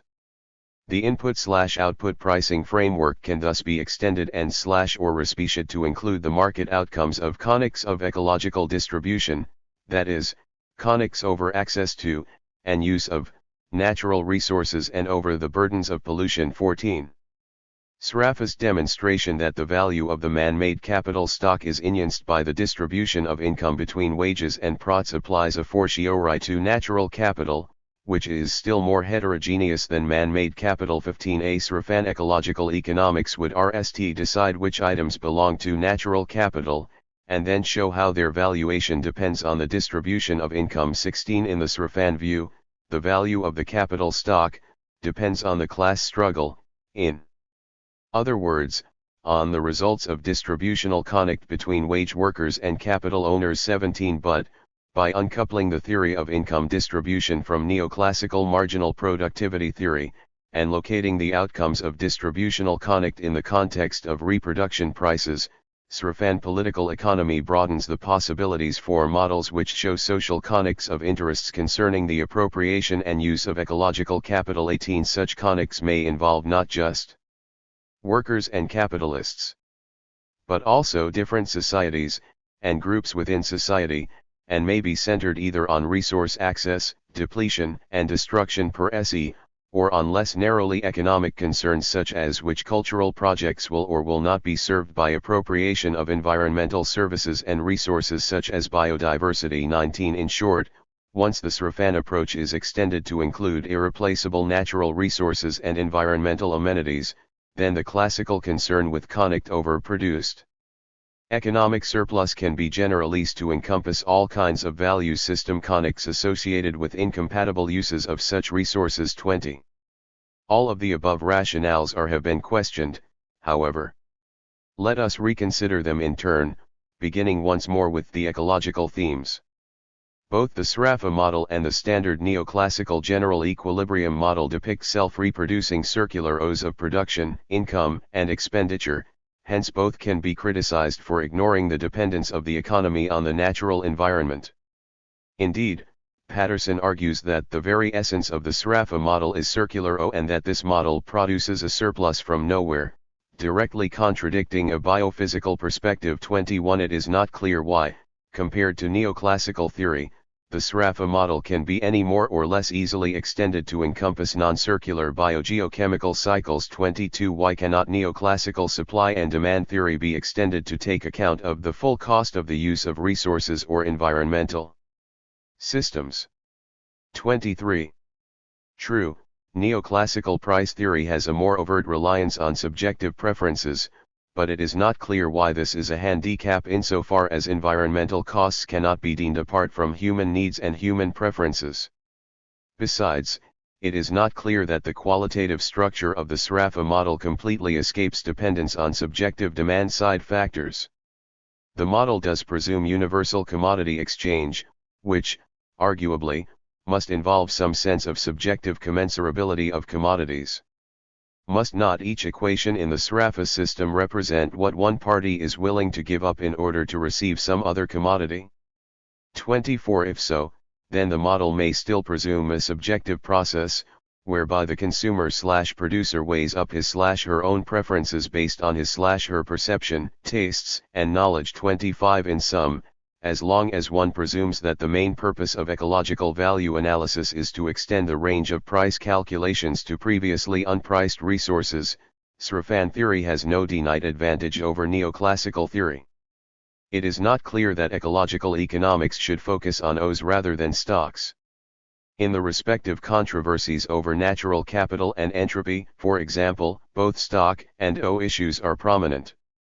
Neoclassical theory does tend to subordinate production to its concern with optimal allocation of resources through exchange, and one form this takes is the use of an abstract production function that fails to allow for the environmental requirements of labor and capital. 26. But the production function approach does, however imperfectly, depict relations between stocks of resources and O's of productive services. This explains why England is able to formally extend neoclassical production and growth theory to incorporate irreplaceable natural capital. 27. Moreover, given that one defining characteristic of capitalist economies is the generalization of market exchange, it seems misguided to champion Sraffan theory based on its downgrading of exchange in favor of production. A superior view is that neoclassical and Sraffan theories each offer one-sided views of the economy, with the former overemphasizing exchange at the expense of production and the latter doing the reverse. 28. This reeks the absence from both theories of a critical analysis of capitalism's specific forms of valuation as rooted in capitalism's specific production relations. Except for Sraffan theory's greater ability to deal with the heterogeneity of capital, its conception of production is just as abstract, just as technical, as that of neoclassical theory. To treat production as a set of input/output coefficients relating different goods and services to each other, with no allowance for the specific social relations that structure the productive metabolism between people and nature, is merely to disaggregate, not qualitatively improve upon, the neoclassical production function approach. On joint production, we can be brief. Textbooks in advanced neoclassical microeconomics have long contained detailed treatments of this phenomenon.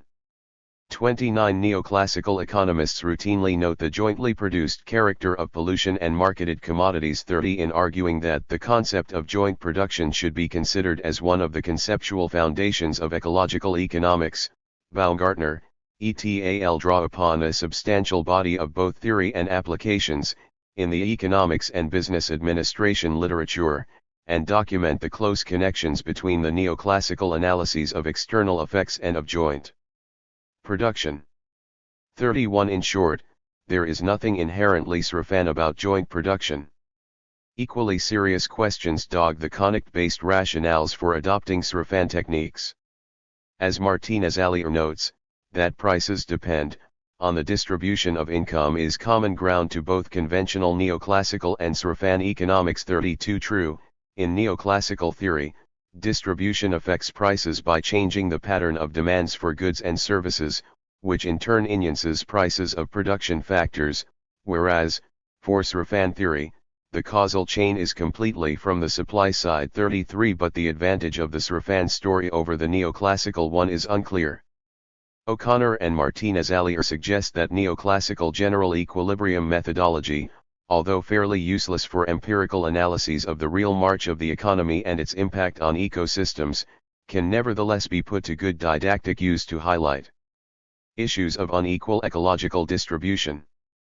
34 There remains the fact that Sraffa's critique leaves the neoclassicals without a coherent theory of distribution outside of a one-good economy, but, even here, the only alternative offered by the Sraffans is to argue that distribution is an outcome of conics below.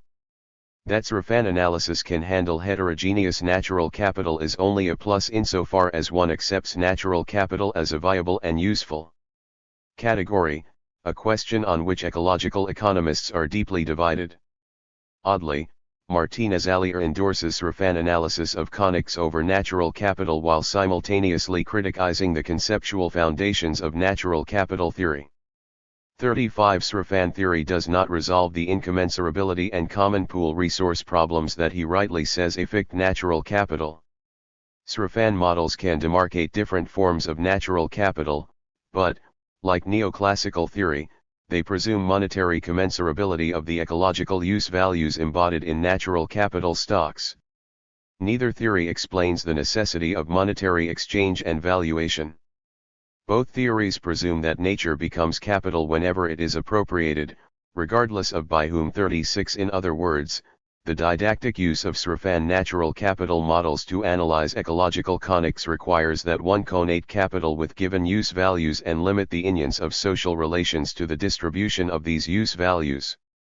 The distribution of income between wages and prots is a key parameter in Srafan models, but it does not follow that these models are a useful tool for analyzing distributional conics. In fact, the Srafan model treats income distribution between workers and capitalists as an exogenous parameter determined from outside the system. 37 Moreover, the Srafan model does not explain the origins of the surplus that is the purported object of distributional conic between workers and capitalists. 38 As O'Connor observes, Srafan theorists, like classical political economists, treat distributional conic in terms of appropriation of produced economic surplus. 39 The existence of this produced surplus is taken as given from the technical conditions of production. On the social relations forcing workers to labor beyond the time needed to maintain the current level of production, the theory is silent. Class conic is thereby relegated to distribution, and can play no role in production. No wonder the theory lacks a critical perspective on monetary valuation, that is, one rooted in the class relations of production and their exploitative character toward both labor and nature. If one takes production as a technical given and identities capital with use values, it is but one more small step to the notion that prices can be interpreted as qualitatively adequate indicators of connecting use values. The provisional conclusion is that Srafan analysis not only contains very little positive potential for enhancing analysis of ecological crises and conics, but actively constrains such analysis in significant ways. Like neoclassical theory, it throws a technical, ahistorical cloak over the social relations of production and their shaping of the combined exploitation of labor and nature. This makes it not very useful in specifying capitalist ecological crises and conics.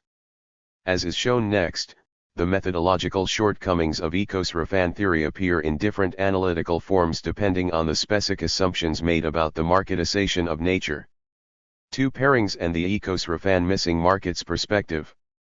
Pairings notes that the original Sraffa model assumes that the economy functions independently of its environment, which implies that resources can be costlessly exacted from nature, and that residuals generated in the economy can be costlessly disposed of in nature. 40. In other words, the SRAFA model ignores the conservation of mass condition applicable to all physical processes. 41. Parings's attempt to correct this shortcoming begins with two distinct, if overlapping, definitions of the economy/environment distinction.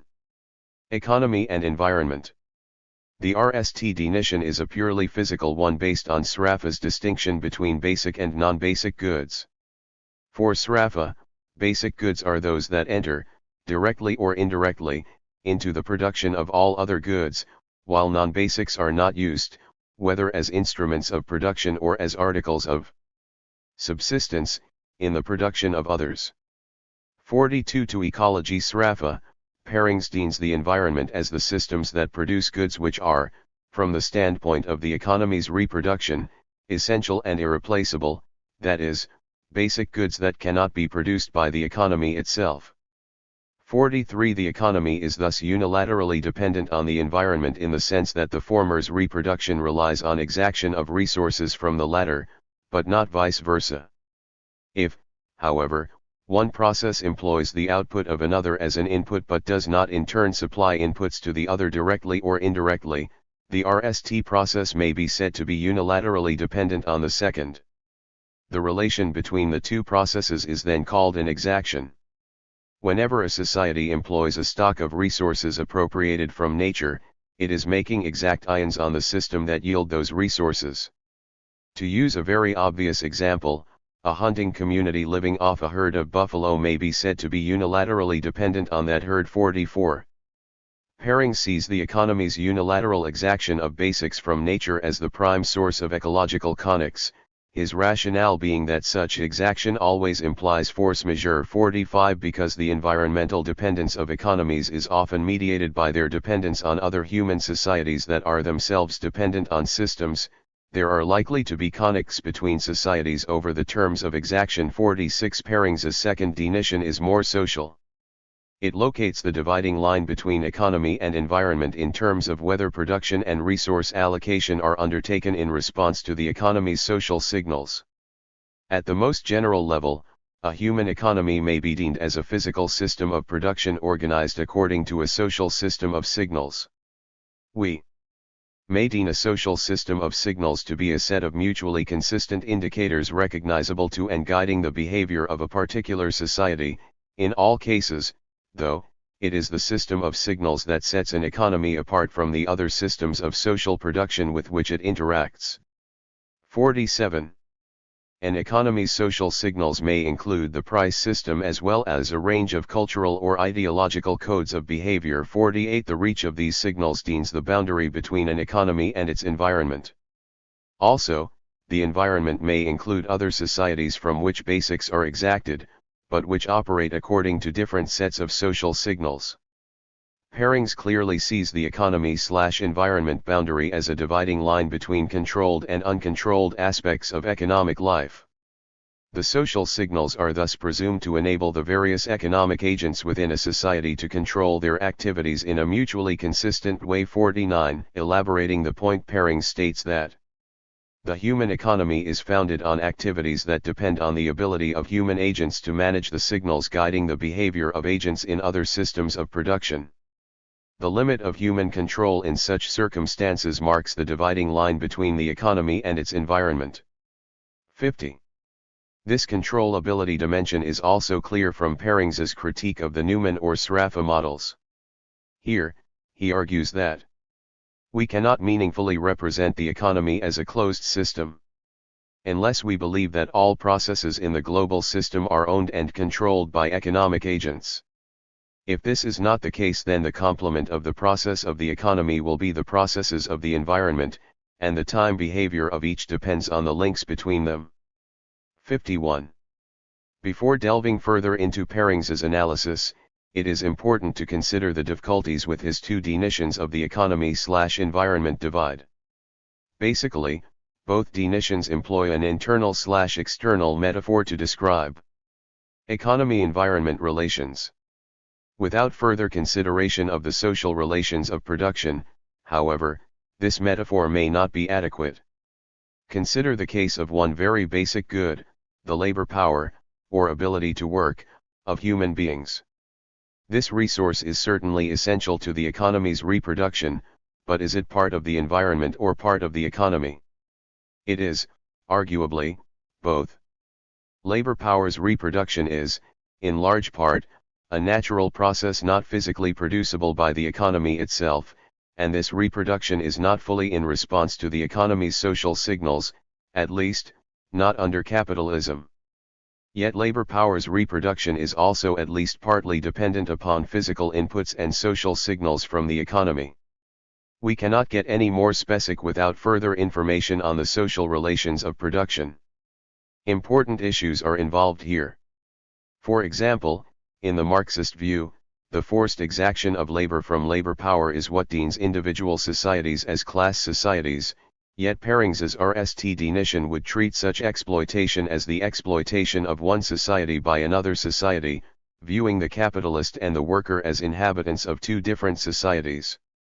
The internal contradictions of class societies, including the possibility that their internal systems of social signals may not after all be mutually consistent, are thus fogged over by Parings's internal/external analogy, according to which the environment to an economy may include human as well as non-human systems of production, coercive systems of production such as the slave, feudal, or corvée systems are directly analogous to the more familiar exploitation of non-human environments. 52 Indeed, Parings's Srafan conception of economy and environment does not qualitatively distinguish labor from other production inputs. 53 No mention is made of the distinction between labor power and actual labor, let alone of the natural limits to the labor exaction process. Instead, as with other resources, labor exaction is represented by given input/output coefficients relating the labor input to other goods. This procedure precludes the specification of the forms of labor exaction and appropriation from nature associated with different societies. The notion of unilateral dependence of the economy on the environment may not be viable, either. Here, Parings misses the tension between the very active influence of the economy on the environment in his own model versus the purely passive character of non-basic goods in Sraffa's original analysis. 54 The economy, through its exaction of basics from the environment, clearly alters the conditions of environmental basics production. Hence the situation is really not one of unilateral dependence of economy on environment. Environmental conditions are dependent on the economy's pattern and level of activity.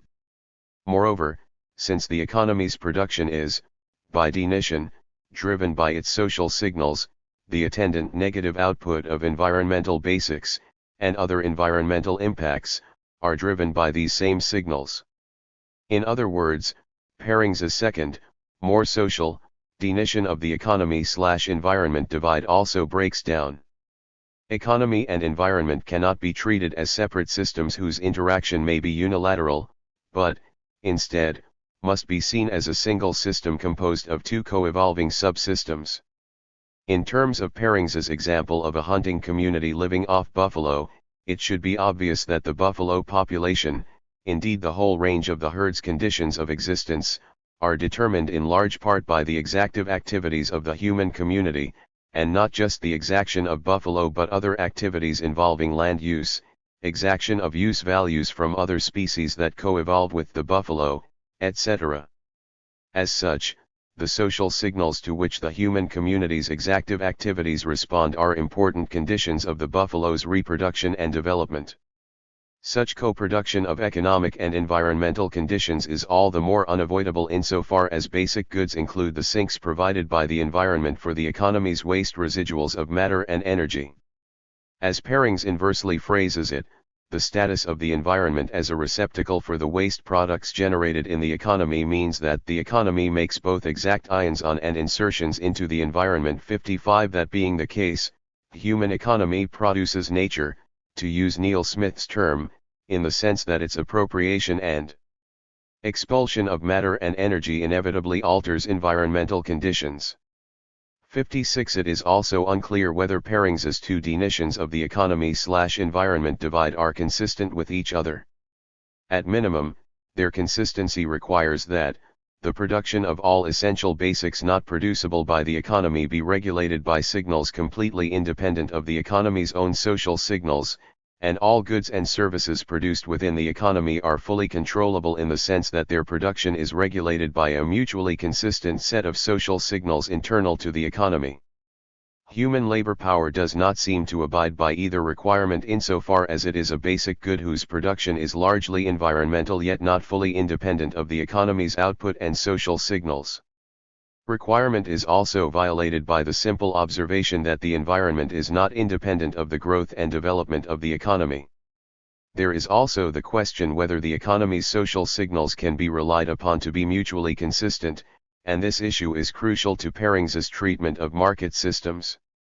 The ecosrefan natural economy. To see how Perings's framework leads to a missing market's view of environmental crisis, one must consider his algebraic treatment of natural economy. 57 Natural economy is basically a catch-all term for all pre-capitalist economies. Perings uses his conception of economic exaction from the environment to analyze the structural conditions that make the so-called natural or primitive systems antithetical to modern capitalist economy. 58 Specifically, he seeks to determine the dynamic features that explain why technological or institutional change should be so prescribed in this type of system. 59 From a brief review of the philosophical, historical, and economic literatures on the concept of natural economy, Perings concludes that such economies share the following features. All production is undertaken by a set of self-sufficient institutions, which in any given system are homogeneous with respect to the technical fragmentation of the tasks undertaken, rights in property in the inputs advanced, and output. There are few if any transactions between such institutions, and the transactions that do take place have no effect on production decisions. Money may or may not be present, but the basic means of production are not bought and sold on the market. The systems tend to be stationary for long periods. 60. In short, while the transactions among the self-sufficient units of natural economy may or may not be undertaken through markets and money, the appropriation of resources from nature is definitely not. Perings uses the algebra of input/output analysis to formalize the situation where each of the natural economy's several virtually self-contained sub-economies depends on exaction from a common resource, namely, the natural environment. 61 He considers two cases, one where the economy's internal units conduct input/output transactions amongst each other, and one where they do not. In both cases, the key feature is the unilateral dependence of all economic units on exact ions from the environment. 62 In addition to conservation of mass, this formal analysis allows for depreciation of the products exacted from nature, consistent with the entropic dissipation of useful material forms. Perings formalizes the conditions under which this system can converge to an equilibrium rate of growth. 63 Not surprisingly, he nds that the individual and collective growth of the natural economy's subunits is constrained by the growth of natural resources, and by the depreciation of these resources. Specifically, growth of the economy may exceed the maximum potential rate of subsystem from which exact ions are made only if the undepreciated part of the products exacted compensates for the difference in the levels of output between the dependent and independent subsystems, otherwise the system will be constrained, and will not converge to equilibrium. 64 For each individual resource exacted from the environment, the viability of the system requires that the surplus generated in the process from which exact ions are made is at least equal to the difference between the gross input of the resource in all other processes and the undepreciated part of that resource at the end of the previous period. 65 This viability condition can be relaxed by innovations that slow down the depreciation of resources or which increase the amount of economic goods that can be produced per unit of basic inputs from the environment. Perings also mentions the possibility of human interventions that increase the productivity of the environmental systems that produce basic resources. 66 This analysis of a stillized natural economy contradicts the notion of the economy's unilateral dependence on the environment, upon which the analysis is supposedly based.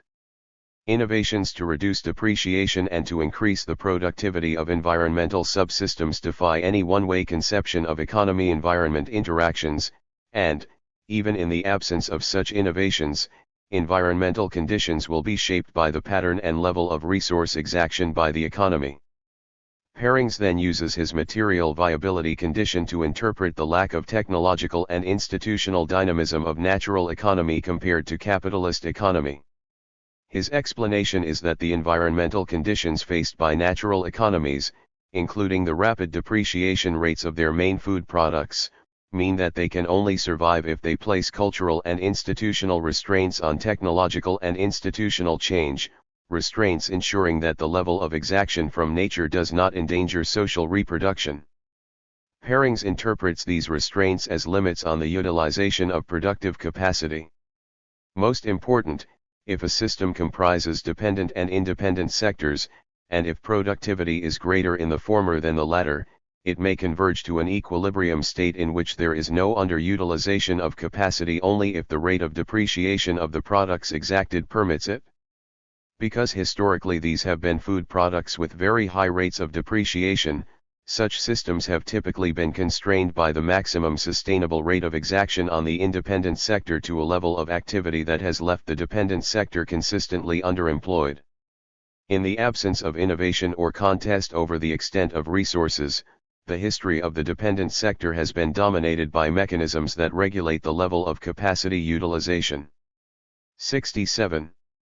Of course, the regulation of capacity utilization, hence of exact ions from the environment, by the internal mechanisms of natural economies violates Perings's underlying assumption that environmental reproduction is independent of the economy's social signals. This tension may explain why Perings interprets such regulation as a constraint on the realization of human potential. Primitive communities produce below capacity not because they aim low but because they are prevented by their social institutions from realizing their full potential. Anyone considered to be an economic deviant is constrained both physically and morally. What emerges is a feature of natural or primitive economy that is quite general. For whatever reason, capacity is systematically underutilized. 68. Perings thus tries to salvage the environment's independence from the natural economy's internal social signals by arguing that these social signals are not consciously developed to maintain the community's ecological viability, but for some other reason. But this requires that the long-term reproduction of natural economies be seen as a Darwinian process in which the technologically and institutionally stagnant economies are selected out and survive while the more technologically and institutionally dynamic communities end up not being viable and disappear. Even if it were historically accurate, this approach would beg the question as to why technological and institutional dynamism in the context of natural economies has been associated with increased exact ions from nature that imperil socio-economic reproduction. In other words, the Darwinian interpretation only saves Perings's concept of the economy/environment divide insofar as the environmental effects of the economy's social signals are arbitrarily limited to intentional effects.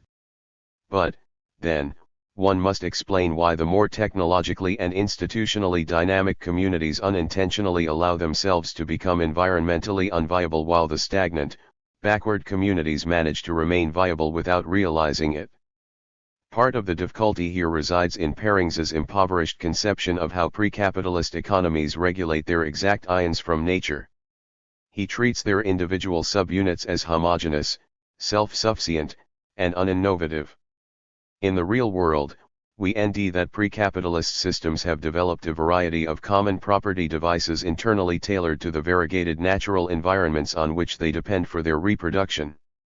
Often, as these devices have been passed down from one generation to the next in culturally embedded ways, they have been consciously developed to enhance communities' ability to live and prosper with nature. Perings interprets all pre-capitalist regulations of exaction from nature as restrictions on the realization of human potential and capacity utilization. These are, of course, normative terms that must be interpreted in historically relative ways. Is human development on the basis of culturally embedded regulations on exact ions from the environment any less fooling of human potential than human development on the basis of capitalist market economy with its competitive, profit-driven exploitation of labor and nature? In the absence of a conception of the historical development of production relations as material social relations, An affirmative answer to this question must employ the circular logic that acquisitive market-driven behavior, Adam Smith's propensity to truck, barter, and exchange, is a natural, universal form of the development of modern man. In the real world, meanwhile, the reason why many natural economies have disappeared is the predatory imperialist operations of capital and its military functionaries. It has had very little to do with any inherent human drive to Srafan models of ecological conflict and crisis 239. Escape rigorous social restraint to inhibit contest over the resources of the independent system 69. Besides, if pre-capitalist economies do not exact as much from nature as capitalism does, this has less to do with the former's lower rate of capacity utilization than with the relatively limited level of pre-capitalist productive capacity. And, if we want to explain the differences between capitalist and pre-capitalist productive capacities, we have to look to the class relations of production. What Parings takes as a pre-capitalist underutilization of productive capacity and human potential compared to capitalism is really capitalism's greater ability to exact forced labor from the direct producers and to use the resulting surplus products in ways that increase the economy's productive capacity. Capitalism develops the productivity of labor to unprecedented levels due to its historically extreme social separation of the producers from the material conditions of production, and their combined development in the competitive pursuit of profit. The same separation and profit-driven development of labor and nature explains capitalism's unprecedented exactions from, and impacts on, the environment.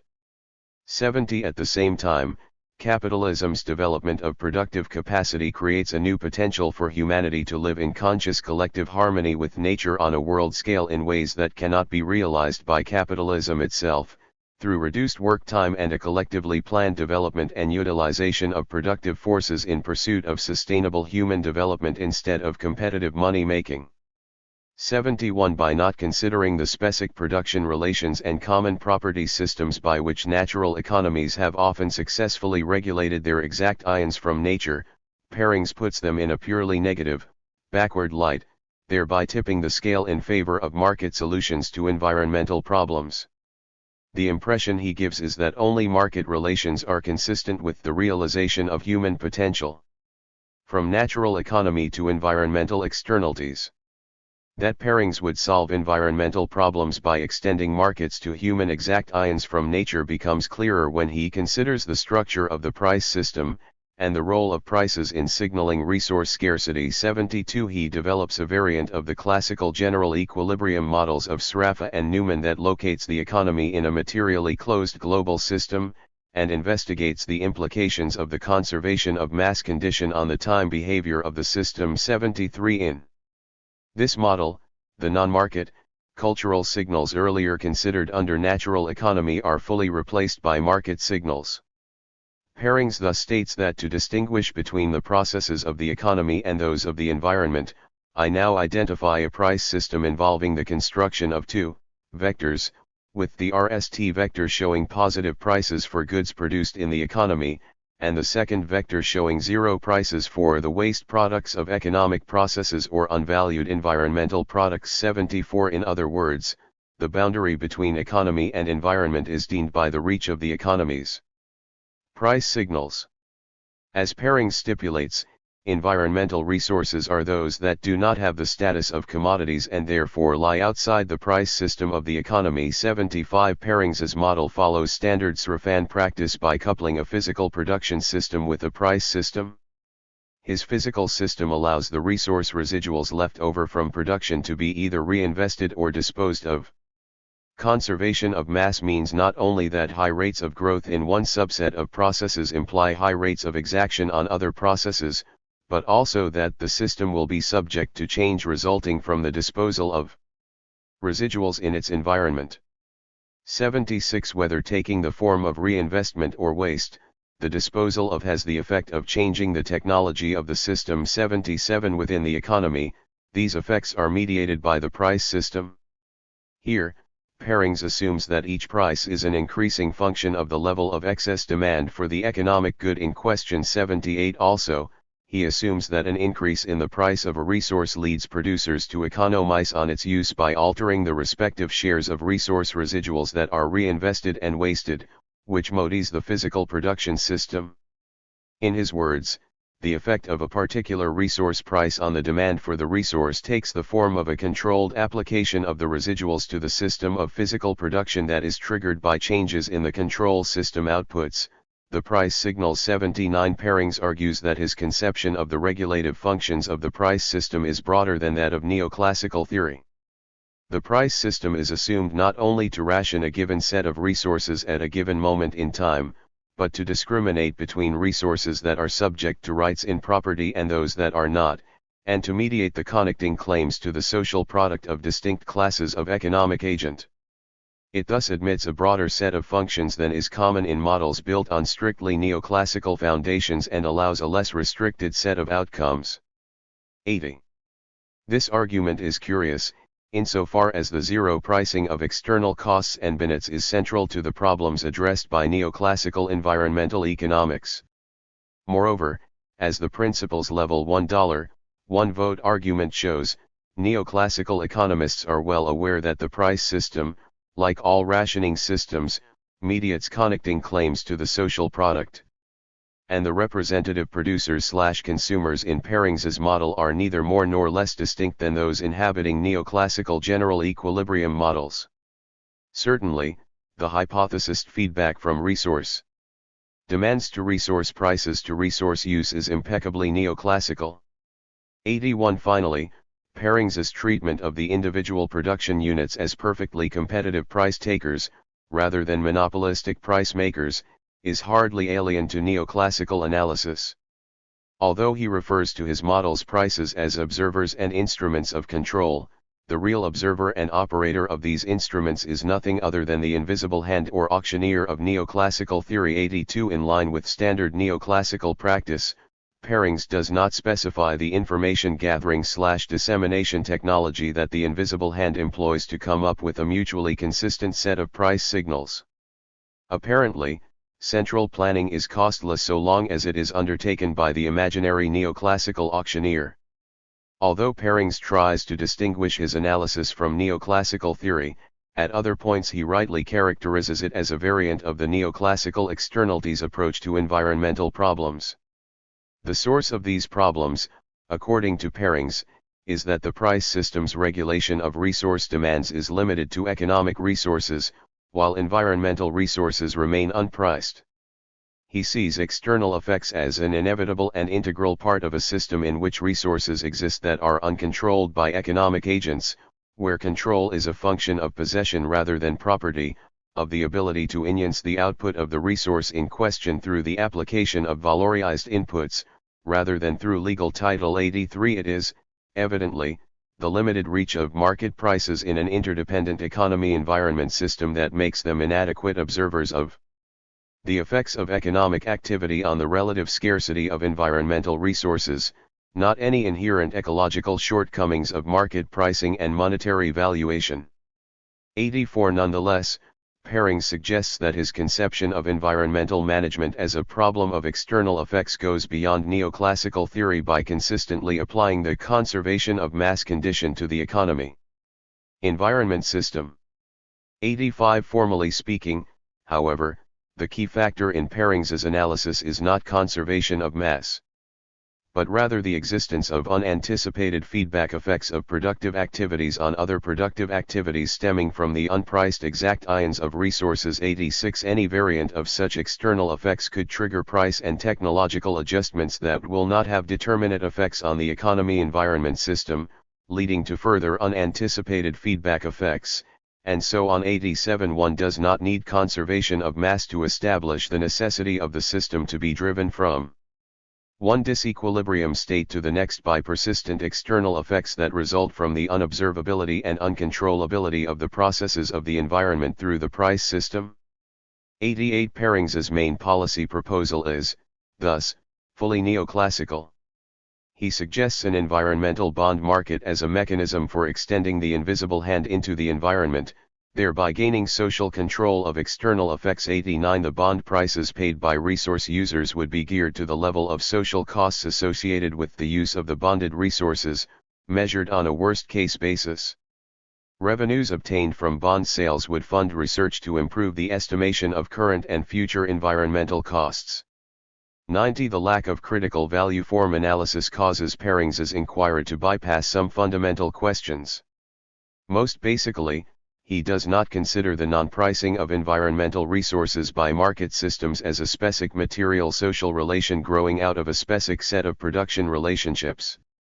To begin with, that such non-valuation takes the form of non-pricing of nature's gifts should tell us something about the market system. Adam Smith's mystical invisible hand notwithstanding, the market system can never adequately register the communal imperatives of social reproduction precisely because these imperatives are communal and hence cannot be priced, cannot be monetarily valued. The market system excludes the sustainable use of nature's gifts from explicit social signaling precisely because in this kind of system the inherent communality of social reproduction takes the alienated form of private transactions among independent property owners. And this anti-ecological form of socio-economic intercourse grows out of the social separation of the direct producers from necessary conditions of production, a separation that makes some of these conditions controllable by individual competing capitalists while the rest are freely appropriated and converted into conditions of competitive capital accumulation. Parings, by contrast, suggests that environmental crises can be resolved without even addressing the social relations of production. For him, these crises reduce to a problem of external effects exists because something has been left out or distorted in the description of the essential elements of reality summarized in the axiomatic structure of our models. 91 Environmental crises do not wreak the inherent contradictions of private, class exploitative production and its market system, but, rather, fundamental laws in the axiomatic structure of the dominant models of the economic system. 92 To achieve a determinate and sustainable path of social reproduction, we need only extend our models so as to internalize the environment into the market system of price signals. Presumably, enlightened policymakers will do the rest. There is no need for the bloody chaos of class struggle. There is just one problem. Parings's model presumes that the goal is sustainable production of commodities by means of commodities. It says nothing about the sustainable development of human beings. In his model, the environment's only function is to serve as an input and sink for the production of commodities for a prod. His model says absolutely nothing about the market system as a form, a historically limited form, of human development. It treats the reproduction of labor as identical to the reproduction of all the other physical inputs to production. 93 And this labor's productive capabilities, as represented by technical input/output coefficients, are not formally distinguished from those of any other input. Hence the model says nothing about the alienation of the producers from the combined productive powers of nature and their own collective labor, and the connection between this alienation and the external effects of production. In other words, Parings's analysis does not distinguish the environment as a condition of capitalist reproduction from the environment as a condition of human development.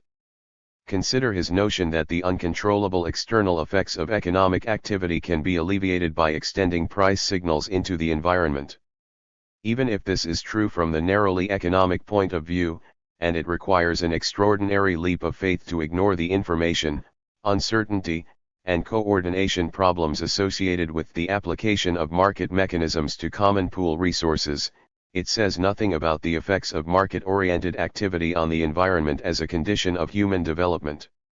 And it does not explain the powerlessness of the producers vis-a-vis their own collective metabolism with nature, or why this metabolism can only be mediated by market relations. The incompleteness of Parings's economy-environment system is wreaked in his technocratic conception of environmental crises and conflicts. For him, environmental crises reduce to the unanticipated feedback effects on the production system stemming from the uncontrolled disposal of residuals. 94 He relates neither these crises nor the resulting conflicts to the social relations of production that, although not specified by his Srafan model, must, in reality, structure the physical production data and market exchanges. Instead, conics and their destabilizing effects are conceived as zero-sum growth games between different sectors. There is no reason why a particular subset of processes within a materially closed system should not have a positive growth rate over some night period, but it will necessarily be at the expense of some other set of processes in its environment. An expansion in the mass of resources at the command of a particular group of agents implies a contraction in the mass of resources at the disposal of some other group of agents. It also implies an expansion in the mass of wastes generated by the former. High rates of growth in one subset of processes imply high rates of exaction on other processes, and high rates of residuals disposals in both sets of processes. Consequently, high rates of growth in one subset of processes imply high rates of change in the system as a whole. Not only is the growth-oriented economy itself an unstable system, it is directly responsible for destabilizing the global system of which it is a part. 95.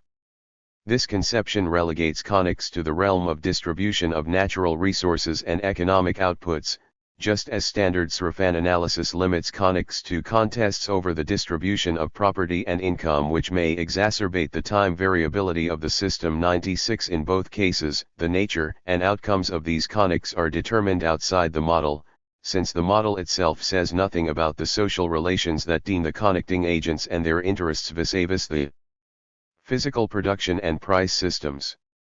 For instance, to assume that conics can be reduced to differential growth contests is to presume that the growth of a sector or society is in the interests of that sector or society.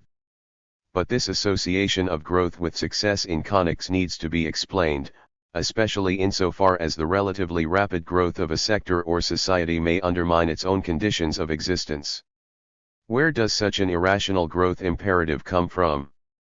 The same basic difficulty affects Parings's conception of the role of force in economy-environment relations and associated conics. His notion that exaction from nature always implies force majeure has already been noted. 97. For Parings, exaction is always involuntary for the exactee, whether the exactee be a non-human species or, instead, a society whose reproduction depends on the resources being exacted by another society. The concepts of exaction and insertion each imply actions that are not agreed to by all the parties concerned. That is, they imply the impositions of one agent or species on another, a relationship of domination and subordination between agents or species.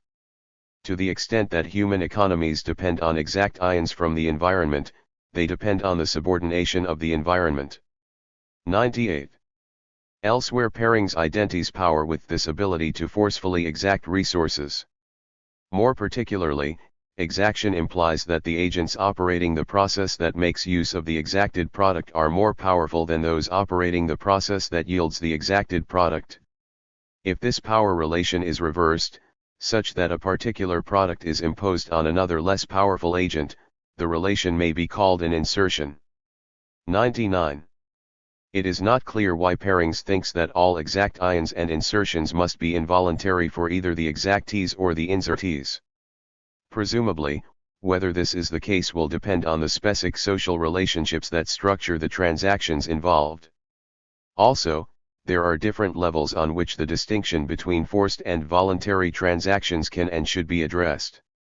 For instance, the sale of a worker's labor power, and the capitalist's exaction of labor from it, may seem completely voluntary insofar as nobody holds a gun to the worker's head and forces her to offer her services to a particular capitalist. Yet, in a structural sense, it is involuntary insofar as the worker must sell her labor power and submit to the exaction of her labor in order to obtain the money needed to purchase necessary means of subsistence in capitalist society. Similar ambiguities apply to the submission of working people and communities to capitalist exact ions from, and insertions into, the natural environment. They call for analysis of the material social relations of production, an analysis precluded by Parings's Srafan approach, which grafts market signals onto physical production data without providing any class mediations between them. The shortcomings of Srafan modeling cannot be overcome by importing abstract notions of force, power, and conic that do not even distinguish between human and non-human species. 100. 3. O'Connor and Conics over ecological capital. Like pairings, O'Connor derives ecological conics directly from the environmental dependence of human production. 101. His starting point is ecological capital, understood as irreplaceable natural resources and environmental amenities, including stock natural resources as well as the ecological systems that furnish renewable resources and life support services. 102. For O'Connor, ecological conics are an inevitable result of the fact that ecological capital is essential, scarce, and depletable. 103. Inevitably, therefore, we see conics of interests concerning the appropriation and use of ecological capital, conics between different societies and between groups within a society, over access to depletable natural resources, over reproduction or destruction of environmental amenities, and, nally, conics over which cultural projects will or will not be served by appropriation of environmental resources and services. Such conics have always existed. 104. Despite his reference to conics within a society, O'Connor's formal analysis deals only with conics between societies. But he goes beyond pairings by extending the Srafan framework to allow for the marketization of ecological capital. Ecological capital and the economy/environment distinction. O'Connor sees reproduction or accumulation of an ecological capital as a sort of para-economy activity whose product may be sold on the market. 105. As with pairings, the reproduction of ecological capital is deemed as a non-industrial sphere, one that often supports the reproduction of non-industrial economies that are vulnerable to predation by an expanding modern economy. 106. But, unlike pairings, O'Connor allows for the marketing of ecological capital by non-industrial proprietors. For a prod. 107. He thus interprets Srafan models of ecological conic and crisis. 249. Value system conics associated with incompatible uses of, and the effects of these conics on the viability of industrial and ecological reproduction, in terms of alternative assumptions about the relative prices and rates of prod yielded by economic capital and ecological capital. 108. In other words, O'Connor drops pairings' assumption that the market system's price signals do not reach into the environment. Pairings' analysis, in which environmental goods yield zero prices and zero prods, thus emerges as a special case of O'Connor's more general framework. Also, compared to pairings, O'Connor's model has a more transparent specification of waste disposal and its economic and ecological impacts. Unlike pairings, however, O'Connor simplifies things by assuming that the technology of production does not change in response to price changes. In O'Connor's model, there is no feedback from the price system to the physical production system. Importantly, O'Connor's model follows pairings in not distinguishing labor from other inputs, that is, not explicitly showing the exaction of labor from labor power, let alone its specific social form. Hence, all of his references to values denote either prices or use values. O'Connor begins his formal analysis by specifying a for-process, for-resource model, which is, really, a two-economy model in which each economy engages in waste disposal activities. 109. Process 1, representing the modern industrial economy, produces an economic good which can be used for consumption or as a means of producing itself. Inputs of both the economic good and ecological capital are needed to produce the economic good. Process 1 also produces waste which can be disposed of using inputs of ecological capital as sinks. This waste disposal process, overseen by the same proprietors who run Process 1, may be labeled Process 2.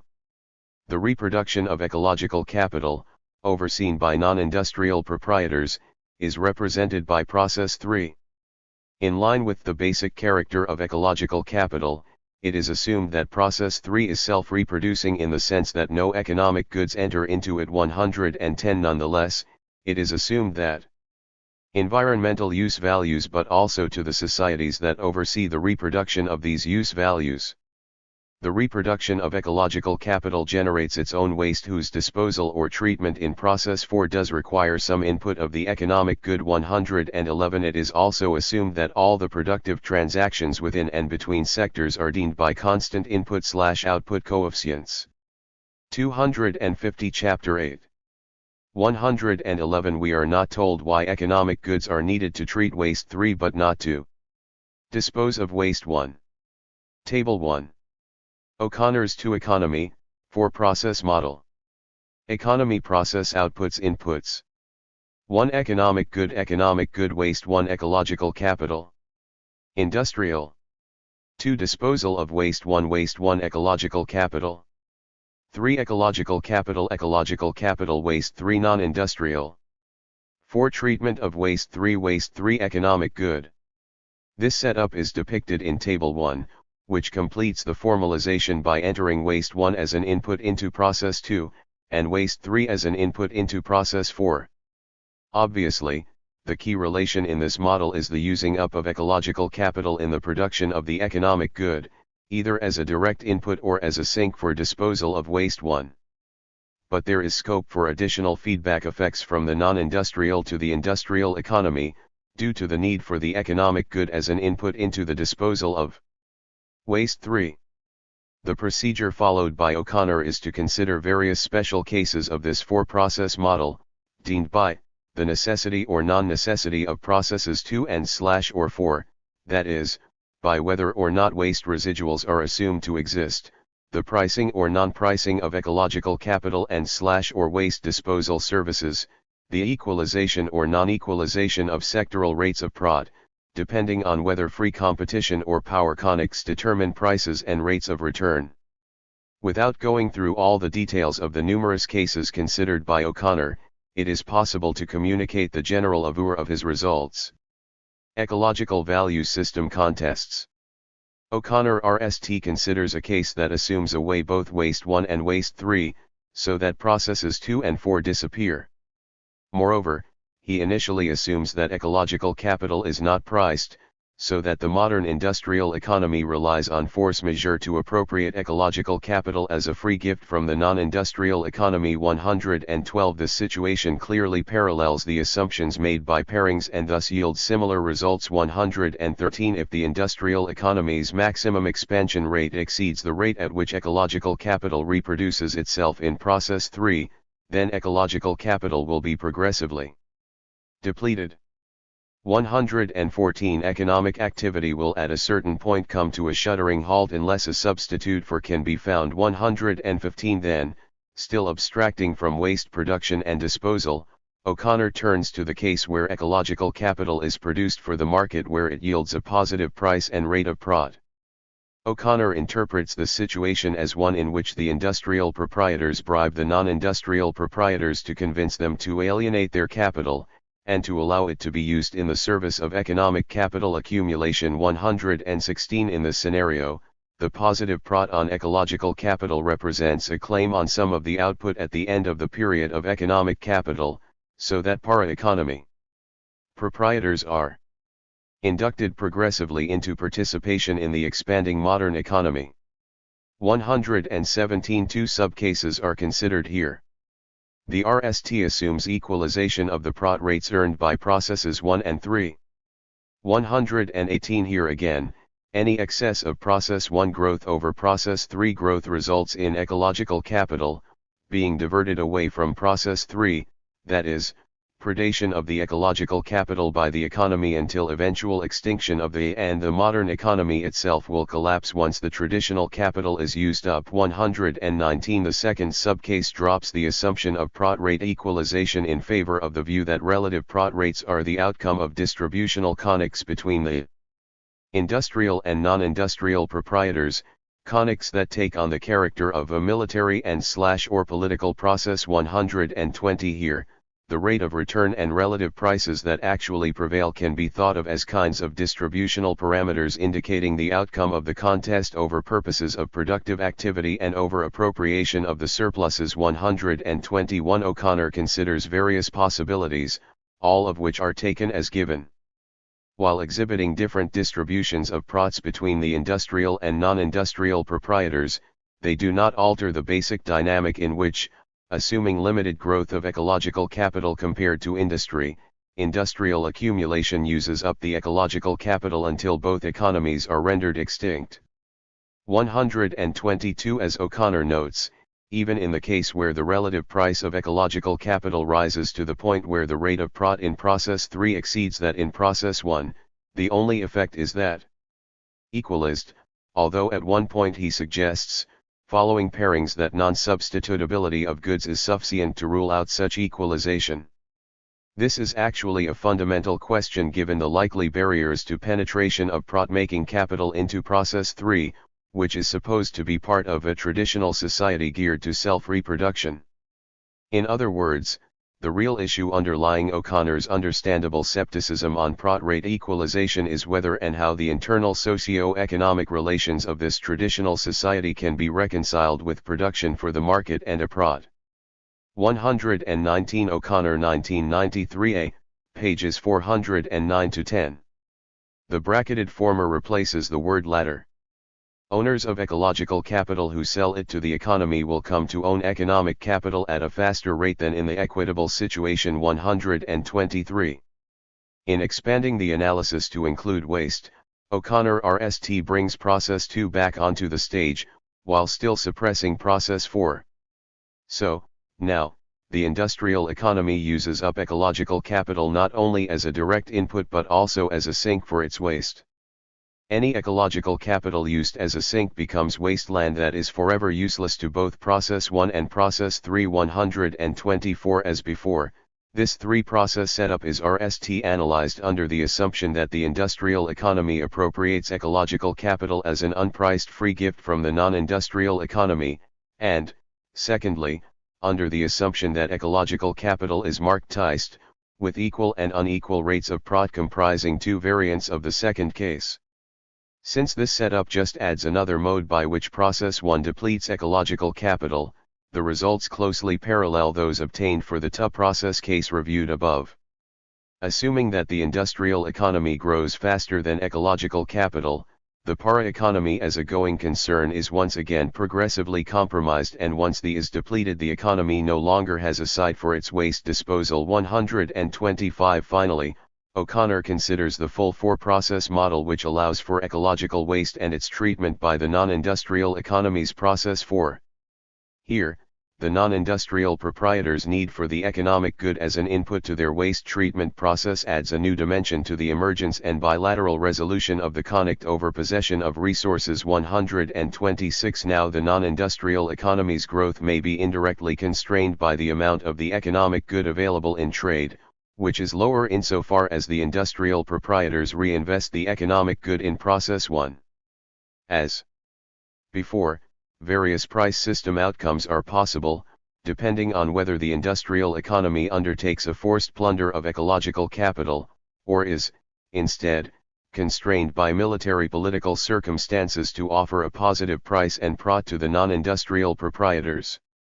In any event, the exact terms of trade are likely to be determined by the relative power of the two sides rather than automatic prot rate equalization.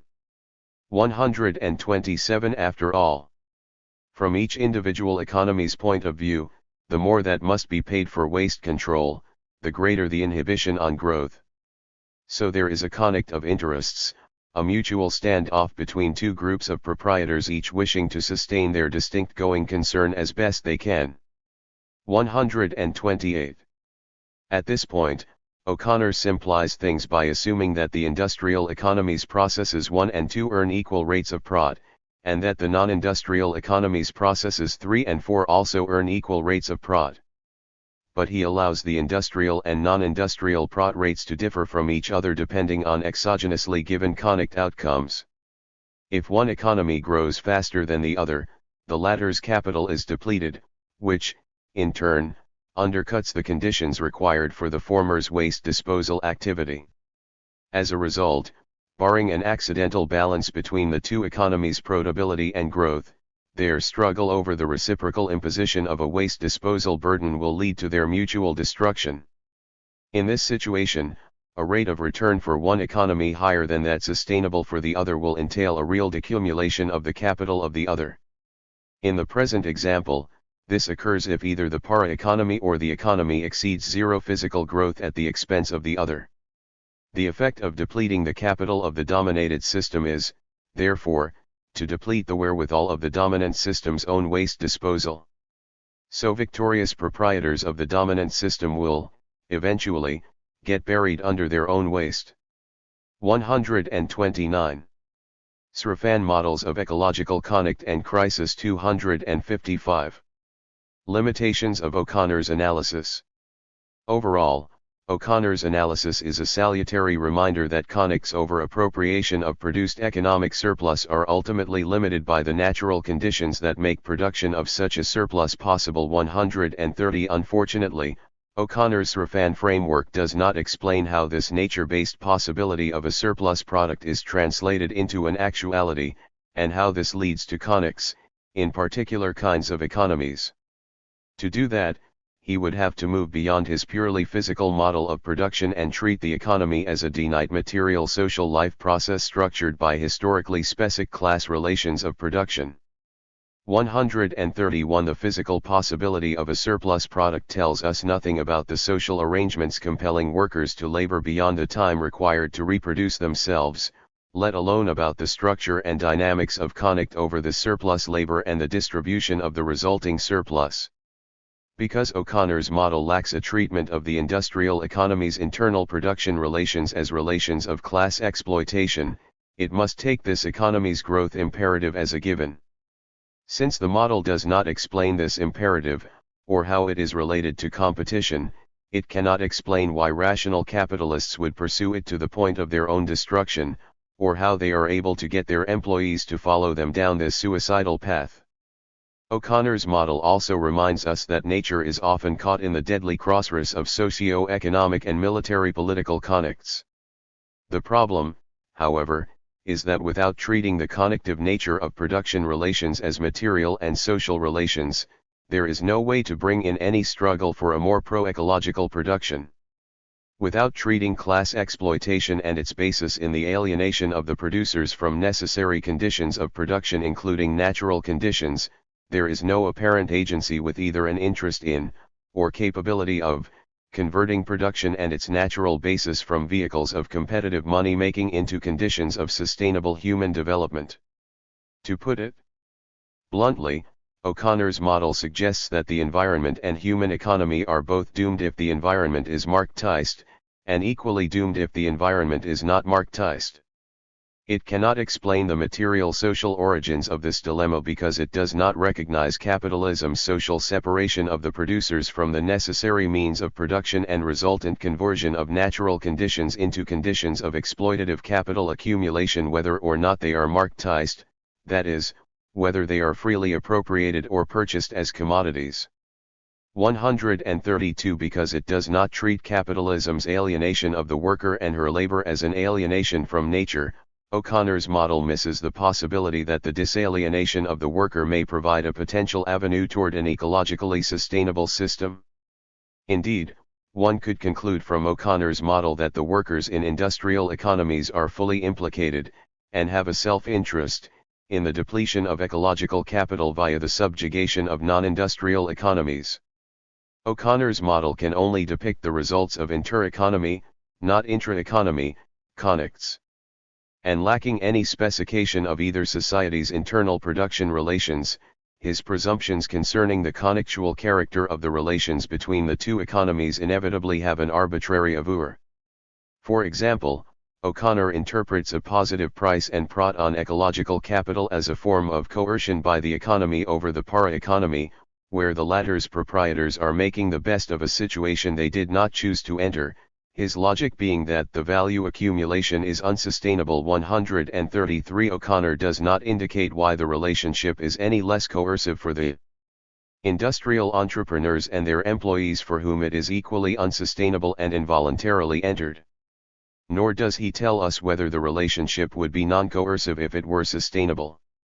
Similarly, in considering the full model where the industrial and non-industrial economies require each other's outputs as means of their respective waste disposal operations, O'Connor interprets their mutual inability to operate independently as a clear conflict of interests. 134 His reasoning is that the requirement on the economy and on the para-economy to accommodate waste disposal from the other imposes on each of them an impairment of growth potential. 135 He does not explain why any bargain solution, to establish exchange ratios for transactions of inputs needed for disposal of respective waste materials, must be constrained by an imperative to maximize growth.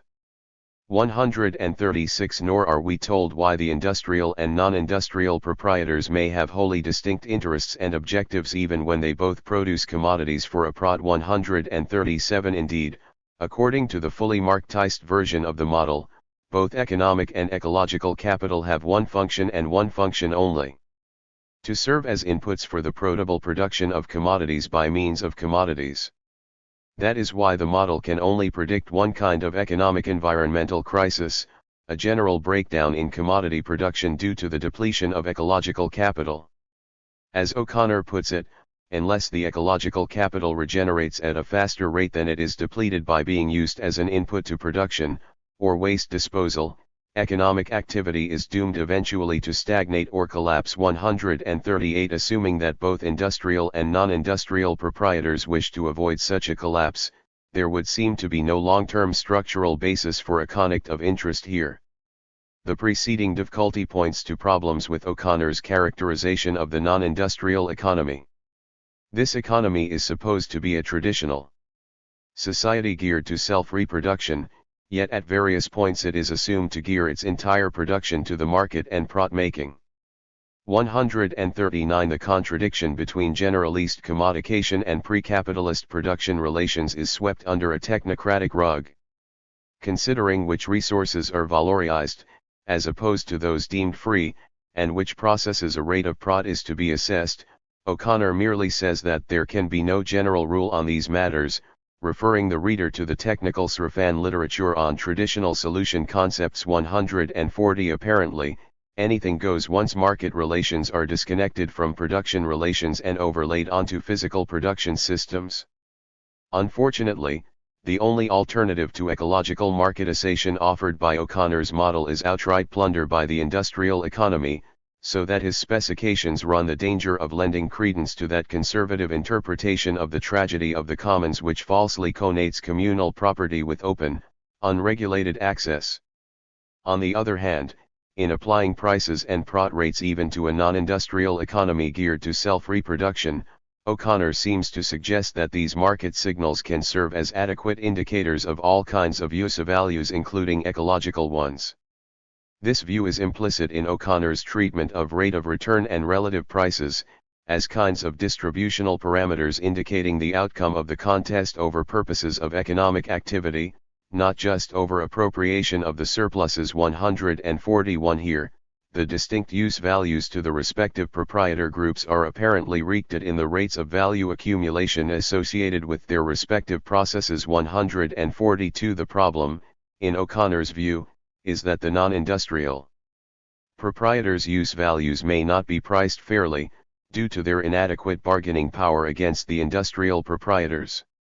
Such unfair pricing will be exhibited in the non-equalization of returns, but a reduction of power inequality between the two sets of proprietors would lead to a fairer set of prices and profit rates that presumably better represents the non-industrial economy's distinct use values. 143 O'Connor even lapses into the position that the goal of capitalist production is the production of particular kinds of use values, not the accumulation of value as represented by money. As already noted, he interprets the allocation of resources to waste disposal activities as an impairment of growth potential and hence as a source of conflict between industrial and non-industrial economies. 144 But this presumes that waste disposal activities are not themselves part of economic growth, even though they may be undertaken for the market and yield a profit, that is, generate incomes for their proprietors and employees. If waste disposal generates income and appears as part of GDP, it no longer makes sense to argue that from each individual economy's point of view, the more that must be paid for waste control, the greater the inhibition on growth. 145. Furthermore, insofar as waste disposal can be profitably sold on the market, it is not clear why it necessarily represents a conflict of interest between the two economies. It could just as well provide an opportunity for the industrial and non-industrial proprietors to reap gains from trade based on the comparative advantages that their respective capital endowments give them in the exploitation of their respective labor forces. As a distinctive going concern, capitalism does not care about the character of the use values that it uses as vehicles of value accumulation. There are many commodities the demand for which is generated by the negative externalities of capitalist production, and which provide very lucrative opportunities for profit making: air conditioners in overheated and polluted cities, burglar alarms, various pharmaceuticals, and so forth.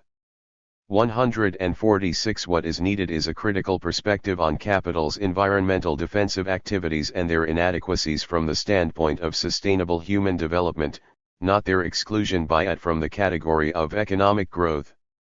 Chapter 9. Toward a Marxist approach to ecological conflicts and crises. With their emphasis on class exploitation and struggle, it is not surprising that Marxists have long recognized the conflictual nature of environmental problems. 1. The present chapter demonstrates how Marxist class analysis generates important insights into the systemic roots of environmental crises and conflicts.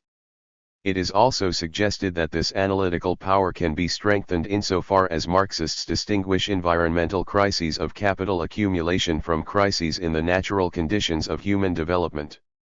The Marxist analyses discussed in this chapter have been mostly neglected not only by ecological economists but also by ecological Marxists. 2. They do, however, treat capitalism as a finite material social life process whose exploitation of labor and nature has finite historical limits. That is why these Marxist analyses point the way toward an approach that corrects the shortcomings of the frameworks surveyed in chapters 7 and 8. As shown in sections I-4, the Marxists' inability to fool this analytical promise is mainly due to their presumption that environmental maintenance activities are a pure cost for capitalist production. Once it is recognized that environmental maintenance activities can present opportunities for profitable commodity production and investment, it becomes clear that one must distinguish capitalist environmental maintenance from the kind of maintenance that can promote sustainable human development. Accordingly, Section V concludes the chapter by explaining how a more holistic Marxist analysis can distinguish capitalist sustainability from human developmental sustainability. The proposed extensions incorporate Marx's analysis of the co-evolutionary maldevelopment created by capitalism's metabolic rift between workers and nature, and the resulting special position of workers and their communities in the shift of production onto a healthier path through struggles to decapitalize necessary conditions of production. By highlighting the basis of these struggles in capitalism's exploitative globalization of production, this analysis leads into Chapter 10's discussion of communism as the struggle for sustainable human development. I. Perlman on growth and environmental reproduction costs.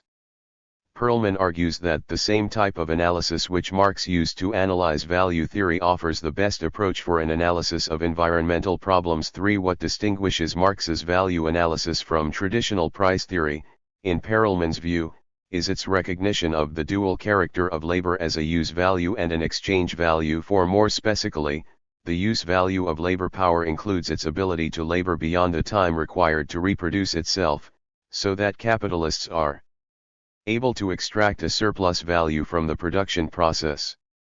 5. Perlman suggests that a similar dual analysis applies to natural resources. In particular, if one abstracts from rents, then the prices capitalists pay for natural resources are regulated by their values, that is, by the labor times required for their extraction. But such values have no correspondence with the cost of reproducing the resources in question, which may, in fact, be innate insofar as the resources are irreplaceable. Moreover, even if these resources yield rents, in Marx's view such rents represent redistributions of surplus value and are thus limited by value production. Hence, rents cannot resolve the gap between reproduction costs and extraction costs for natural resources. With natural resources, in short, the cost of reproduction is usually much more than the cost of extracting raw materials from nature. 6. This difference creates a tissue surplus in that the capitalist pays one price for resources while the actual cost of production or reproduction of such resources would be much higher. 7. The effect of this duality, according to Perlman, is to make it profitable to deplete stocks of natural resources. 8. This analysis has much more radical implications than the neoclassical notion that environmental problems can be corrected through efficient pricing of external costs. By distinguishing value from price, Perlman is able to show that resource prices are limited by value relations even with rents. Moreover, his analysis incorporates irreplaceable resources for which no monetary rent can adequately represent depletion costs as measured by reproduction costs. As with Marx, Perelman's analysis does not ascribe value directly to natural resources. But it still recognizes that natural resources are necessary conditions of value and surplus value production, the reason being that the production of value is a material process undertaken by living human beings. When Perlman says that the gap between reproduction costs and extraction costs makes it profitable for capitalists to deplete natural resources, he does not mean that capitalists extract value directly from nature. Rather, he means that this gap makes it profitable for capitalists to extract natural resources as conditions required for the exploitation of labor power and/or for the objectification of surplus labor in vendible use values. Unfortunately, Perlman does not distinguish between reproduction costs from a capitalist point of view and reproduction costs from the standpoint of sustainable human development. The difficulty becomes apparent when he incorporates the gap between reproduction and extraction costs into a von Neumann/Sraffa model of long-run growth, in which, given night resources, the maximal rate of growth is the one which expands the output of all goods by the same proportions. 9. Perlman argues that the systemic underpricing of natural resources relative to their reproduction costs means that this sustainable growth path has a lower rate of growth and a lower rate of profit than other possible growth paths, and that this makes the capitalist class very willing to deviate from this path. 10. As a result, natural resources tend to be depleted to the point where even simple reproduction is impossible, let alone expanded reproduction. 11. The reason why Perlman lapses into a simple environmental breakdown model is that his category of resource reproduction costs does not distinguish the resource requirements of capitalist production from the requirements of sustainable human development. Formally speaking, all that capitalism requires from the environment are conditions consistent with the reproduction of exploitable labor power and the objectification of abstract labor in commodities.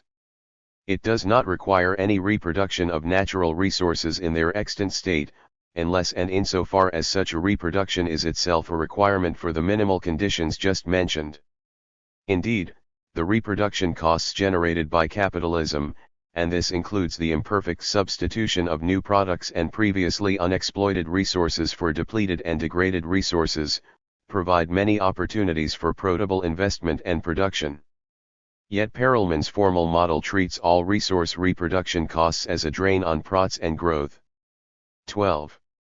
Nor can the environmental requirements of sustainable human development be conceived simply in terms of the reproduction of extant natural resources, given the inevitable two-way relationship between human production and the environment. Rather, sustainable human development paths involve particular forms of co-evolution between economy and environment. Once this is recognized, it becomes clear that capitalist environmental conics are likely to concern not just the amount of money and resources that should be allocated to natural resource reproduction, but the qualitative forms that such reproductive activities should take. Should resource reproduction simply entail the minimum disposal, treatment, and recycling needed to create conditions for profitable growth and accumulation of capital? Or should reproductive activities be dedicated to the goal of a sustainable development of human beings in healthy co-evolution with other species and the entire biosphere? The von Neumann/Sraffa model that Perlman deploys for illustrative purposes cannot distinguish sustainable growth of capitalism from sustainable development of human beings as a total material social life process. This model depicts a fully Marxist economy that has settled down to an equilibrium position, a quasi-stationary state in which the production of all goods remains in the same proportion although a uniform geometric rate of growth is allowed to the whole system. 13. In this equilibrium, growth merely consists of replication and the economic system expands like a crystal suspended in a solution of its own salt. 14. All possible techniques are known already, and nobody learns anything. 15. Equilibrium growth proceeds without any recognizable aim. 16. The model, in short, can throw no direct light on problems of economic development and changes in the standard of living. 17. It is the climax of pure economics, the complete elimination of history. 18. Stated differently, the von Neumann/Sraffa balanced growth framework does not treat capitalist commodity production as a finite material social life process with its own laws of development, crisis, and conflict. Bypassing the economy's specific production relations, and treating the production system as qualitatively static, the framework can depict no evolution at all, let alone a dialectical, conflict, and crisis-driven evolution stemming from tensions between the system's growth requirements and sustainable human development.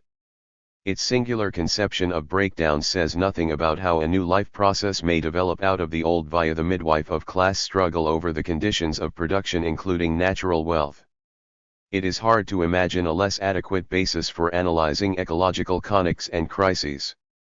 The limitations of Perelman's illustrative framework do not fully explain his undialectical treatment of reproduction costs, however.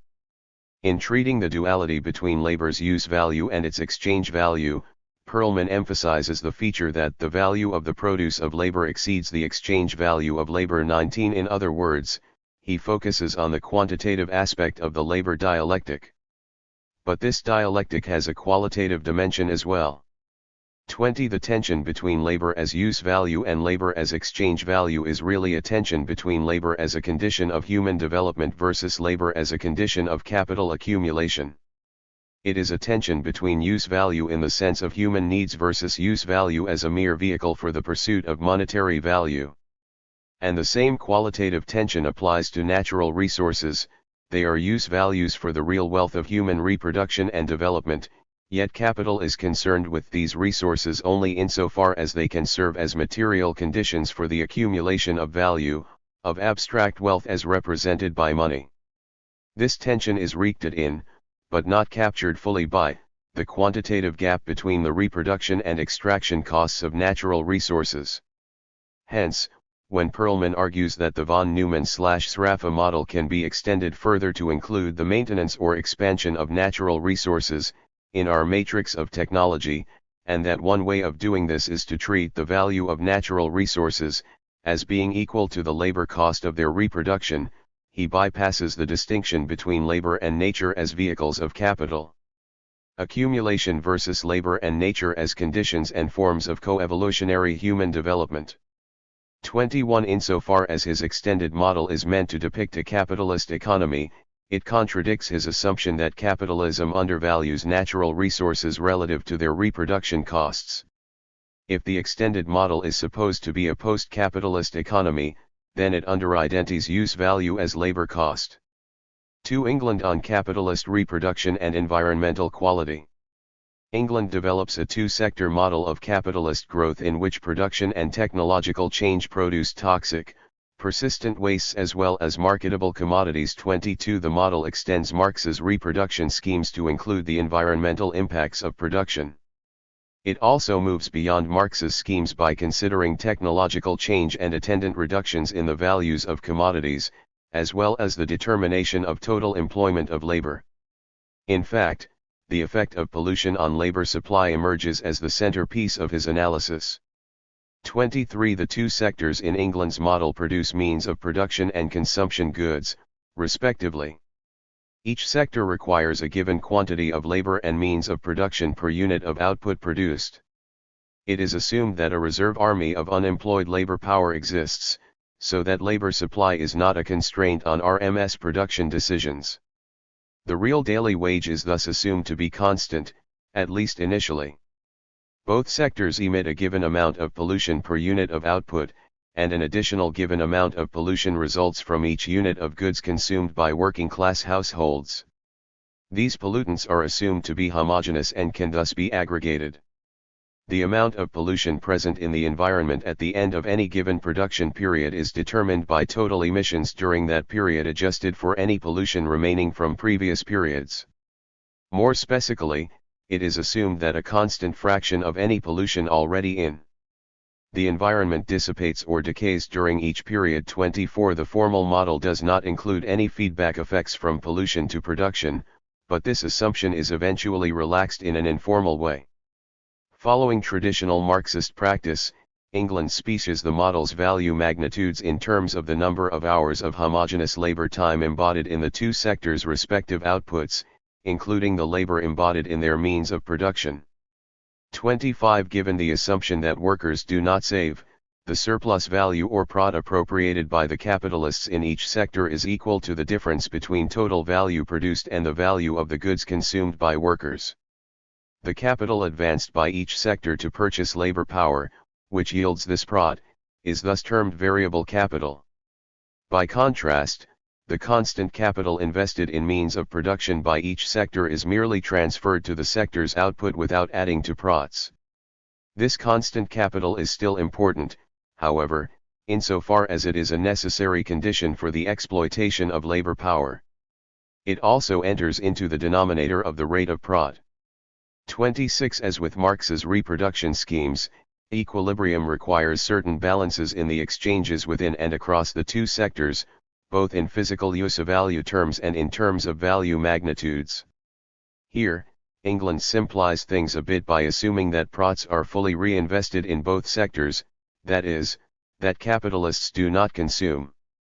27. Hence, the value of the total demand for consumption goods is equal to the combined total wages of both sectors, which must be equal to the value of the consumption goods sector's output. Meanwhile, the value of the other sector's output of means of production must be equal to the combined value of both sectors' demands for these means of production.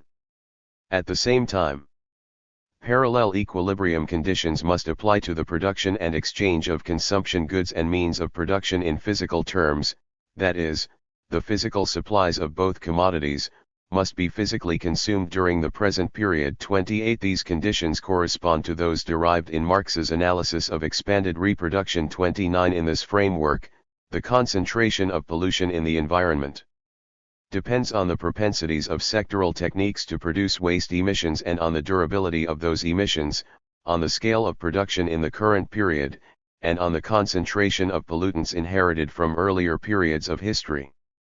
30. Insofar as the growth of production is driven by the reinvestment of the surplus value extracted from workers by capitalists, this establishes a connection between capitalism's specific class relations and environmental degradation. As England puts it, any acceleration of capital accumulation is accompanied by a larger O of waste emissions and consequently lower degree of environmental quality. 31. One need not treat anti-ecological growth mania as a non-systemic cultural phenomenon. By its nature, capitalist development is a process in which value expands itself, and capitalists are the human agents whereby the self-expansion of value takes place. 32. England then informally extends his analysis to take account of two dimensions of capitalist technological change. First, he observes that capitalist development has tended to generate new kinds of waste emissions that persist in their toxic forms well beyond their period of discharge and hence accumulate as environmental stocks of pollutants. 33. Examples include plastics, very slowly decaying toxic chemicals of various kinds, and nuclear waste. Moreover, the sheer scale of some pollutants means that they can no longer be dispersed or processed by the environment, they thus accumulate in ever greater quantities.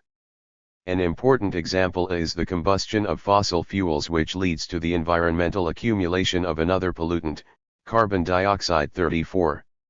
Second, England suggests that capitalist technological change has tended to be labor-saving, given the incentive of capitalists to counter periodic labor shortages caused by overextensions of work time and by various statutes limiting the duration of the working day. 35. Labor-saving technological advance tends to increase both the total mass of surplus value and the rate of prod by reducing the value of the goods consumed by workers at any given real wage. 36.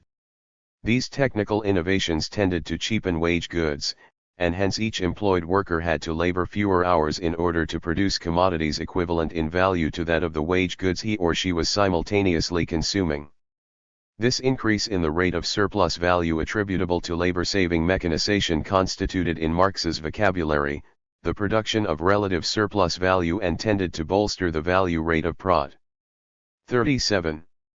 However, while labor-saving techniques may be directly protable, they also require changes in the physical composition of the materials and energy sources used in production. 38. This is where England links up the labor-saving dimension of technological change with its environmental impacts. As chemical fertilizers and pesticides replace manure and natural pest controls in agriculture, and as nuclear power and fossil fuels substitute for water wheels and windmills as power sources in industry, etc., it has become obvious that many of the particular materials and energy sources introduced by capitalists in recent decades to bolster labor productivity have resulted in increased toxicity and environmental durability of waste discharges. 39. Capitalist labor-saving technology thus has the ominous, longer-term consequence that environmental stocks of toxic pollutants accumulate far more rapidly. 40. England argues that this toxic build-up could eventually lead to serious, persistent health problems for the working class, especially insofar as workers are exposed to pollutants in production, which, in turn, might substantially increase the quantity of medical care required to reproduce workers' laboring capacities. 41. Depending on the bargaining strength of workers, this could lead to rising wage costs and declining profitability for capitalists. If workers demand and get compensatory health care or a shorter working day to escape occupational health hazards, their real wage rate will increase sharply and hence the rate of prod will ultimately tend to fall. Hence, the myopic, competitive introduction of new technologies by individual capitalists could eventually lead to an ironic result, the undermining of the environmental foundation which is necessary for capital accumulation in future decades. 42. England's analysis clearly foreshadows James O'Connor's second contradiction approach, which also emphasizes the rising costs to capitalists stemming from various defensive expenditures against environmental degradation, with the extent and forms of such rising costs mediated by class connects in both private and public sectors. 43. Moreover, England connects environmental degradation with capitalism's characteristic form of technological advance, labor-saving mechanization. As highlighted by Braverman, such mechanization is a two-step dynamic in which work processes are simplified into sub-processes that can be quantitatively monitored by managers, and the knowledge thus obtained then used to apply machinery to these sub-processes in ways that partially replace, and regulate the pace of, workers' labor. 44. Capitalism, arguably, applies a similar logic to nature. With the producers separated from natural conditions of production, capitalist managers and their scientific and technological functionaries are free to isolate and apply the particular forms of natural wealth that are most useful for the mechanization of labor and the objectification of this labor in commodities. 45. The result. As labor became more homogeneous, so did much of nature, which underwent a similar process of degradation. 46. The development of non-biodegradables and other persistent forms of pollutants is merely the latest phase of this dual degradation of labor and nature.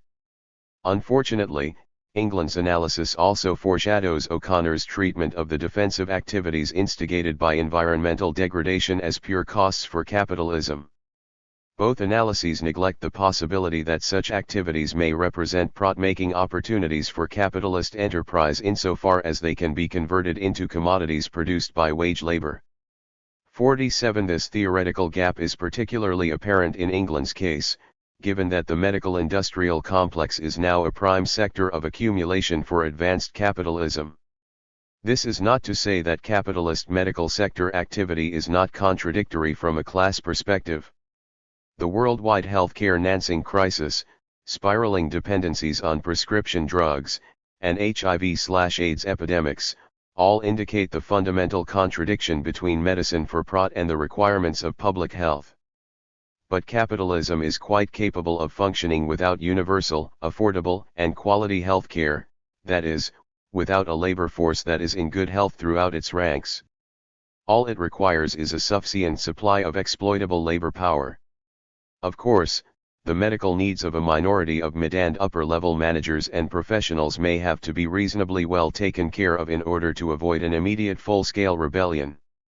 For most purposes, however, a quick succession of unhealthy and short-lived generations will keep the labor market as well supplied as a series of vigorous and long-lived generations. 48 England suggests that declining health conditions will eventually lead workers to bargain for offsetting increases in wages and health benefits, thereby raising the capitalists' labor costs. This analysis ignores the regulation of wages by the rates of capital accumulation and labor-saving technological advance, via the reserve army of labor. Strangely, England motivates his discussion of labor-saving mechanization by referring to its historical alleviation of labor shortages. 49 Yet his model does not allow such mechanization to replenish the reserve army of unemployed and thereby place downward pressure on wages. Unlike Marx, who consistently distinguishes between the real wage and the value of labor power, England follows the Srafan practice of treating the real wage as the primary concern of class conflict. 50 And, except for his informal discussion of labor cost problems due to pollution and declining health conditions, England assumes that this physical wage is a given, exogenous variable. As a result, his model has both the real wage and employment directly constrained by the supply of consumer goods rather than indirectly by the rate and technology of accumulation.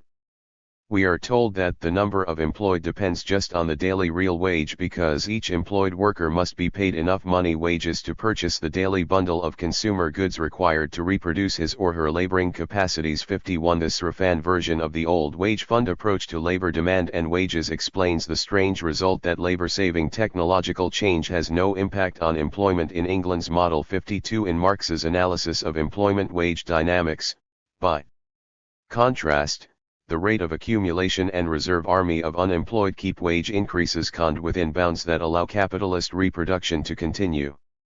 If accumulation takes off to the point where labor shortages and increases in wages occur, then, even without technological change, the rate of accumulation will slacken, thus increasing unemployment, which places downward pressure on wages. Labor-saving technological change reinforces this regulative mechanism. 53 Marx's analysis does not imply that workers' wage struggles are completely futile, however, it only establishes the inability of such distributive struggles to generate a crisis of capitalist reproduction. Insofar as labor productivity continues to rise, workers can successfully demand commensurate increases in wages and benefits without triggering a regulative decline in the rate of capital accumulation. Marx interprets these demands as efforts by workers to maintain the value of labor power. But workers' ability to improve their compensation in line with the requirements of a healthy and sustainable human development is constrained by the system of capitalist reproduction itself, and this includes not just the regulative power of the rate of accumulation over the labor market but also the tensions between worker community needs and the need of capital to shape and reshape healthcare and other use values into profit-making, not human developmental, activities.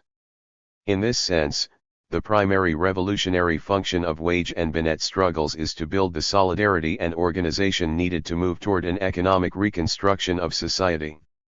The ultimate abolition of the wages system. 54. 3. England on environmental quality and class conflict.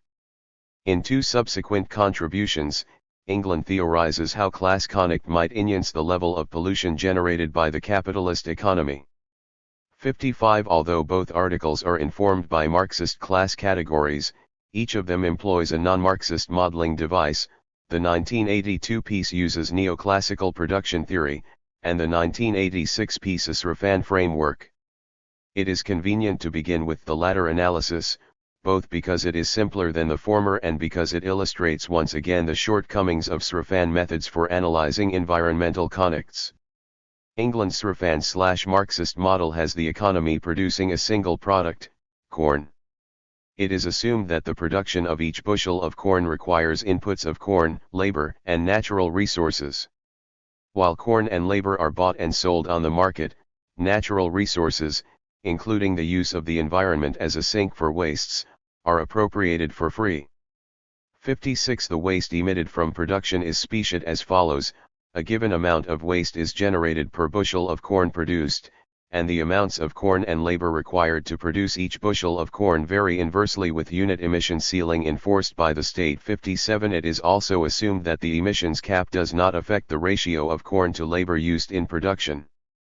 In other words, the respective productivities of corn and labor are positively and equally related to the amount of pollution emissions allowed by the authorities. This is equivalent to the assumption that, in controlling their emissions in line with the legal ceiling, RMS utilize a waste treatment or disposal technology in which the corn/labor ratio happens to be the same as in corn production itself. Moreover, the model does not include any adverse impacts of pollution on either production or PROTS. As a result, a reduction of emissions appears as a pure cost to RMS, that is, as a technologically neutral but unproductive expenditure of factor inputs on emissions control. Any such reduction of emissions will decrease the output or income available for distribution between wages and PROTS. In this sense, environmental policy is intimately tied to issues of income distribution. 58. The model's formal results thus take the form of an extension of the SRFAN wage-PROT frontier. As derived by SRAFA, this frontier shows an inverse relation between the wage rate and the rate of PROT for a given physical production system. 59. In England's model, there are many wage-PROT frontiers, each one corresponding to a different level of environmental protection. 60. As emissions decrease, total production falls, so that lower and lower PROT rates are obtainable at any particular wage rate. 61. England interprets these results as suggesting that there is no single socially optimal level of pollution. Rather, various social classes stand to gain the most from different and connecting levels of environmental quality. The particular level of environmental quality actually enforced by the state will presumably wreak the relative political power of those various social classes and hence their respective capacities to influence government decisions on environmental protection. 62. There are three problems with this interpretation. First, the model itself says nothing about how the relative power of classes is determined. This is a general feature of SRFAN models. They explain crucial variables as connect outcomes without shedding any light on the structural factors that shape these connects. Second, and relatedly, England's model does not establish any basis for environmental connects between capitalists and workers. Taken by itself, the model suggests that both classes should oppose the imposition of emission ceilings by the state, insofar as such ceilings reduce both wages and PROTs for any given wage/PROT ratio. This is because the model assumes that emissions reduction uses up productive resources without adding to either the production of commodities or to income. Stated differently, England's model assumes that waste treatment and disposal is not itself a commodity produced for PROT. 63. As a result, and this is the third problem, the model does not distinguish pollution control for PROT versus pollution control for human needs. This gravely weakens England's effort to relate the model to attempts by workers to impose techniques of production on capitalists which improve environmental quality in the workplace and in working-class communities. 64. Once we recognize that waste disposal and treatment may be protable activities, then a key question becomes what kinds of pollution control are likely to be supported by capitalists and workers, respectively. For instance, the kind of waste disposal that protably relocates toxic wastes to high-poverty countries and regions does not qualify as sustainable production of use values for human development, nor is it in the best interest of the working class even in the developed countries that generate the bulk of the wastes. By undermining environmental conditions in poor countries, it deepens their underdevelopment, poverty, and economic desperation, thereby fueling workers' competitive race to the bottom under the pressure of transnational capital's control over investment, production, jobs, and state environmental and social policies. 65. What is needed is a change in production technology toward greater quality and durability of the goods produced and less total waste generated by production itself. But such a change connects with the capitalist imperative to accumulate ever larger quantities of capital through the production and sale of commodities. That is why it can only occur in the context of workers and communities taking control of production and reorienting it toward sustainable human development. By contrast with England's 1986 analysis, his 1982 article suggests that both workers and capitalists have an economic stake in the imposition of political limits on pollution. 66 Nonetheless, it argues that workers and capitalists have a fundamental conflict of interests over the strictness of pollution standards, with workers standing to gain more from stringent limits. 67 England develops this argument by extending a two-sector neoclassical aggregate supply and demand model to include pollution as well as the distinction between workers' wage income and capitalists' prod income. All variables in the model are expressed in real terms, so no changes in either relative prices or the overall price level are considered. Sector 1 produces a single commodity which can serve as either a consumption good or as an investment good, while Sector 2 produces waste treatment, recycling, and disposal services. Both sectors employ capital and labor inputs, and it is assumed that the economy's capital stock and labor force are fully employed and can be instantaneously reallocated between the two sectors. 68 In addition, both sectors use environmental services in the production of their respective outputs. These services are available for free, but their positive impact on production in each sector is negatively related to the level of pollution in the economy. 69 For both sectors, the negative effect of pollution on the productivity of environmental services is assumed to be nonlinear, i.e., negligible at low levels of pollution but increasingly severe with additional unit increases in its level. 70 Pollution also has a positive and nonlinear impact on the rate of depreciation of the capital stock. In line with his 1980 analysis, England also assumes that pollution has a negative and nonlinear impact on the supply of labor. The pollution itself is generated by any expansion of Sector 1 production or of aggregate consumption, with the respective waste residual propensities of production and consumption taken as given. At the same time, Sector 2's waste disposal services are deemed in such a way that any increase of Sector 2 output represents a one-to-one reduction of the economy's pollution emissions. As England puts it, the output of the waste disposal sector is measured by the physical quantity of a homogeneous waste material which is poured, recycled, or otherwise not discharged into the environment in a potentially costly form. 71 Finally, the level of pollution is reduced by the ability of the environment to assimilate waste residuals costlessly, and this assimilation capacity is also taken as given. 72 As in any aggregate supply and demand model with no government and no international trade, equilibrium requires that planned investment equals planned savings. Gross investment is equal to total Sector 1 output minus total consumption by workers and capitalists. Total planned savings are equal to workers' saving plus capitalists' saving plus depreciation. Workers are assumed to save a given fraction of their wages and capitalists a given fraction of their prots. The distribution of net income is governed by a XED ratio of prots to wages.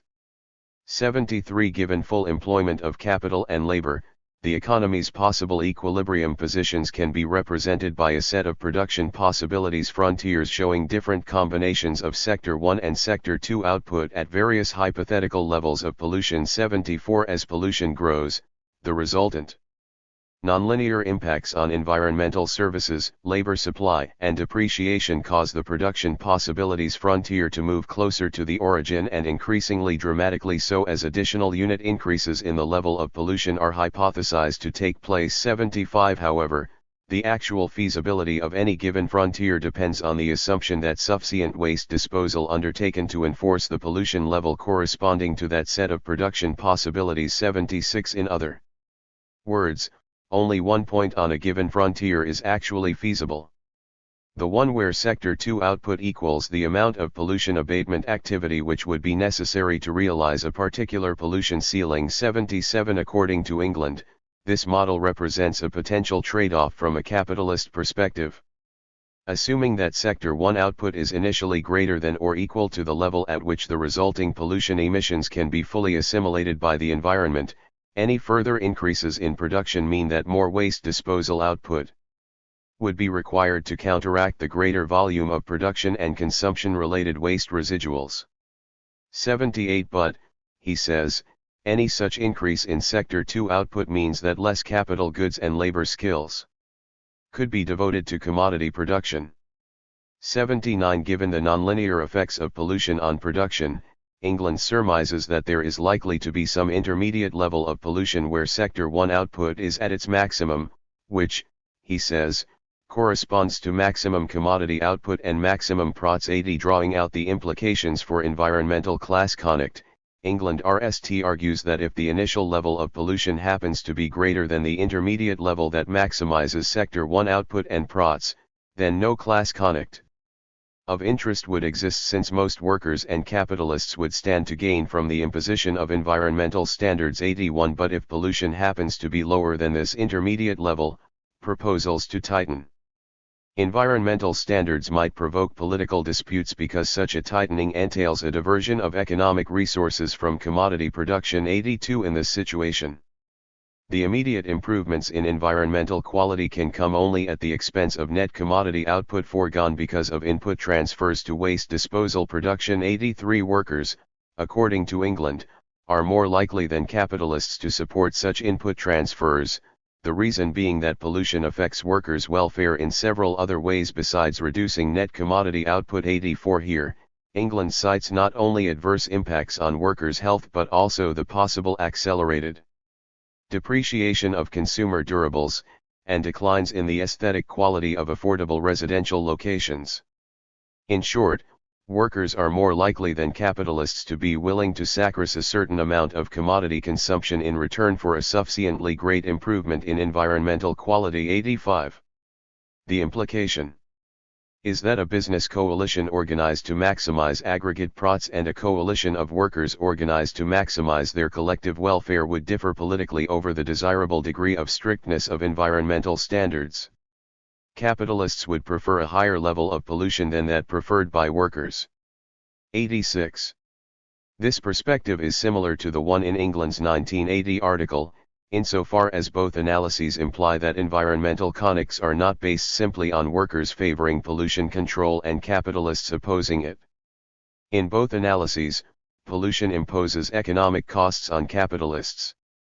In the 1980 article, pollution leads to rising labor costs, while the 1982 model also includes negative impacts on the environmental services used in production as well as accelerated capital depreciation.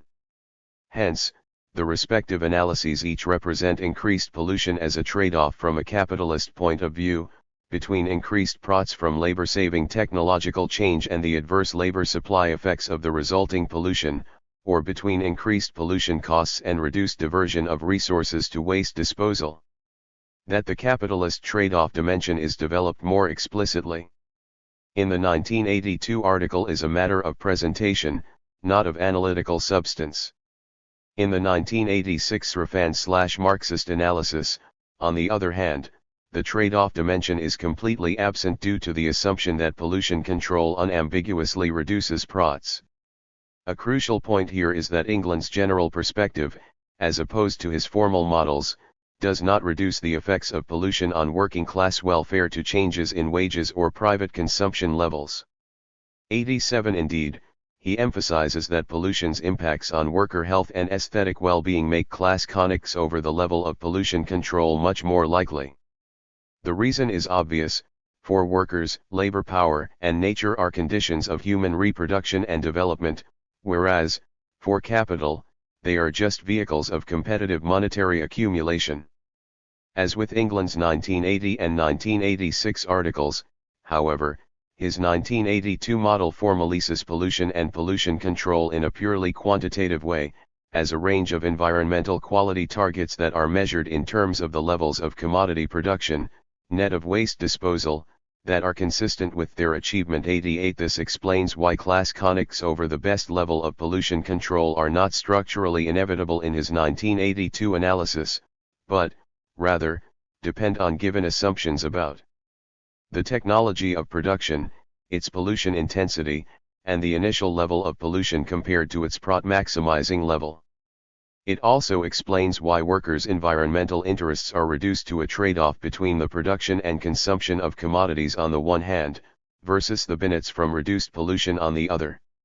A more basic problem is that the neoclassical treatment of production causes England's 1982 model to fog over the alienation of workers from production and its natural conditions. As a result, his analysis sidesteps the question of class conics over alternative forms of waste treatment/recycling/disposal. It also bypasses the whole issue of waste management versus waste prevention. It avoids these questions partly by treating pollution and waste disposal in purely quantitative ways, but also by arbitrarily assuming that Sector 2's waste disposal activity generates no income, that is, does not take the form of commodity production for a prod. Instead, England assumes that the economy's gross value added is equal to the output of Sector 1. 89. This leads to much confusion in his argument that between the two extremes of zero pollution and zero waste disposal activity, it is likely that gross commodity production would rise and then decrease as environmental standards varied between their most stringent and most lenient values. 90. If pollution were prohibited entirely, the economy would enjoy its most extensive production possibilities since labor supply and environmental services would be at their respective maxima. Requiring zero pollution would also entail, however, the most extensive commitment of economic resources to pollution control activities. If, on the other hand, no abatement were to take place, then the entire endowment of capital goods and labor skills in the economy could be devoted to commodity production. The size and productivity of this factor endowment would, however, be minimized by the relatively severe effects of pollution accompanying this resource allocation. As a result, production possibilities would be minimized by this choice of environmental policy. 91. We are not told how Sector 2's waste disposal operations can enter into production possibilities, and employ both labor and capital which are bought and sold in markets, but not count as part of the system of commodity production. The closest England comes to an explanation is the following. The fact that net commodity output and aggregate PROTs are maximized at the same pollution standard wreaks the fact that capitalists PROT by hiring workers to produce commodities which can be appropriated for market sale, not by producing freely available goods such as environmental quality. 92. This statement ignores the fact that the model has Sector 2 producing environmental quality using labor and capital that are purchased on the market, hence environmental quality is not freely available. It also directly contradicts England's observation that, between 1972 and 1978, current and capital account outlays on pollution abatement and control activities in the United States totaled $211 billion. 93. England treats this expenditure as a pure cost, ignoring the fact that it also represents net value added and thus wages and PROTs for the enterprises producing the abatement and control activities. Using the same logic, one would have to exclude household and corporate expenditures on air conditioners, necessitated by overheated and polluted conditions in urban areas, from commodity production, value added, and income. By treating waste disposal costs as a pure drain on commodity production and PROTs, England downgrades the possibility that capitalist waste management can profitably maintain the environmental quality needed to reproduce capitalism itself, even as it degrades the environment as a condition of human development. In effect, his formal model reduces the environmental use value/exchange contradiction to a conic between commodity production and environmental management. But, insofar as environmental management is itself a commodity produced for PROT, the use value/exchange value contradiction appears as a contradiction between capitalist market-driven environmental management versus environmental management for sustainable human development. Environmental class conic thus naturally extends to conics over alternative forms of waste disposal and prevention as determinants of the co-evolutionary development of humanity and nature. 4. Vice Kopf on environmental accumulation and legitimation crises. Weisskopf addresses crises in the natural and social environment using an informal model in which capital accumulation leads to some combination of environmental deterioration and rising real costs of social reproduction. 94 The real costs take the form of maintenance activities that are designed to prevent or counteract an intolerable augmentation of social tensions and/or an intolerable decline in environmental quality. 95 Weisskopf then defines real economic growth as GNP growth net of environmental maintenance expenditures, depletion of non-renewable natural resources, and reductions in the quality of the natural and social environments. 96 He argues that capitalism's tendency to degrade its natural and social environments is registered in slow or even negative real economic growth, even with continued growth of production and income as measured by GNP. Weisskopf projects two specific crisis scenarios out of the tendency for tensions to escalate over the way in which the burden of slow or negative real economic growth would be shared among different segments of society. 97 The RST scenario has growing pressures on the natural environment reaching a point where the capacity of the environment to support continuing production might become severely impaired. 98 Disruption of agriculture by global warming, or the depletion of oil and other non-renewable resources, might reduce the real output that can be produced with given inputs of labor and capital. 99 This could threaten the growth in real per capita output and consumption needed for managing the social and economic tensions that would otherwise arise from the uneven and unstable pattern of economic development so characteristic of capitalism. 100 Without the lubrication of long-run material growth, the potential tensions could easily get out of hand. 101 In the second crisis scenario, growing pressures on the natural environment are met by increasing expenditure on maintenance activities. 102 According to Weisskopf, such expenditures would require that a growing proportion of the real output generated by productive economic activity be withdrawn from activities contributing to an enhancement of people's welfare and be directed instead to activities preventing a decline in their welfare. 103 As a result, the true net output of the economy would grow more slowly, or possibly even decline, and the distribution of the burden of that decline would become a contentious issue. 104 Under either scenario, the actual crisis could take one of two forms: an accumulation crisis involving declining profits and investment, or, instead, a crisis of legitimation in which people increasingly demand a new kind of economic system dedicated more to human needs and less to profits. Which form is most prevalent will depend on the outcomes of distributional conics over the sharing of reductions in real material output per capita.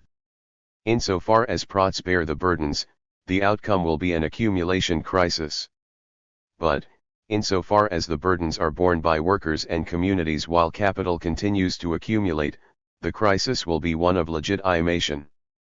105 However, Weisskopf goes on to suggest that, insofar as a legitimation crisis only directly affects the system's political structure, whereas in an accumulation crisis the economic structure of the capitalist system is directly affected, the latter is more certainly threatening to a capitalist society. 106 The two key distinctions in Weisskopf's framework are between measured and real economic growth, and between accumulation and legitimation crises. Both distinctions clearly imply that the environmental conditions required by capital accumulation differ from those needed for sustainable human development. Unfortunately, Weisskopf does not follow through on or develop this difference, and this weakens the power of his analysis. More specifically, he fails to distinguish those environmental maintenance activities/expenditures that reproduce the conditions of capital accumulation from those that reproduce and improve the environment as a condition of human development. As a result, he treats maintenance expenditures as a singular quantitative burden that is shared among competing claimants, without addressing conics over the forms of environmental maintenance activities. One aspect of this analytical gap is a failure to consider maintenance activities as opportunities for protable capital accumulation, insofar as they can take the form of commodities produced by wage labor. Conics are likely to arise between such protable maintenance activities versus activities that, even if not privately protable, help create and reproduce conditions for sustainable human development. Rather than a Marxist deconstruction of the environmental maintenance concept, Weisskopf's conception of real economic growth relies on a distinction between activities contributing to an enhancement of people's welfare versus activities directed instead to preventing a decline in their welfare. 107 It is not clear if this distinction is a viable one, insofar as both labels could apply to virtually any committed use value entering into human reproduction under capitalism. For example, does an individual's purchase and use of an automobile enhance her welfare or prevent a decline in her welfare? The answer depends on whether one takes the spatial organization of workplaces, residences, retailing and other facilities, and the availability of public transportation, as natural givens. Similar concerns would apply to air conditioners, personal computers, and other consumer appliances, especially with the planned obsolescence and keep up with the Joneses effects connected with these commodities. Given the fundamental contradictions between human needs and production for profit, and between social production versus anarchic private competition and appropriation, virtually all household expenditures can be viewed as maintenance expenditures that, rather than enhancing welfare, prevent declines in welfare, and imperfectly at that. 108 The root of Weisskopf's failure to develop a critical analysis of environmental maintenance lies in his narrowly economic interpretation of Marxian crisis. Due among other things to long work times and corporate marketing strategies, has created extremely unhealthy patterns of consumption in which food appears more as a debilitating narcotic than a culturally embedded source of life renewal, especially in that most purely capitalist society, the United States. Theory 109 Weisskopf sees concern about environmental deterioration and maintenance expenditures as more Polanyian and Ricardian than Marxian. 110 In Marx's view, however, the social separation of workers from necessary conditions of production, and the employment of these conditions and workers' labor power to produce marketable commodities for a profit, are defining characteristics of capitalism. A consistent Marxist perspective foresees both accumulation crises and crises of legitimation as always environmental crises in the sense that they are an outgrowth of workers' alienation from production and its natural and social conditions, and the use of natural and social conditions to extract surplus value from workers and to objectify the surplus value in vendible commodities. 111 Bypassing capitalist alienation and its close relationship with capitalist exploitation, Weisskopf reduces environmental crises to a quantitative decline in the availability of real economic benefits to be shared among the competing claimants. 112 He misses the close connection between legitimation crises and capitalist alienation, in other words, the roots of the system's anti-human and anti-ecological priorities in the class relation between capital and labor. His narrowly economic conception of class manifests itself in the strange assertion that despite the deterioration of the natural environment and the social environment, when considered in terms of its ability to deliver the goods, modern capitalism appears to have a great deal of life left in it. 113 Here, delivering the goods is artificially separated from the whole realm of communal use values, faithfully reproducing capitalism's own mystification of all non-market realms as somehow external to capitalist reality. Indeed, despite his vague appeals to Polanyi and Ricardo, Weisskopf's explanation of the system's environmental problems closely follows the externalities perspective of neoclassical theory. Observing that environmental costs of production are largely external to the profit-maximizing calculus of individual RMS, he suggests that the kind of comprehensive planning necessary to ensure ecologically sound resource use is anathema to capitalist free marketeers. 114 This perspective does not relate the apparently external character of environmental costs to the system's class relations. 115 Nor does it adequately oppose the neoclassical view that the best solution is simply to extend market pricing to the environment. Weisskopf's preference for comprehensive planning over the market is purely technocratic. He therefore phrases the resolution of environmental crises as a trade-off between individual rights and the collective good. To bring about a significant improvement in the natural and social environments, however, the socio-economic system would have to be restructured to the point where its fundamental logic was transformed. The sovereignty of the individual would have to yield much ground to the interests of the community, and effective mechanisms for making collective decisions democratically would need to be developed as viable alternatives to individual choice. 116. In sum, Weisskopf associates the market with individual free choice and politics with collective choices that reduce individual sovereignty. He thus concludes that the movement toward a more sustainable economy must come at the expense of individual sovereignty, as if the capitalist market system, with its treadmill of work and committed consumption, and its creation of an ever more stultifying environment, actually serves individual freedom and self-development. The purportedly inherent contradiction between individuality and community plays into the hands of capitalism's defenders, especially insofar as individual sovereignty is identified with the market, and community interests with comprehensive state planning. Such are the limits of grafting the externalities view of environmental problems onto a narrowly economistic interpretation of Marxism. Via more holistic Marxist perspective. A prominent theme in this and the preceding two chapters has been the failure of environmental crisis and conic models to consistently distinguish crises of capital accumulation and crises of human development. Yet, this distinction is arguably implied by several important currents in ecological economics. For example, among ecological economists it is now widely accepted that the concept of ecological carrying capacity has an important normative and institutional component. 117. It follows that any judgment of an environmental situation or the decision of limits is enunced by value judgments and institutional settings. 118. This means, among other things, that sustainable development is specific to the set of values and institutions whose reproduction is to be sustained. Kenneth Boulding's distinction between the cowboy and spaceman economies is relevant here. 119. While the cowboy perspective treats the global environment as innately large relative to the scale of economic activity, the spaceman perspective recognizes that the Earth has become a single spaceship, without unlimited resources of anything, either for extraction or for pollution, and in which, therefore, man must end his place in a cyclical ecological system. 120. If one adds that capitalism can reproduce itself on the basis of a progressively degraded environment, then it becomes clear that the cowboy/spaceman dichotomy mirrors the distinction between capitalist development and sustainable human development as alternative forms of economy-environment interaction.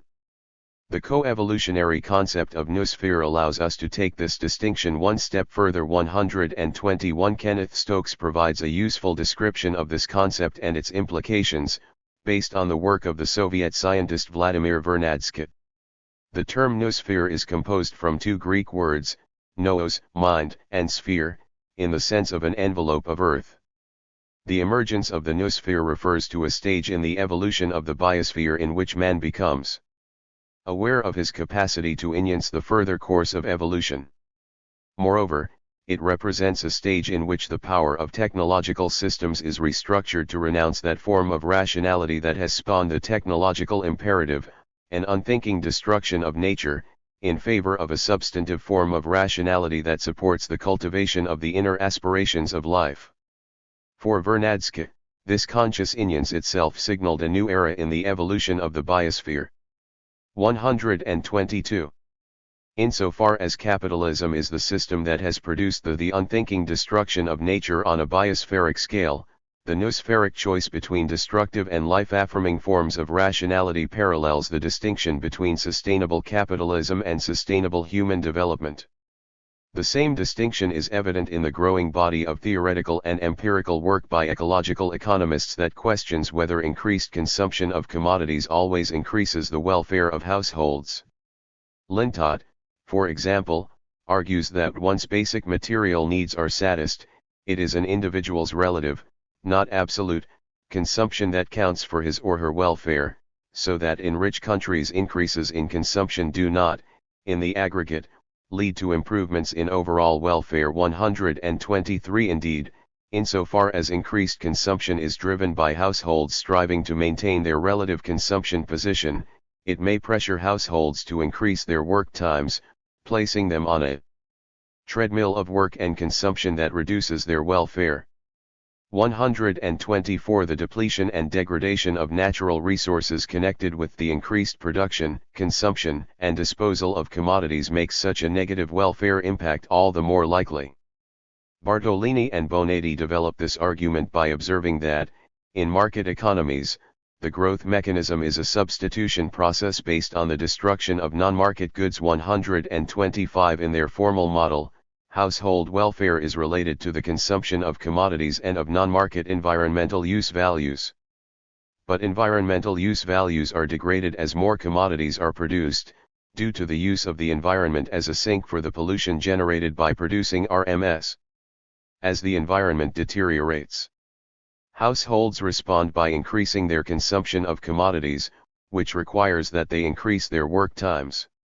In this way, each household contributes to a further increase in aggregate production, thus causing additional damage to the and feeding the growth process. 126. Put differently, growth is driven by its own destructive power, so that the declining endowment of free resources can boost economic growth. 127. Economic growth, in the sense of increased production and consumption of commodities, thus winds up reducing household welfare, although institutions and cultural attitudes help determine the strength of this result. Hence, one could speculate that in a society dominated by a consumerist lifestyle and by a strong work ethic, the level of market activities will be higher and the quality of the social assets will be lower than in a society in which consumerism and work ethic are weaker. 128. The distinction between systemic and human developmental crises is thus reasonably well grounded in ecological economics. But the analytical power and political resonance of this distinction have been held back by a lack of attention to the social relations of production, that is, by a failure to name the system.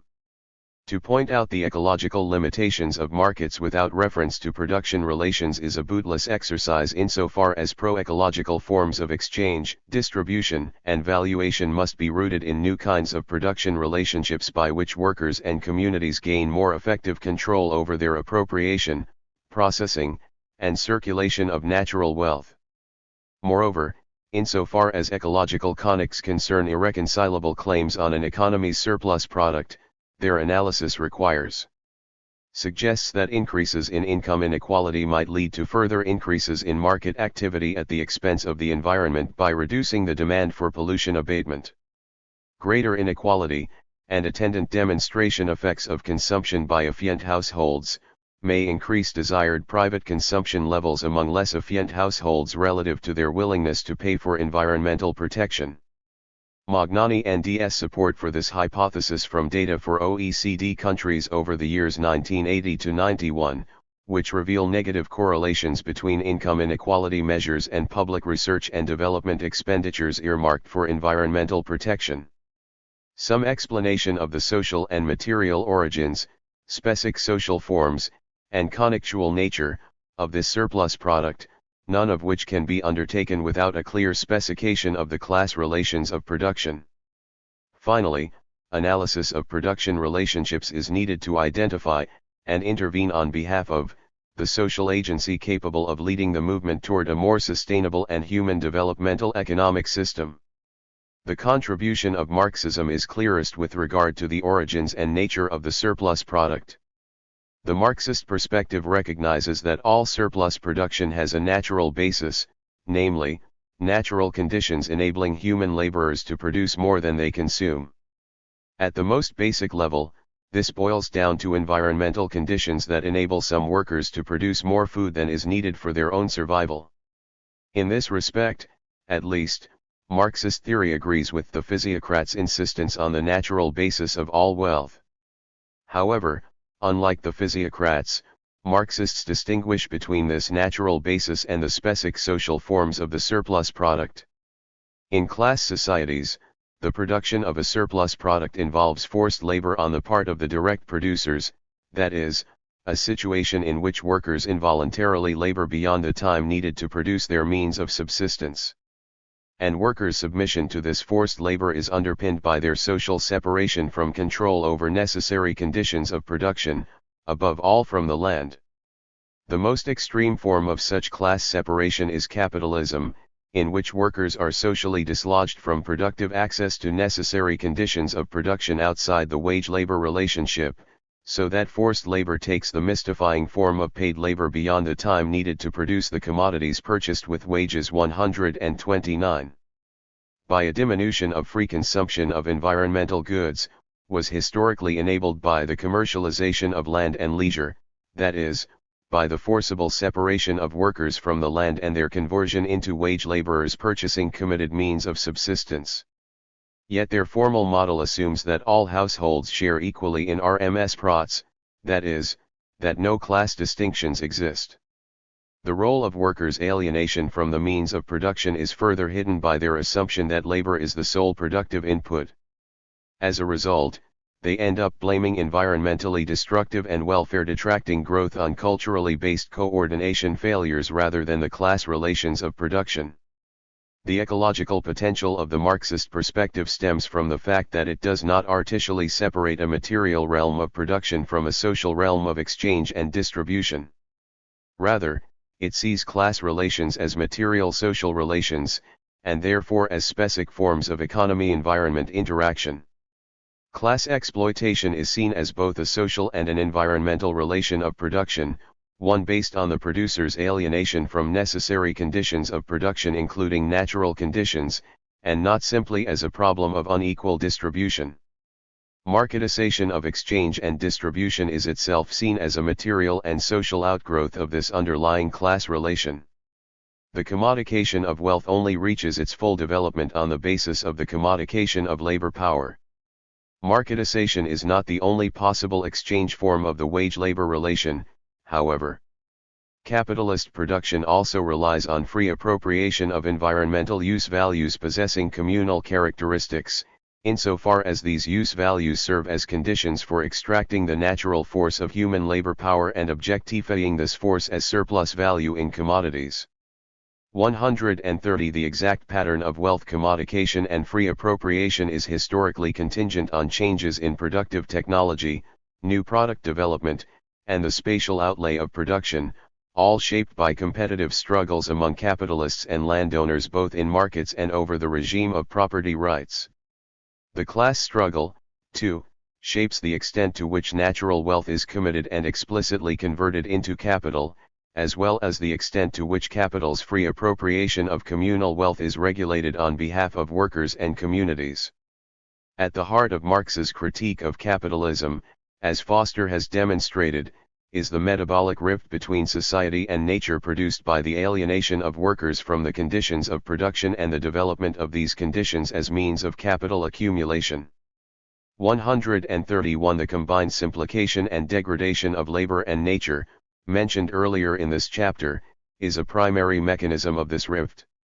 Another mechanism is the division of labor between urban manufacturing industry and industrialist agriculture, which disrupts the circulation of matter and energy required for a healthy and sustainable metabolic reproduction of human natural ecosystems.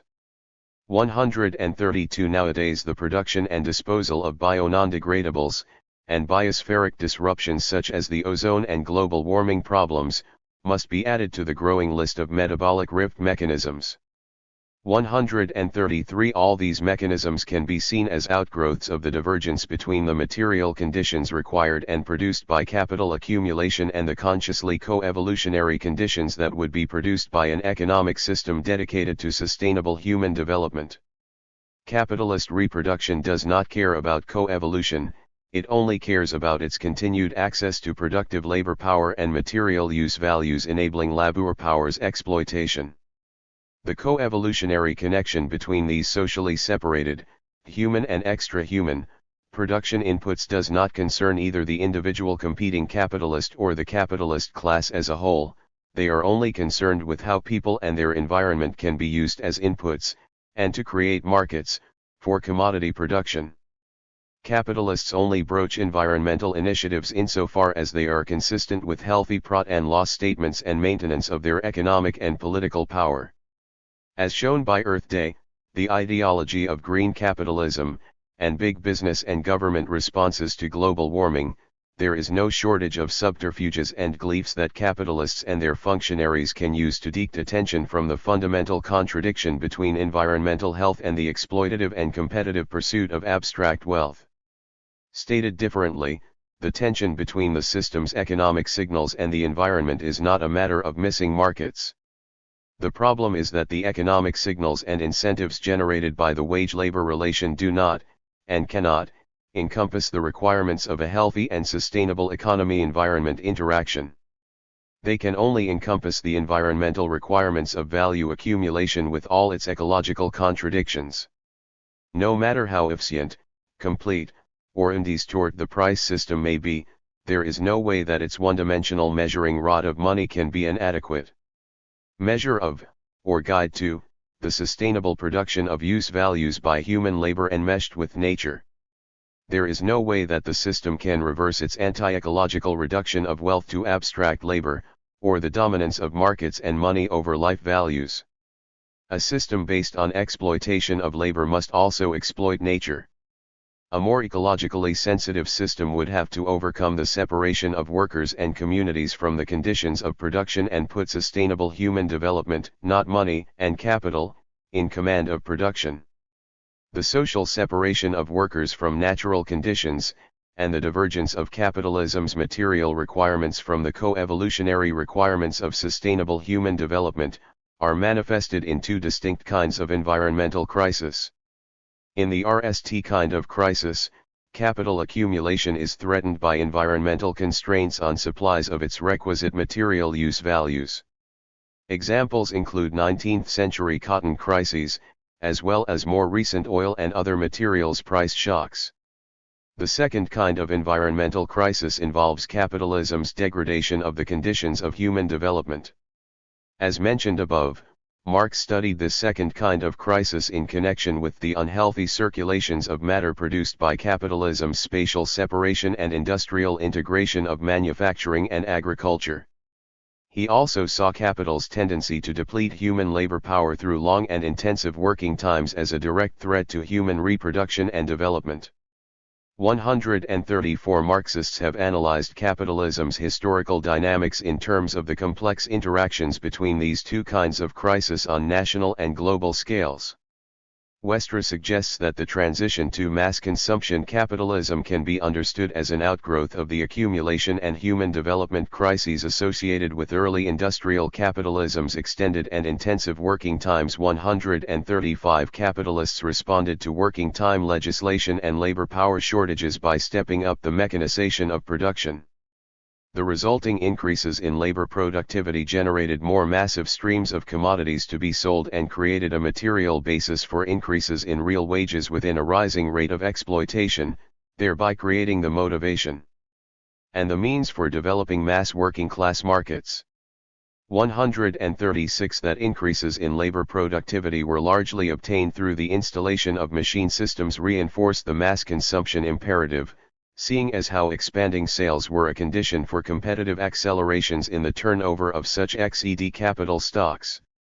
137 In short, mechanized mass consumption capitalism was in large part the system's corrective, self-reproductive response to its own threat to one of its essential conditions, the natural force of human labor power. But this response had its own ecological contradictions. In the context of competitive, profit-driven production, the development and application of machine systems meant a quantitative leap in, and qualitatively new forms of, ecologically disruptive throughputs of materials and energy. New means of production and new consumer goods were developed simply and solely according to their potential profitability. The result was a new crisis in the conditions of human development. One prominent form of this crisis was the waste crisis. However, the most common response to this waste crisis, recycling, was limited by the producer's alienation from necessary conditions of production. Household recycling thus came to be deemed largely as an individual environmental lifestyle choice having little bearing on the overall system of production. 138 It even became a growth industry in its own right, using up larger and larger o's of matter and energy in its own operations, and generating its own noxious forms of waste, such waste being for the most part conveniently located in underdeveloped countries and less efficient locales in the developed countries. 139 Indeed, the recycling industry has become a victim of its own capitalist success, with its profitability disrupted by periodic and secular patterns of overproduction of recycled materials. In short, recycling of household goods has been integrated into, and limited by, the system of mechanized mass production and consumption that is at the root of the waste problem. Little if anything has been done to inhibit the massive O's of matter-energy throughput associated with the competitive and profit-driven scrapping of machines and structures long before the end of their natural lives. 140 On the world historical level, Marxists have shown how the initial expansion of merchant, and then industrial, capital accumulation in the developed centers of the world capitalist system produced environmental crises of human development in the peripheral zones used as sources of raw materials. Variegated ecosystems in the periphery were plundered and converted into monocultural systems to disastrous effect. The case of the sugar frontier is well described by Jason Moore.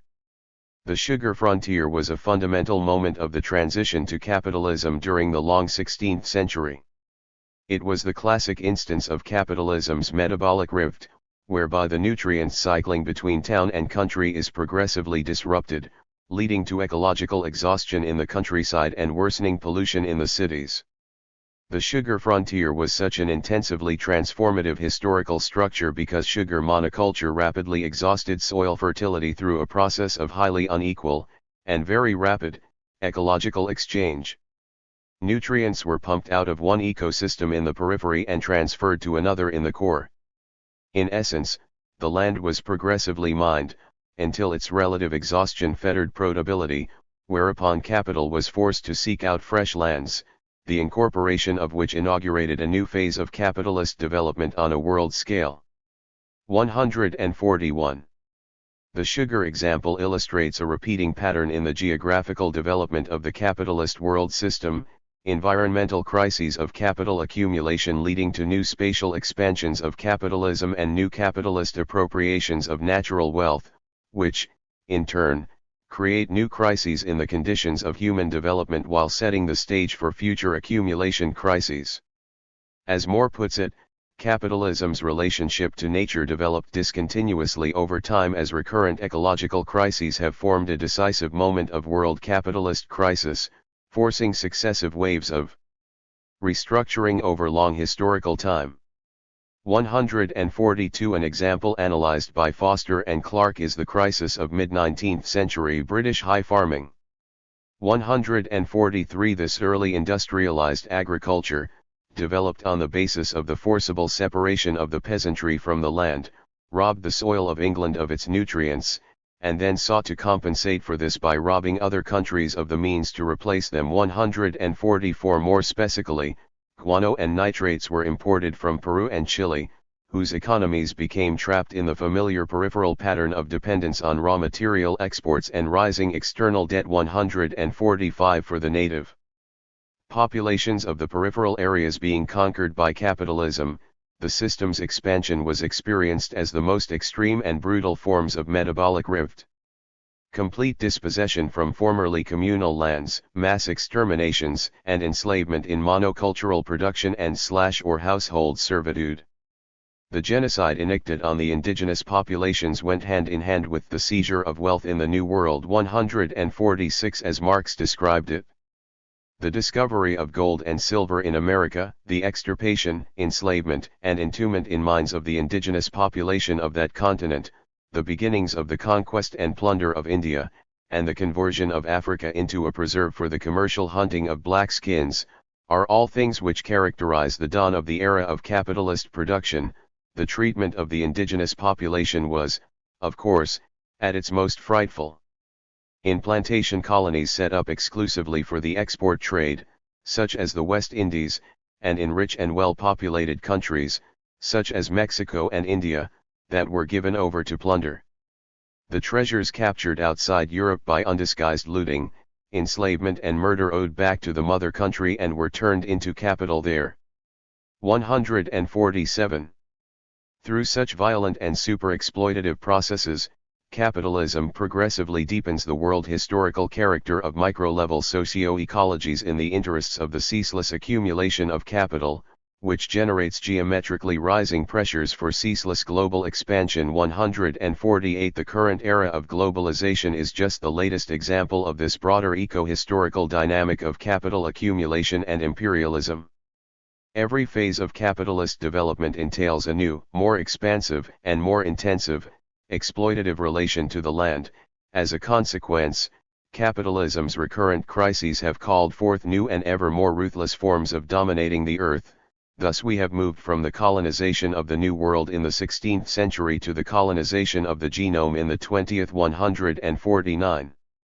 The co-evolutionary, open system dimension of Marxism is on full display in Moore's thermodynamic interpretation of world capitalist history. The opening of the world-scale metabolic rift in the 16th century meant that capital could not survive as a closed-cycle system, to borrow a phrase from ecology. Capitalism's dependence on external resources rises over time, as it requires ever larger energy inputs in order to reproduce itself. As a result, the system experiences a geometrically increasing energy density that today is fast approaching natural limits, as capital hogs an ever larger share of the world's energy for itself, leaving an ever smaller share for the planet's residents. As long as capitalism did not encompass the entire globe, these natural limits could be overcome by geographical expansion and to a lesser extent by a shift to capital-intensive agriculture, although the possibility of the latter ultimately depended on the success of the former. 150. Although Marxist world ecological perspectives have not yet been distilled into formal mathematical models of the type surveyed in the present and preceding chapters, they are sufficient to establish the exploitative character and historical limits of capitalism as a co-evolutionary life process. They show how environmental crises of capital accumulation have been resolved in ways that deepen the metabolic rift between the producers and their material conditions. Marxist historiography thus supports the growing number of ecological economists who see capitalism's one-dimensional monetary measuring rod, and derivative adjustments of prices and GDP, as hopelessly inadequate representations of environmental use values. 151 Only direct and multidimensional measures of natural wealth and human health can properly inform the evaluation of capitalism's ecological contradictions as well as the movement toward a consciously noospheric economy guided by life values. The Marxist metabolic rift approach adds a much-needed systemic dimension to non-Marxist co-evolutionary perspectives on the connect between economic growth and sustainable life values. This connect can now be seen as not just an industrial or cultural problem, or even as a manifestation of the inadequate reach of market signals, but rather as an inherent outgrowth of the capitalistic alienation of the producers from necessary conditions of production. As such, it implicates the entire system of capitalist production and can only be overcome if the system is transformed at its very roots, through a disalienation of the conditions of production vis-a-vis the producers and their communities. Marxism also provides a systemic perspective on the possibility of such a radical change in production relations. The very development of ecological and biospheric ways of thinking is itself largely a product of capitalism's development and socialization of production into a globalist whole. Biospheric disruptions, and the evident need for noospheric ways of thinking more in tune with life values, are inseparable from capitalism's appropriation and encouragement of scientific discoveries, however distorted its productive applications of science have been from the standpoint of sustainable human development. But the positive life potential of scientific knowledge and co-evolutionary thinking can only be realized insofar as life values guide the whole system of production from its industrial base on through its infrastructures of exchange, distribution, culture, and science itself. The only potential transformative agency that combines these productive and broader reproductive dimensions in its own life activity is the working class and its communities. The working class is the only agency whose everyday life activities and struggles are rooted in, but not limited to, capitalism's dominant form of productive activity, wage labor and capital accumulation. It is the only systemically essential group that directly experiences the limitations of purely economic struggles over wages and working conditions as ways of achieving human development, given the increasingly communal and global character of the environmental problems produced by capitalist production. It is, therefore, the only agency capable not just of envisioning but of practically undertaking a planned and life-guided recombination of economic and environmental reproduction. But to lead this project it must struggle not just for a demarketization of production and its necessary conditions, but for its own collective taking, holding, and utilization of these conditions and their conversion into means of sustaining human development. This includes a practical grasp of scientific knowledge. 152. Without such a thoroughgoing disalienation, which necessarily involves a long historical epoch of struggle, the demarketization of production will only lead to new forms of alienation and capitalization, and new forms of the metabolic rift, as occurred, for instance, in the Soviet Union. Chapter 10. Marxism, Ecological Economics, and Sustainable Human Development. This chapter reconsiders the contribution Marxism can make to the debate over sustainable development within ecological economics. As noted in Chapter 4, although many ecological economists interpret sustainable development through the conceptual lens of natural capital, this approach has not been embraced by all members of the discipline. Accordingly, Section I of the present chapter maps out three broader dimensions or elements of sustainable development thinking in ecological economics: the common pool character of natural resources as conditions of human development now and in the future, the co-evolutionary approach to individual human beings, society, and nature, the need for, and functional requirements of, common property in natural resources. It is suggested that even though elements and share a common root in element, they have not been adequately integrated. Human developmental considerations, which are central to the co-evolutionary approach, have been largely absent from, or treated in non-holistic and/or non-evolutionary ways by, common property analyses. Meanwhile, co-evolutionary theorists have not paid nearly enough attention to the potential role of production relationships, specifically common property management, in sustainable development. This non-integration of basic elements in sustainable development theory partly wreaks the ongoing inions of pro-market views as a reference point within ecological economics. Based on Marx and Engels' writings on post-capitalist society, Section 2 illustrates how a Marxist focus on production relations as material social relations can enhance the integration of the three basic dimensions of sustainable development. All-round human development is shown to be the central consideration in Marx and Engels' projections of communist property, planning, and non-market resource allocation. The co-evolutionary character of human development under Marx and Engels' communism is evidenced in its treatment of the land as a common pool resource, its commitment to environmental management of land use in the interest of future generations, and its diversification of human needs and capabilities in less matter-energy intensive and more natural scientific and aesthetic directions. The chapter concludes by linking the sustainable human development interpretation of communism with worker community struggles in and against capitalism. This demonstrates once again the historical openness of the ecological Marxist vision of institutions and policies. Three dimensions of sustainable development. In the most general sense, sustainable development can be interpreted as economic development that is consistent with long-term stable environmental quality and resource availability. One, as the 1987 Brundtland Report of the World Commission on Environment and Development puts it, sustainable development is development that meets the needs of the present without compromising the ability of future generations to meet their own needs. 2. This broad definition leaves room for a diversity of perspectives on the meaning of environmental quality and resource availability, and on what kinds of present and future needs should be satisfied.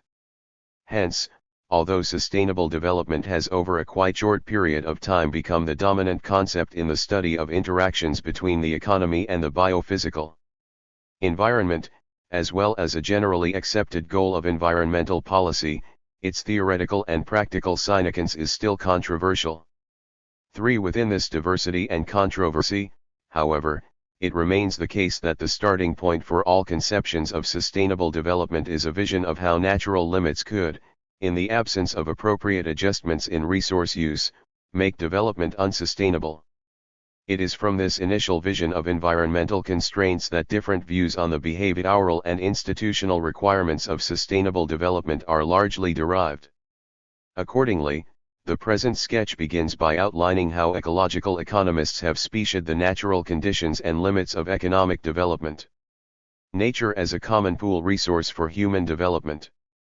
As a meta-paradigm, ecological economics encompasses diverse views on the natural limits to economic development. But one element shared by all these perspectives is the treatment of the environment, in whole or in major part, as a common pool resource. The pool aspect refers to the fact that the overexploitation of natural resources reduces their availability now and in the future for, of course, overexploitation and, conversely, sustainable exploitation, require specific definitions depending on the particular resources in question.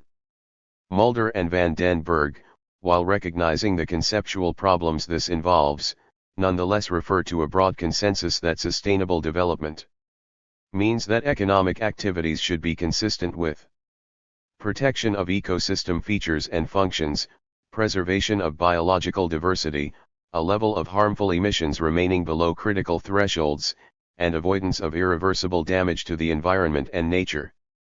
Non-renewable resources pose some difficulties. One can choose to reduce their use as much as possible, oriented towards a long-run goal of being completely independent of them. This can be based on investments in renewable alternatives and technological progress in general. 5. One's conception of sustainable resource exploitation is clearly influenced by one's presumptions about the feasibility of ending and/or manufacturing substitute resources. Broadly speaking, ecological economists are skeptical about such substitution possibilities. 6. For some, this skepticism is based on the ultimate scarcity of low-entropy matter and energy, or on other biospheric limits that may be broached by the matter-energy throughput produced by the economy.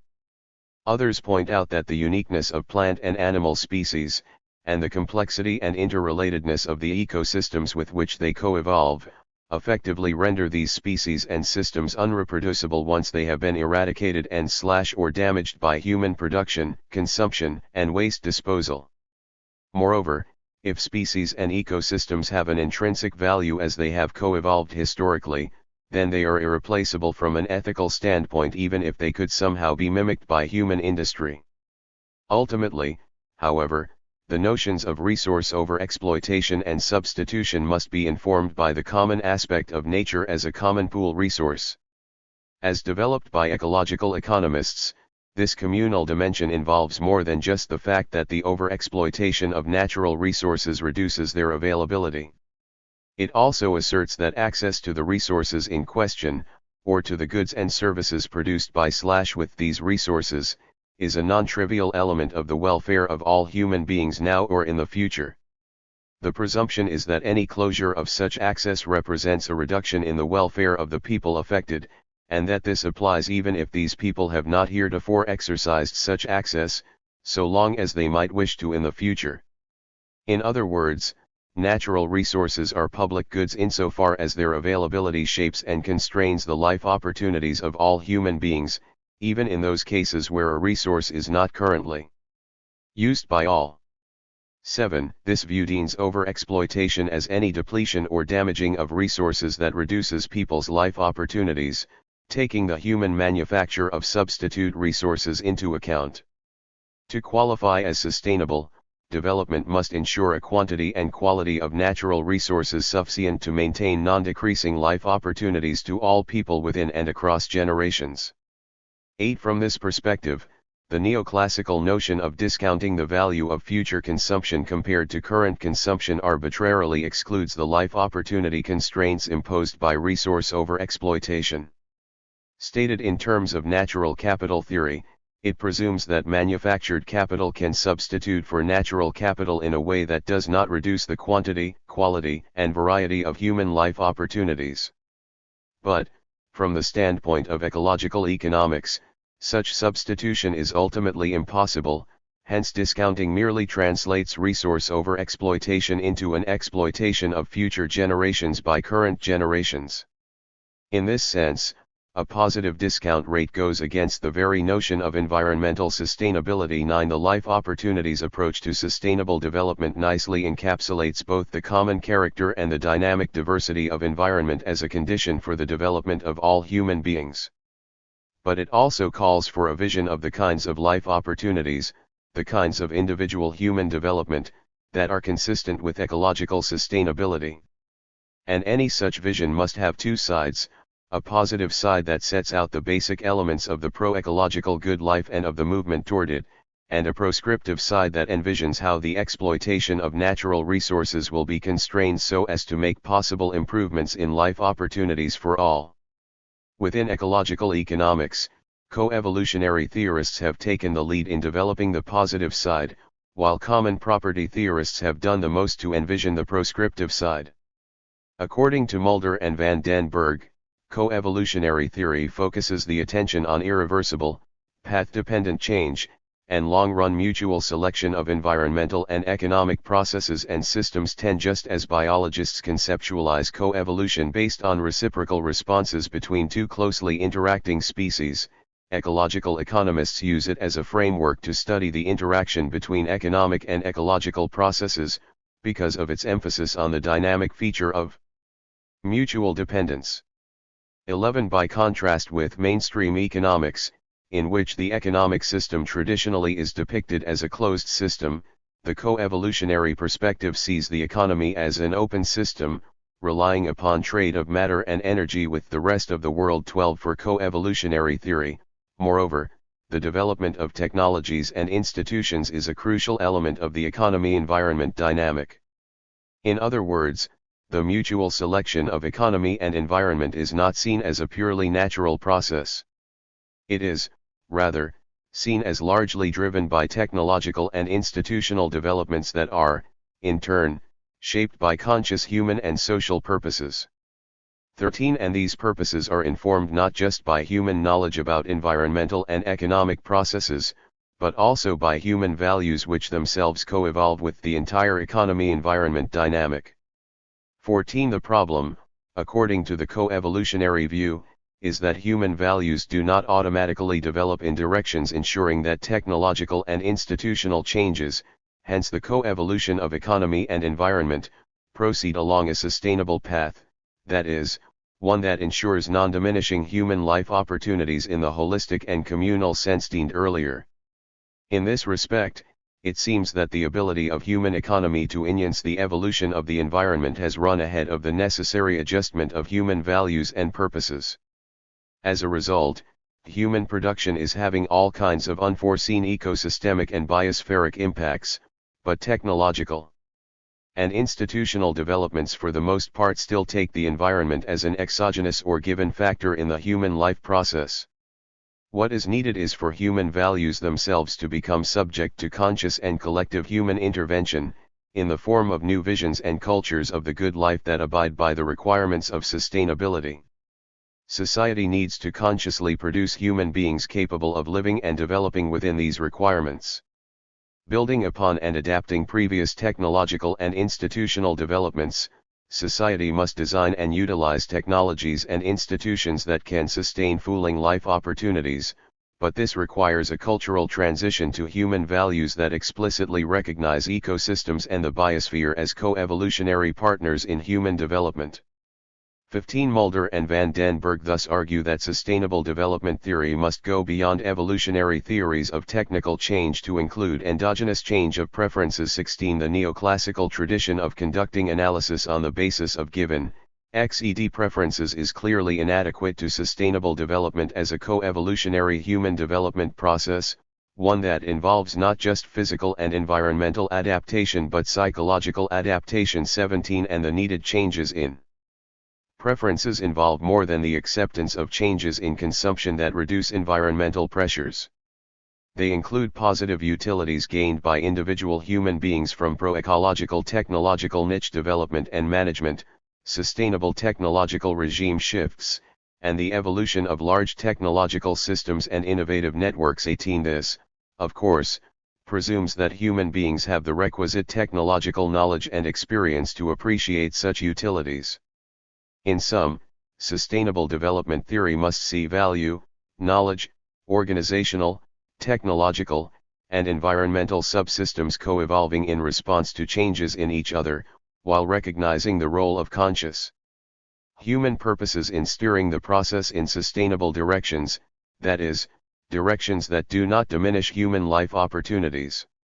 19. When criticizing standard environmental economics, co-evolutionary theorists have focused largely on the tensions between sustainable development and the hedonistic individual motivations presumed by the neoclassical market model. Even if the market efficiently serves given preferences, that is, even if government policies are used to create artificial markets that price environmental resources in line with the individual utilities gained from their exploitation, this does not ensure sustainability, for the simple reason that sustainability is a matter of the distribution of assets across generations. 20. More precisely, incorporating environmental values per se in decision-making will not bring about sustainability. Unless each generation is committed to transferring to the next sufficient natural resources and capital assets to make development sustainable. 21. Sustainability analysis cannot take values and preferences as given data. Rather, it must envision, and operationalize conscious social interventions into, the co-evolutionary process that shapes these values and preferences. Insofar as advertising and other market institutions encourage people to discount the future in favor of the present, for example, this needs to be counteracted through education and other policies that encourage and reward more far-sighted and intergenerationally solidaristic behavior. 22. This consideration is strengthened by the common pool character of the environment. Some might argue that parent-offspring altruism should ensure sustained improvements in the human condition, obviating the need to consider sustainability as an explicit policy criterion. The welfare of future generations is likely to be a public good to a considerable extent, implying a significant role for collective action in effecting socially desired intergenerational transfers.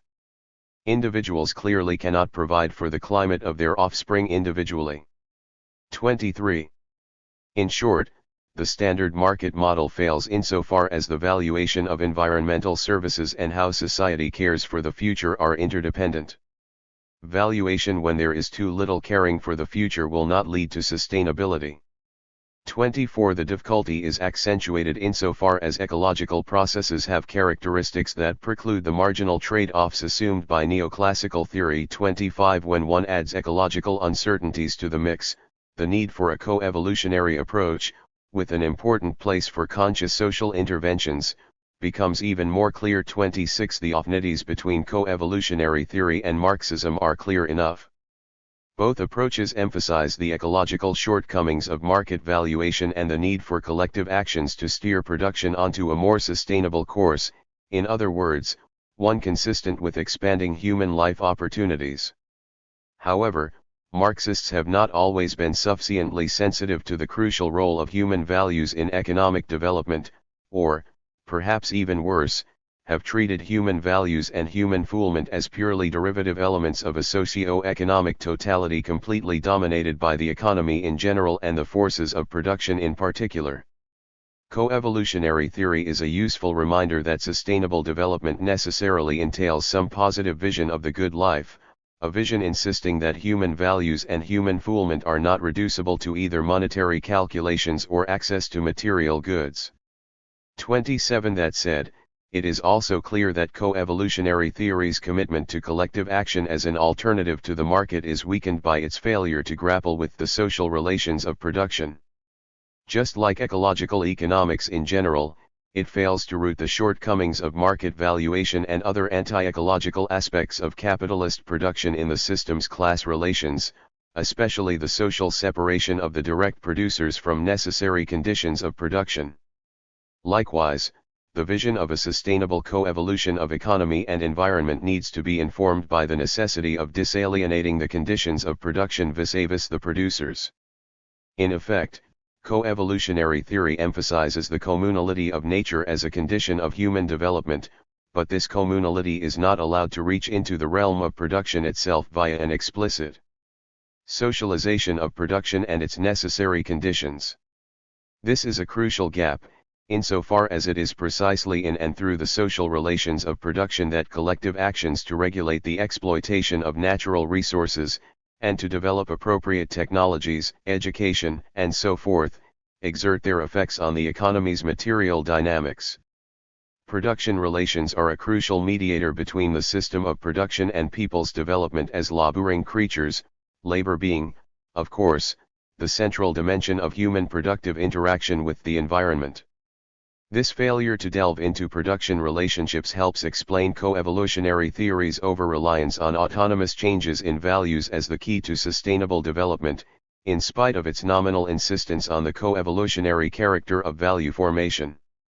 Hence, for Gowdy, the answer is to reject the preoccupation of modern economies with economic growth and the extractive mentality. 28 For Norgiard, salvation can only be attained if society rejects materialist philosophy in all its forms, a position that seems to contradict the materiality of human economy so central to coevolutionary theory. 29 The use of values as a kind of deus ex machina is also rooted in a tendency to connate the shortcomings of market valuation with the shortcomings of the neoclassical market model. Often, coevolutionary theorists seem to suggest that the main impediment to economic sustainability is neoclassical type thinking, with its allegiance to monetary values and its too little caring for the future. 30 The struggle for sustainable development is thus reduced to a clash of alternative values and alternative theories, while struggles in the realm of production are relegated to the sidelines. Common property as a third way to sustainable development. Hardin's classic tragedy of the commons analysis presumed that the only alternative to private or state property in natural resources was open, that is, unregulated, access. 31 This presumption is still very influential in neoclassical economics, where, combined with certain arguments regarding the efficiency of private property compared to state property, it underpins the case for market-based environmental policies based on clear and well-enforced private property rights over natural resources. Nonetheless, in the decades since Hardin's analysis appeared, a growing wave of research has questioned the notion that the treatment of natural resources as commons must lead to their wanton overexploitation. Study after study has demonstrated the viability of common property systems that regulate resource use while ensuring access rights to those whose survival and life opportunities depend on the resources in question.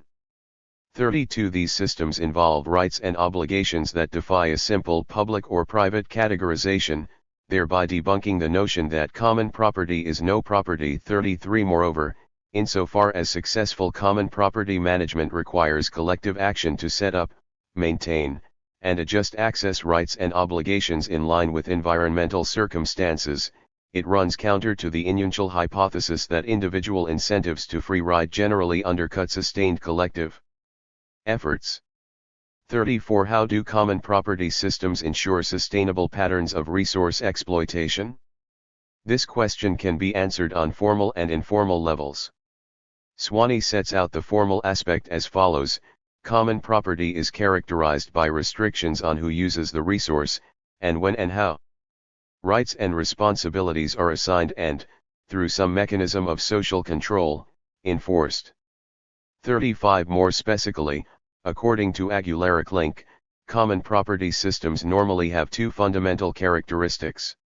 1. Distribution of property rights in resources in which a number of owners are co-equal in their rights to use the resource. This means that their rights are not lost through non-use. 2. Potential resource users who are not members of a group of co-equal owners are excluded. 36. 2 qualifications to this specification are needed, however. First, the term owners is somewhat inappropriate insofar as common property user rights. Marxism, Ecological Economics, and Sustainable Human Development 311. In no way imply the kind of possession and alienability of the resource associated with private property. Second, many common property groups allow for provisional, and separately regulated, access to resources by non-members. 37 Still on the formal level, common property systems include procedures for making decisions that affect the group as a whole, and methods for enforcing those decisions. 38 These decision-making processes, and the user rights and responsibilities with which they are conjoined, typically act both to resolve conflict and to minimize the amount and cost of conflict. 39 In short, conflicts resolved and transgressors punished quickly, openly, and fairly. 40 On a less formal level, common property frequently operates through tacit cooperation according to a culturally embedded set of rules. 41 In hunting and gathering systems, for example, the structure and functioning of resource-regulating institutions are based on customs, taboos, and kinship rather than on formal relations such as legislation and court decisions which characterize advanced societies.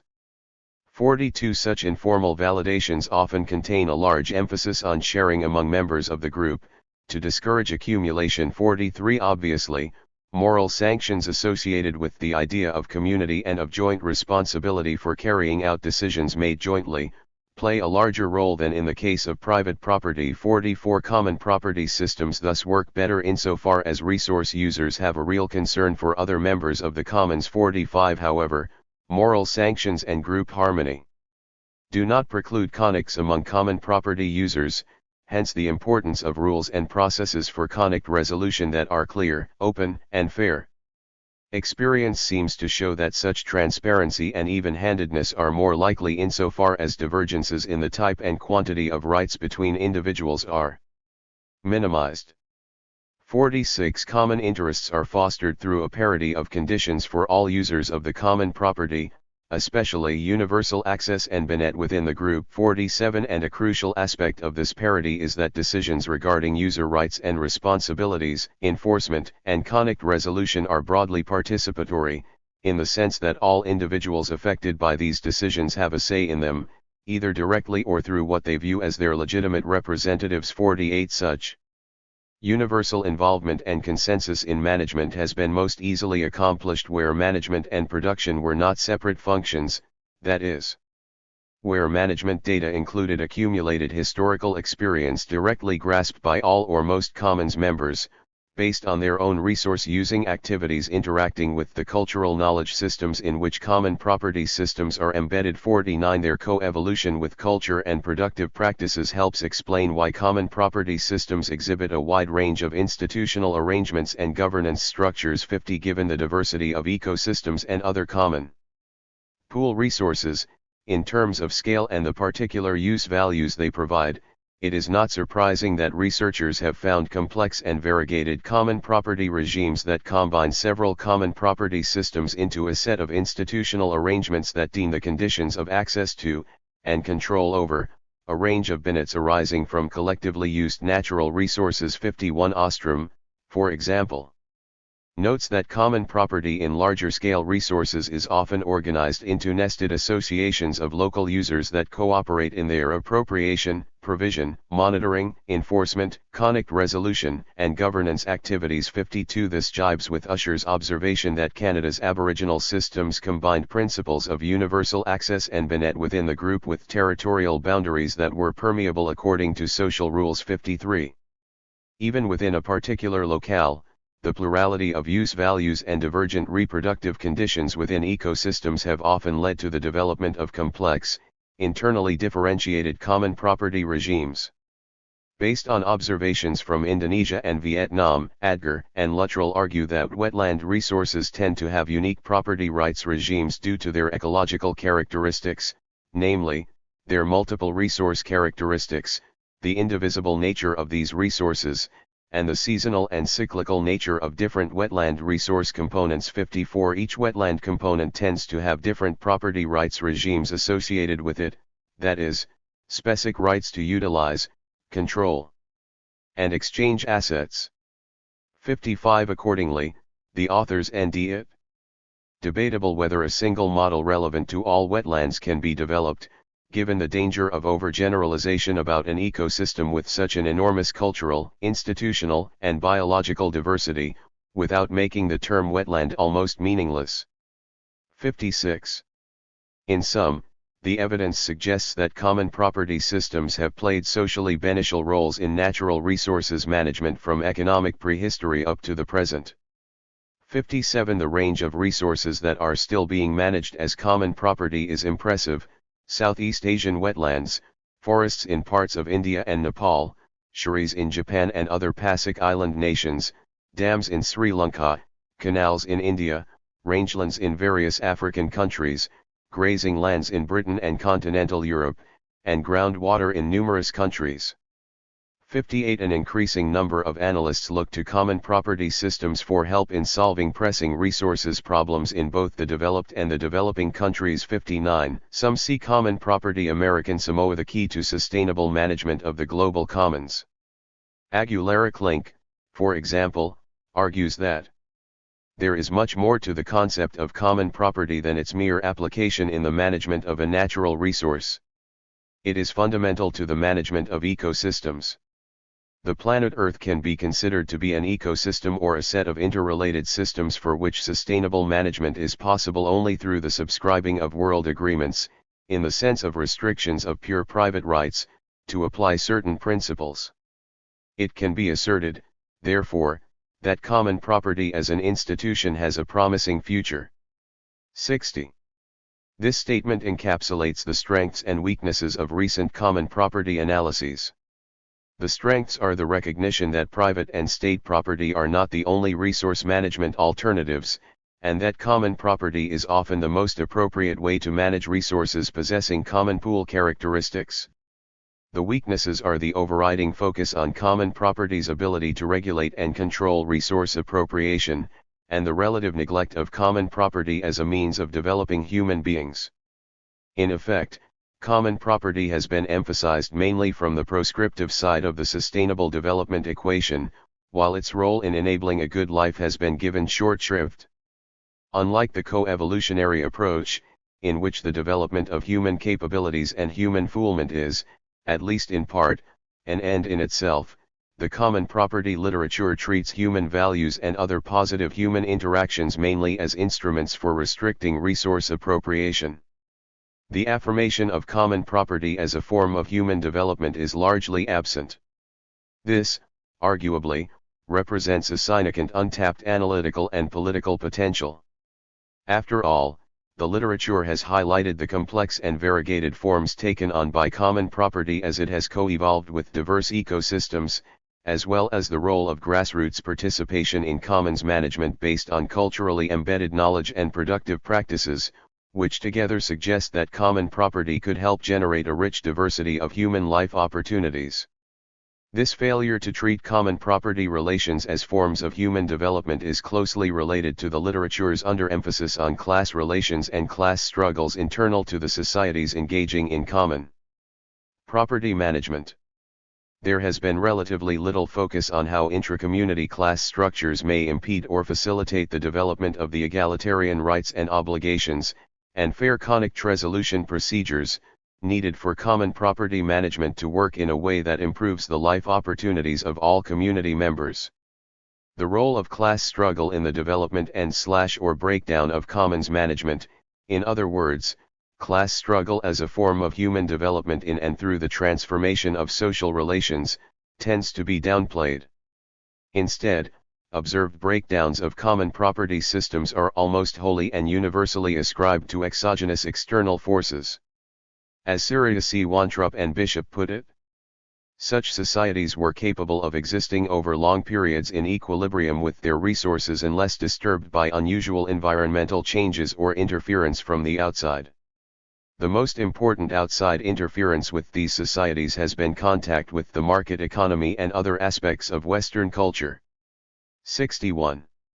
Swaney also argues that in many cases, both historical and contemporary, common property is destroyed by the extension of the market. 62. Similarly, for Beaumont and Walker, excessive herd sizes and attendant environmental degradation recently observed in Africa and India, are well explained by externalities arising after breakdowns in common property restrictions, in the wake of land reform. 63. Now, it may be true that common property systems have inherent weaknesses in adapting to contact with the market, and that these weaknesses are not related to common ownership as such. 64. But the importance of internal class relations in determining this non-adaptability is clearly implied by the mechanisms of externally based destruction of common property systems often cited in the literature.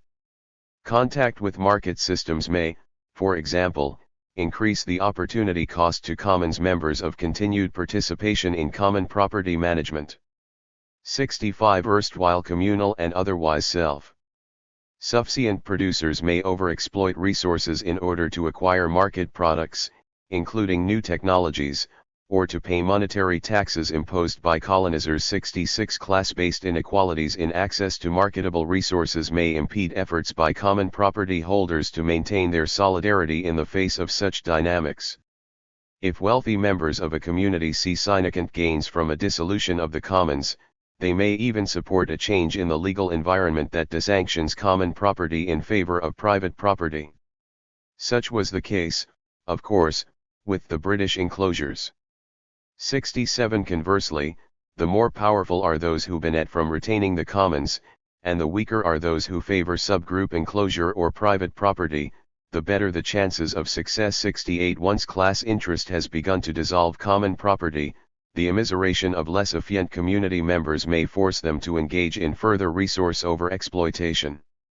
Even in cases where common property management still effectively impedes overexploitation of commons, poorer community members may resort to overexploitation of state or privately owned resources to obtain their subsistence.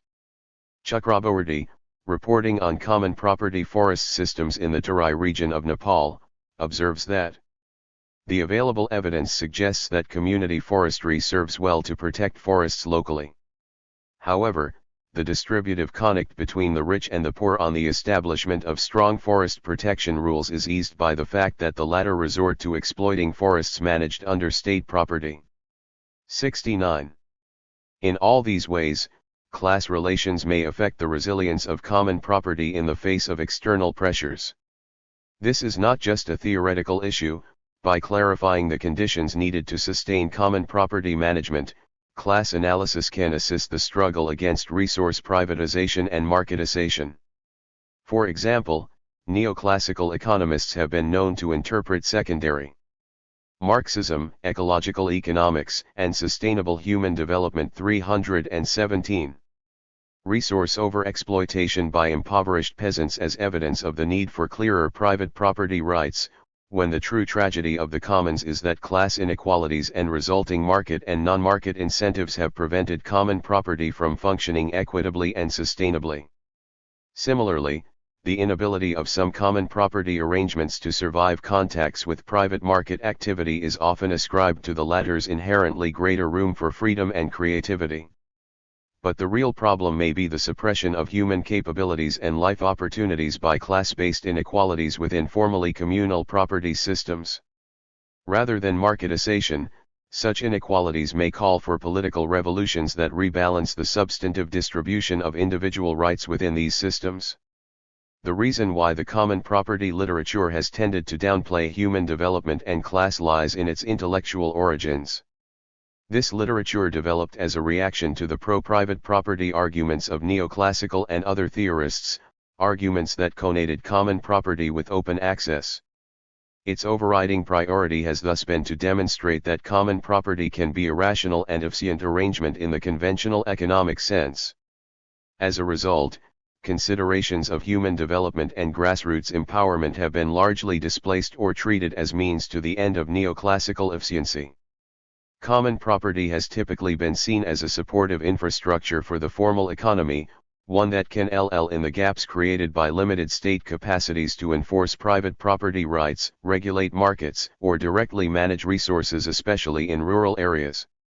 In short, group rights to particular resources and internal group dynamics are treated simply as cost-effective tools for achieving efficient resource management outcomes within an otherwise fully capitalist macrostructure. 70. As Wade puts it, one good reason for taking seriously is that collective action is likely to be much cheaper in terms of state resources. Both private property regimes and state control regimes are expensive to make effective. Already overstretched states in developing countries may not be able to provide the necessary resources to make them work across myriad micro-locations. A malfunctioning approximation to a formalized system of state control or private property rights, based on a distant authority only dimly aware of local conditions, may be worse in terms of resource management than a strategy which aims to improve, or at least not impair, local systems of rules. 71. Over the past decade, this kind of thinking has merged into a new wave of analyses that emphasize the contributions to the market economy made by various kinds of social capital, as captured in institutional terms by non-governmental organizations and non-market, non-state networks. Empirical proxies of social capital are now routinely entered as independent variables alongside labor and physical capital in statistical estimates of neoclassical growth models. 72. The timing of the social capital explosion is no accident.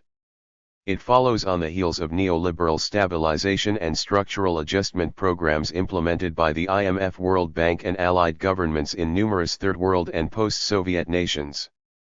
Basically, common property and other elements of social capital are seen as cost-effective substitutes for state actions to clean up the socio-economic wreckage left behind by these programs. The traditional shock-absorbing and safety valve functions of the family for capitalism have been expanded to incorporate all non-market, non-government, relations that can help maintain the subsistence and productivity, and defuse the potential militancy, of exploited and systemically marginalized producers. In this broader context, the tensions between capitalist functionalization and the anti-capitalist character of communal property comprise a primary element of ecological struggles around the world. 73. Although the evolutionary credentials of Marxism are well established, 74. Its ability to address co-evolutionary considerations has been less appreciated by ecological economists. This is largely due, in my opinion, to the virtual non-recognition, even among many Marxists, of the vision of all-round human development that lies at the heart of Marx and Engels' communism. Debates over the economics of socialism have instead concentrated on questions of information, incentives, and efficiency in resource allocation. 75. This focus on socialist calculation has displaced the concern with communism as a form of sustainable human development. 76. For Marx and Engels, the overriding imperative of communism is the free development of individual human beings as social individuals. They insist that the association of individuals puts the conditions of the free development and movement of individuals under their control, conditions which were previously left to chance and had acquired an independent existence over against the separate individuals. 77. Communism's all-round realization of the individual presumes that the impact of the world which stimulates the real development of the abilities of the individual is under the control of individuals themselves. 78. And, instead of opportunities for individual development being obtained mainly at the expense of others, as in class societies, the future community will provide each individual the means of cultivating his gifts in all directions, hence personal freedom becomes possible only within the community. 79. In short, Marx and Engels foresee communism as an association, in which the free development of each is a condition for the free development of all. 80. Disalienation, common property, and non-market allocation. The most basic feature of communism in Marx and Engels' projection is its overcoming of capitalism's social separation of the producers from necessary conditions of production. Communism is the historical reversal of the separation of labor and the worker from the conditions of labor, which confront him as independent forces. 81. This disalienation entails a decommodification of labor power plus a new set of common property rights in the conditions of production. 82. Communism replaces capitalist property with a higher form of the archaic type of property, i.e. communist property. 83. For Marx and Engels, the common dimension of communist property is closely bound up with individual all-round human development as both means and end of the development of productive forces. They do not envision mechanized productive forces standing above, and determining the life opportunities of, workers and their communities. Instead, they see human beings individually and collectively taking, holding, operating, and developing these productive forces in ways that improve human capabilities and life opportunities holistically deemed. It is in this holistic, human developmental sense that they see the human being himself as the main force of production. 84. In this view, forces of production and social relations are two different sides of the development of the social individual. 85. The highly socialized production bequeathed by capitalism means that individuals must appropriate the existing totality of productive forces, not only to achieve self-activity, but, also, merely to safeguard their very existence. 86. In order to be an effective vehicle of all-round human development, communism must be an appropriation of the total productive forces by the united individuals, but it must not reduce individuals to minuscule, interchangeable cogs in a giant collective machine operating outside their control in an alienated pursuit of production for the sake of production.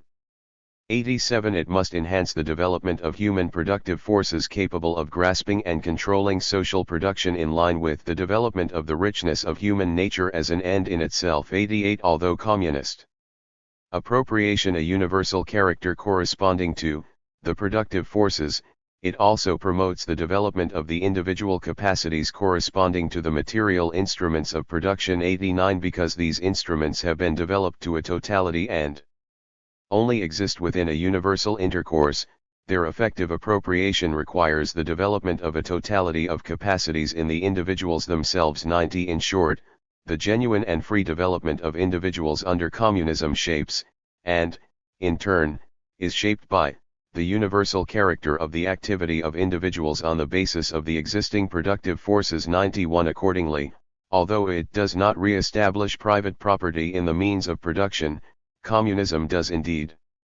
establish individual property on the basis of the achievements of the capitalist era, namely cooperation and the possession in common of the land and the means of production. 92. The alien property of the capitalist is abolished by converting his property into the property of the associated, social individual. 93. Communist property thus affirms each individual's access to the conditions and results of production as needed to become a totally developed individual. 94. In addition to the right to participate in the planning and management of production, there are three specific individual rights in communist property that work in the direction of all-round human development. First, communism protects the individual's right to a share in the total product for her private consumption.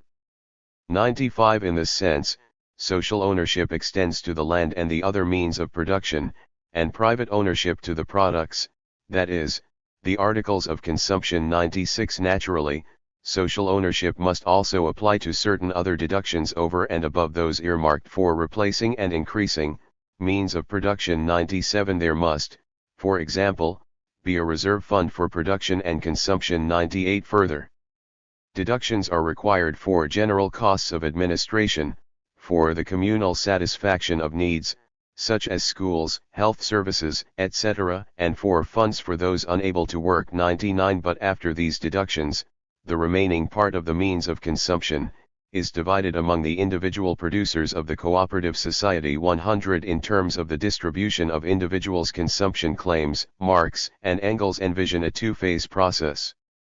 For the RST phase of communist society as it is when it has just emerged after prolonged birth pangs from capitalist society, they suggest that the share of each individual producer in the means of subsistence is likely to be determined by his labor time. 101. But in the second, higher phase of communist society, labor-based consumption claims can and should be fully left behind and society inscribe on its banners, from each according to his ability, to each according to his needs. 102. In this higher phase, the mode of distribution allows all members of society to develop, maintain, and exert their capacities in all possible directions. 103. In other words, the worker's own individual consumption is expanded to the scale required for the full development of individuality. 104. The second way in which communist property promotes individual human development is by assuring all individuals access to the expanded social services, education, healthcare, utilities, and old age pensions, that are enhanced by deductions from the total product prior to its distribution among individuals.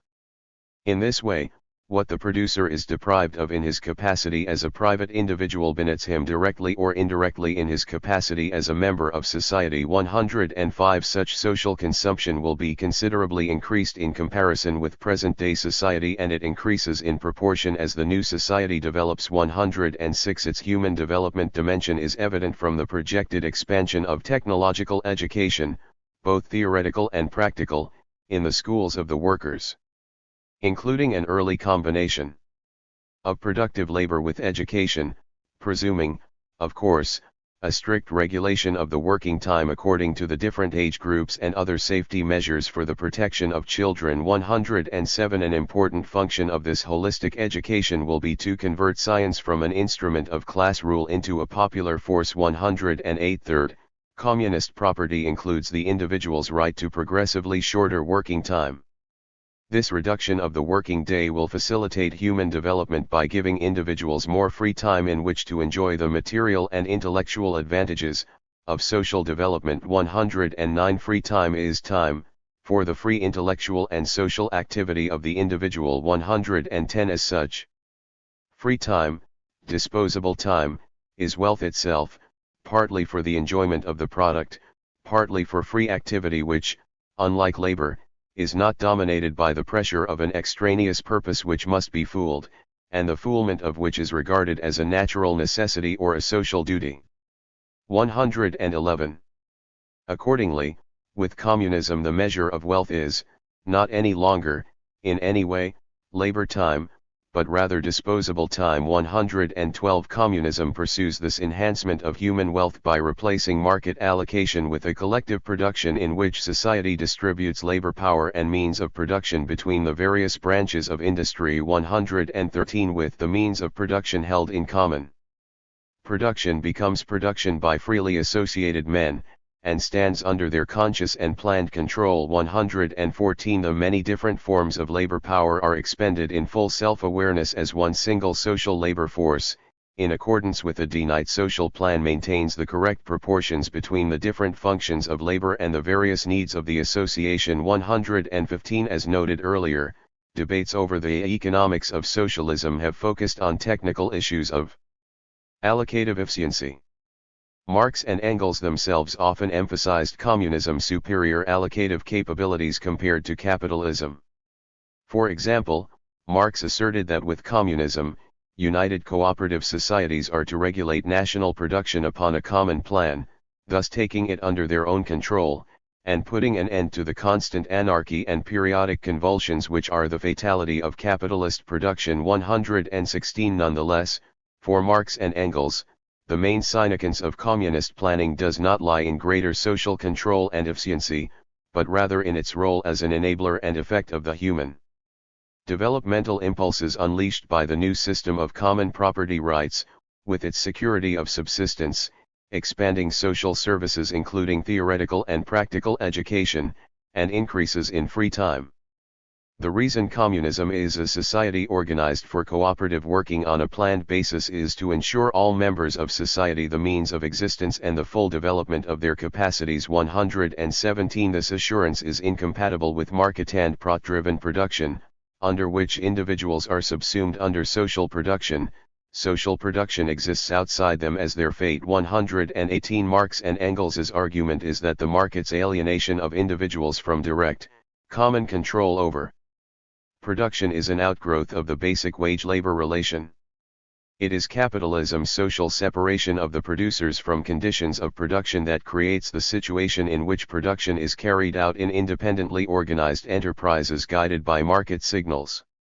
119 That is why Marx insists that communism is a form of production diametrically opposed to the production of commodities. 120 The elimination of the commodity form and the overcoming of workers' social separation from necessary conditions of production are two aspects of the same phenomenon, with the latter aspect being primary. Communism's disalienation of production takes the form of labor being directly socialized labor, with no need to engage in monetary exchanges in order to establish a reproductive social division of labor. 121 As Marx says, the market is only the bond natural to individuals within specific limited relations of production, and the alien and independent character of this bond vis-a-vis individuals proves only that the latter are still engaged in the creation of the conditions of their social life, and that they have not yet begun, on the basis of these conditions, to live it.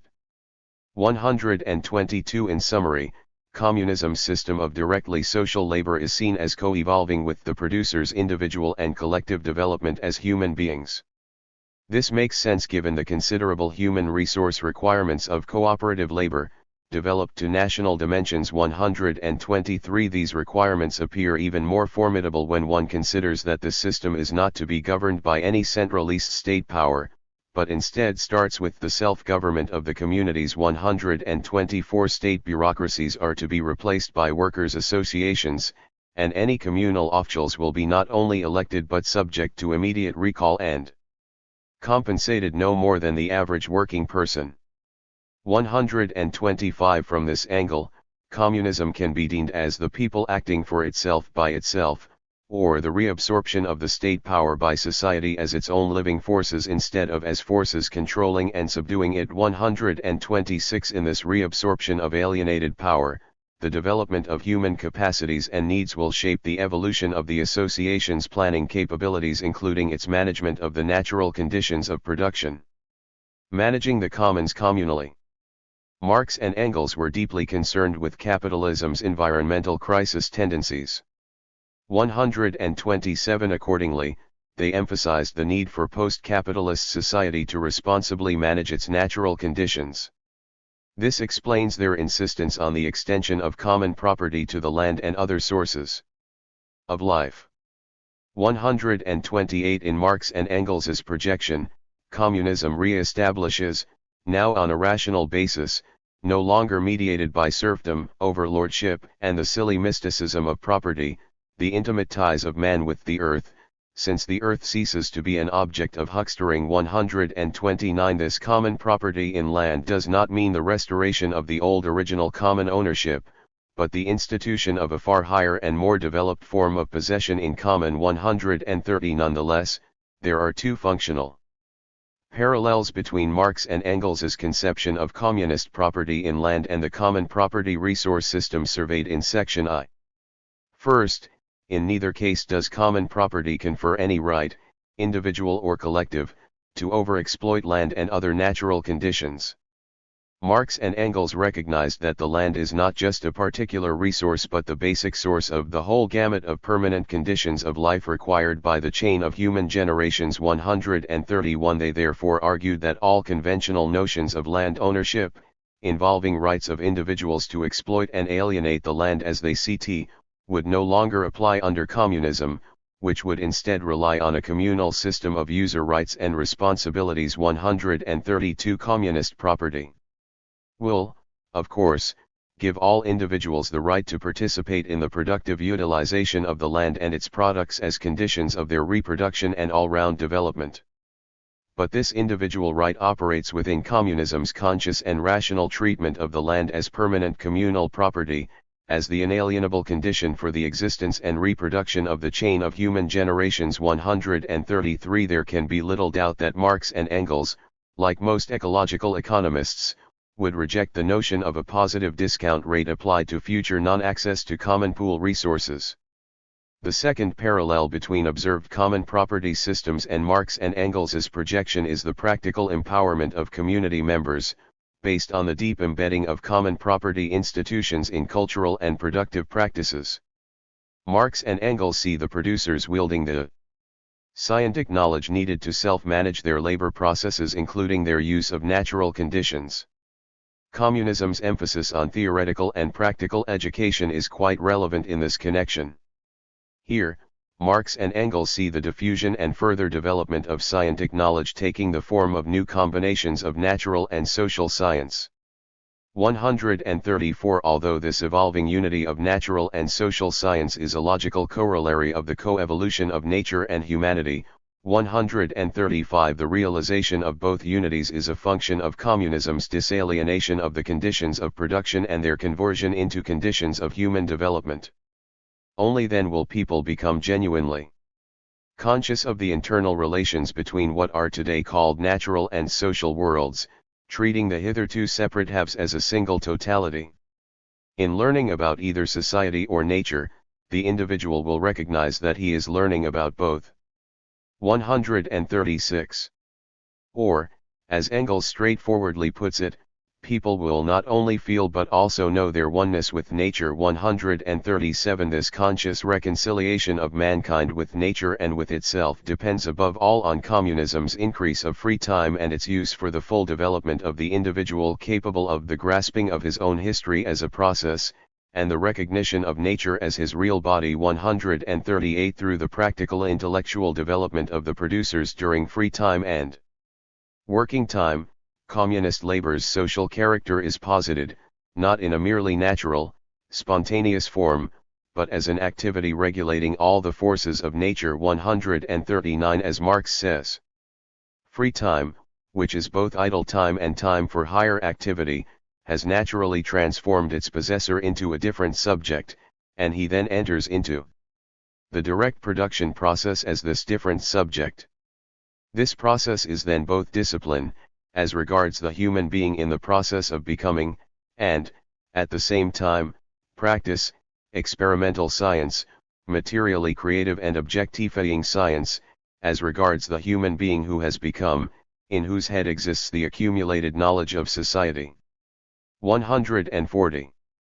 The ecological significance of free time as a measure of communist wealth cannot be overestimated. Rising labor productivity need not increase matter energy throughput insofar as the producers are compensated by reductions in working time instead of increases in material consumption. Moreover, to the extent that the human needs developed and satisfied during expanded free time are less matter energy intensive, their increasing weight in total needs reduces the pressure of production on the natural environment, caeteris paribus. Such eco-friendly activities can include not only the accumulation of productive and other scientific knowledge, but other self-educational and artistic pursuits. In fact, Marx and Engels foresee the producers using their newfound material security and expanded free time to engage in a variety of intellectual and aesthetic forms of self-development. 141 This partial de-anthropication of human needs and human development should be enhanced by the greater opportunities communism affords for people to become informed participants in and shapers of economic, political, and cultural life.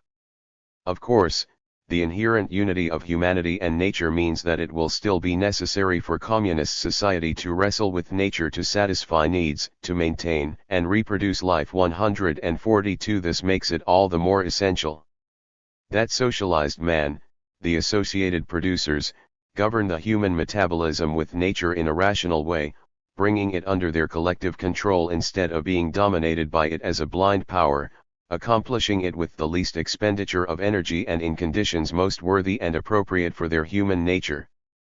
143. Such a real conscious mastery of nature presumes that the producers have become masters of their own social organization. 144 But it does not presume that humanity has overcome all natural limits, nor does it presume that the associated producers have attained complete technological control over natural forces. Freedom does not consist in the dream of independence of natural laws, but in the knowledge of these laws, and in the possibility this gives of systematically making them work towards denied ends. This holds good in relation both to the laws of external nature and to those which govern the bodily and mental existence of men themselves, two classes of laws which we can separate from each other at most only in thought but not in reality. Freedom therefore consists in the control over ourselves and over external nature which is founded on natural necessity. 145. It is in this prudential sense that Marx foresees the associated producers' direct production from the outset, so that the yearly grain supply depends only to a very minimum on the variations in the weather. The sphere of production, the supply and the use aspects thereof, is rationally regulated. 146 For example, perpetual relative overproduction, that is, production on a greater scale than is needed for the simple replacement and reproduction of the existing wealth, is simply a judicious way of ensuring against destruction by way of extraordinary natural events, etc. 147 Within capitalist society, by contrast, uncontrollable natural conditions impart a needless anarchic element to social reproduction. 148 Communism's preemptive planning for unpredictable natural events illustrates how real human freedom can only be based on an existence in harmony with the established laws of nature. 149 3. Sustainable human development, class struggle, and ecological economics. Marx and Engels' vision of communism integrates the common pool resource, co-evolution, and common property dimensions of sustainable development. And this vision combines natural scientific and social scientific thinking in a practical intellectual way that is quite consistent with the interdisciplinary character of ecological economics. At the same time, that Marx and Engels do not provide a detailed blueprint of the future society means that their vision leaves room for a variety of institutional and cultural developments consistent with its basic principle of sustainable human development based on disalienation of the conditions of production. In this sense, their communism abides by ecological economists' commitment to methodological pluralism and historical openness. Of course, Marx and Engels did not envision communism in this way so that they could gain entry into the discipline of ecological economics. They had pressing political reasons for putting forth an inclusive and historically open framework of principles rather than a blueprint. A rigid blueprint would violate the requirement that the emancipation of the working classes must be conquered by the working classes themselves. 150 It would foreclose the self-development of the working class through political debates, conics, and trial and error experiences of struggle, thereby impeding the germination and growth of a worker community-centered revolutionary movement. As Alan Chandro explains, Marx and Engels understood the working class as a unity in diversity, as a political community. 151 That is why they saw communism not as a master plan but as a means of organizing the workers' movement and structuring and guiding debate in and around it. 152 This approach is consistent with the difficult and prolonged character of the transition to communism in Marx and Engels' view. After all, this transition involves the conversion of natural and social conditions of production from alienated conditions of class exploitation into conditions of sustainable human development, and that is not something that can be accomplished overnight.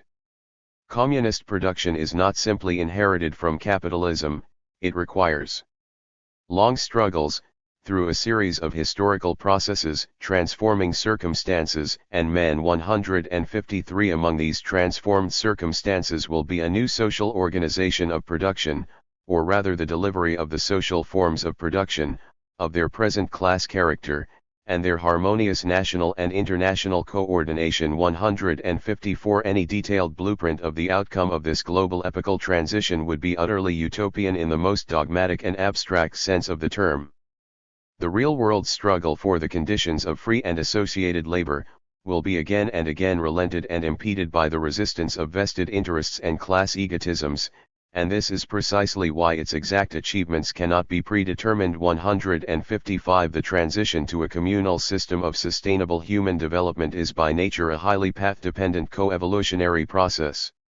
One crucial aspect of this path dependency, in Marx and Engels' view, is that communism's human developmental preconditions will be generated in large part by the revolutionary struggle itself. As stated in the German ideology, communist appropriation can only be effected through a union, which by the character of the proletariat itself can only be a universal one, and through a revolution, in which, on the one hand, the power of the earlier mode of production is overthrown, and, on the other hand, there develops the universal character and the energy of the proletariat, which are required to accomplish the appropriation, and the proletariat moreover rids itself of everything that still clings to it from its previous position in society. 156. The demand for more equitable and environmentally sustainable life opportunities is central to the growing worldwide rebellion against dominant economic institutions. But this movement needs a framework for the debate, reconciliation, and realization of alternative human development strategies guided by life values, not by the market, private prod, and other forms of exploitation and oppression. The classical Marxist vision of communism as disalienation of production in service of human development still has much to contribute to this needed framework.